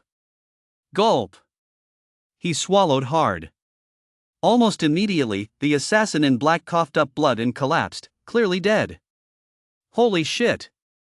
Yang pushed the corpse aside with a look of disgust. He originally hoped to coax the location of their hideout out of him ideally, so he could round up some men and raid it. Jin Buhan had promised that Yang could ask for his help whenever he needed it. He'd borrow some men from him and then raid the assassin's hideout. That would definitely be a windfall. Of course, part of the reason was that Yang was dissatisfied with the bounty placed on his own head. 50,000 taels? His head as a time traveler, no less, was worth nothing more than that? It wasn't even enough to level up. Actually, what Yang didn't know was this. Originally, the bounty had been set at 10,000 taels, and that was only because he was Peng's disciple. But later, for some unknown reason, the higher-ups suddenly raised the price at the last minute, bumping the bounty to 50,000. Put. He spat out a glob of phlegm. Then he prepared to leave. However, just as he turned around, he realized he hadn't searched the body yet. So he turned back around. He frisked the man thoroughly. In total, he found a little over 30,000 taels of silver. Even a mosquito is meat. It was a bit meager, but Yang didn't care. Let us go. Time to cook dinner. After finishing all that, he said directly to Hao Wenlong. He strode out of the alley himself. As for the body, it wouldn't be long before someone discovered it. There was no need to worry about it at all, someone would come to take care of it. Not long after Yang left, a figure in a black robe appeared. He looked down at the assassin lying on the ground. He took a token from his robe. A bronze rank assassin failed. I'll contact headquarters and ask if they're willing to raise the bounty. Let us set the amount at 100,000 taels for now. As soon as Yang returned to the Jutsai Tower, he began cooking. He purchased pots, bowls, ladles, and other kitchenware directly from the system store. The two Hao brothers were still standing at the door, acting as door guardians. Suddenly, a fragrant aroma filled the air. Both brothers perked up. What is that smell? It's so delicious. Really, this smells even better than the signature dish at that #1 chef under Heaven Place. Both of them couldn't help but twitch their noses. However, they were clearly aware they had a mission to fulfill, so they didn't leave. They simply stood there, twitching their noses and inhaling the aroma in the air as deeply as they could. Just then, 4 young men strode quickly toward them. They soon stopped in front of the Jutsai Tower. A hint of confusion flashed in the eyes of the two Hao brothers. They recognized these 4 men. In fact, they saw them quite often. These 4 were none other than the city lord's 4 sons, the 4 heroic brothers. What are the 4 of you doing here? The 2 men clearly had a very poor impression of the 4 young masters of Beima and spoke coldly. Almost simultaneously, the 4 young masters all furrowed their brows slightly. In Beima City, was there anyone who dared to speak to them like this? They all looked up. They wanted to see which fool was bold enough to speak to them that way. Are you looking for trouble? How dare you speak to us like that, Uncle Hao? The 4 young masters were all dumbfounded. They never would have imagined that the speakers were the 2 brothers from the Hao family. After all, these 2 were among Jin Buhan's earliest followers. Although they were merely bodyguards, Jin Buhan had made it clear. Upon seeing the 2, they must address them respectfully as uncle. Otherwise, they'd be beaten senseless. I don't care if the 4 of you cause trouble elsewhere, but if you mess around here, don't blame me for coming down hard on you. Hao Wenlong said coldly. Yes, yes, yes. The 4 nodded repeatedly. As they spoke, they turned to leave. Seeing that the four weren't making a fuss, the Hao brothers breathed a sigh of relief. If it came to a fight, they'd be in a tough spot. After all, they were just subordinates. Though the other four were a bit spoiled, they were still the city lord's sons. The four walked a good distance away before finally stopping. "Don't you want to see your own treasure?" Ji Ning whispered. The three younger brothers replied almost in unison. "Of course we do." Looking at his three younger brothers, Ji Ning gritted his teeth. "Let us go back." The next moment, they were grabbed by the arm. "Big brother, are you crazy? If we go back, we're probably going to get beaten up," Jin Xiong said fearfully. "So are you willing to miss seeing your own treasures?" The four exchanged glances. If they didn't see their fighting cocks today, they'd probably be on edge all day. "We're not going there to cause trouble. We don't need to be afraid of them," Ji Ning said through gritted teeth. As soon as those words came out, the other three lit up. "That's right, we're not going there to cause trouble. Let us go. Let us head back." After a quick consultation, the four turned on their heels and walked toward the Jutsai building. Meanwhile, the Hao brothers standing at the entrance furrowed their brows. "Oh no, those four guys are back." Hao Huahu silently cursed under his breath. If the four really tried to force their way in, they wouldn't dare to use excessive force. Watching the four approach, Hao Wenlong's eyes lit up. He'd come up with a plan. "Quick, go find the city lord." At this moment, the only one who could stop these four was their own father. Moreover, once this happened, those four spoiled brats would definitely never dare to cause trouble for Yang again. A permanent solution. "Big brother, hold them off." Realizing the urgency of the situation, Hao Huahu wasted no time and rushed toward the city lord's mansion. "Second brother, hurry up." He gave another order. As soon as those words left his mouth, Hao Huahu was already giving it his all. He raced toward the city lord's mansion at full speed. He intended to report the situation here to Jin Buhan as quickly as possible. Just then, the four men returned. The four young masters of Beima were still quite afraid of the two men. Seeing the imposing Hao Wenlong, Ji Ning spoke cautiously. "Uncle Hao, we'd like to go inside." Instantly, Hao Wenlong narrowed his eyes. "You can't go in here. The city lord has distinguished guests inside." At those words, the expressions of all four changed. The city lord's distinguished guests. If they were to disturb their boss's guests, they might end up with broken bones. For a moment, the four of them backed down. They wanted to turn back. But then, on second thought, they felt a bit reluctant. "Uncle Hao, we want to go in, but could you please go in and find someone for us?" Ji Ning asked tentatively. "All right." Fearing that pushing the four too hard might provoke a violent reaction, Hao Wenlong nodded in agreement. "Who are you looking for?" "Someone named." However, the four were taken aback. They actually didn't know Yang's name. Seeing the flustered expressions on the faces of the four young masters of Beima, Hao Wenlong narrowed his eyes slightly. He felt as though the four of them had been toying with him. A flash of displeasure crossed his face as he said coolly, "You four, stop fooling around.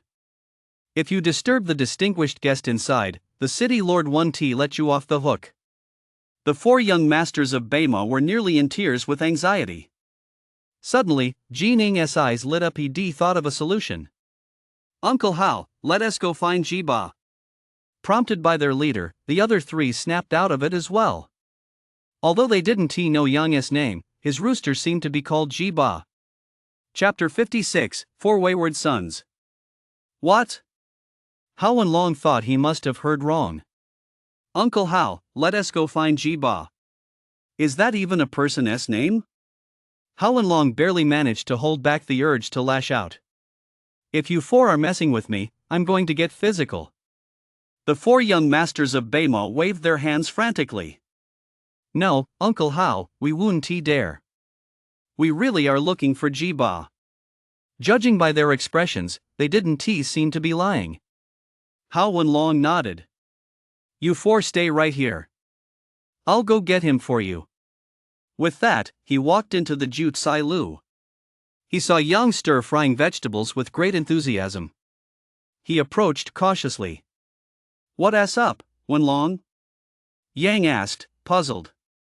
Young master, there's someone outside looking for chicken boss? Hao Wenlong said, sounding a bit awkward. The phrase felt a bit tongue-twisting, and he was just as curious about what this chicken boss looked like. Oh. Looking for Ji Ba.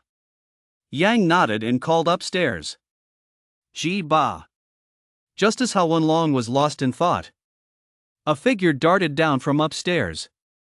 Cock-a-doodle-doo. It looked at Yang in confusion, as if asking, What do you want me for? Someone's looking for you. Yang didn't even look up at him, focusing intently on stir-frying the vegetables. Hao Wenlong, however, looked at Ji Ba with a touch of bewilderment. For a moment, his mind went blank. What would one of the four young masters of Beima want with a chicken? Cluck, cluck, cluck. Ji Ba eyed Hao Wenlong curiously, thinking he was the one looking for him. He thought about it for a long time but couldn't figure out where he'd seen this guy before. Ahem, I'm not the one looking for you, the person looking for you is outside. Hao Wenlong had actually figured out Ji Ba's intention at a glance and said somewhat blankly. Almost at the same moment, Ji Ba dashed out. He let out a series of clucks. He wanted to see who was looking for him. Cluck, cluck, cluck. Seeing Ji Ba come out, all four of them lit up with joy. They hurriedly surrounded him. But when Ji Ba saw the four closing in and the mischievous grins on their faces, he didn't hesitate. He charged forward, kicking one of them with each foot. Once again, the four young masters of Beima were knocked to the ground by a chicken. Seeing that Ji Ba was about to attack again, Ji Ning quickly shouted, Brother Chicken, we're here to see your master. Cluck, cluck, cluck. Ji Ba stopped. Then he scampered back to the Jute Sai Tower. He happened to bump right into Hao Wenlong. Done with the meeting? He muttered in confusion, then walked out. At a glance, he saw the four young masters of Beima lying motionless on the ground. What happened to the four of you? He asked kindly. Jining quickly waved her hands and said, It's nothing, Uncle Hao. We just tripped and fell by accident. Ha! He was even more puzzled. How could these four brothers all fall at the same time? What? They got kicked by a chicken? That's impossible. These four playboys might not be very skilled, but they should still be able to handle a single chicken. He didn't say much more.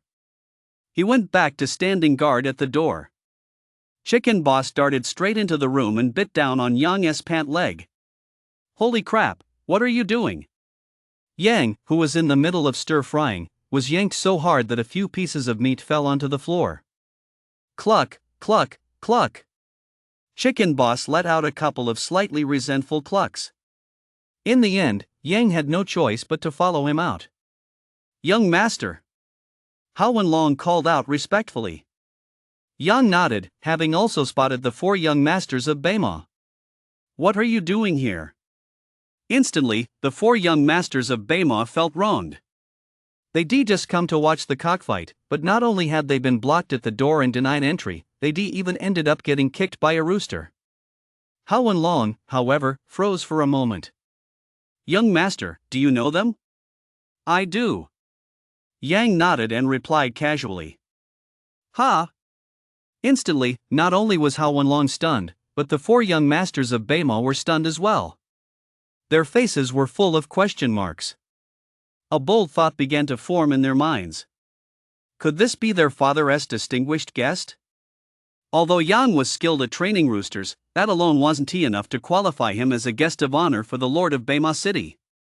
However, faced with such irrefutable evidence, they had no choice but to believe it. Yang was indeed their father's honored guest. Just then, two figures rushed toward them at breakneck speed. At the same time, a thunderous roar rang out. "You four ungrateful sons!" Jean Buven charged over in a flurry of panic. Under everyone's stunned gazes, he sprang into action. He proceeded to whip all four of his sons. "Rebellious sons!"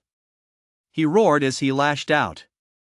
Jean Buven had just been about to eat breakfast when he saw Hao Huahu return. He originally intended to invite him to join him for breakfast. But one sentence from Hao Huahu sent a shiver down his spine. "Lord City Master, it's terrible. Your four sons have gone to the Jutsai Tower to cause trouble." Upon hearing this, Jean Buven wasted no time, not even a moment's delay. He swore that even when he was down on his luck and fleeing for his life, he hadn't ever pushed himself as hard as he was now. Finally, he arrived in the shortest possible time. "It seems you've had enough of the good life and want to be expelled from Beima City." Just then, Hao Huahu also approached. He whispered to his older brother.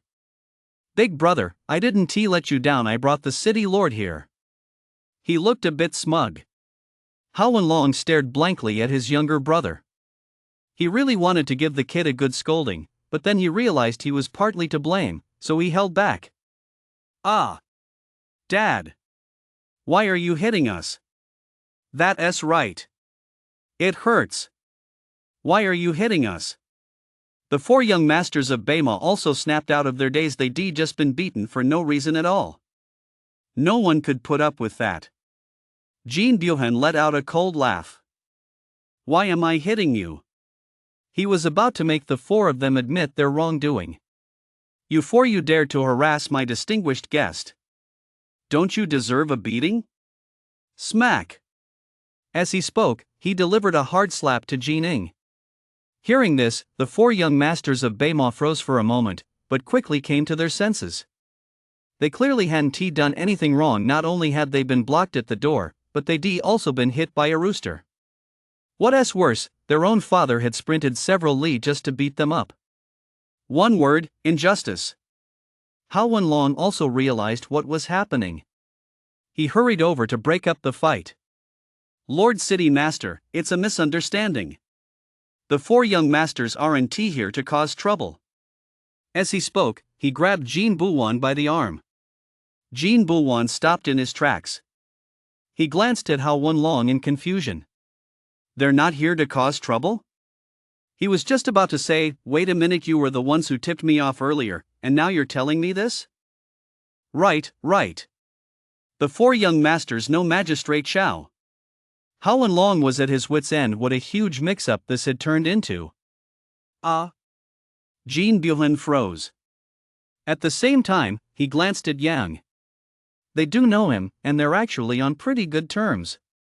Yang couldn't bear to see the four of them get beaten any longer, so he stepped in to clear the air.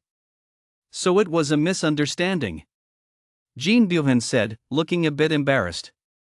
At the same time, he let go of Jean Xiong's hand. Thud! Jean Xiong fell straight to the ground. "Dad! You!" The fourth young master of Beima looked utterly wronged. He'd been beaten by his own father out of the blue. However, upon seeing the four of them looking so aggrieved, Jean Buwan's expression suddenly changed. "What's the matter? Can't I beat you guys?" Faced with that glare, the four of them instantly cowered. They hurriedly smiled apologetically. "It's only natural for a father to beat his sons. We deserve it." "Humph!" he snorted coldly. He turned and walked toward Yang. In an instant, his face lit up with a broad smile. If an outsider had seen this scene, they would have definitely thought Yan was the city lord's son. The four Jean brothers were the outsiders. "Young friend, I don't know if you've eaten yet. If not, it's on me. Let us go to the #1 restaurant in the world." "No, thanks. I've already had breakfast." With that, Yan walked back to the Jutsai Tower, leaving Jean Buwan standing there, bewildered. Cooking for himself? Suddenly, his heart skipped a beat. At the same time, he turned and glared fiercely at the Hao brothers. Chapter 57, First-Rate Culinary Skills. "You two, how could you let young Master Shao cook for himself?" He scolded them with a hint of reproach. However, the Hao brothers could only shake their heads helplessly. Lord City Master, we tried to stop him, but Lord Shao insisted on cooking for himself. There was nothing we could do. Seeing the look on their faces, he didn't think they were lying. Jin Buhuan walked into the Jutsai Tower with some skepticism. Almost at the same moment, a wave of aroma washed over him. He couldn't help but shudder. Even Jin Buhuan, who ate delicacies from land and sea every day, found himself swallowing hard. What kind of heavenly aroma is this? He muttered in disbelief. He continued walking inside. The scent grew stronger the further he went. Jin Buhuan had already swallowed several times without being able to help himself. Even he found it embarrassing. But he just couldn't help it. The aroma was simply too intoxicating. At that moment, Yang was ladling out soup. The fragrance was wafting right from the soup. Gulp! Jin Buhuan stared longingly at the rich broth and couldn't help but swallow hard. But he quickly snapped back to his senses. His old face flushed with embarrassment. The mighty lord of Beima City, actually staring at someone else's soup and swallowing hard. How embarrassing! So embarrassing! Jin Buhuan truly felt too ashamed to stay any longer. It was just too embarrassing. Young Master Shao, I wonder if you'll have some time later. What's the matter? He raised his head slightly and finally opened his eyes to look at him. There's going to be an auction at the Myriad Treasures shop later. I'd like to invite you to join me. Gulp! He couldn't help but swallow again. It smelled so good. I'll be free later. Yang nodded slightly. He was free as a bird right now. What's this about training fighting cocks?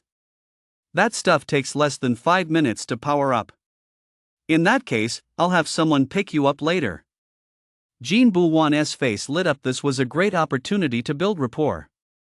As long as he cultivated a good relationship with him, his reputation would surely soar again once the 10th martial arts tournament ended.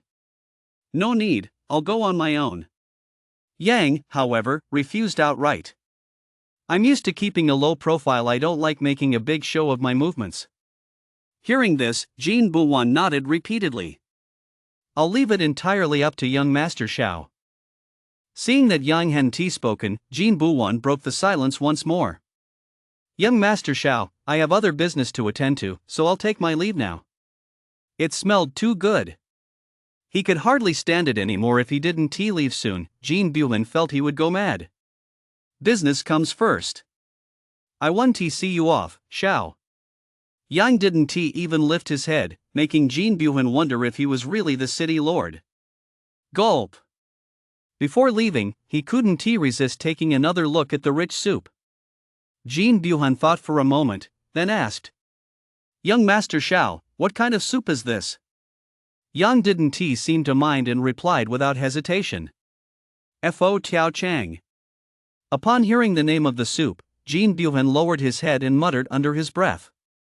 Fo Tiao Chang, even the Buddha would jump over the wall to eat this. What a great name! Now that he knew the name, he was eager to get back as soon as possible so his head chef could start preparing it right away. Young Master Shao, we'll see each other later. All right. Jin Buhuan hurriedly left. As he stepped out of the Jutsai Tower, he instinctively wiped his mouth, afraid that drool might be hanging from the corner of his lips. If that happened, his image as the city lord would be ruined. Thank goodness, I wasn't drooling. Feeling somewhat relieved, he spotted his 4 sons. He took them along with him.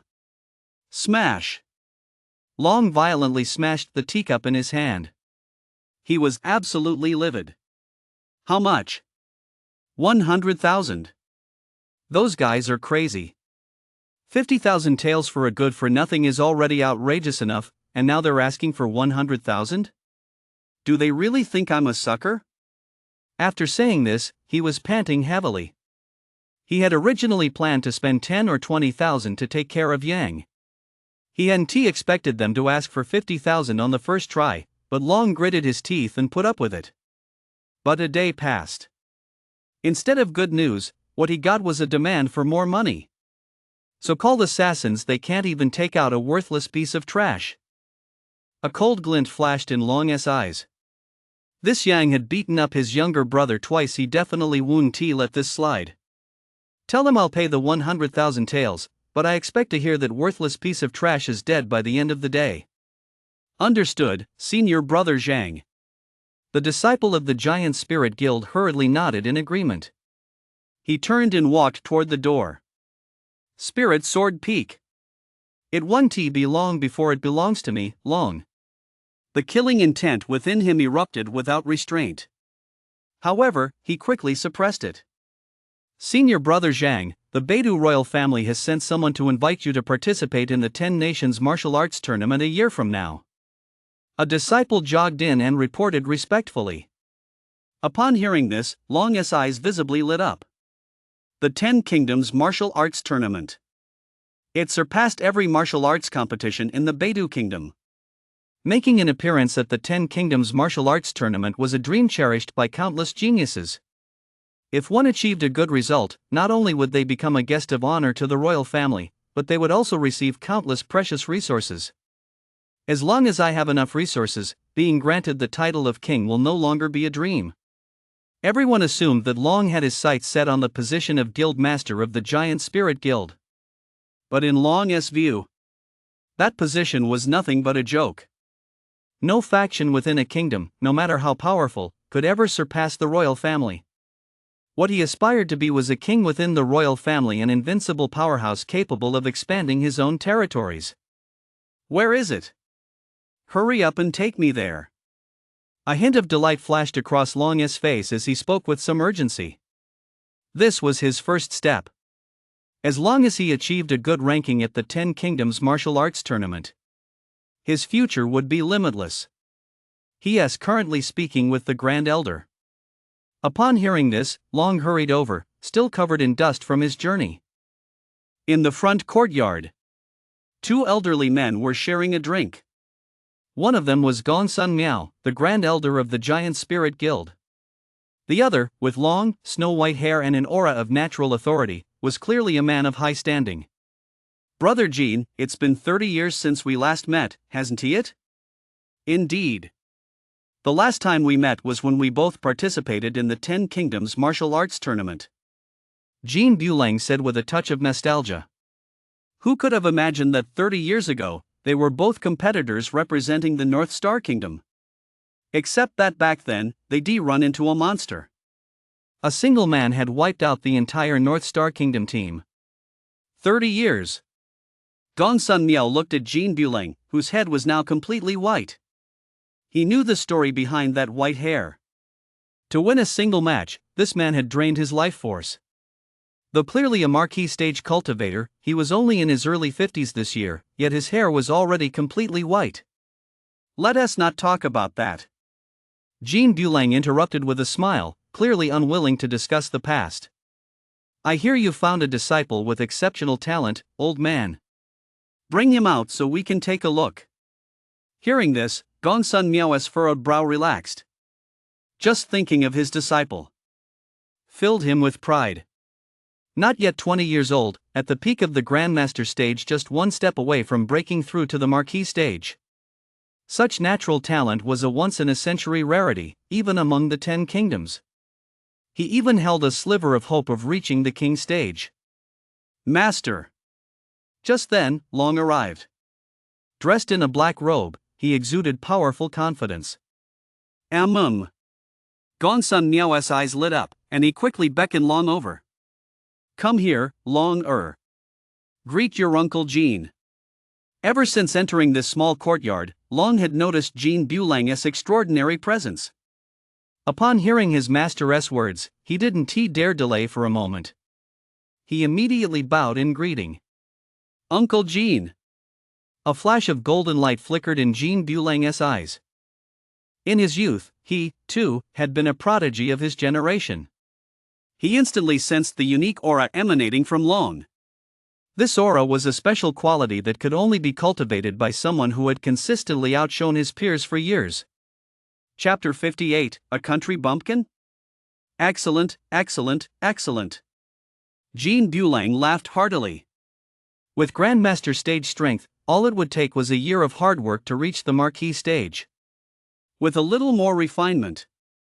Even if he couldn't make it into the top 10 at the 10 Nations Martial Arts Tournament, he could still secure a spot in the top 20. Such potential stirred Jean Bulang's interest. He knew there was a special quota reserved for the royal family. With this quota, one would need to participate in the trials and could enter the 10 Kingdoms Martial Arts Tournament directly. Long's qualifications perfectly matched this requirement. He was eligible for direct admission. Since you've called me Uncle Master for life, I won't beat around the bush. Are you willing to participate in the 10 Kingdoms Martial Arts Tournament? As he spoke, his eyes were fixed intently on Long. But Long had already prepared his response. With almost no hesitation, he said with a determined look in his eyes. As young men of our generation, we must bring glory to the kingdom. Who wouldn't want to participate in the 10 Nations Martial Arts Tournament? Good, good, good. Jean Bulang liked what he saw more and more. I'll speak to the royal family and secure you a direct entry spot. All you need to do is train diligently, and in a year's time, you can participate in the 10 Nations Martial Arts Tournament. Long was completely taken aback. He hadn't expected this opportunity to come so easily. Gong Sun Miao shook his head. It was clear that his disciple still lacked some self-control. This was all because he was too young and had seen too little of the world. Little sister, shall I take you out to play? At that moment, Yang was trying to cheer up the little girl. However, his efforts were clearly not going over well. Yan buried her head in her food, completely ignoring Yang's presence. Throughout the entire meal, she didn't say a single word. She suddenly turned aloof. If you're not coming, I'm going on my own. Seeing that it was about time to leave and that Yen was still ignoring him, Yang decided to go by himself. He wanted to give the little girl a chance to reflect on her behavior. Well, then I'm off on my own. I hear there are quite a few pretty girls there. He thought that once he pulled this move, the little girl would throw herself at him. But he never expected this. This time, Yen just sat there quietly, sipping her soup in small sips. Damn, damn, damn. Yang suddenly started to panic. This was about to backfire. This was his child bride, after all. Junior sister, I was wrong. I'll definitely change my ways next time. Yang was ready to cry, make a scene, and if all else failed, hang himself. He refused to believe he couldn't get his way with this little minx today. Shut up. I'm going to hang out with my friends today. I don't have time to go with you. Yen, exasperated by the commotion, said somewhat angrily. Guys or girls? Girls. Go ahead. At the same time, he pulled out a gold note worth 100,000 taels and handed it to Yen. Take this. If it's not enough, just let me know. He said with even greater generosity. As long as it wasn't a guy, everything was negotiable. 100,000 taels. For Yang right now, that was just pocket change. In just one day in Baima City, he already made over $1 million. He was definitely getting a bit carried away. Yen's face flushed. Without hesitation, she snatched the gold notes from Yang's hand and hurried out the door. It wasn't until quite a while later that Yang called Huahu over. Huahu, stay behind and protect Yen. If anyone dares to cause trouble, just go ahead and fight them. If anything happens, I'll take the blame. Yes, young master. Huahu nodded in agreement and hurried off as well. Myriad Treasures Shop. The items sold there should all be available in the system. He just wanted to try his luck. If he happened to stumble upon a bargain, that would be cold, hard silver. Ji Ba. A certain rooster rushed down the stairs in a flurry. 4 fighting cocks followed close behind. Overnight, Ji Ba had already assembled his crew. He was the boss again. You're in charge of guarding the place, don't let anyone take anything. Although the place was a bit run down, there were still quite a few valuable items. For example, vases worth 1,000 each. There were at least 7 or 8 of them here. All the odds and ends added up to at least 10,000. It would have been fine if the door were still there, but last night, someone had ripped it off its hinges. Someone had to keep watch, otherwise, Yang wouldn't feel at ease. Here's your reward. With that, he took out the ethereal gourd and poured out hundreds of centipedes. In an instant, Chicken Boss charged over. He began to feast heartily. And he didn't forget his 4 newly recruited underlings. Each chicken got 5 centipedes. Holy shit, you're even bribing them? Are you even a fucking chicken? Yang was a bit speechless. Chicken Boss was surprisingly smart. He actually knew how to bribe his subordinates with good stuff. Keep an eye on the house. If even a single tile is missing, I'll stew you. After giving his orders, Yang got ready to leave. He was heading to the Myriad Treasures shop purely to hunt for bargains. With the system that boastful little helper by his side, who could possibly be more authoritative than him? Young master, should we call for a horse-drawn carriage? Hao Long had completely transformed into Yang's bodyguard. No need. Let us walk. Yang flatly refused. He genuinely couldn't stand riding in carriages. Not only were they slow, but they were also bumpy. Walking all the way there? He felt he'd probably end up throwing up. He'd rather walk than waste time in a carriage. Yes, sir. Hao Long wanted to say something, but in the end, he kept it to himself. Since the Myriad Treasures shop was located right on the most luxurious avenue in Beima City, the two didn't have to walk far before they spotted it in the distance. A group of people was busy welcoming guests. Quite a few carriages were parked in front of the entrance. Each one was lavishly decorated, and many were even pulled by demon beasts. They were clearly nobles from Beima City. Master Qian has arrived. A carriage drawn by 8 fine horses pulled up. Almost simultaneously, a servant shouted loudly. Immediately afterward, the servant scampered over and respectfully lifted the curtain. Soon, an elderly man stepped out. The servant followed behind, bowing and scraping. The moment the old man entered the Myriad Treasures shop, he tossed out a silver note. Yang had a keen eye. He could tell at a glance that it was a 100-tael silver note. These local tycoons are really loaded, even their casual tips are 100 taels. Several more local tycoons entered the Myriad Treasures shop. Almost every one of them tossed down silver notes ranging from 100 to several hundred taels. In just a short while, the servants had actually earned nearly 1,000 taels. A way to make money. His eyes lit up suddenly. However, Yang quickly dismissed the idea. Earning a few hundred taels at a time was still too little. If it were tens of thousands of taels at a time, then it might be worth a try. The two walked up to the entrance of the Myriad Treasures shop. As expected, no one came out to greet them. The waitstaff were all busy attending to the local dignitaries arriving by carriage. They certainly didn't have time to worry about people walking on their own 2 feet. The decor here isn't half bad, Yang remarked with a smile. He just casually glanced at their signboard. It was actually worth 70,000 taels. So close. Yang almost couldn't resist snatching the signboard right then and there. Of course. The Myriad Treasures shop is the largest auction house in North Desert City. Just then, a young man in a white robe approached. He glanced at Yang and said with a hint of disdain. At the same time, a waiter snapped out of his daze and hurried over. Young Master Bai, you're here. Your private room is ready, please come this way. Yunchen nodded slightly. Then he walked into the Myriad Treasures shop. However, as he passed by Yang, he muttered indifferently. The Myriad Treasures shop has really gone downhill. Any hick can walk in these days. As soon as those words left his mouth, Hao Long's face darkened. He was about to lash out, but Yang pulled him back.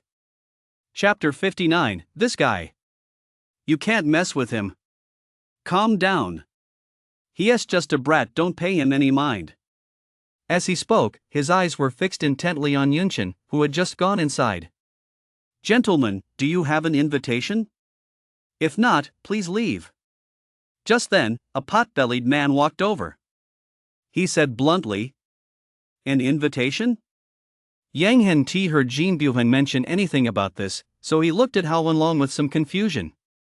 After all, Hao Wenlong used to serve the city lord and should know the ins and outs. However, Hao Wenlong's expression had already turned completely grim. "When did your Myriad Treasures shop change its rules? I recall that to enter the Myriad Treasures shop, all one needs is proof of having 10,000 in assets." However, Hao Wenlong didn't lose his temper right away. He said calmly, "Enough with the small talk. Do you have an invitation or not?" The portly manager was already growing impatient. He heard that the head of the Bai family had recently made another breakthrough and was just half a step away from becoming a marquee stage powerhouse. He was hoping to use this opportunity to make a good impression on Yunchen. As for why he singled out Yang, it was purely because Yunchen had just shown him a look of displeasure. Moreover, Yang wasn't riding in a carriage. In Baima City, there was an unwritten rule: any faction with true power would travel in a luxurious carriage. The most expensive carriage was the city lord's mansion's Lu Long Ta. Legend had it that crafting this carriage had cost a full 200,000 taels of silver. Someone like Yang is nothing but a penniless bum. A penniless bum who can't even afford a carriage. "Without an invitation, please leave," the fat manager said with a hint of displeasure. "Are you looking to die?" Hao Wenlong couldn't hold back any longer. He was responsible for protecting Yang, which included dealing with anyone who didn't know their place. Take this fatso, for example. Of all people to provoke, he had to go and provoke the city lord's distinguished guest. He must be tired of living. "I'm warning you, this is the Myriad Treasures shop. If you dare to cause trouble, you'll be the one getting thrown out." The fat manager, however, wasn't the least bit flustered. He even spoke with a touch of mockery. After all, anyone who dared to cause a disturbance at the Myriad Treasures shop would either be thrown out or end up a dead soul. "If you don't have an invitation, get out of here quickly. Don't waste everyone's time." Just then, a young man spoke up in annoyance. At the same time, a carriage pulled up. However, it wasn't being pulled by horses, but by two lion tigers, each over 2 zhang in length.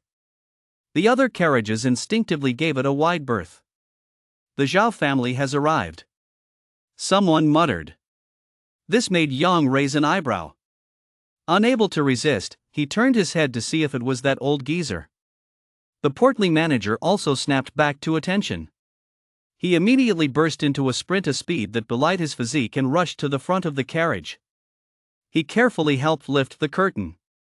Soon, a man stepped down. It was none other than Zhao Wuda, the head of the Zhao family. The portly manager immediately broke into a beaming smile and exclaimed, "With the head of the Zhao family here in person, Wanbao is truly honored." However, Zhao Wuda merely glanced at the portly manager and gave a slight nod. He said nothing. But even so, the smile never left the portly manager's face. He led the way as Zhao Wuda walked toward the inner courtyard. Soon, they found their path blocked. Instantly, a bead of cold sweat beaded on the portly manager's forehead. Anyone daring to block Zhao Wuda's path must be trying to drag him down with them. Almost simultaneously, the smile vanished from his face, and he glared furiously at Yang. "You're still here, kid? Looks like you need some help. Guards!" he bellowed. Almost instantly, more than 10 warrior stage fighters charged out. Leading the group were 2 Grandmaster Stage, 7th tier powerhouses. "Break this kid's legs and throw him out." At the plump supervisor's command, more than 10 warrior stage fighters had already closed in on him. It looked like they were about to strike. "Old man, is this how you treat me?" Yang said, sounding a bit annoyed. It seemed that lesson costing him 1,000,000 Han-ti been harsh enough. He'd forgotten it so quickly. Silence. An eerie silence fell. Everyone stared at Yang in utter bewilderment. Their heads were buzzing. They couldn't quite process it. What had that young man just called Zhao Wuda? Old man? He is crazy. He has really gone mad. Everyone stared at Yang in disbelief. Daring to speak to Zhao Wuda like that, he is as good as dead. Poor kid. It's one thing to provoke that fatso Wu at worst, you'd lose a leg, but to provoke this demon? He has done for. That kid has done for. In an instant, a murmur of discussion filled the air. Clearly, everyone thought Yang had lost his mind. To actually provoke the head of the Zhao family right out in the open, he must be tired of living. No, even if he were tired of living, he probably wouldn't dare do something like this. The fat supervisor's body shuddered. He felt as if his heart was about to leap out of his chest. Almost simultaneously, he raised his hand to slap Yang across the face. You're asking for it. With that, he was about to strike Yang. However, Zhao Wuda had also snapped back to his senses. This guy. He couldn't afford to cross him. Moving with lightning speed, he grabbed the fat supervisor's hand. Without a word. Amid the other man's stunned gaze, he landed 2 slaps. The next moment, several teeth flew through the air. This left the fat supervisor completely stunned. He reached up to cover his burning cheeks. He looked at Zhao Wuda in disbelief. He couldn't figure it out at all. They were clearly on the same side, so how had the tables suddenly turned? Why had he become the one getting beaten up? However, the fat supervisor probably didn't have time to think about that right now. Because Zhao Wuda was clearly not satisfied with those 2 slaps. He was already preparing for the second round. He rolled up his sleeves. He grabbed the fat manager by the collar. Under the other man's stunned gaze, he delivered a vicious slap. Smack! Smack! Smack! For a moment, the only sound around them was the crack of slaps. Everyone was completely dumbfounded. Why had Zhao Wuda suddenly started beating up Fat Wu? I'll teach you a lesson for your filthy mouth. How dare you speak ill of young Master Shao? You must be tired of living. If I don't beat you to death today, it's only because you're too fat. One slap after another. Soon, the fat supervisor's face was covered in blood from the blows. Zhao Wuda felt both fear and elation.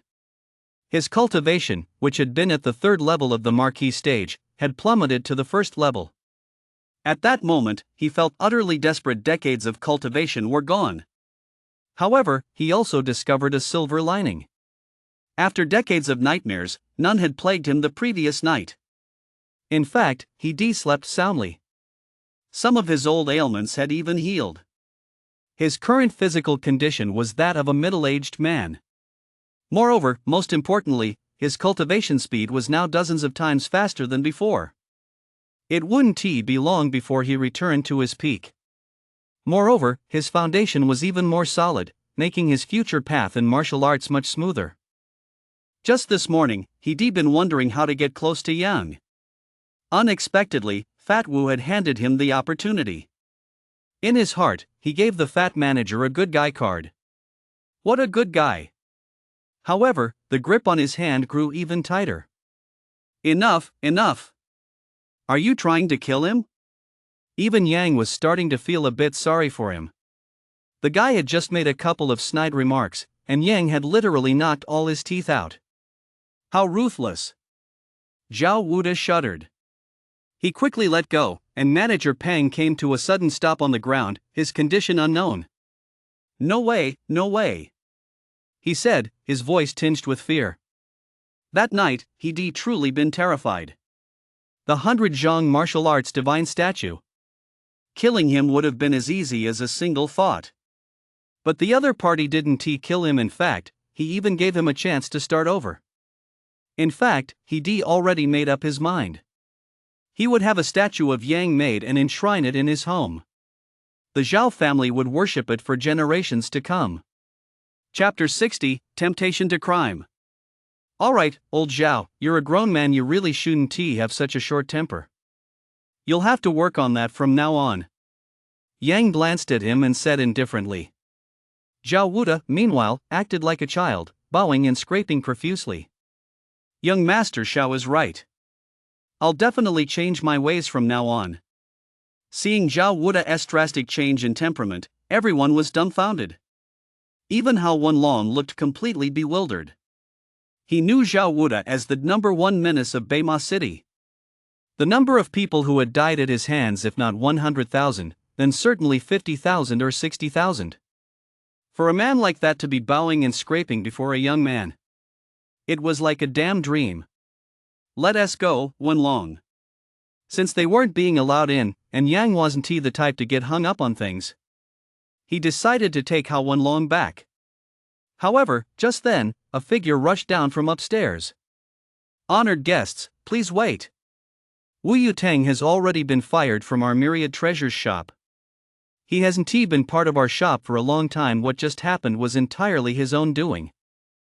The man shouted as he ran. Yang paused for a moment.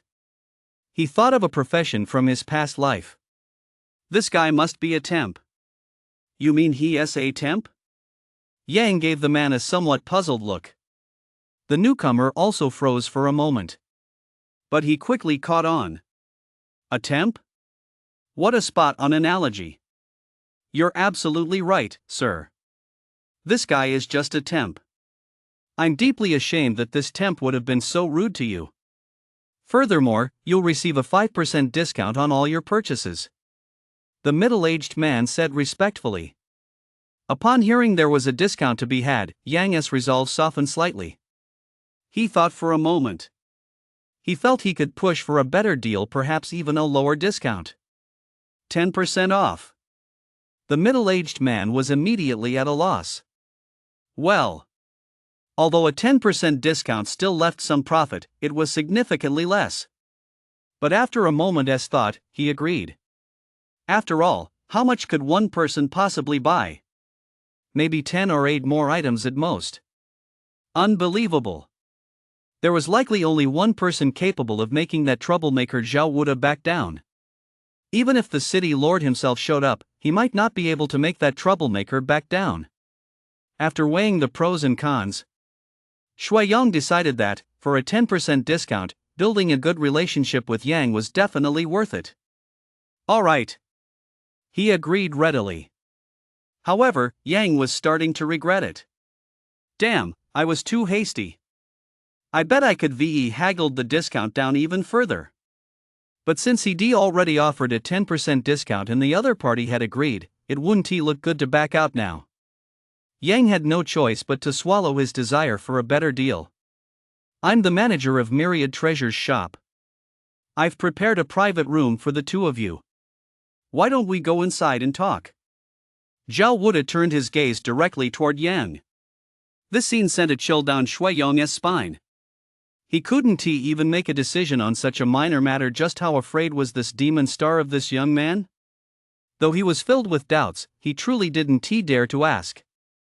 If he actually voiced them, he'd most likely be beaten to death. Alright then, let us go inside and talk. As soon as Yang finished speaking, the three of them set off toward the Myriad Treasures shop. But as they watched the trio's figures disappear, chaos erupted right in front of the Myriad Treasures shop. Who is that young man? How dare he make that demon bow down? My God, I must be going crazy. To have Zhao Wuda and Shui Yong following behind him, that young man is terrifying. Exclamations rang out one after another. Everyone's faces had gone numb. They didn't know what expression to make. Just then, a land dragon over 3 zhan long pulled a carriage toward them. Upon seeing the carriage approach, the crowd instinctively stepped aside. The city lord has arrived. Almost simultaneously, 4 or 5 attendants stepped forward to greet him. Jin Buhan also stepped down from the carriage. However, his expression betrayed a hint of anxiety. He hurried into the Myriad Treasures shop. Today, his chef had nearly driven him to his wits' end. Jin Buhan was, to put it mildly, ravenous. As soon as he got home, he summoned the head chef and asked him repeatedly, "Do you know how to make Buddha jumps over the wall?" The chef said he did. Relieved, Jin Buhan began to wait. After waiting a full hour, the chef served him a pot of haphazardly stewed ingredients. If it weren't for the fact that he adopted a more zen-like attitude over the years and had no desire to kill anyone, he would have definitely cut that chef into 8 pieces. And that was precisely why he still hadn't had breakfast. After venting his anger, he remembered he had an appointment with Yang. He rushed off in a great hurry. Lord City Master. Hao Wenlong happened to be coming out just then. Wenlong. Jin Buhan strode over quickly. What are you doing here? Where's young Master Shao? Lord Shao told me to wait here for you, in case you couldn't find the place. Hao Wenlong said with a smile. Right after coming in, Yang had intended to wait for Jin Buhan. But because the 2 men accompanying him held special status, the task had fallen to Hao Wenlong instead. Yang had already followed the 2 men into the private room. Hurry up and take me there, I need to apologize. Yes, Your Excellency. Hao Wenlong didn't dare delay and hurriedly led the way. However, Jin Buhan's expression had turned somewhat unsettled. The private room they were heading to wasn't a top-tier one, it was merely a room for ordinary guests. It was only slightly better than the main hall, but not by much. Wenlong, why is it this kind of private room? Didn't you tell Shui Yong that young Master Shao is my honored guest? His face clearly showed some displeasure. His honored guest had been assigned only a small private room. This was a complete snub to him as the city lord. Hao Wenlong, however, offered a wry smile. City lord, I did tell him, and Magistrate Shui was also prepared to assign Mr. Shao to a top-tier private room. But Mr. Shao wasn't having any of it. He insisted on entering one of these lower-tier private rooms. Jin Buhan's expression softened slightly. Since it was Yang's request, he had no grounds to object. Jin Buhan was, however, quite curious, why choose such a low-grade private room? Of course, he wouldn't have dreamed of the real reason. Yang had entered this low-grade private room solely to make a windfall. After all, such rooms were typically used by minor figures with modest means. He planned to bid on some items inside, preferably things people desperately needed. That way, when he didn't win the bid, those powerful factions, upon learning that a small-time bidder was trying to snatch items right from under their noses, would most likely get some shady ideas. And then, he'd be able to make a killing. That's right, I'm tempting all of you to commit a crime. Knock, knock, knock. A knock on the door. Yang was munching on sunflower seeds. He shot a glance at Zhao Wuda, who instantly got the hint and jogged over to open the door. The waiter standing nearby was completely dumbfounded. He'd heard of Zhao Wuda's notorious reputation. A ruthless killer who didn't bat an eye at taking lives. But the man standing before him now bore no resemblance to the rumors. If they didn't know who this man was, the attendants would have definitely thought he was a kind and affable old man. The moment the door opened, both those inside and outside froze for a second. Jin Buhan shot a puzzled glance at Hao Wenlong. Zhao Wuda clearly hadn't expected the city lord to pay a sudden visit either. City lord, please come in.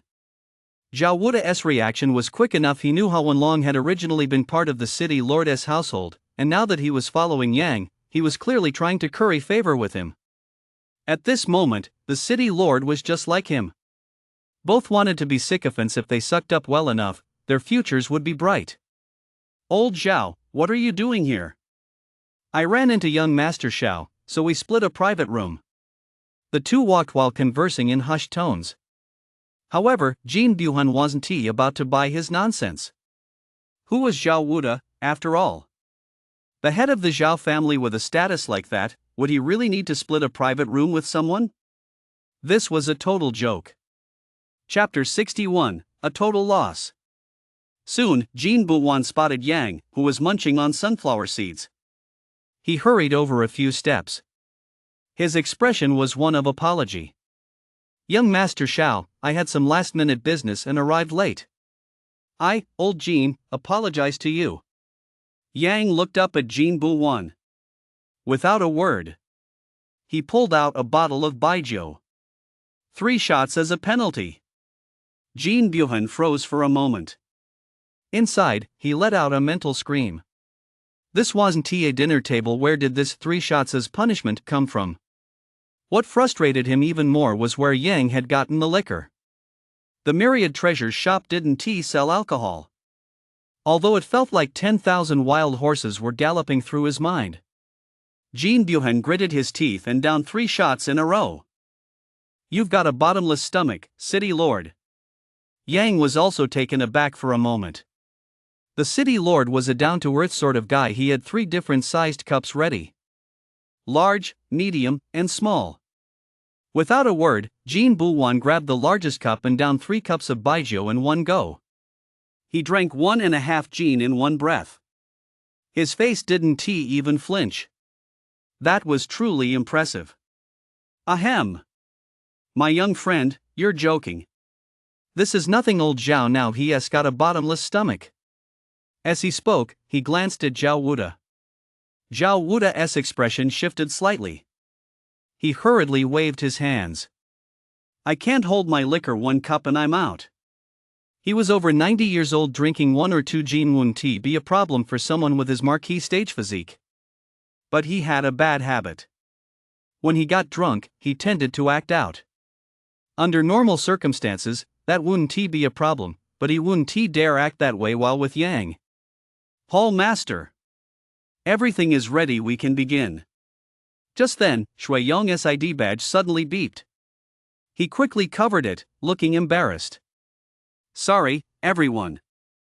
I have something else to attend to, so I won't be able to stay. Sure, go ahead. Don't forget my discount. Yang nodded. Even now, he still remembered the 10% discount. In his eyes, that 10% discount was the most important thing. No problem, no problem. I'll personally handle the young master's discount. There won't be a single mistake. If it had just been Zhao Wuda, Shui Yong might have been able to act a bit more defiant. But the city lord who walked in behind him truly terrified him. Who was Jean Buhan? The city lord of Baima City. He walked in without a word and immediately ordered 3 penalty cups of wine.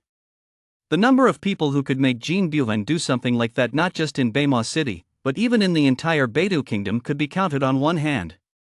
He had already begun to suspect that this young master Shou's background was likely something even the imperial family feared. However, he wouldn't ask about it. For now, his priority was to build a good relationship with Yang. That's good. After Shui Yong left, the city lord also approached. He smiled at Yang and said, Young friend, is there anything that catches your eye? Yang raised an eyebrow. The implication was that the city lord was willing to foot the bill for him. Instantly, Yang perked up. Not yet. The auction's about to start. I'll take a look then. He arrived in such a rush that his knowledge of the auction items was practically non-existent. In the end, he didn't feel comfortable making a random guess. Of course, he was also worried that whatever he chose might be worthless. If that happened, he'd be out of pocket. Very well. If you see anything you like later, just let me know. Jean Buhan said with a smile. Everyone present instantly picked up on the subtext in his words. He was prepared to cover the cost for Yang. But no one called him out on it. Just then, an image appeared on the crystal screen before them. A stunning young woman stepped forward. In a voice that was incredibly magnetic, she said, Thank you all for taking time out of your busy schedules to be here. I won't waste time on small talk. Shall we begin now? Almost every sentence the woman spoke made the hearts of the men in the audience race. Cheers erupted from the crowd below. Miss Naylan, please say a few more words. I love your voice so much. Yeah. Miss Naylan, please stay and chat with us a little longer. However, Fanya merely gave a faint smile and walked off the stage. Instantly, a wave of disappointed murmurs rose from the audience. Backstage, Fanya, who had just come off stage, was called over by Shui Yong. Fanya. Uncle Shui, is something wrong? Seeing how exhausted Fanya looked, Shui Yong felt a pang of sympathy. She was the orphan daughter of his late best friend, and to ensure she was well cared for, Shui Yong had adopted her outright. Fanya, too, had demonstrated extraordinary talent. Every time she took the stage, just a few words were enough to send many men into a frenzy. And it was precisely for this reason that these men, in the upcoming auction, would be extremely prone to getting carried away. Fanya, I've found you a perfect match. Shui Yong's words startled Fanya. She looked up, unable to believe what she heard. She desperately hoped Shui Yong was joking with her, but this time, he wasn't. I just met a young gentleman. If you go with him, you're guaranteed a life of luxury and prosperity for the rest of your days. As Shui Yong stepped out of the private box, he couldn't stop thinking about it. The more he thought about it, the more alarmed he became. He felt that Yang's background must be incredibly formidable. As long as she clung to this powerful figure, it would be a golden opportunity for both him and Fanya. He decided to bring the two together. Fanya's talent was evident to everyone in Beima City. From the very beginning of the Myriad Treasures shop, she had worked tirelessly to build it into the #1 shop in Beima City. This woman had put in a tremendous amount of effort. To put it bluntly, without Fanya, the Myriad Treasures shop would never have reached its current level of success. I'll think about it. Fanya didn't want to get married, so she planned to stall. Whenever this topic had come up before, that was how she handled it. Within 3 days, Shui Yong would forget about it and wouldn't bring it up again. However, this time, Fanya had clearly underestimated Shui Yong's determination. Fanya, don't try to fool me. Uncle Shui is truly looking out for you this time. If you miss this opportunity, you might regret it for the rest of your life. Shui Yong said, sounding somewhat anxious. In his younger years, Shui Yong had studied under an old Taoist priest for several years. He could vaguely discern a person's goodness or wickedness. He could tell that Yang wasn't a truly evil person. In fact, there was a hint of righteous energy between his eyebrows. A person like that was definitely of good character. Fanya looked at him with some hesitation. Deep down, she wanted to refuse. There was also a hint of pride in her heart. Her man had to be, at the very least, an invincible powerhouse, a king stage master of his generation. She certainly didn't want to marry someone haphazardly and spend her whole life as an ordinary person. All right, don't hesitate anymore. I'll take you to meet that young gentleman. Seeing his niece hesitating, Shui Yong grew impatient. So he took her by the hand and led her toward the private box where Yang was seated. Fanya knew that this time, she probably couldn't get out of it. She silently made up her mind. She would definitely give that man a hard time later. She'd make him back down. That way, if he wasn't willing, Shui Yong naturally wouldn't be able to blame her. Having made up her mind, she decided that that's exactly what she'd do. On the crystal screen, an auction item had already appeared. And as luck would have it, Yang recognized this auction item. Luminous silver stone. It was a chunk of luminous silver stone about the size of a fist. He hadn't paid it much attention at first, but the auction price startled him. The bids flashed rapidly across the screen. 2,000.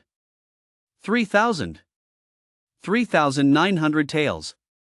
The final hammer price even broke through 4,000 taels. That must be a fluke. Yang's expression turned a bit peculiar.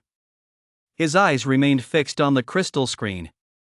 Before long, a new item appeared on the crystal screen. Yang immediately scanned it. Name, Crimson Blood Pine. Quality, rare. Description, indestructible, the perfect choice for crafting room doors. Recycle price, 15,000 cash points. That price was surpassed almost instantly. And the price shot up at an incredible speed to 30,000 taels. The final selling price even reached 32,000 taels. Instantly, Yang felt like he'd taken a massive hit. The system's buyback price, damn it, was only half the market price. A massive loss. His heart was bleeding. One small oversight. Yang did the math, he'd lost at least 300,000 taels. He never expected the system's buyback price to be only half the market price. Chapter 62, The Ultimate Move. Knock, knock, knock. Just then, someone knocked on the door again. Zhao Wuda instinctively stood up to answer it. Soon, two people walked in. Yang recognized one of them, Shui Yong, who had just left. However, he'd never seen the other person before. But he had to admit, this girl was really quite a looker. Whether in terms of her face or her figure, she was top-notch. Shui Yong walked over with a smile and enthusiastically introduced her to Yang. Young Master Xiao, this is my niece. You're all young people, you'll have plenty to talk about, so I brought her along. Hearing this, both Zhao Wuda and Jin Buhan's expressions shifted slightly. In their hearts, they cursed Shui Yong fiercely. Shameful. To resort to such underhanded tactics. Both men had heard of Fanya's exploits. In Beima City, Fanya was a remarkable woman. The line of suitors waiting to court her could stretch 3 streets long. However, she was also very selective. A few years ago, the Zhao family had sought to form an alliance through marriage. But they were flatly rejected. Moreover, Fanya, no one knew exactly how it managed to get Zhao Yu to voluntarily call off the arrangement. Hello, young Master Xiao. My name is Fanya. It's a pleasure to meet you. She extended her delicate hand. This took Yang slightly by surprise. After all, the social norms in this world were somewhat similar to those of ancient times. Women were not supposed to interact casually with men, let alone wear revealing clothing. If they did, such women were most likely to be found in places like the Yihong courtyard. He reached out and shook her hand. Holy crap! It's kind of soft and smooth. Still, Yang didn't take any further liberties with the young lady. This incident, however, earned him a bit of respect from Fanya. Young Master Xiao, you and Fanya should have a good chat. I have business to attend to, so I'll be leaving now. With that, she gritted her teeth and dragged Jin Buhu and Zhao Wuda out of the room. Although the two men were extremely annoyed, they didn't want to ruin Yang's chances, so they reluctantly left. Soon, only a man and a woman remained in the room. Hey, come sit over here. Yang patted the spot next to him and said with a smile. A flash of disgust crossed Fanya's eyes. The favorable impression she'd just formed vanished without a trace in an instant. She'd originally intended to refuse, but realizing that if she left now, Shui Yong would most likely try to set them up anyway. She came up with a ruthless plan. Once she pulled this off, no matter how outstanding Yang was, Shui Yong wouldn't let her marry him. Sure. Fanya said in a coquettish voice. She walked over of her own accord. She sat right next to Yang. Even more brazenly, she reached out and draped her arm around Yang's shoulder. Young gentleman, she said, blowing a puff of warm breath onto Yang's ear. The next moment, Yang shuddered. He looked at Fanya in bewilderment. Inside, he was cursing under his breath. This woman is way too bold, actually trying to play with me. Playing with fire. His eyes lit up slightly. Yang felt that, having been taught by countless beauties from the land of the rising sun, he couldn't lose here. So he was ready to make his move. You're the most forward girl I've ever met. Come on. Give Big Brother a kiss. He grinned, about to lean in. However, the disgust in Fanya's eyes deepened. She tugged slightly at her clothes. Pretending to be under assault. She'd been a bit shy at first, but Yang's behavior made her feel not a shred of guilt. He was just some stinky guy. Sir, shall we play a game? She exhaled a gentle puff of warm breath. Yang couldn't help but shiver again. He cursed silently to himself. You temptress. Yet on his face, he wore a leering grin. Sure. What kind of game? Almost simultaneously, a flash of disgust crossed Fanya's eyes. This game is called Ruined Reputation. She intended to make it impossible for Yang to keep his head held high in Beima City to force him to leave. And once Shui Yong learned that Yang had tried to assault her, He would absolutely never pressure her again. By then, all she needed was for Yang to bear some of the blame, and the matter would be easily resolved. As she spoke, she reached out and tugged at her clothes. Instantly, a large expanse of her fragrant shoulder was exposed. Immediately afterward, her eyes turned slightly red, and she looked as if she were about to burst into tears. Yang watched silently. He had to admit, this woman's acting was actually quite entertaining. If this were in his previous life, she'd definitely be a prime candidate for Best Actor. "Sweetheart, let me help you." Just as Fanya was about to scream for help, she saw Yang lunging toward her. However, with only a 5th-tier warrior stage cultivation, she didn't take him seriously. Fanya's talent was also quite impressive. At 19 years old, she had already reached the Grandmaster stage. In Bema City, she was considered a genius. "For your sister's happiness, just accept your fate," she whispered to Yang. Little lady, you're a bit silly and naive." As he spoke, Yang's speed surged. Under Fanya's stunned gaze, he seized both of her hands. "It's not that hot out. It's not proper for a young lady to bare her shoulders. Big brother will just cover you up for you." Saying this, he pulled Fanya's south clothes back into place. However, Fanya wasn't giving up. She wriggled free from Yang's grip. She ruffled her hair and disheveled her clothes, then immediately tried to scream for help. It was too late to stop her now. He could see she was about to shout. A cold gleam flashed in Yang's eyes. "You forced my hand." He hadn't wanted to use this move. It was too devastating and likely to create a mortal enemy. But now he had no choice. He decided to unleash his ultimate move. "Hey, girl! Look this way!" Fanya turned her head, a smug, victorious look in her eyes. Her mouth opened slightly. The next moment, she felt something slip into her mouth. Cough, cough. She gagged twice. She spat the foreign object out of her mouth. She wanted to see what it was. But by then, Yang had already charged forward. He unleashed his full power. Even Fanya was no match for him. In the blink of an eye, he subdued her. This time, he made up his mind. He couldn't give a woman like this any chance. The thought crossed his mind. He immediately grabbed a rope and tied her up. At the same time, he took a brand new handkerchief and stuffed it into her mouth.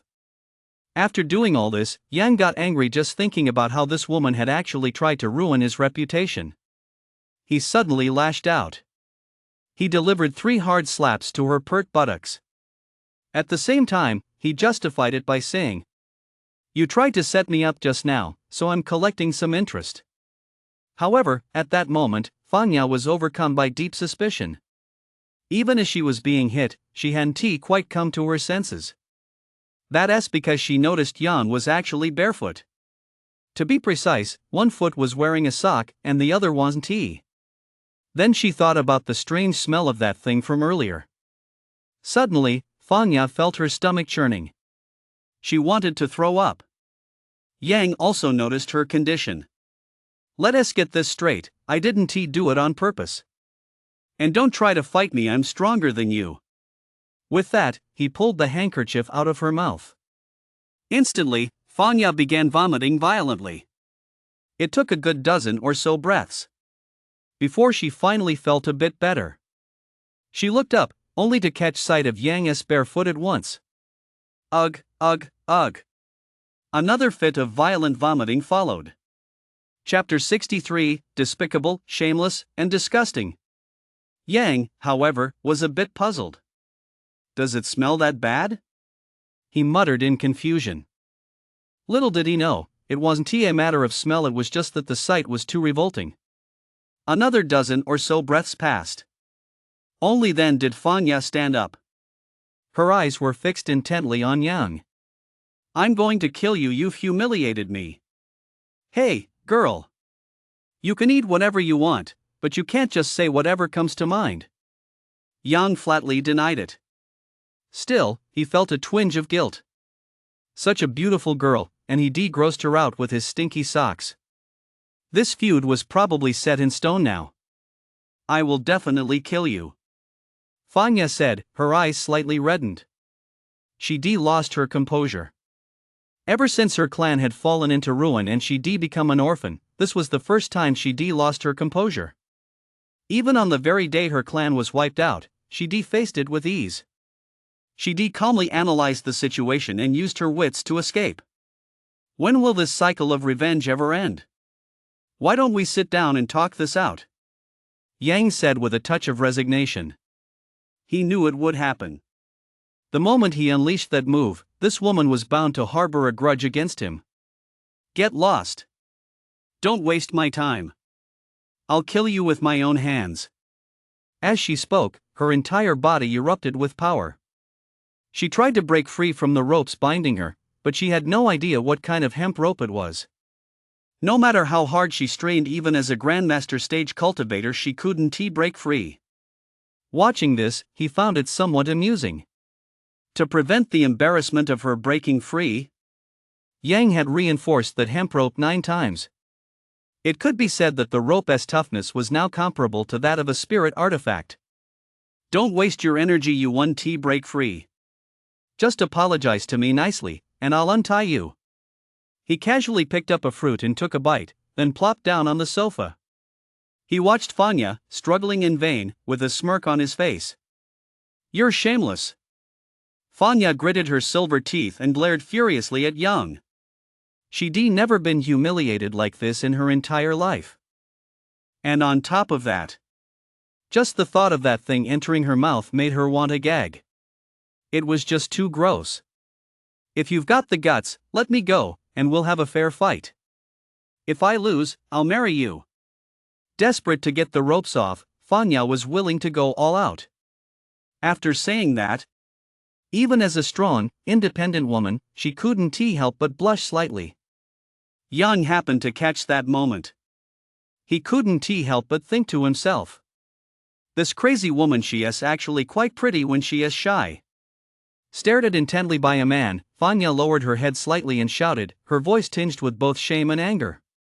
If you're a real man, let me go, and we'll have a fair fight. Ha! I'm not letting you go. Do you actually want to try? He blurted out instinctively. As soon as the words left his mouth, Yang regretted them. In the heat of the moment, the words had just slipped out. He spoken his true thoughts aloud. He glanced at her carefully. At that moment, Fanya's delicate face was as red as a ripe apple, making him want to take a bite. He just didn't know if it was caused by shyness or anger. Huff! Fanya's chest rose and fell rapidly. She was clearly furious. She, a prodigious young woman of Baima City, had actually been humiliated by a scoundrel today. After failing to break free once again, a flash of madness crossed her eyes. Humph! You stinking man, even if you take my body, you'll never have my heart. She suddenly stood up and blurted out those words. Yang stared at this crazed woman in shock. What are you trying to do? He asked, somewhat bewildered. The next moment, Fanya charged straight into the wall beside her. Yang was left speechless. He wanted to say just one thing. Have you been reading too many damn cheesy novels? A grandmaster stage cultivator smashing into a wall, do you really think that LL kill her? However, Yang didn't have time to think about anything else. He had to save this foolish woman who was trying to commit suicide at the drop of a hat. Even if she didn't die from the impact, she was definitely going to end up with a huge bump on her forehead. With a girl this pretty, he wouldn't be able to explain himself to her uncle once they got outside. Let us talk this out. Don't do anything rash. Fanya, however, paid no heed and was determined to bash her head against the wall. She charged straight at it. Yang also realized a problem. If he forcibly grabbed her from behind, he would definitely give Fanya a violent jolt. Given the momentum she had built up, it would be a painful experience. I'm going for it. Her eyes flashed with determination. She suddenly accelerated and sped past her. Immediately afterward, she felt a sharp pain in her chest, and her back slammed violently against the wall. Almost at the same moment, Fanya also sensed something was off. She had clearly crashed into the wall, so why didn't she feel any pain at all? She had personally inspected, designed, and selected the materials for the entire Myriad Treasures shop. It's safe to say that the walls of the Myriad Treasures shop were as hard as refined iron. Holy cow! It's so hard! At that very moment, Yang also realized something. The wall behind him was incredibly hard. The impact left his back throbbing with pain. Just then, Fanya spotted the bare foot and jerked her head up. She stared in disbelief. She saw Yang clutching his lower abdomen. The impact had been quite severe. He almost coughed up blood. You. Seeing Yang clutching his stomach, she was momentarily speechless. Yang, however, was seething with anger. What kind of bizarre woman was this, trying to kill herself by slamming into a wall at the slightest disagreement? Talk about chivalrous. Let me make this clear, lady, I've never liked you, and I certainly won't marry you. Please stop daydreaming. As he spoke, he couldn't help but rub his stomach.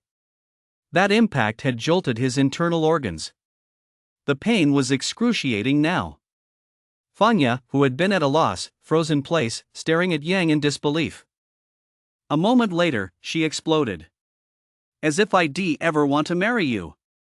There are plenty of guys who love to marry me. That's just fine. As he spoke, Yang pulled out another piece of hemp rope. A flash of panic crossed Fanya's eyes.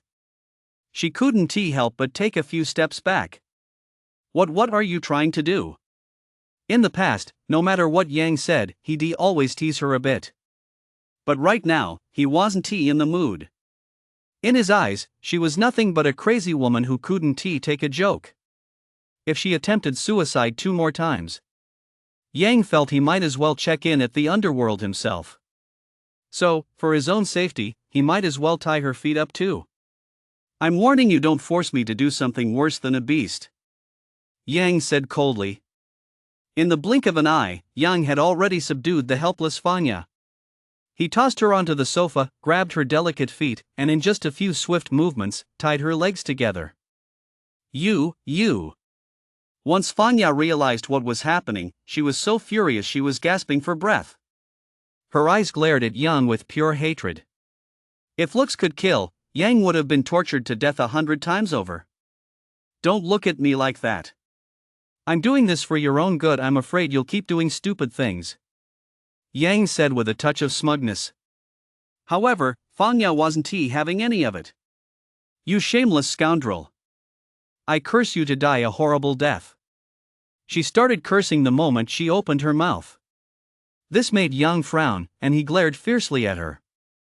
It had no effect, however. Fanya continued her tirade. Fortunately, the soundproofing in the private room was fairly good, otherwise, it would have caused quite a commotion. The prodigious young woman of Baima City, a peerless beauty, was actually tied up and cast aside. Don't force me to use my sock. Yang, driven to the brink by the insults, coldly spat out the warning. Almost instantly, Fanya felt a chill run through her, and her body shuddered involuntarily. Immediately afterward, her stomach churned. Chapter 64, Dragon Core. In a luxurious private room, Yunshin was leaning back on the sofa. Just then, the door swung open. An elderly man walked in. Upon seeing the old man, Yunshin's expression faltered slightly. He hurriedly stood up. He was about to say something, but remembering the 2 outsiders beside him, he swallowed the words that were already on the tip of his tongue. You two, please leave. Your services are no longer needed here. He dismissed the 2 maids outright. Almost simultaneously, the 2 maids hurried toward the door. They didn't dare linger for even a moment. It was as if this young master-by were not a human being, but a ferocious beast from the primordial ages. After doing all this, Yunshin immediately knelt down. Senior, why did you come in person? A junior like me could have handled such a trivial matter. His face took on an even more respectful expression. The old man merely nodded slightly and said indifferently, I had nothing to do at home, so I came to take a look. Yes. Although the old man's attitude was extremely rude, Yunshin didn't dare utter a single word out of place. He knew full well that everything he possessed now was thanks to this man's support. If he were to displease him, forget about himself. Even if his own father, who was on the verge of breaking through to the marquee stage, were to show up, he'd be nothing but a dead man. Thinking of the horrific scene from not long ago, Yunshin couldn't help but shudder. He bowed his head even lower. Just then, the old man suddenly spoke up. "How much longer until your item goes up for auction?" "In response to your question, senior, according to my research, it should be about one more lot before that item comes up." Fortunately, Yunshin had done his homework and answered immediately. If he said he didn't know, it would most likely have drawn the old man's displeasure. The old man nodded. However, his tone was somewhat unfriendly. "Don't mess this up, or you know what will happen." As he spoke, a tiny jet black snake peeked out from his sleeve. It swallowed a piece of fruit in one gulp and, almost immediately, retreated back into the old man's clothing. "I understand, senior. I will not make a mistake." Cold sweat beaded on Yunshin's forehead. For this auction, he had mobilized a full 500,000 taels of capital. After all, the Bai family's total assets amounted to little more than 1,000,000 taels. This time, it could be said that the Bai family had gone all out, all to help the old man obtain that item. Moreover, I've already investigated thoroughly. The people at the Myriad Treasures shop don't know a thing about antiques. They've mistaken that item for a night pearl.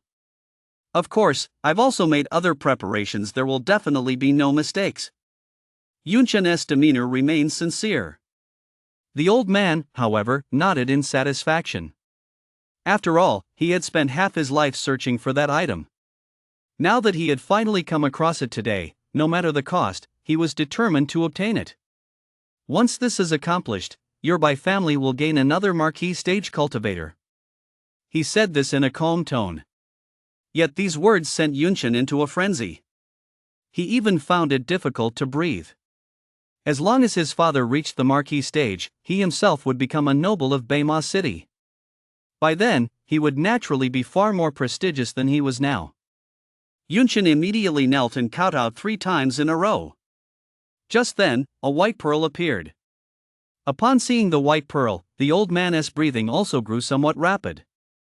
He hurriedly called Yunshin over. "Hurry over and bid higher." Next to the item was a description.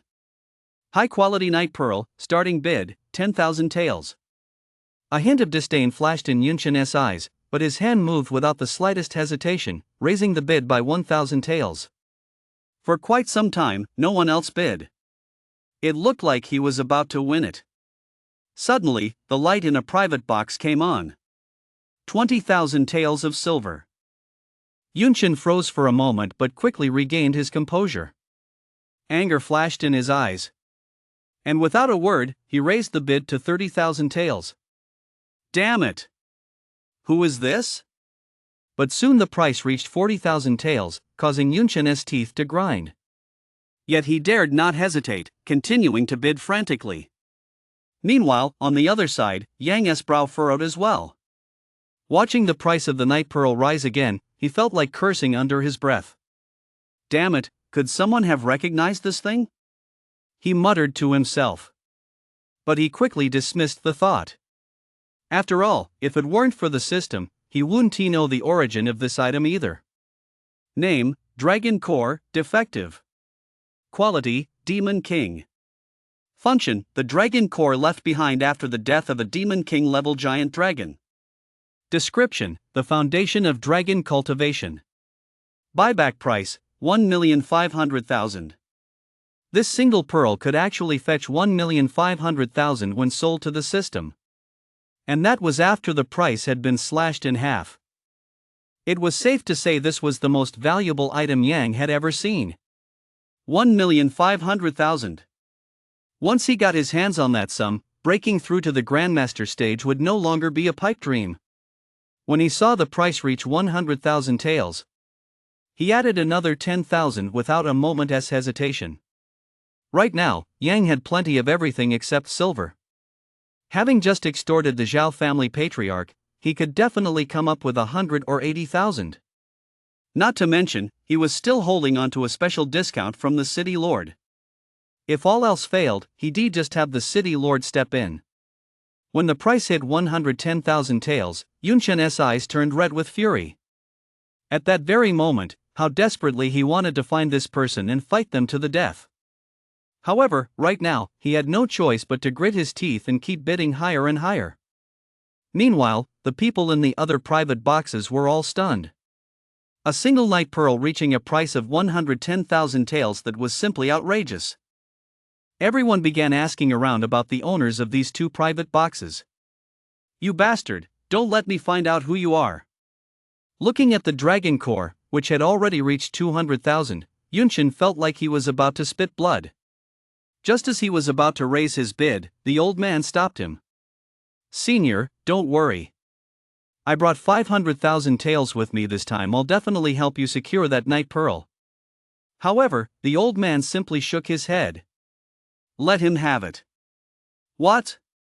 Yunshen looked at him in utter bewilderment, but the old man's words remained as matter-of-fact as ever. "Let him have it." This time, after confirming he hadn't misheard, Yunshen finally held back. Just then, the old man's voice rang in his ear. "This man is in the southernmost private box. I don't care what methods you use, deliver the item to me before nightfall." A flicker of murderous intent flashed in his eyes. The old man was 90% certain that the man had recognized the dragon core. He knew full well that trying to acquire the dragon core for 500,000 was virtually impossible. So he intended to take a more direct approach. "I understand, senior." Yunshen immediately understood. He, too, was furious someone actually dared to defy him like this, and it seemed the other party belonged to a minor faction. Yunshen couldn't stand it and immediately began rallying his men.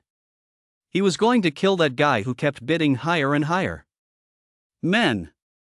With just a single shout, 3 men walked in through the door. "Young master, what are your orders?" "Go find out who's in that private room," he said, pointing toward Yang's private room. Meanwhile, Yang was anxiously waiting for his dragon core.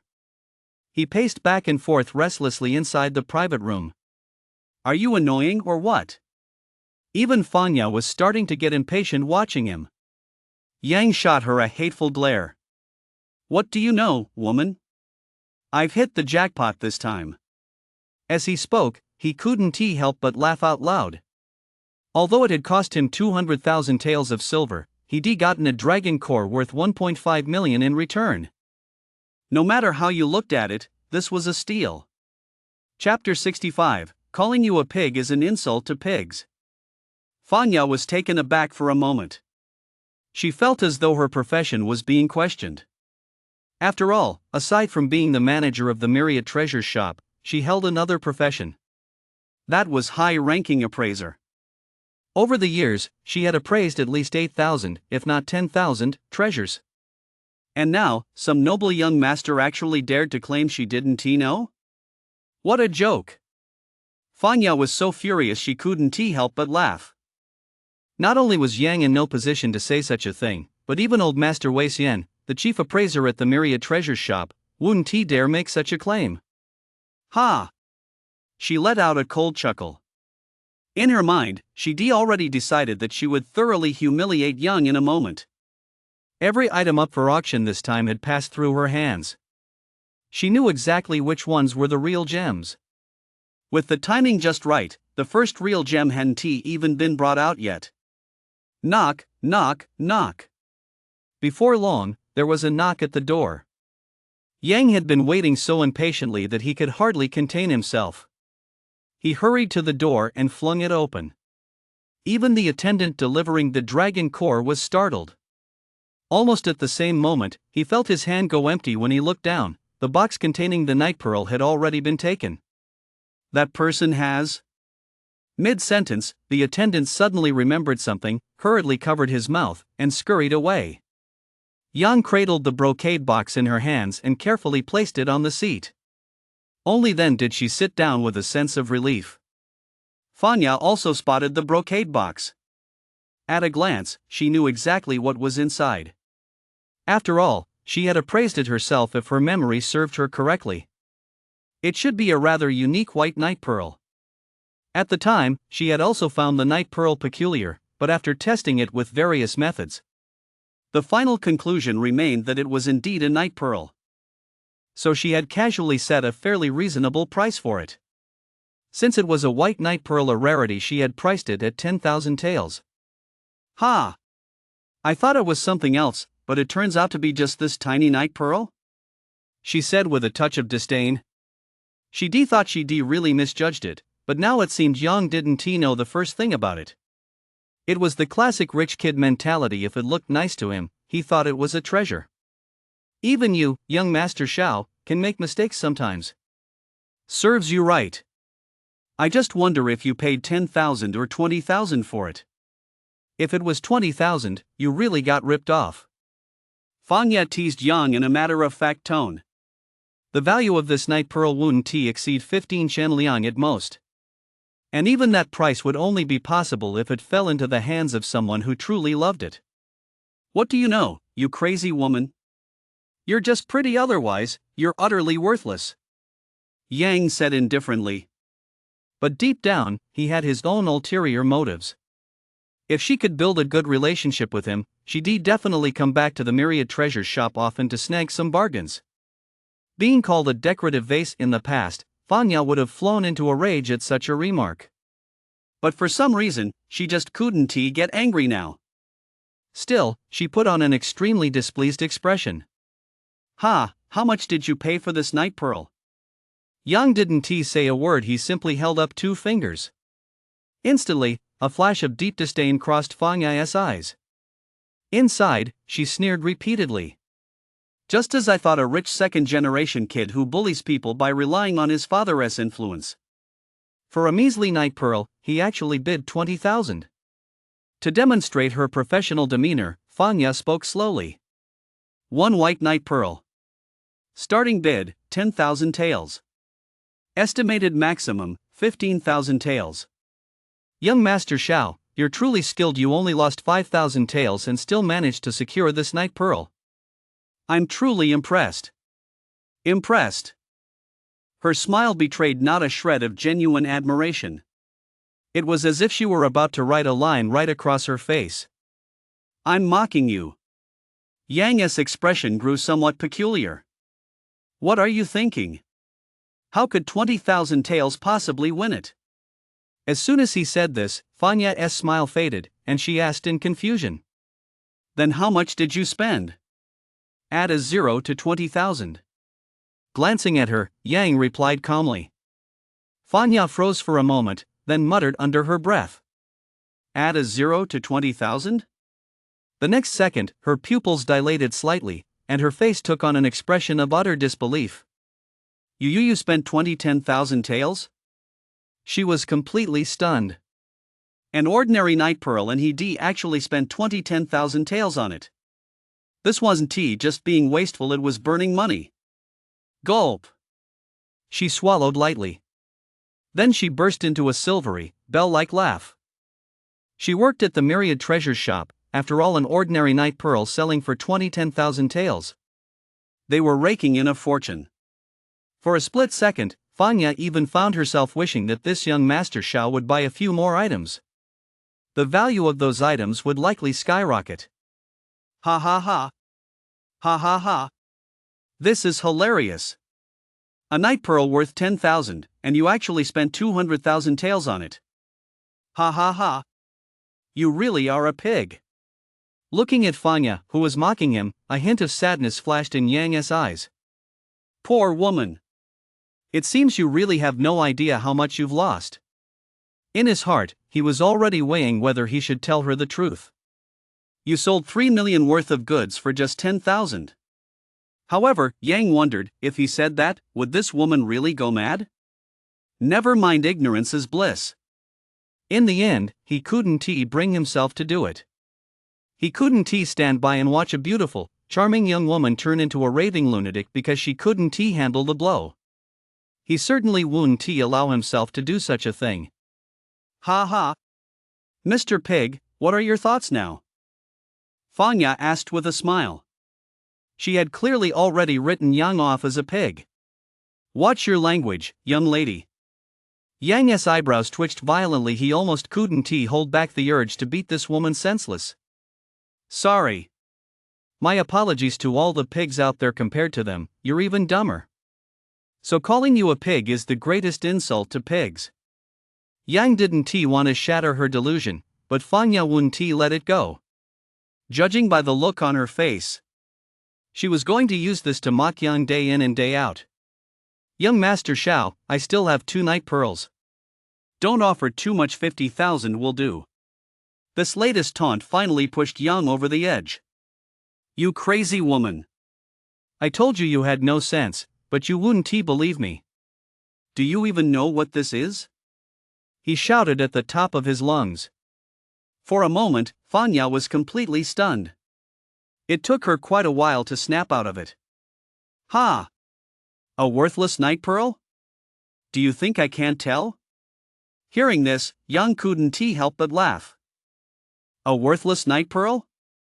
Ha ha ha. That so-called worthless night pearl is worth at least 3 million. Fanya, however, looked at Yang with a calm expression. Chapter 66, Holy shit, my reputation is ruined. Ha, keep pretending. Don't you think you're underestimating it? This night pearl is worth at least 30 million. She didn't believe a word of Yang's nonsense. How dare she even open her mouth? 3 million? It's not even worth 30,000. You long-haired, narrow-minded woman. Yang didn't want to deal with this woman anymore. As the saying goes, make a fortune quietly. Making money on the sly was better than anything else. If she knew the true value of this item, she might get jealous, and it could lead to unnecessary trouble. Yang didn't want to bring it up anymore. It was enough that he knew its true value. Even if he told her it was worth just 1 cash coin, he'd still come out ahead. Ha ha ha. I've never seen anyone this stupid. Fanya wriggled her body, letting out a silvery, bell-like laugh. At that moment, she felt utterly blissful. It had been a long time since she'd been this happy. However, her continuous laughter began to irk Yang. He shot her a fierce glare. Do you want my socks? As he spoke, he pretended to take off his socks. Instantly, Fanya felt as if someone had clamped a hand around her throat. She couldn't make a single sound. She looked at Yang in utter disbelief. How she longed to let loose with a string of curses and give this stinking man a good dressing down. But given the situation with her hands and feet bound, if she opened her mouth, she'd definitely be the one to suffer. With that in mind, Fanya held her tongue. It wouldn't be too late to get her revenge once she was out of danger. She glared fiercely at Yang but didn't dare mock him anymore. She was terrified that he might actually stuff the sock into her mouth. Meanwhile, Yang's gaze had already returned to the screen. Snagging a dragon core on the cheap had made him even more eager for the rest of the auction. He made 1.3 million in a single go. A few more rounds like this, and he might even reach the marquee stage outright. However, compared to the dragon core, the items that followed seemed rather unremarkable. The most valuable among them was an ancient painting. Even that only netted Yang a profit of 20,000 from the price difference. As for the other items, the profits ranged from a few thousand to a few hundred. The second half of the auction was nothing short of a complete disappointment. Fanya, watching from the side, was dumbfounded. Every time Yang placed a bid, he was guaranteed to lose money. He was bleeding out tens of thousands of taels at a time, auction after auction. Yang lost at least 300,000 taels. Such a talent for squandering money left her speechless. At the same time, she made up her mind. She would never, ever marry this man. No matter how deep his family's pockets were, they wouldn't be enough to keep up with his profligacy. Let me go. When the final lot was sold, Fanya finally couldn't hold back any longer and spoke up. She still had to preside over the closing ceremony. How was she supposed to leave while tied up like this? I need to handle the aftermath. Don't be ridiculous. I'll trust you this once, but remember you're no match for me. After giving a few instructions, Yang prepared to untie her. Now that the auction was over, he couldn't very well keep her tied up. Even if he wanted to, Fanya's uncle wouldn't agree. Besides, they were about to leave. He couldn't very well walk out with the manager of Myriad Treasure Shop still tied up, could he? If he did, he'd probably get beaten to death. Hurry up, I'm running out of time. Seeing that time was running out, Fanya urged him somewhat impatiently. What's the rush? I have to untie you first. Yang said irritably as he untied the ropes binding him. His eyes fell on the other's wrists.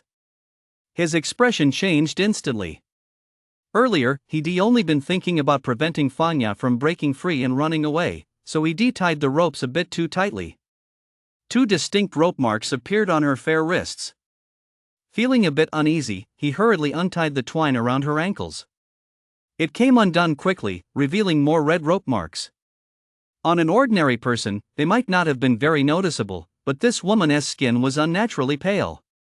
A quick glance was enough. Anyone would inevitably see the 2 rope marks.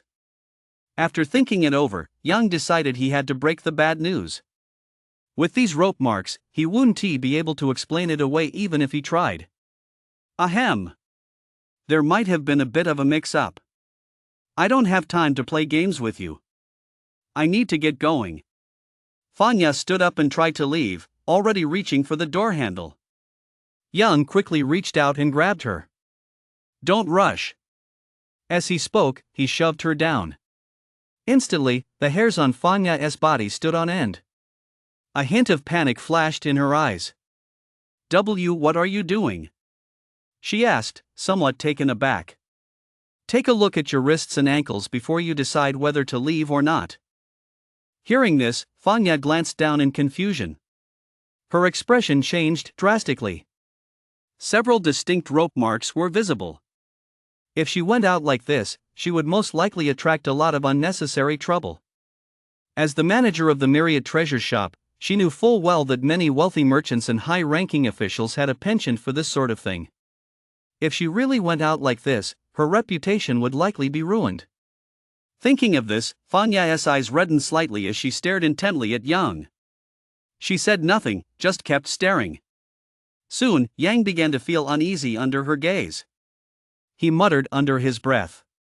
It's not my fault. If you hadn't had a fit, I wouldn't have had to tie you up. Although his voice was very soft, Fanya still heard it.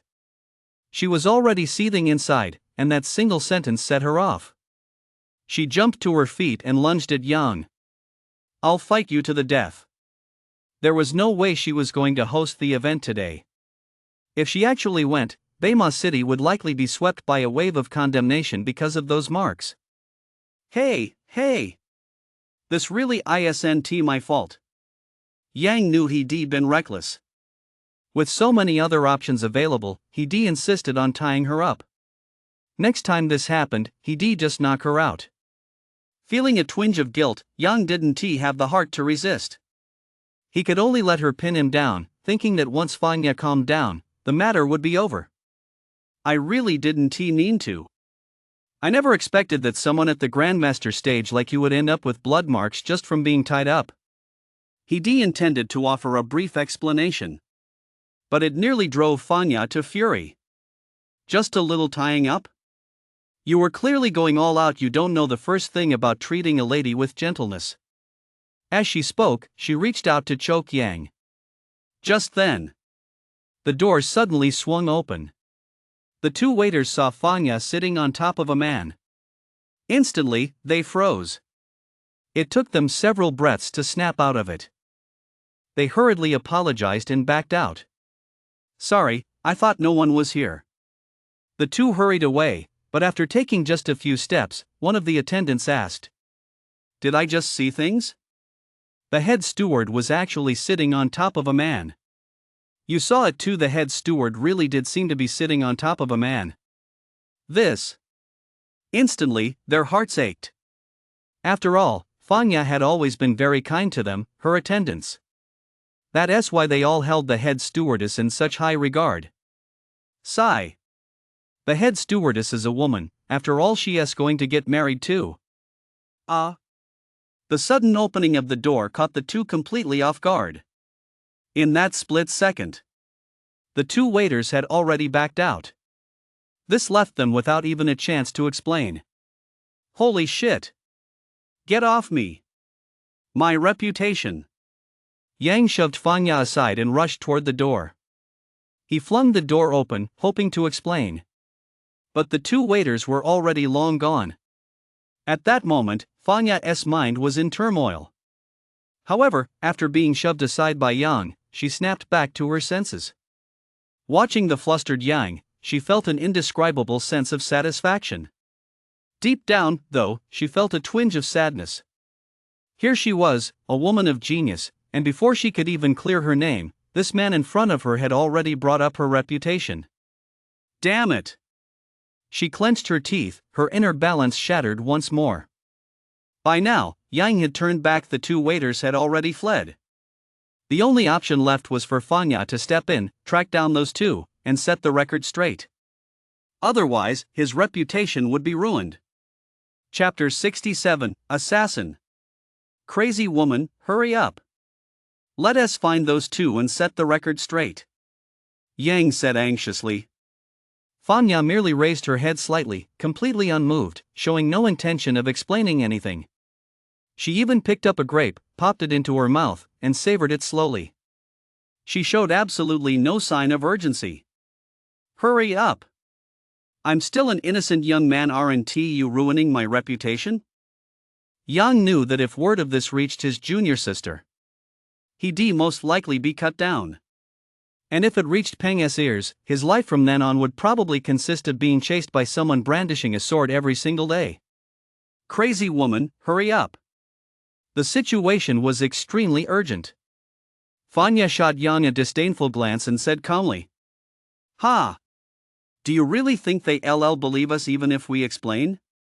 As soon as those words came out, Yang visibly froze for a moment. But he quickly snapped back to reality. People are naturally a bit gossipy. Even if they say they won tea, they often end up telling their close friends some secrets.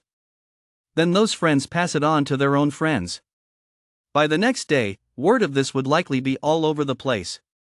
Even if they found the two of them, the story would most likely still spread. Then we'll just have to kill them. A flash of murderous intent crossed Yang's eyes. For the sake of his own lifelong happiness, he'd have to make them suffer. Fanya, however, furrowed her brow slightly and shot Yang a hostile glance. If you dare lay a finger on them, don't blame me for being ruthless. Besides, I'm a woman and I don't care. What are you, a grown man, afraid of? Deep down, she actually felt a bit wronged. The innocent young woman hadn't even complained yet, but a man was already feeling wronged. This made Fanya extremely annoyed with Yang. You don't know anything. He opened his mouth, but in the end, he didn't say a word. Just then, there was another knock on the door. Yang's eyes lit up, thinking the two had returned. He was about to go open the door. Coming. The door opened. But it was a masked figure. Almost simultaneously, a cold gleam of steel suddenly lunged toward him. Assassin! Yang's eyebrow shot up. Knowing he couldn't dodge this attack, he gritted his teeth and reached out to grab the assassin's dagger. This move immediately brought a hint of a smile to the assassin's eyes. Poisoning a dagger was a fundamental skill for any assassin. And the poison he applied was a top-grade toxin. The Grandmaster stage fighter knew full well that within a moment or two, his opponent would bleed from all 7 orifices and die. Even a marquis stage fighter who came into contact with it would need to spend some time carefully purging the poison. Otherwise, the toxin would damage the liver, and even a marquis stage fighter would end up seriously ill. 3 to 5 months unable to get out of bed. Almost instantly, Yang felt a sharp pain shoot through his hand. He furrowed his brow without realizing it. But he didn't let go. Damn it, hold on tight. He cursed loudly. With his other hand, he clenched his fist and slammed it straight into the assassin's face. The moment the assassin saw that Yang had been poisoned, he'd already begun to back down. He didn't even need to act himself. Yang would bleed from all 7 orifices and die within 10 breaths without an antidote. This poison is brutal. Yang also sensed the discomfort within his body. Without a second thought, he immediately purchased an antidote pill from the system. The next moment, a tiny antidote pill the size of a thumbnail appeared. Though small, the medicinal fragrance caused even the assassin to shudder. A rare rank antidote pill. A look of disbelief flashed across the assassin's eyes. At the same time, he struck again. He knew full well that although his poison was potent, it was merely a common, potent toxin found on the market. If Yang were to actually swallow that rare rank antidote pill, there would be nothing left for him to do but watch as the poison was neutralized. Die. The moment he swallowed the pill, Yang used his internal energy to help break it down. At the same time, he channeled his inner energy to circulate the antidote's potency throughout his body. Almost instantly, droplets of black, tainted blood oozed from his fingertips. The assassin's dagger struck again, seemingly about to pierce Yang. But Yang suddenly looked up. A powerful killing intent erupted from his body. Whistling wind kicks. Crack! Crack! The next second, the assassin dropped to his knees. Both of his legs had been kicked clean off. At the same time, Yang had no intention of letting him off that easily. Ninefold burst. He unleashed a punch with startling force. Boom! A dull thud echoed. Immediately followed by 8 more explosive cracks. The assassin's knees slid out 7 or 8 jang. Put! A mouthful of blood spurted from his mouth. The assassin stared at Yang in shock. As a Grandmaster stage practitioner, he was completely powerless against such an attack. You! Before he could finish his sentence, he drew his last breath. Damn you! Seeing his opponent dead, Yang still felt a surge of pent-up anger. Encountering an assassin twice in one day.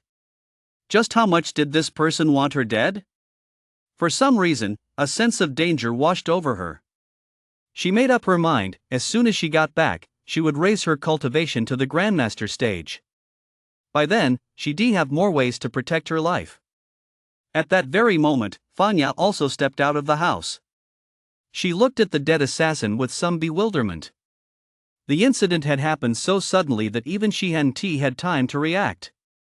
Moreover, the opponent was at the Grandmaster stage, just like her. However, what truly startled her was Yang. To take down a Grandmaster stage opponent in the blink of an eye. Fanya felt a chill run down her spine, especially after witnessing Yang's attack. It was too fast. Even she, fully prepared and facing Yang head-on, had no confidence she could win. Are you okay?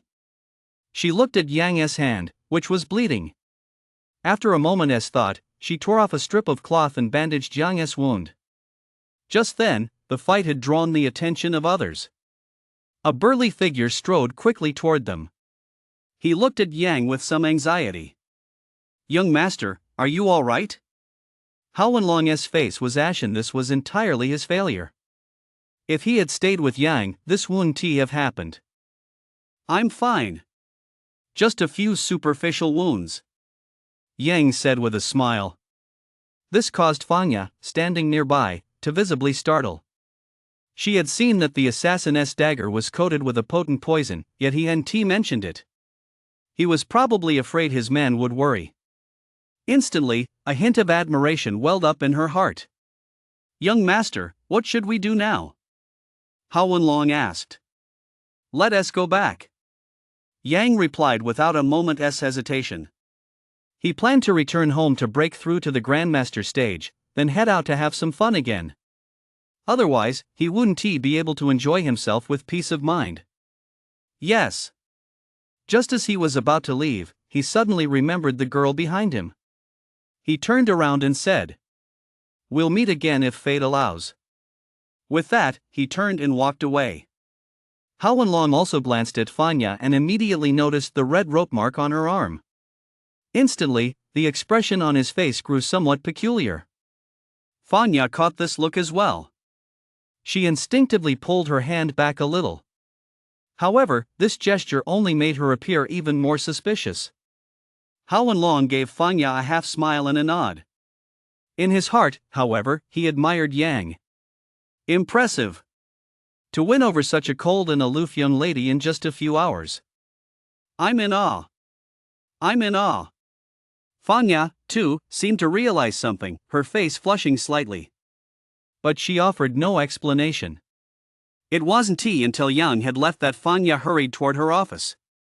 After changing into a long-sleeved outfit, she finally stepped before the crowd. A flash of murderous intent crossed her eyes. Someone. She would not tolerate an assassination attempt at the Myriad Treasures shop. Soon, the entire Myriad Treasures shop sprang into action. She intended to make the Assassins Guild pay a heavy price. Of course, Yang knew nothing of this. He was now on his way back to the Jutsai Tower, and at that very moment, his only thought was to improve his cultivation. He would make other plans later. Moreover, he already had some idea who might want to kill him. Apart from that person, Yang truly couldn't think of anyone else who would spend 100,000 taels just to save their own skin. Chapter 68, Hitting a Brick Wall. Just then, a group of men came galloping after Yang. Kid, stop right there. A voice rang out from behind him. This made Yang frown. Since Hao Wenlong was by his side, he also stopped, wanting to see who had called out to him. He turned around. Both sides froze in surprise. Because they recognized each other. The man across from him was none other than the young master-by who had called him a country bumpkin that morning. Yunshin, too, was slightly taken aback. He asked the guard beside him, sounding a bit uncertain. Aren't you guys making a mistake? How could this broke-ass afford a night pearl? He spoke loudly, making no attempt to hide his contempt. I've investigated thoroughly. It was this man in that private box. The guard hurriedly vouched for it. Having received confirmation once again, Yunshin had no choice but to believe it. It really was this hick who spent 200,000 to bid on that night pearl. Kid, if you know what's good for you, hand it over. You might get off with just a few superficial injuries. Yang glanced at the other man. He held back Hao Wenlong, who was about to strike, and said calmly, "What if I don't hand it over?" "Ha ha. You can try. Not just you, I'll make sure to take good care of your family, too." He deliberately emphasized the word take care as he spoke. Yang's eyes narrowed slightly, and a murderous intent erupted from his body. This caught Zhou Yunshin off guard. He hadn't expected this hick to actually dare show him such murderous intent. He must be tired of living. What are you all staring at me for? Go on, take him down. Killing this kid is on me. Almost simultaneously, the henchmen behind him surged forward as one. The Bai family is playing with fire. Just then, a voice rang out. Yunshin immediately cursed in annoyance. Who is so blind as to say the Bai family is playing with fire? As he spoke, he turned to look. He saw a white-haired old man staring at him. When he recognized the man's face, Yunshin's body shuddered. Head of the Zhao family. The man was none other than Zhao Wuda. However, Zhao Wuda completely ignored Yunshin and hurried over to Yang. He knelt down immediately. Young master, your humble servant, Zhao Wuda, arrived late. Please forgive me. This scene nearly scared the living daylights out of Yunshin. He said uncertainly. Head of the Zhao family, aren't you mistaken? This guy is just a hick. Are you looking to die? Almost instantly, a surge of murderous intent erupted. That pure, unadulterated intent made Yunshin shudder from head to toe. He stumbled backward repeatedly. Finally, he plopped right down onto the ground. How dare you speak to my young master that way? At that moment, Zhao Wuda projected the image of a loyal, humble servant. Over the past period, Zhao Wuda had thoroughly sorted out his thoughts. If they relied on their own efforts, the Zhao family's limit would be to become the top family in Beima City. But if they followed Yang, that would be a different story. The top family in the Beidou kingdom. Perhaps even the top family in the spirit realm. At this thought, his heart couldn't help but race. After deep contemplation, he finally took this risky gamble. Whether they rose to greatness or fell into ruin depended entirely on Yang E's abilities. However, Zhao Wuda had absolute confidence in Yang. First tier of the marquee stage, having condensed 100 Zhang martial god statue. Such natural talent was unparalleled under heaven. All he had to do now was follow closely in Yang E's footsteps. So much for the Bai family to actually attempt to assassinate my honored guest. Another voice rang out. A man, looking disheveled from his journey, walked over. Upon seeing the man's face, Yunqian felt an overwhelming urge to urinate. Instantly, he could no longer hold it in. A pungent odor filled the air. City lord. He never would have dreamed that the country bumpkin he intended to kill was actually the city lord's honored guest. I apologize for startling you, young friend. This is a failure on my part as city lord. Jin Buwan said with deep regret. Yang merely nodded. His expression remained unchanged. This caused Yunqian to squeeze out a few more drops. At the same time, his body seemed to lose its balance no matter how hard he tried, he couldn't stand up. Guards! Jin Buhan roared angrily. In an instant, hundreds of fully armed guards rushed out from all around. Arrest this man and throw him into the dungeon to await his punishment. No, I didn't mean to. Lord City Master, I truly didn't know this was your honored guest. Upon hearing he was to be thrown into the dungeon, Yunqian's face instantly turned deathly pale. In every city, the dungeon was a place reserved only for those sentenced to death. To be sent there meant one's days were numbered. My father is about to break through to the marquee stage. Lord City Master, for my father's sake, please spare me. Yunqian knew that the only one who could save him at this moment was his own father, who was on the verge of breaking through. As soon as those words left his mouth, Jin Buhan's brow furrowed. At the same time, a murderous intent radiated from Zhao Wuda. Lord City Master, I suspect the Bai family of treason. I demand a thorough investigation. Zhao Wuda suddenly spoke up. Almost simultaneously, a voice rang out. Approved. In an instant, Yunqian felt as if his bones had been ripped from his body. He collapsed to the ground like a heap of mud. He stared up at the sky in despair. He knew he was finished, the Bai family was finished, and his father was finished too. Just then, two guards walked up to Yunqian, picked him up, and headed toward the dungeon. The rest of you, follow me to conduct a thorough search of the Bai family. Jin Buwan barked. A large contingent set off in a mighty procession toward the Bai family estate. The Bai family. At that very moment, they were basking in a sea of joy. The head of the Bai family was seated in the main hall, with an elderly man sitting beside him. Rest assured, senior. My son has already been dispatched. It won't be long before he retrieves what you desire. If anyone had been present, they would surely have been startled. After all, the head of the Bai family was considered a prominent figure in North Desert City. To see him being so humble toward an elderly man was something many found hard to imagine. Very well. The elderly man nodded. Just then, a servant suddenly rushed in, looking flustered. Head of the family, the city lord has arrived. Seeing the servant's panicked expression, Bai Qiuan furrowed his brow slightly. He was clearly displeased. So the city lord has arrived. What's the rush? He snapped in a low voice. The servant snapped out of his panic, shuddered, and knelt on the ground to explain. The city lord has arrived with his guard, and it looks like they mean trouble. Upon hearing this, Bai Qiuan's brow furrowed even deeper. He had no choice but to say to the old man, Elder, I'll go take a look. Please wait here for a moment. Just as he was about to stand up and leave, a voice drifted in from outside the door. No need. We're here. Almost simultaneously, a middle-aged man walked in. Behind him stood hundreds of well-equipped guards. Lord City Governor, there is something off about this man. Almost instantly, Zhao Wuda noticed the old man's presence. Moreover, he could clearly sense that the man bore a resemblance to his former self. His aura was thick with malevolence, a clear sign he had slaughtered many people.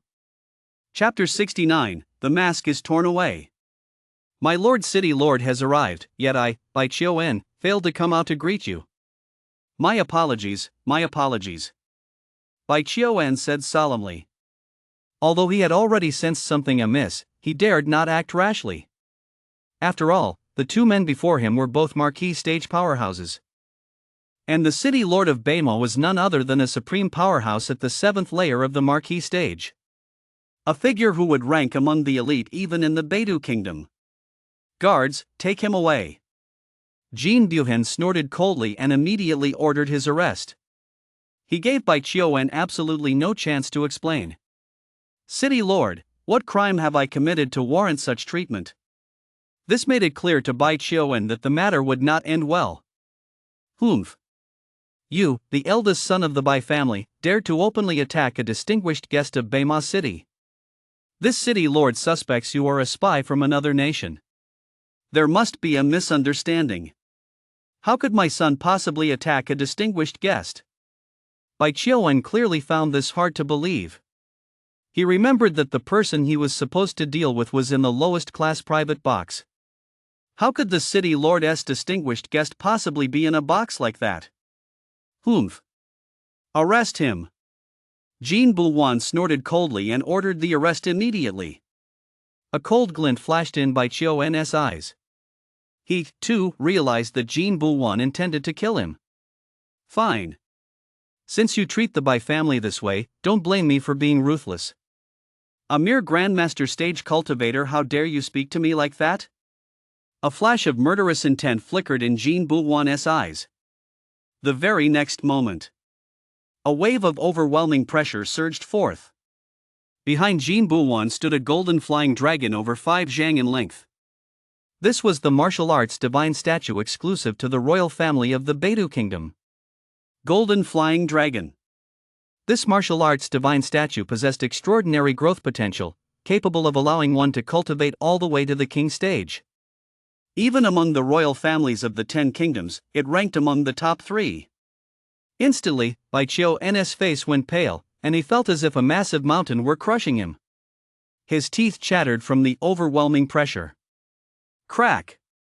He collapsed face down onto the ground. Senior, save me. He stretched out his hand desperately, pleading with the old man for help. Humph. The next moment, a martial god statue in the form of a massive black python appeared. Lord of Beima City, for this old man's sake, might you spare this man's life? The moment the figure released its aura, Jin Buhan's brows furrowed slightly. This unassuming old man was actually a powerhouse at the same cultivation level as himself. Both were at the 7th layer of the marquee stage. Such individuals were few and far between even in the Beidou kingdom. How could one appear in the border town of Beima City? In an instant, a bold thought crossed his mind. Are you from the Poison Baron Kingdom? As soon as the words left his mouth, the old man smiled. He had clearly acknowledged it. Zhao Wuda's body trembled slightly, and deep apprehension flashed in his eyes. He leaned closer to Jin Buhan and whispered. Lord City Master, this man is the Poison Python Marquis of the Poison Baron Kingdom. Upon hearing that name, Jin Buhan's pupils also contracted slightly. He had clearly heard of the man's reputation. Seeing the expressions on the two men's faces, the old man bared a row of yellowed teeth. Lord of Beima City, there is no need to be nervous. I'm just passing through, he explained casually. However, Jin Buhan's brow furrowed deeply. This poison python marquis, whose real name was Chang Mang, possessed cultivation at the 7th layer of the marquis stage, but that was secondary. What was most fearsome was his mastery of poison techniques. Rumor had it that he had single-handedly wiped out a small city of 100,000 people. I don't care if you're just passing through or whatever, you've crossed the border now. Leave immediately, or don't blame me for being unkind. Chang Mang, however, let out a cold chuckle, gazing impassively at Jin Buwan. Unforgiving? This old man would truly like to see just how unforgiving you'll be. Jin Buwan roared. You old fool, you're defying the authority of the Beidou imperial house. Do you want to die? One sentence. It plunged the surrounding atmosphere into a state of irreconcilable hostility. Meanwhile, the smile on the poisonous python Marquis's face gradually froze. Wave after wave of murderous intent surged toward Jin Buhan. How many years has it been since anyone dared to speak to me like this? Very well, it's about time this old man updated his record. I think Bema City would be a fine choice. As soon as those words were spoken, everyone's expressions changed. If this had come from any other marquee stage cultivator, it would likely have been nothing more than bragging. After all, Bema City was a major metropolis. Spanning 3,000 li, it was the strongest fortress in the region, with a population nearing 10 million. To destroy a city of this magnitude through sheer strength alone would require at least a king stage cultivator. For a marquee stage cultivator to attempt to destroy such a city was virtually impossible. After all, a person's inner energy is finite. A marquee stage cultivator's inner energy is insufficient to destroy a city, and moreover, every city is guarded by marquee stage experts. The more powerful the city, the stronger its lord's cultivation level. However, these considerations only apply to ordinary marquee stage cultivators. The poisonous python marquis is different. His mastery of poison arts is even more renowned than his cultivation level. Rumor has it that he once poisoned a marquee stage peak level expert to death. Whether that is true or not remains unknown. Seeing the grave expressions on their faces, Chang Mang gave a faint smile. I can switch to a different city. All I ask is that you two bring me what I want. As soon as those words left his mouth, Jin Buhan and Zhao Wuda's eyebrows twitched violently. If they agreed to his request, the prestige of Bema City would plummet. And he, as the city lord, would even face punishment from the Beidou imperial family. Ha! Do you really think Bema City is made of clay? Jin Buhan was furious. He had never felt such rage before. He swore that even if it meant fighting until the streets ran red with blood, he would stop this man. Men of Bema, if you're here, come quickly to the Bai family estate to slay the enemy. He shouted using his inner energy. Instantly, Jin Buhan's voice echoed throughout the entire city of Bema. One by one, the soldiers put down their work and raced toward the Bai family estate. Meanwhile, the major clans of Bema City took astonishing action. The Zhao clan. All of you at the fighter stage, follow me to battle. A middle-aged man roared, leading the charge toward the Bai family. The rest of the Zhao family followed closely behind, even children as young as 10 or so were among them. This scene played out in every major family. By now, Yang had returned to the Jutsai Tower. Of course, he had also heard Jin Buhan's voice. There was no particular reaction to it, though Hao Wenlong seemed somewhat restless. He kept rubbing his hands together and glancing outside from time to time. This amused Yang a little. All right, stop looking. If you want to go, just go. He shook his head and smiled. Hao Wenlong, however, hesitantly refused. Young master, my duty is to protect you. I can't leave. This took Yang aback for a moment. But he quickly regained his composure. Go on, I'm not as fragile as you think. I won't collapse at the slightest touch. Hearing this, Hao Wenlong scratched his head awkwardly and explained. Young master, it's not what you think. I'm under orders to stay by your side. If I actually go, I'll definitely be punished. All right then, do as you see fit. Yang could only nod. Since the other guy wasn't going, he couldn't very well force him to go. Just then, 5 figures rushed down from upstairs. At first, they were full of aggression, but when they recognized Yang, all 5 of them scurried away. Chapter 70, Come and Go As You Please? Cackle, cackle, cackle. Ji Ba, acting as the ringleader, stood right at the front. In the past, he would have teased this guy no matter what. But right now, he wasn't in the mood. He had to improve his cultivation as quickly as possible. He kicked Ji Ba aside. Get out of my way. Don't bother me. He then headed upstairs. He was ready to break through right now. A single dragon core would be enough to take him to the peak of the warrior stage. One long, I'm going to prepare for my breakthrough. Keep watch for me and don't let anyone disturb me, Yang instructed. Hao Wenlong nodded repeatedly. Yes, young master. Upon receiving his reply, he walked into the room. He plopped down on the bed. He immediately took out the dragon core, which could easily be mistaken for a night pearl. Brother, this breakthrough is up to you, he muttered under his breath. With a slight thought, he recalled the dragon core. Ding! Do you wish to recall the dragon core? Successful recall will grant you 1.5 million cash points. Yes. Without hesitation, he agreed. The next moment, the dragon core in his hand suddenly began to dissipate in just a few breaths. It vanished right before his eyes. At that very moment, a notification sounded in his ear. Ding! Sale successful. You've earned 1.5 million cash points. He was in a desperate situation and had no choice but to do this. Never mind 1.5 million, even if it were just 1 million, Yang would have sold it without hesitation. What's most important to a person? Life, of course. Looking at the more than 2 million cash points, his breathing grew slightly rapid. This was all money. Whether in his past life or this one, this was the most money he'd ever possessed. Here we go. Start the breakthrough feast, he muttered under his breath. His hand was already resting on the breakthrough button. He pressed it gently. Ding!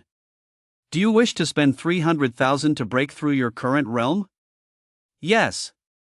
Ding! Breakthrough successful. Cultivation level has reached the 6th layer of the warrior stage.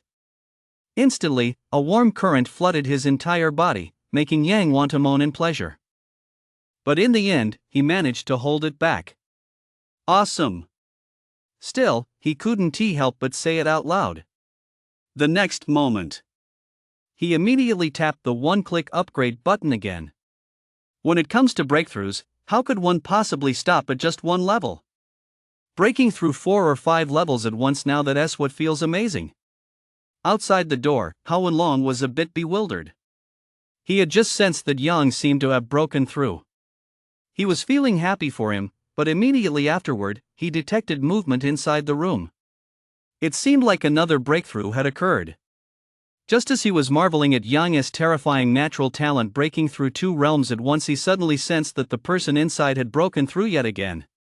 Faced with a genius capable of breaking through 3 realms in a single go, Hao Wenlong could only say, how terrifying.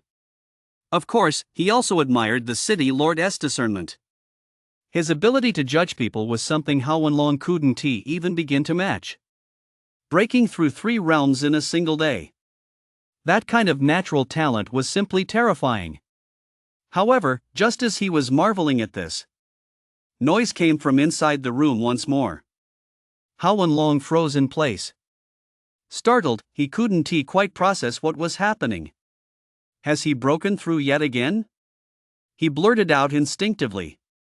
4 realms in a single day. He was at a loss for words, unable to express the shock he felt. Break! A voice suddenly rang out from inside the room. It was accompanied by the roaring sound of surging qi and blood. It seemed like another breakthrough? Hao Wenlong had gone numb. He could no longer find the words to describe his feelings at that moment. This was just too insane. 5 realms in a single day. He felt that if he told anyone about this, they'd definitely think he was crazy. Breaking through 5 realms in a single day, is that even humanly possible? Ha ha ha. The peak of the warrior stage just 1 step away. A hint of joy flashed in Yang's eyes. At his current cultivation pace, it wouldn't be long before he could challenge the Marquis stage, or even the King stage. He currently had about 700,000 cash points left. He wanted to see how much it would cost to break through to the next realm. He lightly tapped the one-click upgrade button. Ding! Breaking through to this realm requires 500,000 cash points. Whoa! That was 200,000 more than breaking through the lower realms. But it was still within Yang's means. So, he prepared to continue his breakthrough. Grandmaster stage. Here I come. He roared excitedly. He tapped the button directly. The next moment, a powerful force emerged, violently tearing at Yang's body. At the same time, a massive surge of spiritual energy rushed toward Yang. Soon, a vortex of spiritual energy formed above Yang's head. Spiritual energy from within a 300-li radius was drawn toward it. In an instant, the entire city of Beima seemed to have been paralyzed. Everyone froze in place. They looked up in astonishment at the vortex overhead. A huge question mark loomed in their minds. This breakthrough is way too unrealistic, isn't it? Meanwhile, the Bai family's elite experts all gazed into the distance with grave expressions. This aura sent shivers down their spines. Almost instantly, a single thought crossed everyone's mind. This wasn't a breakthrough to the marquee stage, it was the king stage. At this realization, everyone's breathing grew slightly ragged. After all, king stage powerhouses were on par with the rulers of entire nations. To think that a king stage expert was hiding in the tiny city of Beima. It was simply unbelievable. And among them all, none was more terrified than the poison python marquis. He never would have dreamed in his wildest dreams that this tiny city would harbor a king stage powerhouse. He was now in a no-win situation. If he actually took action and provoked the king stage powerhouse's displeasure, it would definitely spell disaster. The powerhouse might casually slap him across the face. The poison python marquis would be dead on the spot. However, if he were to slink away like this, his reputation would be ruined. From then on, whenever people mentioned the poisonous python marquis, they treat him as a laughingstock. Of course, no one was more delighted than Jean Buhan. Holy crap! There's actually a king stage powerhouse hiding in my city. This good fortune has come so suddenly, it's caught me completely off guard. Ha ha ha ha. At that moment, Jean Buhan, the lord of Beima City, could think of nothing but letting out 3 hearty laughs. Who else? However, his gaze soon fell upon the poisonous python marquis, Chang Mang. If you leave now, Chang Mang, I'll pretend nothing happened. But if you don't leave, don't blame me. Chang Mang's mood at that moment was absolutely in the gutter. He originally planned to grab the dragon core and get out of there. Even if a few people in Beima City died, so what? At worst, he just avoid coming to the Beidou Kingdom in the future. But now, things were a bit different. This rundown city actually harbored a king stage powerhouse. For a being of that caliber, killing him would be nothing more than a thought. Do you really think a king stage powerhouse would care about your affairs? He said coldly. In his heart, he tried to reassure himself that this king stage powerhouse was probably just passing through. Why don't you give it a try? With a king stage powerhouse on their side, Jean Buhan was brimming with confidence and sneered directly. This made Chang Mang grind his teeth in frustration. How he longed to retort, "Go ahead, give it a try." But he truly didn't dare say it.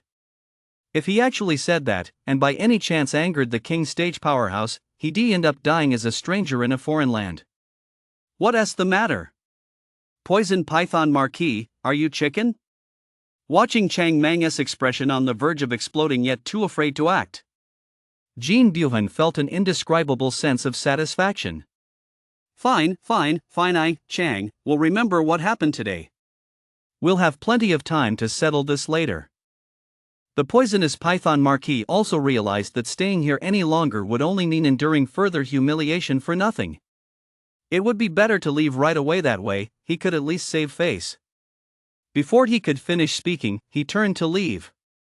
However, this time, Jean Buhan, the lord of Beima City, wasn't having any of it. It used to be that their influence was too great, but now things were different. With a king stage powerhouse standing guard on their side, it was the poisonous python marquis who should be panicking now. Ha! You come and go as you please? What do you take Beima City for?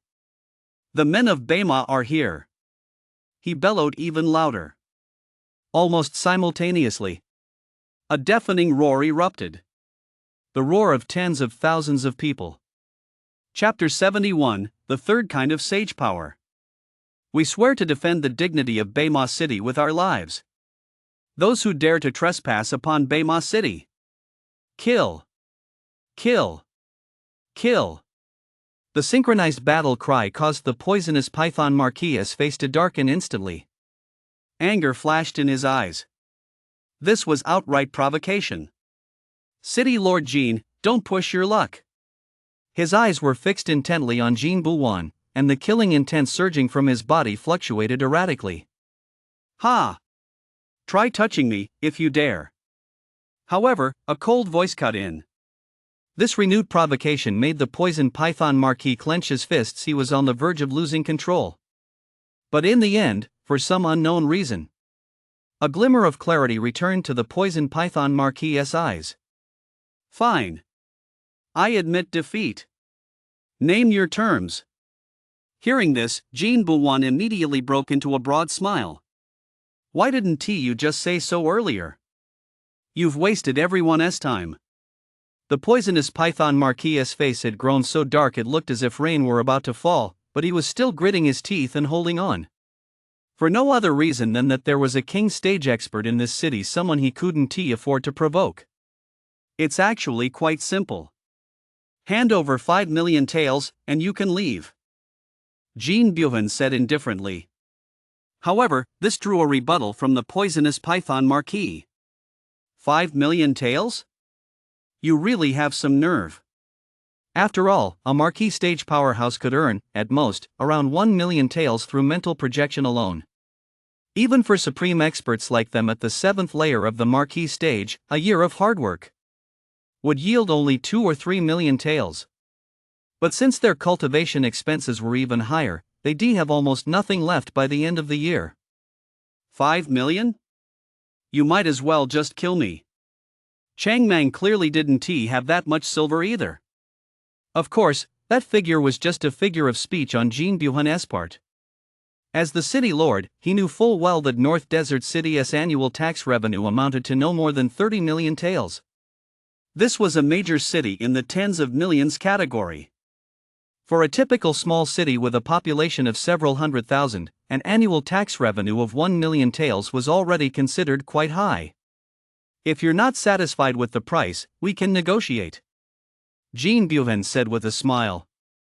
This made the poisonous python Marquis' face turn ashen. When had he ever been held to the ransom like this? He made a mental note of this incident. 2 million at most. But Jean Bouwan felt he could still drive the price up a bit. 3 million. Impossible. 2 million at most. Very well. We men of Bema will lay down our lives for you today. The moment those words left his mouth, the Marquis of the poisonous python was already itching to curse. What the hell was going on? If he'd known this would happen, he'd never have set foot in this city. The city lord was nothing but a complete scoundrel. 250,000 at most. Gritting his teeth, he blurted out. Seeing the Marquis of the poisonous python's pained expression, Jean Bouwan knew in his heart that he'd reached his limit. He knew it was time to back off. If he pressed any further, the Marquis would likely snap. If that happened, even if he managed to kill the Marquis of the poisonous python, the fallout would be a nightmare to handle. After all, the Marquis was a Marquis stage noble from another country. It could easily spark a war between the two nations. Fine. 2,500,000 taels of silver, not a single coin less.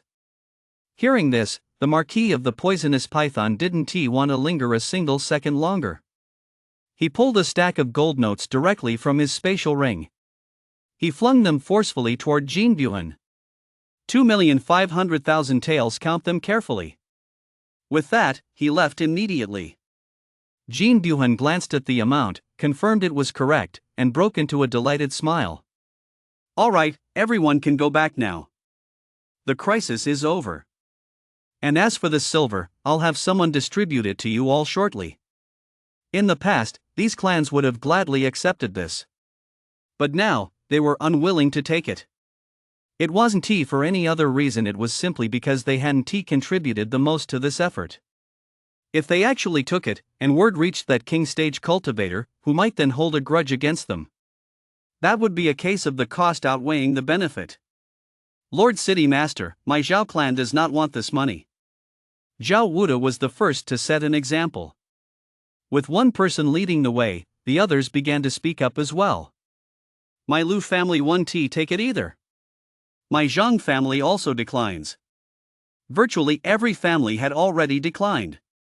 The only ones to receive a share were the independent cultivators. They had nothing to lose and weren't afraid of retaliation. Of course, they also knew full well that the king stage cultivator wouldn't have the time to bother with them. After the distribution, over 1.7 million remained. Very well, I'll go find that king stage elder right away and hand this money over to him. Hearing this, the representatives of all the clans nodded in agreement. That was exactly what they had in mind. They couldn't accept this money, but if it could be used to win the favor of a king stage powerhouse, it would bring countless benefits in the future, both for North Desert City and for the clans within it. If a king stage expert were to take up residence here, Beima City's influence would undoubtedly rise to a whole new level. By then, it would become a top-tier powerhouse. The people of Beima City would carry much more weight in their dealings with the outside world. All right. I will certainly not let your goodwill go to waste.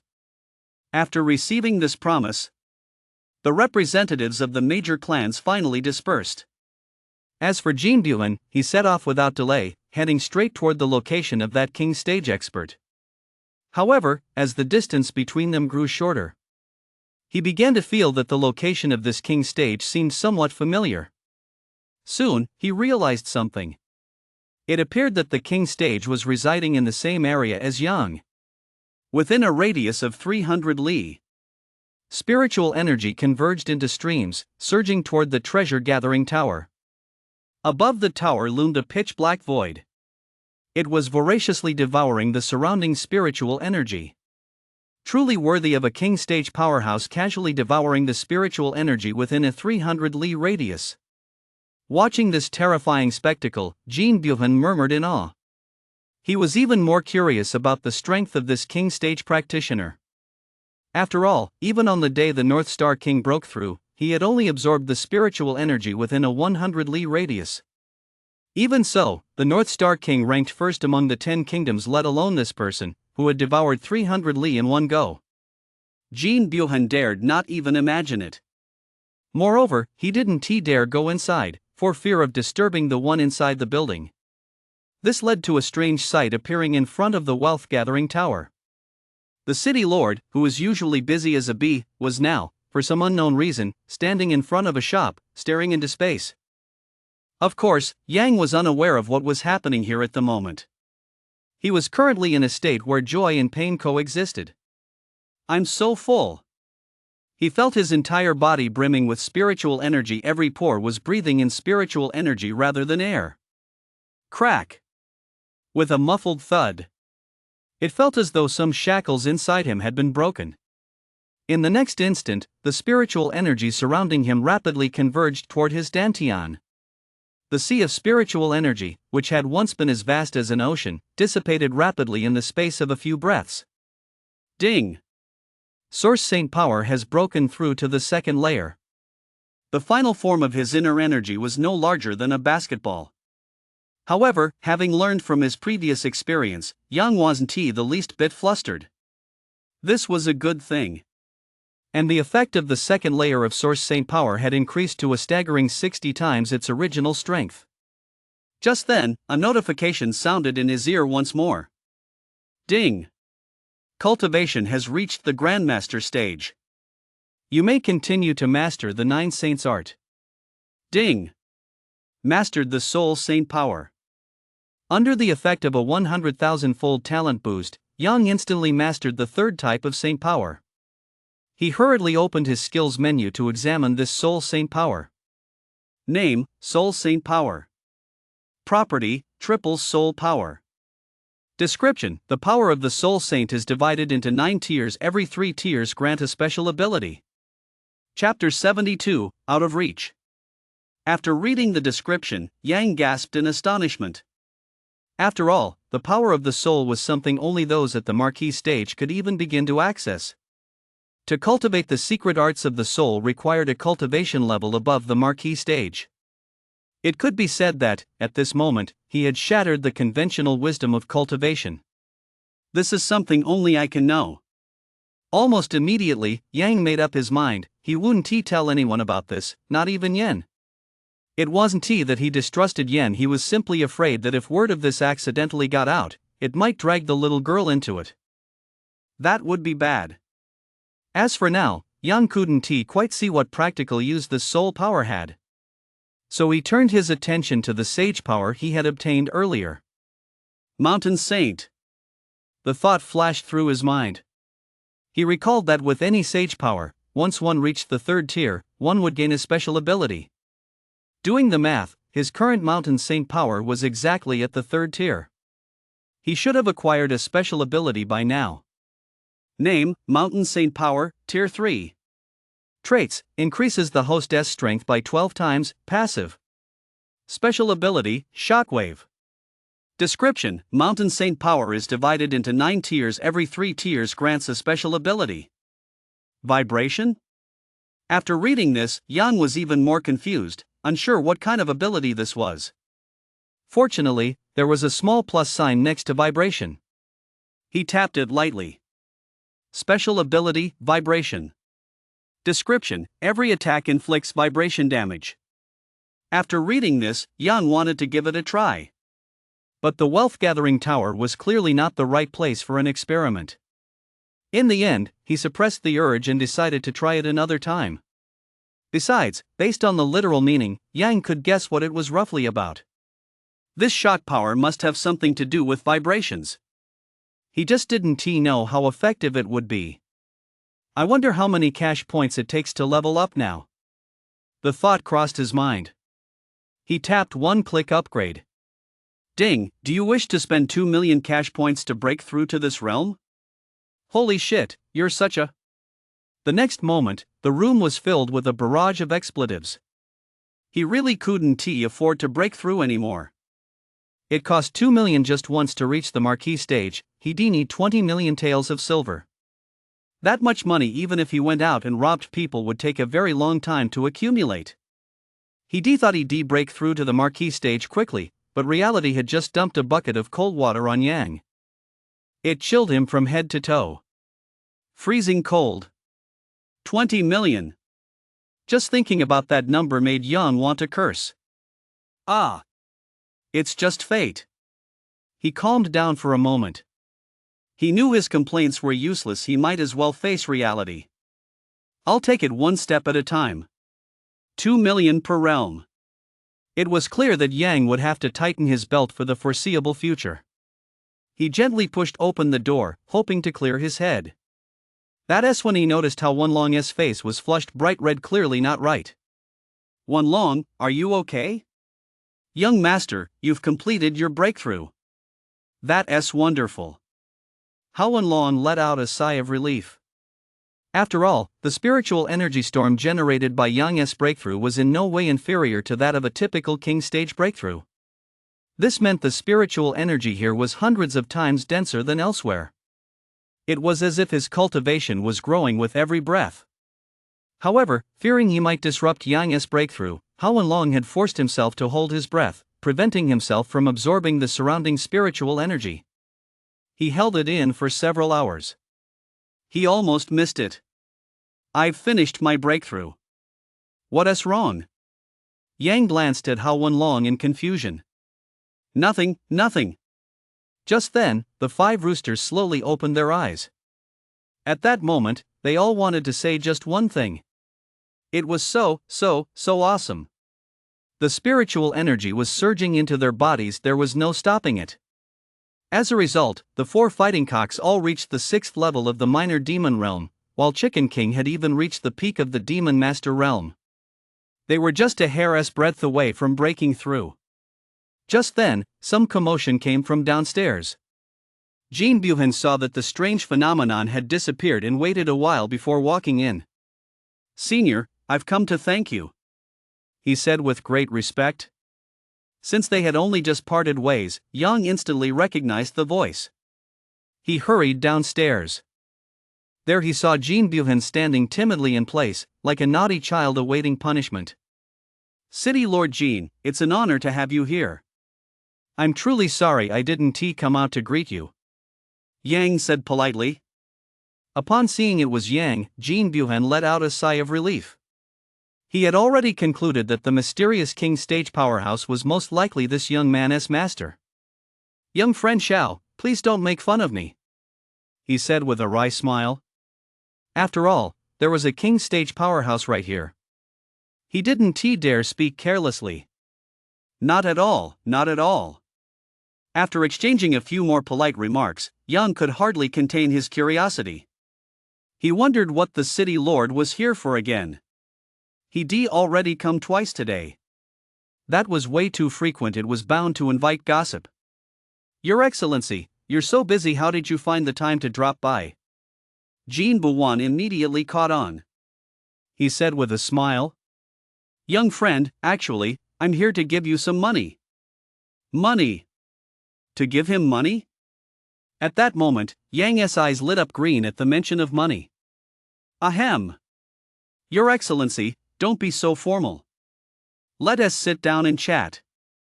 His attitude had done a complete 180-degree turn. He practically wanted to hug Jean Buhan and plant a couple of passionate kisses on him.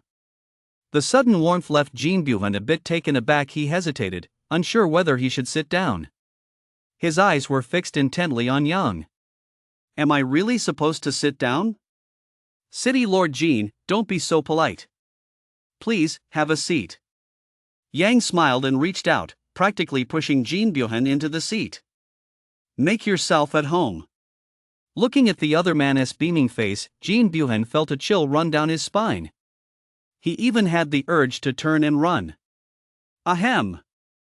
Young friend Xiao, here is 1,730,000 our token of gratitude to you, senior." As he spoke, he pulled out a stack of gold notes. Almost instantly, Yang's eyes were completely captivated. Upon hearing 1.73 million, he couldn't help but gasp in astonishment. He couldn't quite figure out why the other party had suddenly pulled out so much money. A colossal sum of nearly 2 million, even for a city, that was no small amount. However, Yang was determined to take his shamelessness to the extreme. Why on earth would he turn down money handed to him on a silver platter? "Take it. Take it all. Not a single note left." "No problem, no problem. I won't refuse this money," Yang said with a smile. To Jean Buhan, this scene seemed perfectly natural. It appeared Yang had received a signal from the King Stage Senior, which was why he accepted it with such ease. He was almost certain of it. Yang must be the disciple of that King Stage powerhouse, otherwise, who would dare to swindle money from a King Stage powerhouse? And just like that, Yang had gained a powerful master out of the blue. "I've delivered the money, so I'll take my leave now." Just the thought of a King Stage powerhouse watching him made Jean Buhan feel uneasy all over. He stood up, ready to leave. Then, "City Lord Jean, please come visit often when you have time," Yang said with a smile. In the blink of an eye, he pocketed 1,700,000 taels. From this perspective, the Marquis Stage didn't seem so out of reach after all. If Jean Buwan came by a dozen or so times, he'd be able to break through himself. If those words reached Jean Buwan's ears, he'd be quite pleased, but he wasn't sure if the poisonous Python Marquis would feel the same way. Today is a good day, a really good day. Getting 1.7 million taels for free left him feeling quite pleased with himself. Chapter 73, The Disciple He Valued Most. Meanwhile, in a secluded corner, three people were conversing in hushed tones. Even the silver rank assassin failed? That guy is really strange. Assassins within the Assassin's Alliance are ranked according to tiers. The most basic is bronze, followed by silver, and then gold. Rumor has it that above gold lies the king of assassins, but no one has ever seen him. That guy's strength is at the warrior stage, but according to intel from our informants, he instantly killed a silver-ranked assassin. All three knew full well that to become a silver-ranked assassin, one must possess Grandmaster stage strength. Killing a Grandmaster stage assassin at the warrior stage. And it was a defensive counterattack, no less. All three understood exactly what this meant. I think we need to offer more money for this guy. After a long silence, one of them finally spoke up. However, the moment the words left his mouth, he was immediately contradicted. Do we want to lose face for the Assassins Alliance? We've already raised the price once, raising it again now would be unreasonable. Another one spoke up as well. They also received word that the client was already dissatisfied with them. If they raised the price again, the client might withdraw the bounty and then spread a few rumors. Rumors that the Assassins Alliance couldn't take down a single warrior stage assassin, and had raised the price repeatedly. The Assassins Alliance's reputation would be ruined. Let us vote. Rejected. Rejected. Soon, with a 2-to-1 vote, the proposal was rejected, meaning Yang's bounty remained unchanged. Find someone to do it even if we have to pay out of our own pockets, we must kill this man. They recalled Long's final condition. Bring his head to us by the end of the day. Therefore, the assassination had to be carried out as soon as possible. If they delayed, it would still cause irreparable damage to the Assassins Guild's reputation. Agreed. Agreed. This time, it passed immediately. All three high-ranking members of the Assassins Guild approved the proposal. Soon, the entire Assassins Guild was abuzz with activity once more. 10 silver-rank assassins assembled, led by another gold-rank assassin. Anyone unaware of the situation might have thought they were heading out to kill a marquee stage powerhouse. Just then, a dark figure appeared. He walked up to the 11 assassins. Without making a single move, he simply said calmly, "This mission must succeed. And the reward for success has been changed to a free exchange for one lower-grade rare-rank cultivation technique or martial art." As soon as these words were spoken, looks of disbelief flashed across the assassins' faces. After all, the Assassins Guild operated on a point system. To exchange for items, one needed sufficient points. And points were hard to earn. A standard assassination typically yielded less than 100 points. Even the cheapest rare-rank martial art or cultivation technique required over 10,000 points. For a silver-rank assassin to earn enough points for a single rare-rank martial art or cultivation technique, they'd have to work for nearly a decade. Even a gold-rank assassin would need 2 to 3 years. Such a reward filled them with both delight and trepidation. A target worth that much must surely be a marquee stage powerhouse. The high-ranking members of the Assassins Guild seemed to read their minds, instantly guessing what everyone was thinking. They spoke directly. According to the latest intelligence, that person is either at the warrior stage or the grandmaster stage. As soon as these words were spoken, a look of astonishment spread across the assassins' faces. Some doubted their own ears. A person worth a rare-rank cultivation technique was actually just a warrior stage? They found it hard to believe. This mission is entirely voluntary. Glancing at the hesitant assassins, he spoke directly. This time, the room fell silent for a long while no one spoke. It wasn't until dozens of breaths had passed that a voice finally rang out. As for me, Ghost, I'd actually like to see what this guy worth a rare-rank cultivation manual is capable of. The speaker was none other than the sole gold-rank assassin. With him speaking up, the other silver-rank assassins seemed to find their anchor. They joined in one after another.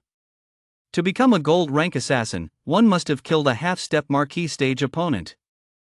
With him on the team, there was definitely a chance to complete the mission. If the enemy proved too strong, they could always strike once and run. Excellent, excellent. Once the mission is successful, each of you will receive an additional 20,000 as a bonus. The high-ranking assassin nodded in satisfaction. At the same time, he signaled for the others to distribute the target's sketch.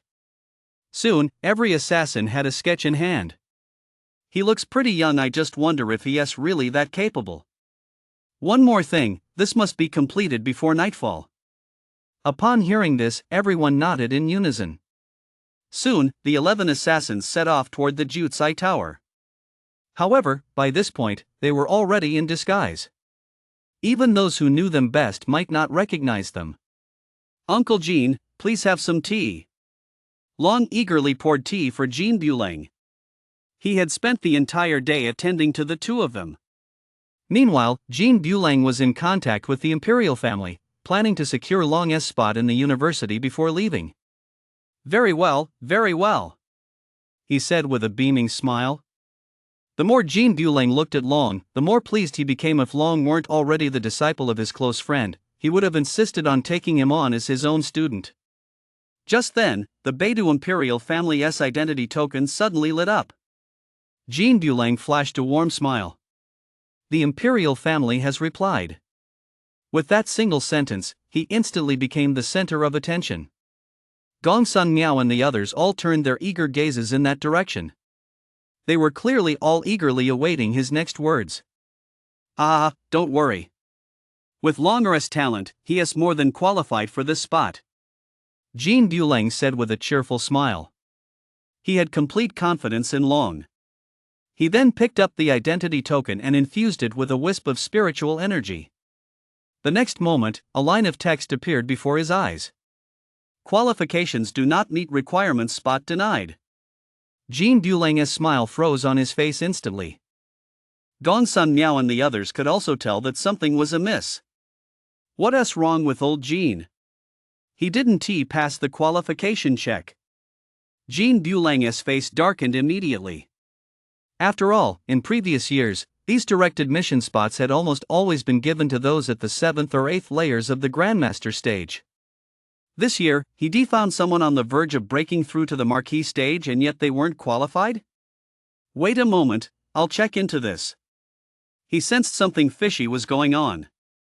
He immediately sent a message, determined to get to the bottom of the matter. If someone had indeed abused their authority to secure this spot, Jean Buleng would risk his life to make that person pay. Soon, his identity token lit up again. Once more, a line of text appeared. There is already one Marquis stage candidate who has been granted a spot.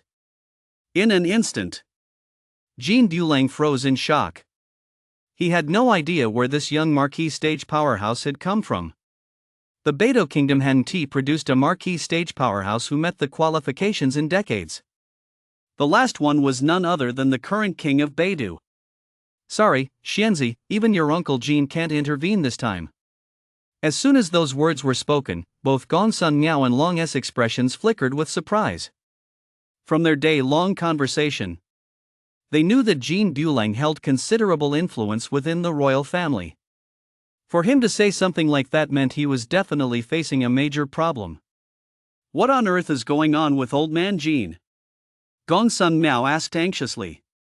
After all, Long was the disciple he valued most. He had even tacitly agreed to let him marry his daughter. As long as Long secured a spot in the 10 Nations martial arts tournament this time, Gong Sun Miao would need only exert a little influence to easily become the guild master of the Giant Spirit Guild. That spot has already been reserved by someone else. Chapter 74, Targeted. Upon hearing this, Long's expression changed drastically. He couldn't make sense of it. In the Beidou Kingdom, his natural talent was absolutely top tier. How could someone suddenly appear and take his place? Instantly, he sensed something fishy was going on. The very next moment, with a thud, he dropped to his knees on the ground and addressed Jean Buleng. "Uncle Jean, I want to know who took my place and what their cultivation level is." Jean Buleng was caught somewhat off guard by this sudden turn of events. "Longer, stand up while we talk." However, Long was as stubborn as a rock at that moment. He was determined and refused to get up no matter what. In the end, Jean Buleng had no choice but to reveal the truth. "It's a young man at the Marquis stage." He hadn't wanted to say it at first, fearing it would crush Long's confidence. However, after being pressed repeatedly, he had no choice but to reveal it. Silence. An eerie silence fell over the room. It was clear that all three of them understood exactly what this young Marquis stage cultivator represented. For decades, the only person to have participated in the 10 Nations martial arts tournament at the marquee stage was none other than the current North Star monarch, the North Star King. "Uncle Gene, give me a month, and I'll defeat him with my own hands," Long suddenly exclaimed loudly. This left both elders stunned. But soon, they were both showering Long with praise. "Ha ha ha! You truly live up to being my disciple. You old rascal, you're truly blessed to have taken on such an outstanding disciple. I'm absolutely envious." Clearly, Long's martial spirit had deeply impressed both elders. The martial way demands an indomitable spirit. Only by fearing no authority can one achieve greatness. In the eyes of the two elders, Long was the very best choice, both in terms of character and natural talent. "Since Longa has addressed me as Master Uncle, I, as his Master Uncle, cannot just stand by and watch." As he spoke, he flipped his right hand. A blue jade bottle appeared in his hand. Instantly, Long's gaze turned toward it. He could only vaguely make out a golden liquid flowing within the bottle. "Old Gene, this isn't golden dragon elixir, is it?" Gongsun Miao narrowed his eyes slightly and asked, somewhat surprised. "Golden dragon elixir?" Upon hearing those three words, Long's expression changed. He knew what this was. Rumor had it that this substance was the lifeblood of the imperial family. No member of the imperial family could reach the marquee stage or condense the golden flying dragon martial god statue without it. It could be said that it was precisely because of this substance that the current Beidou kingdom existed.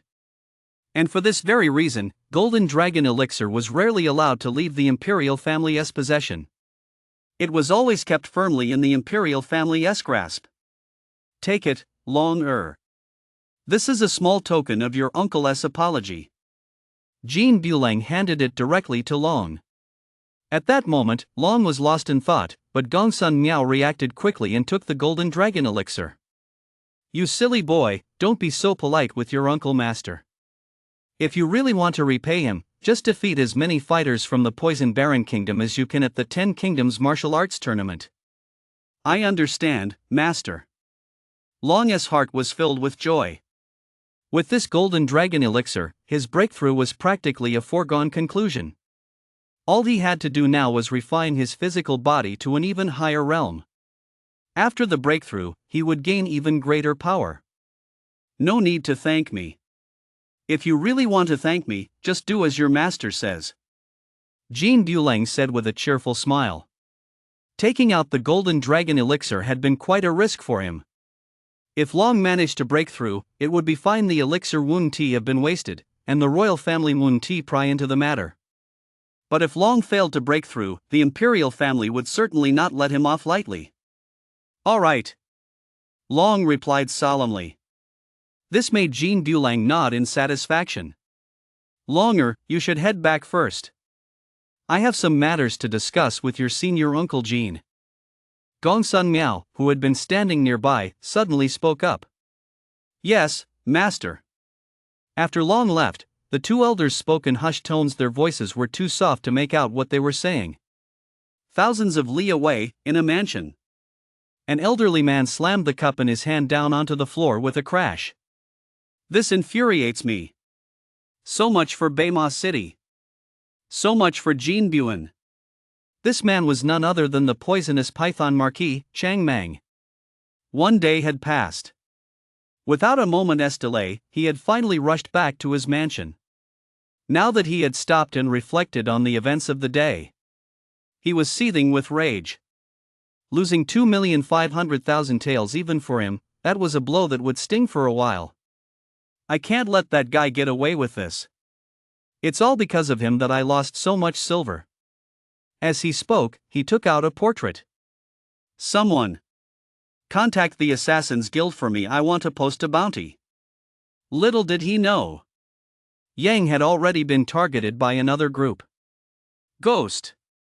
The higher-ups have ordered us to make our move." A silver rank assassin approached Ghost and whispered. With the deadline fast approaching, the Assassin's Guild's leadership could no longer sit idly by. "Don't rush it. It's more fun to take our time."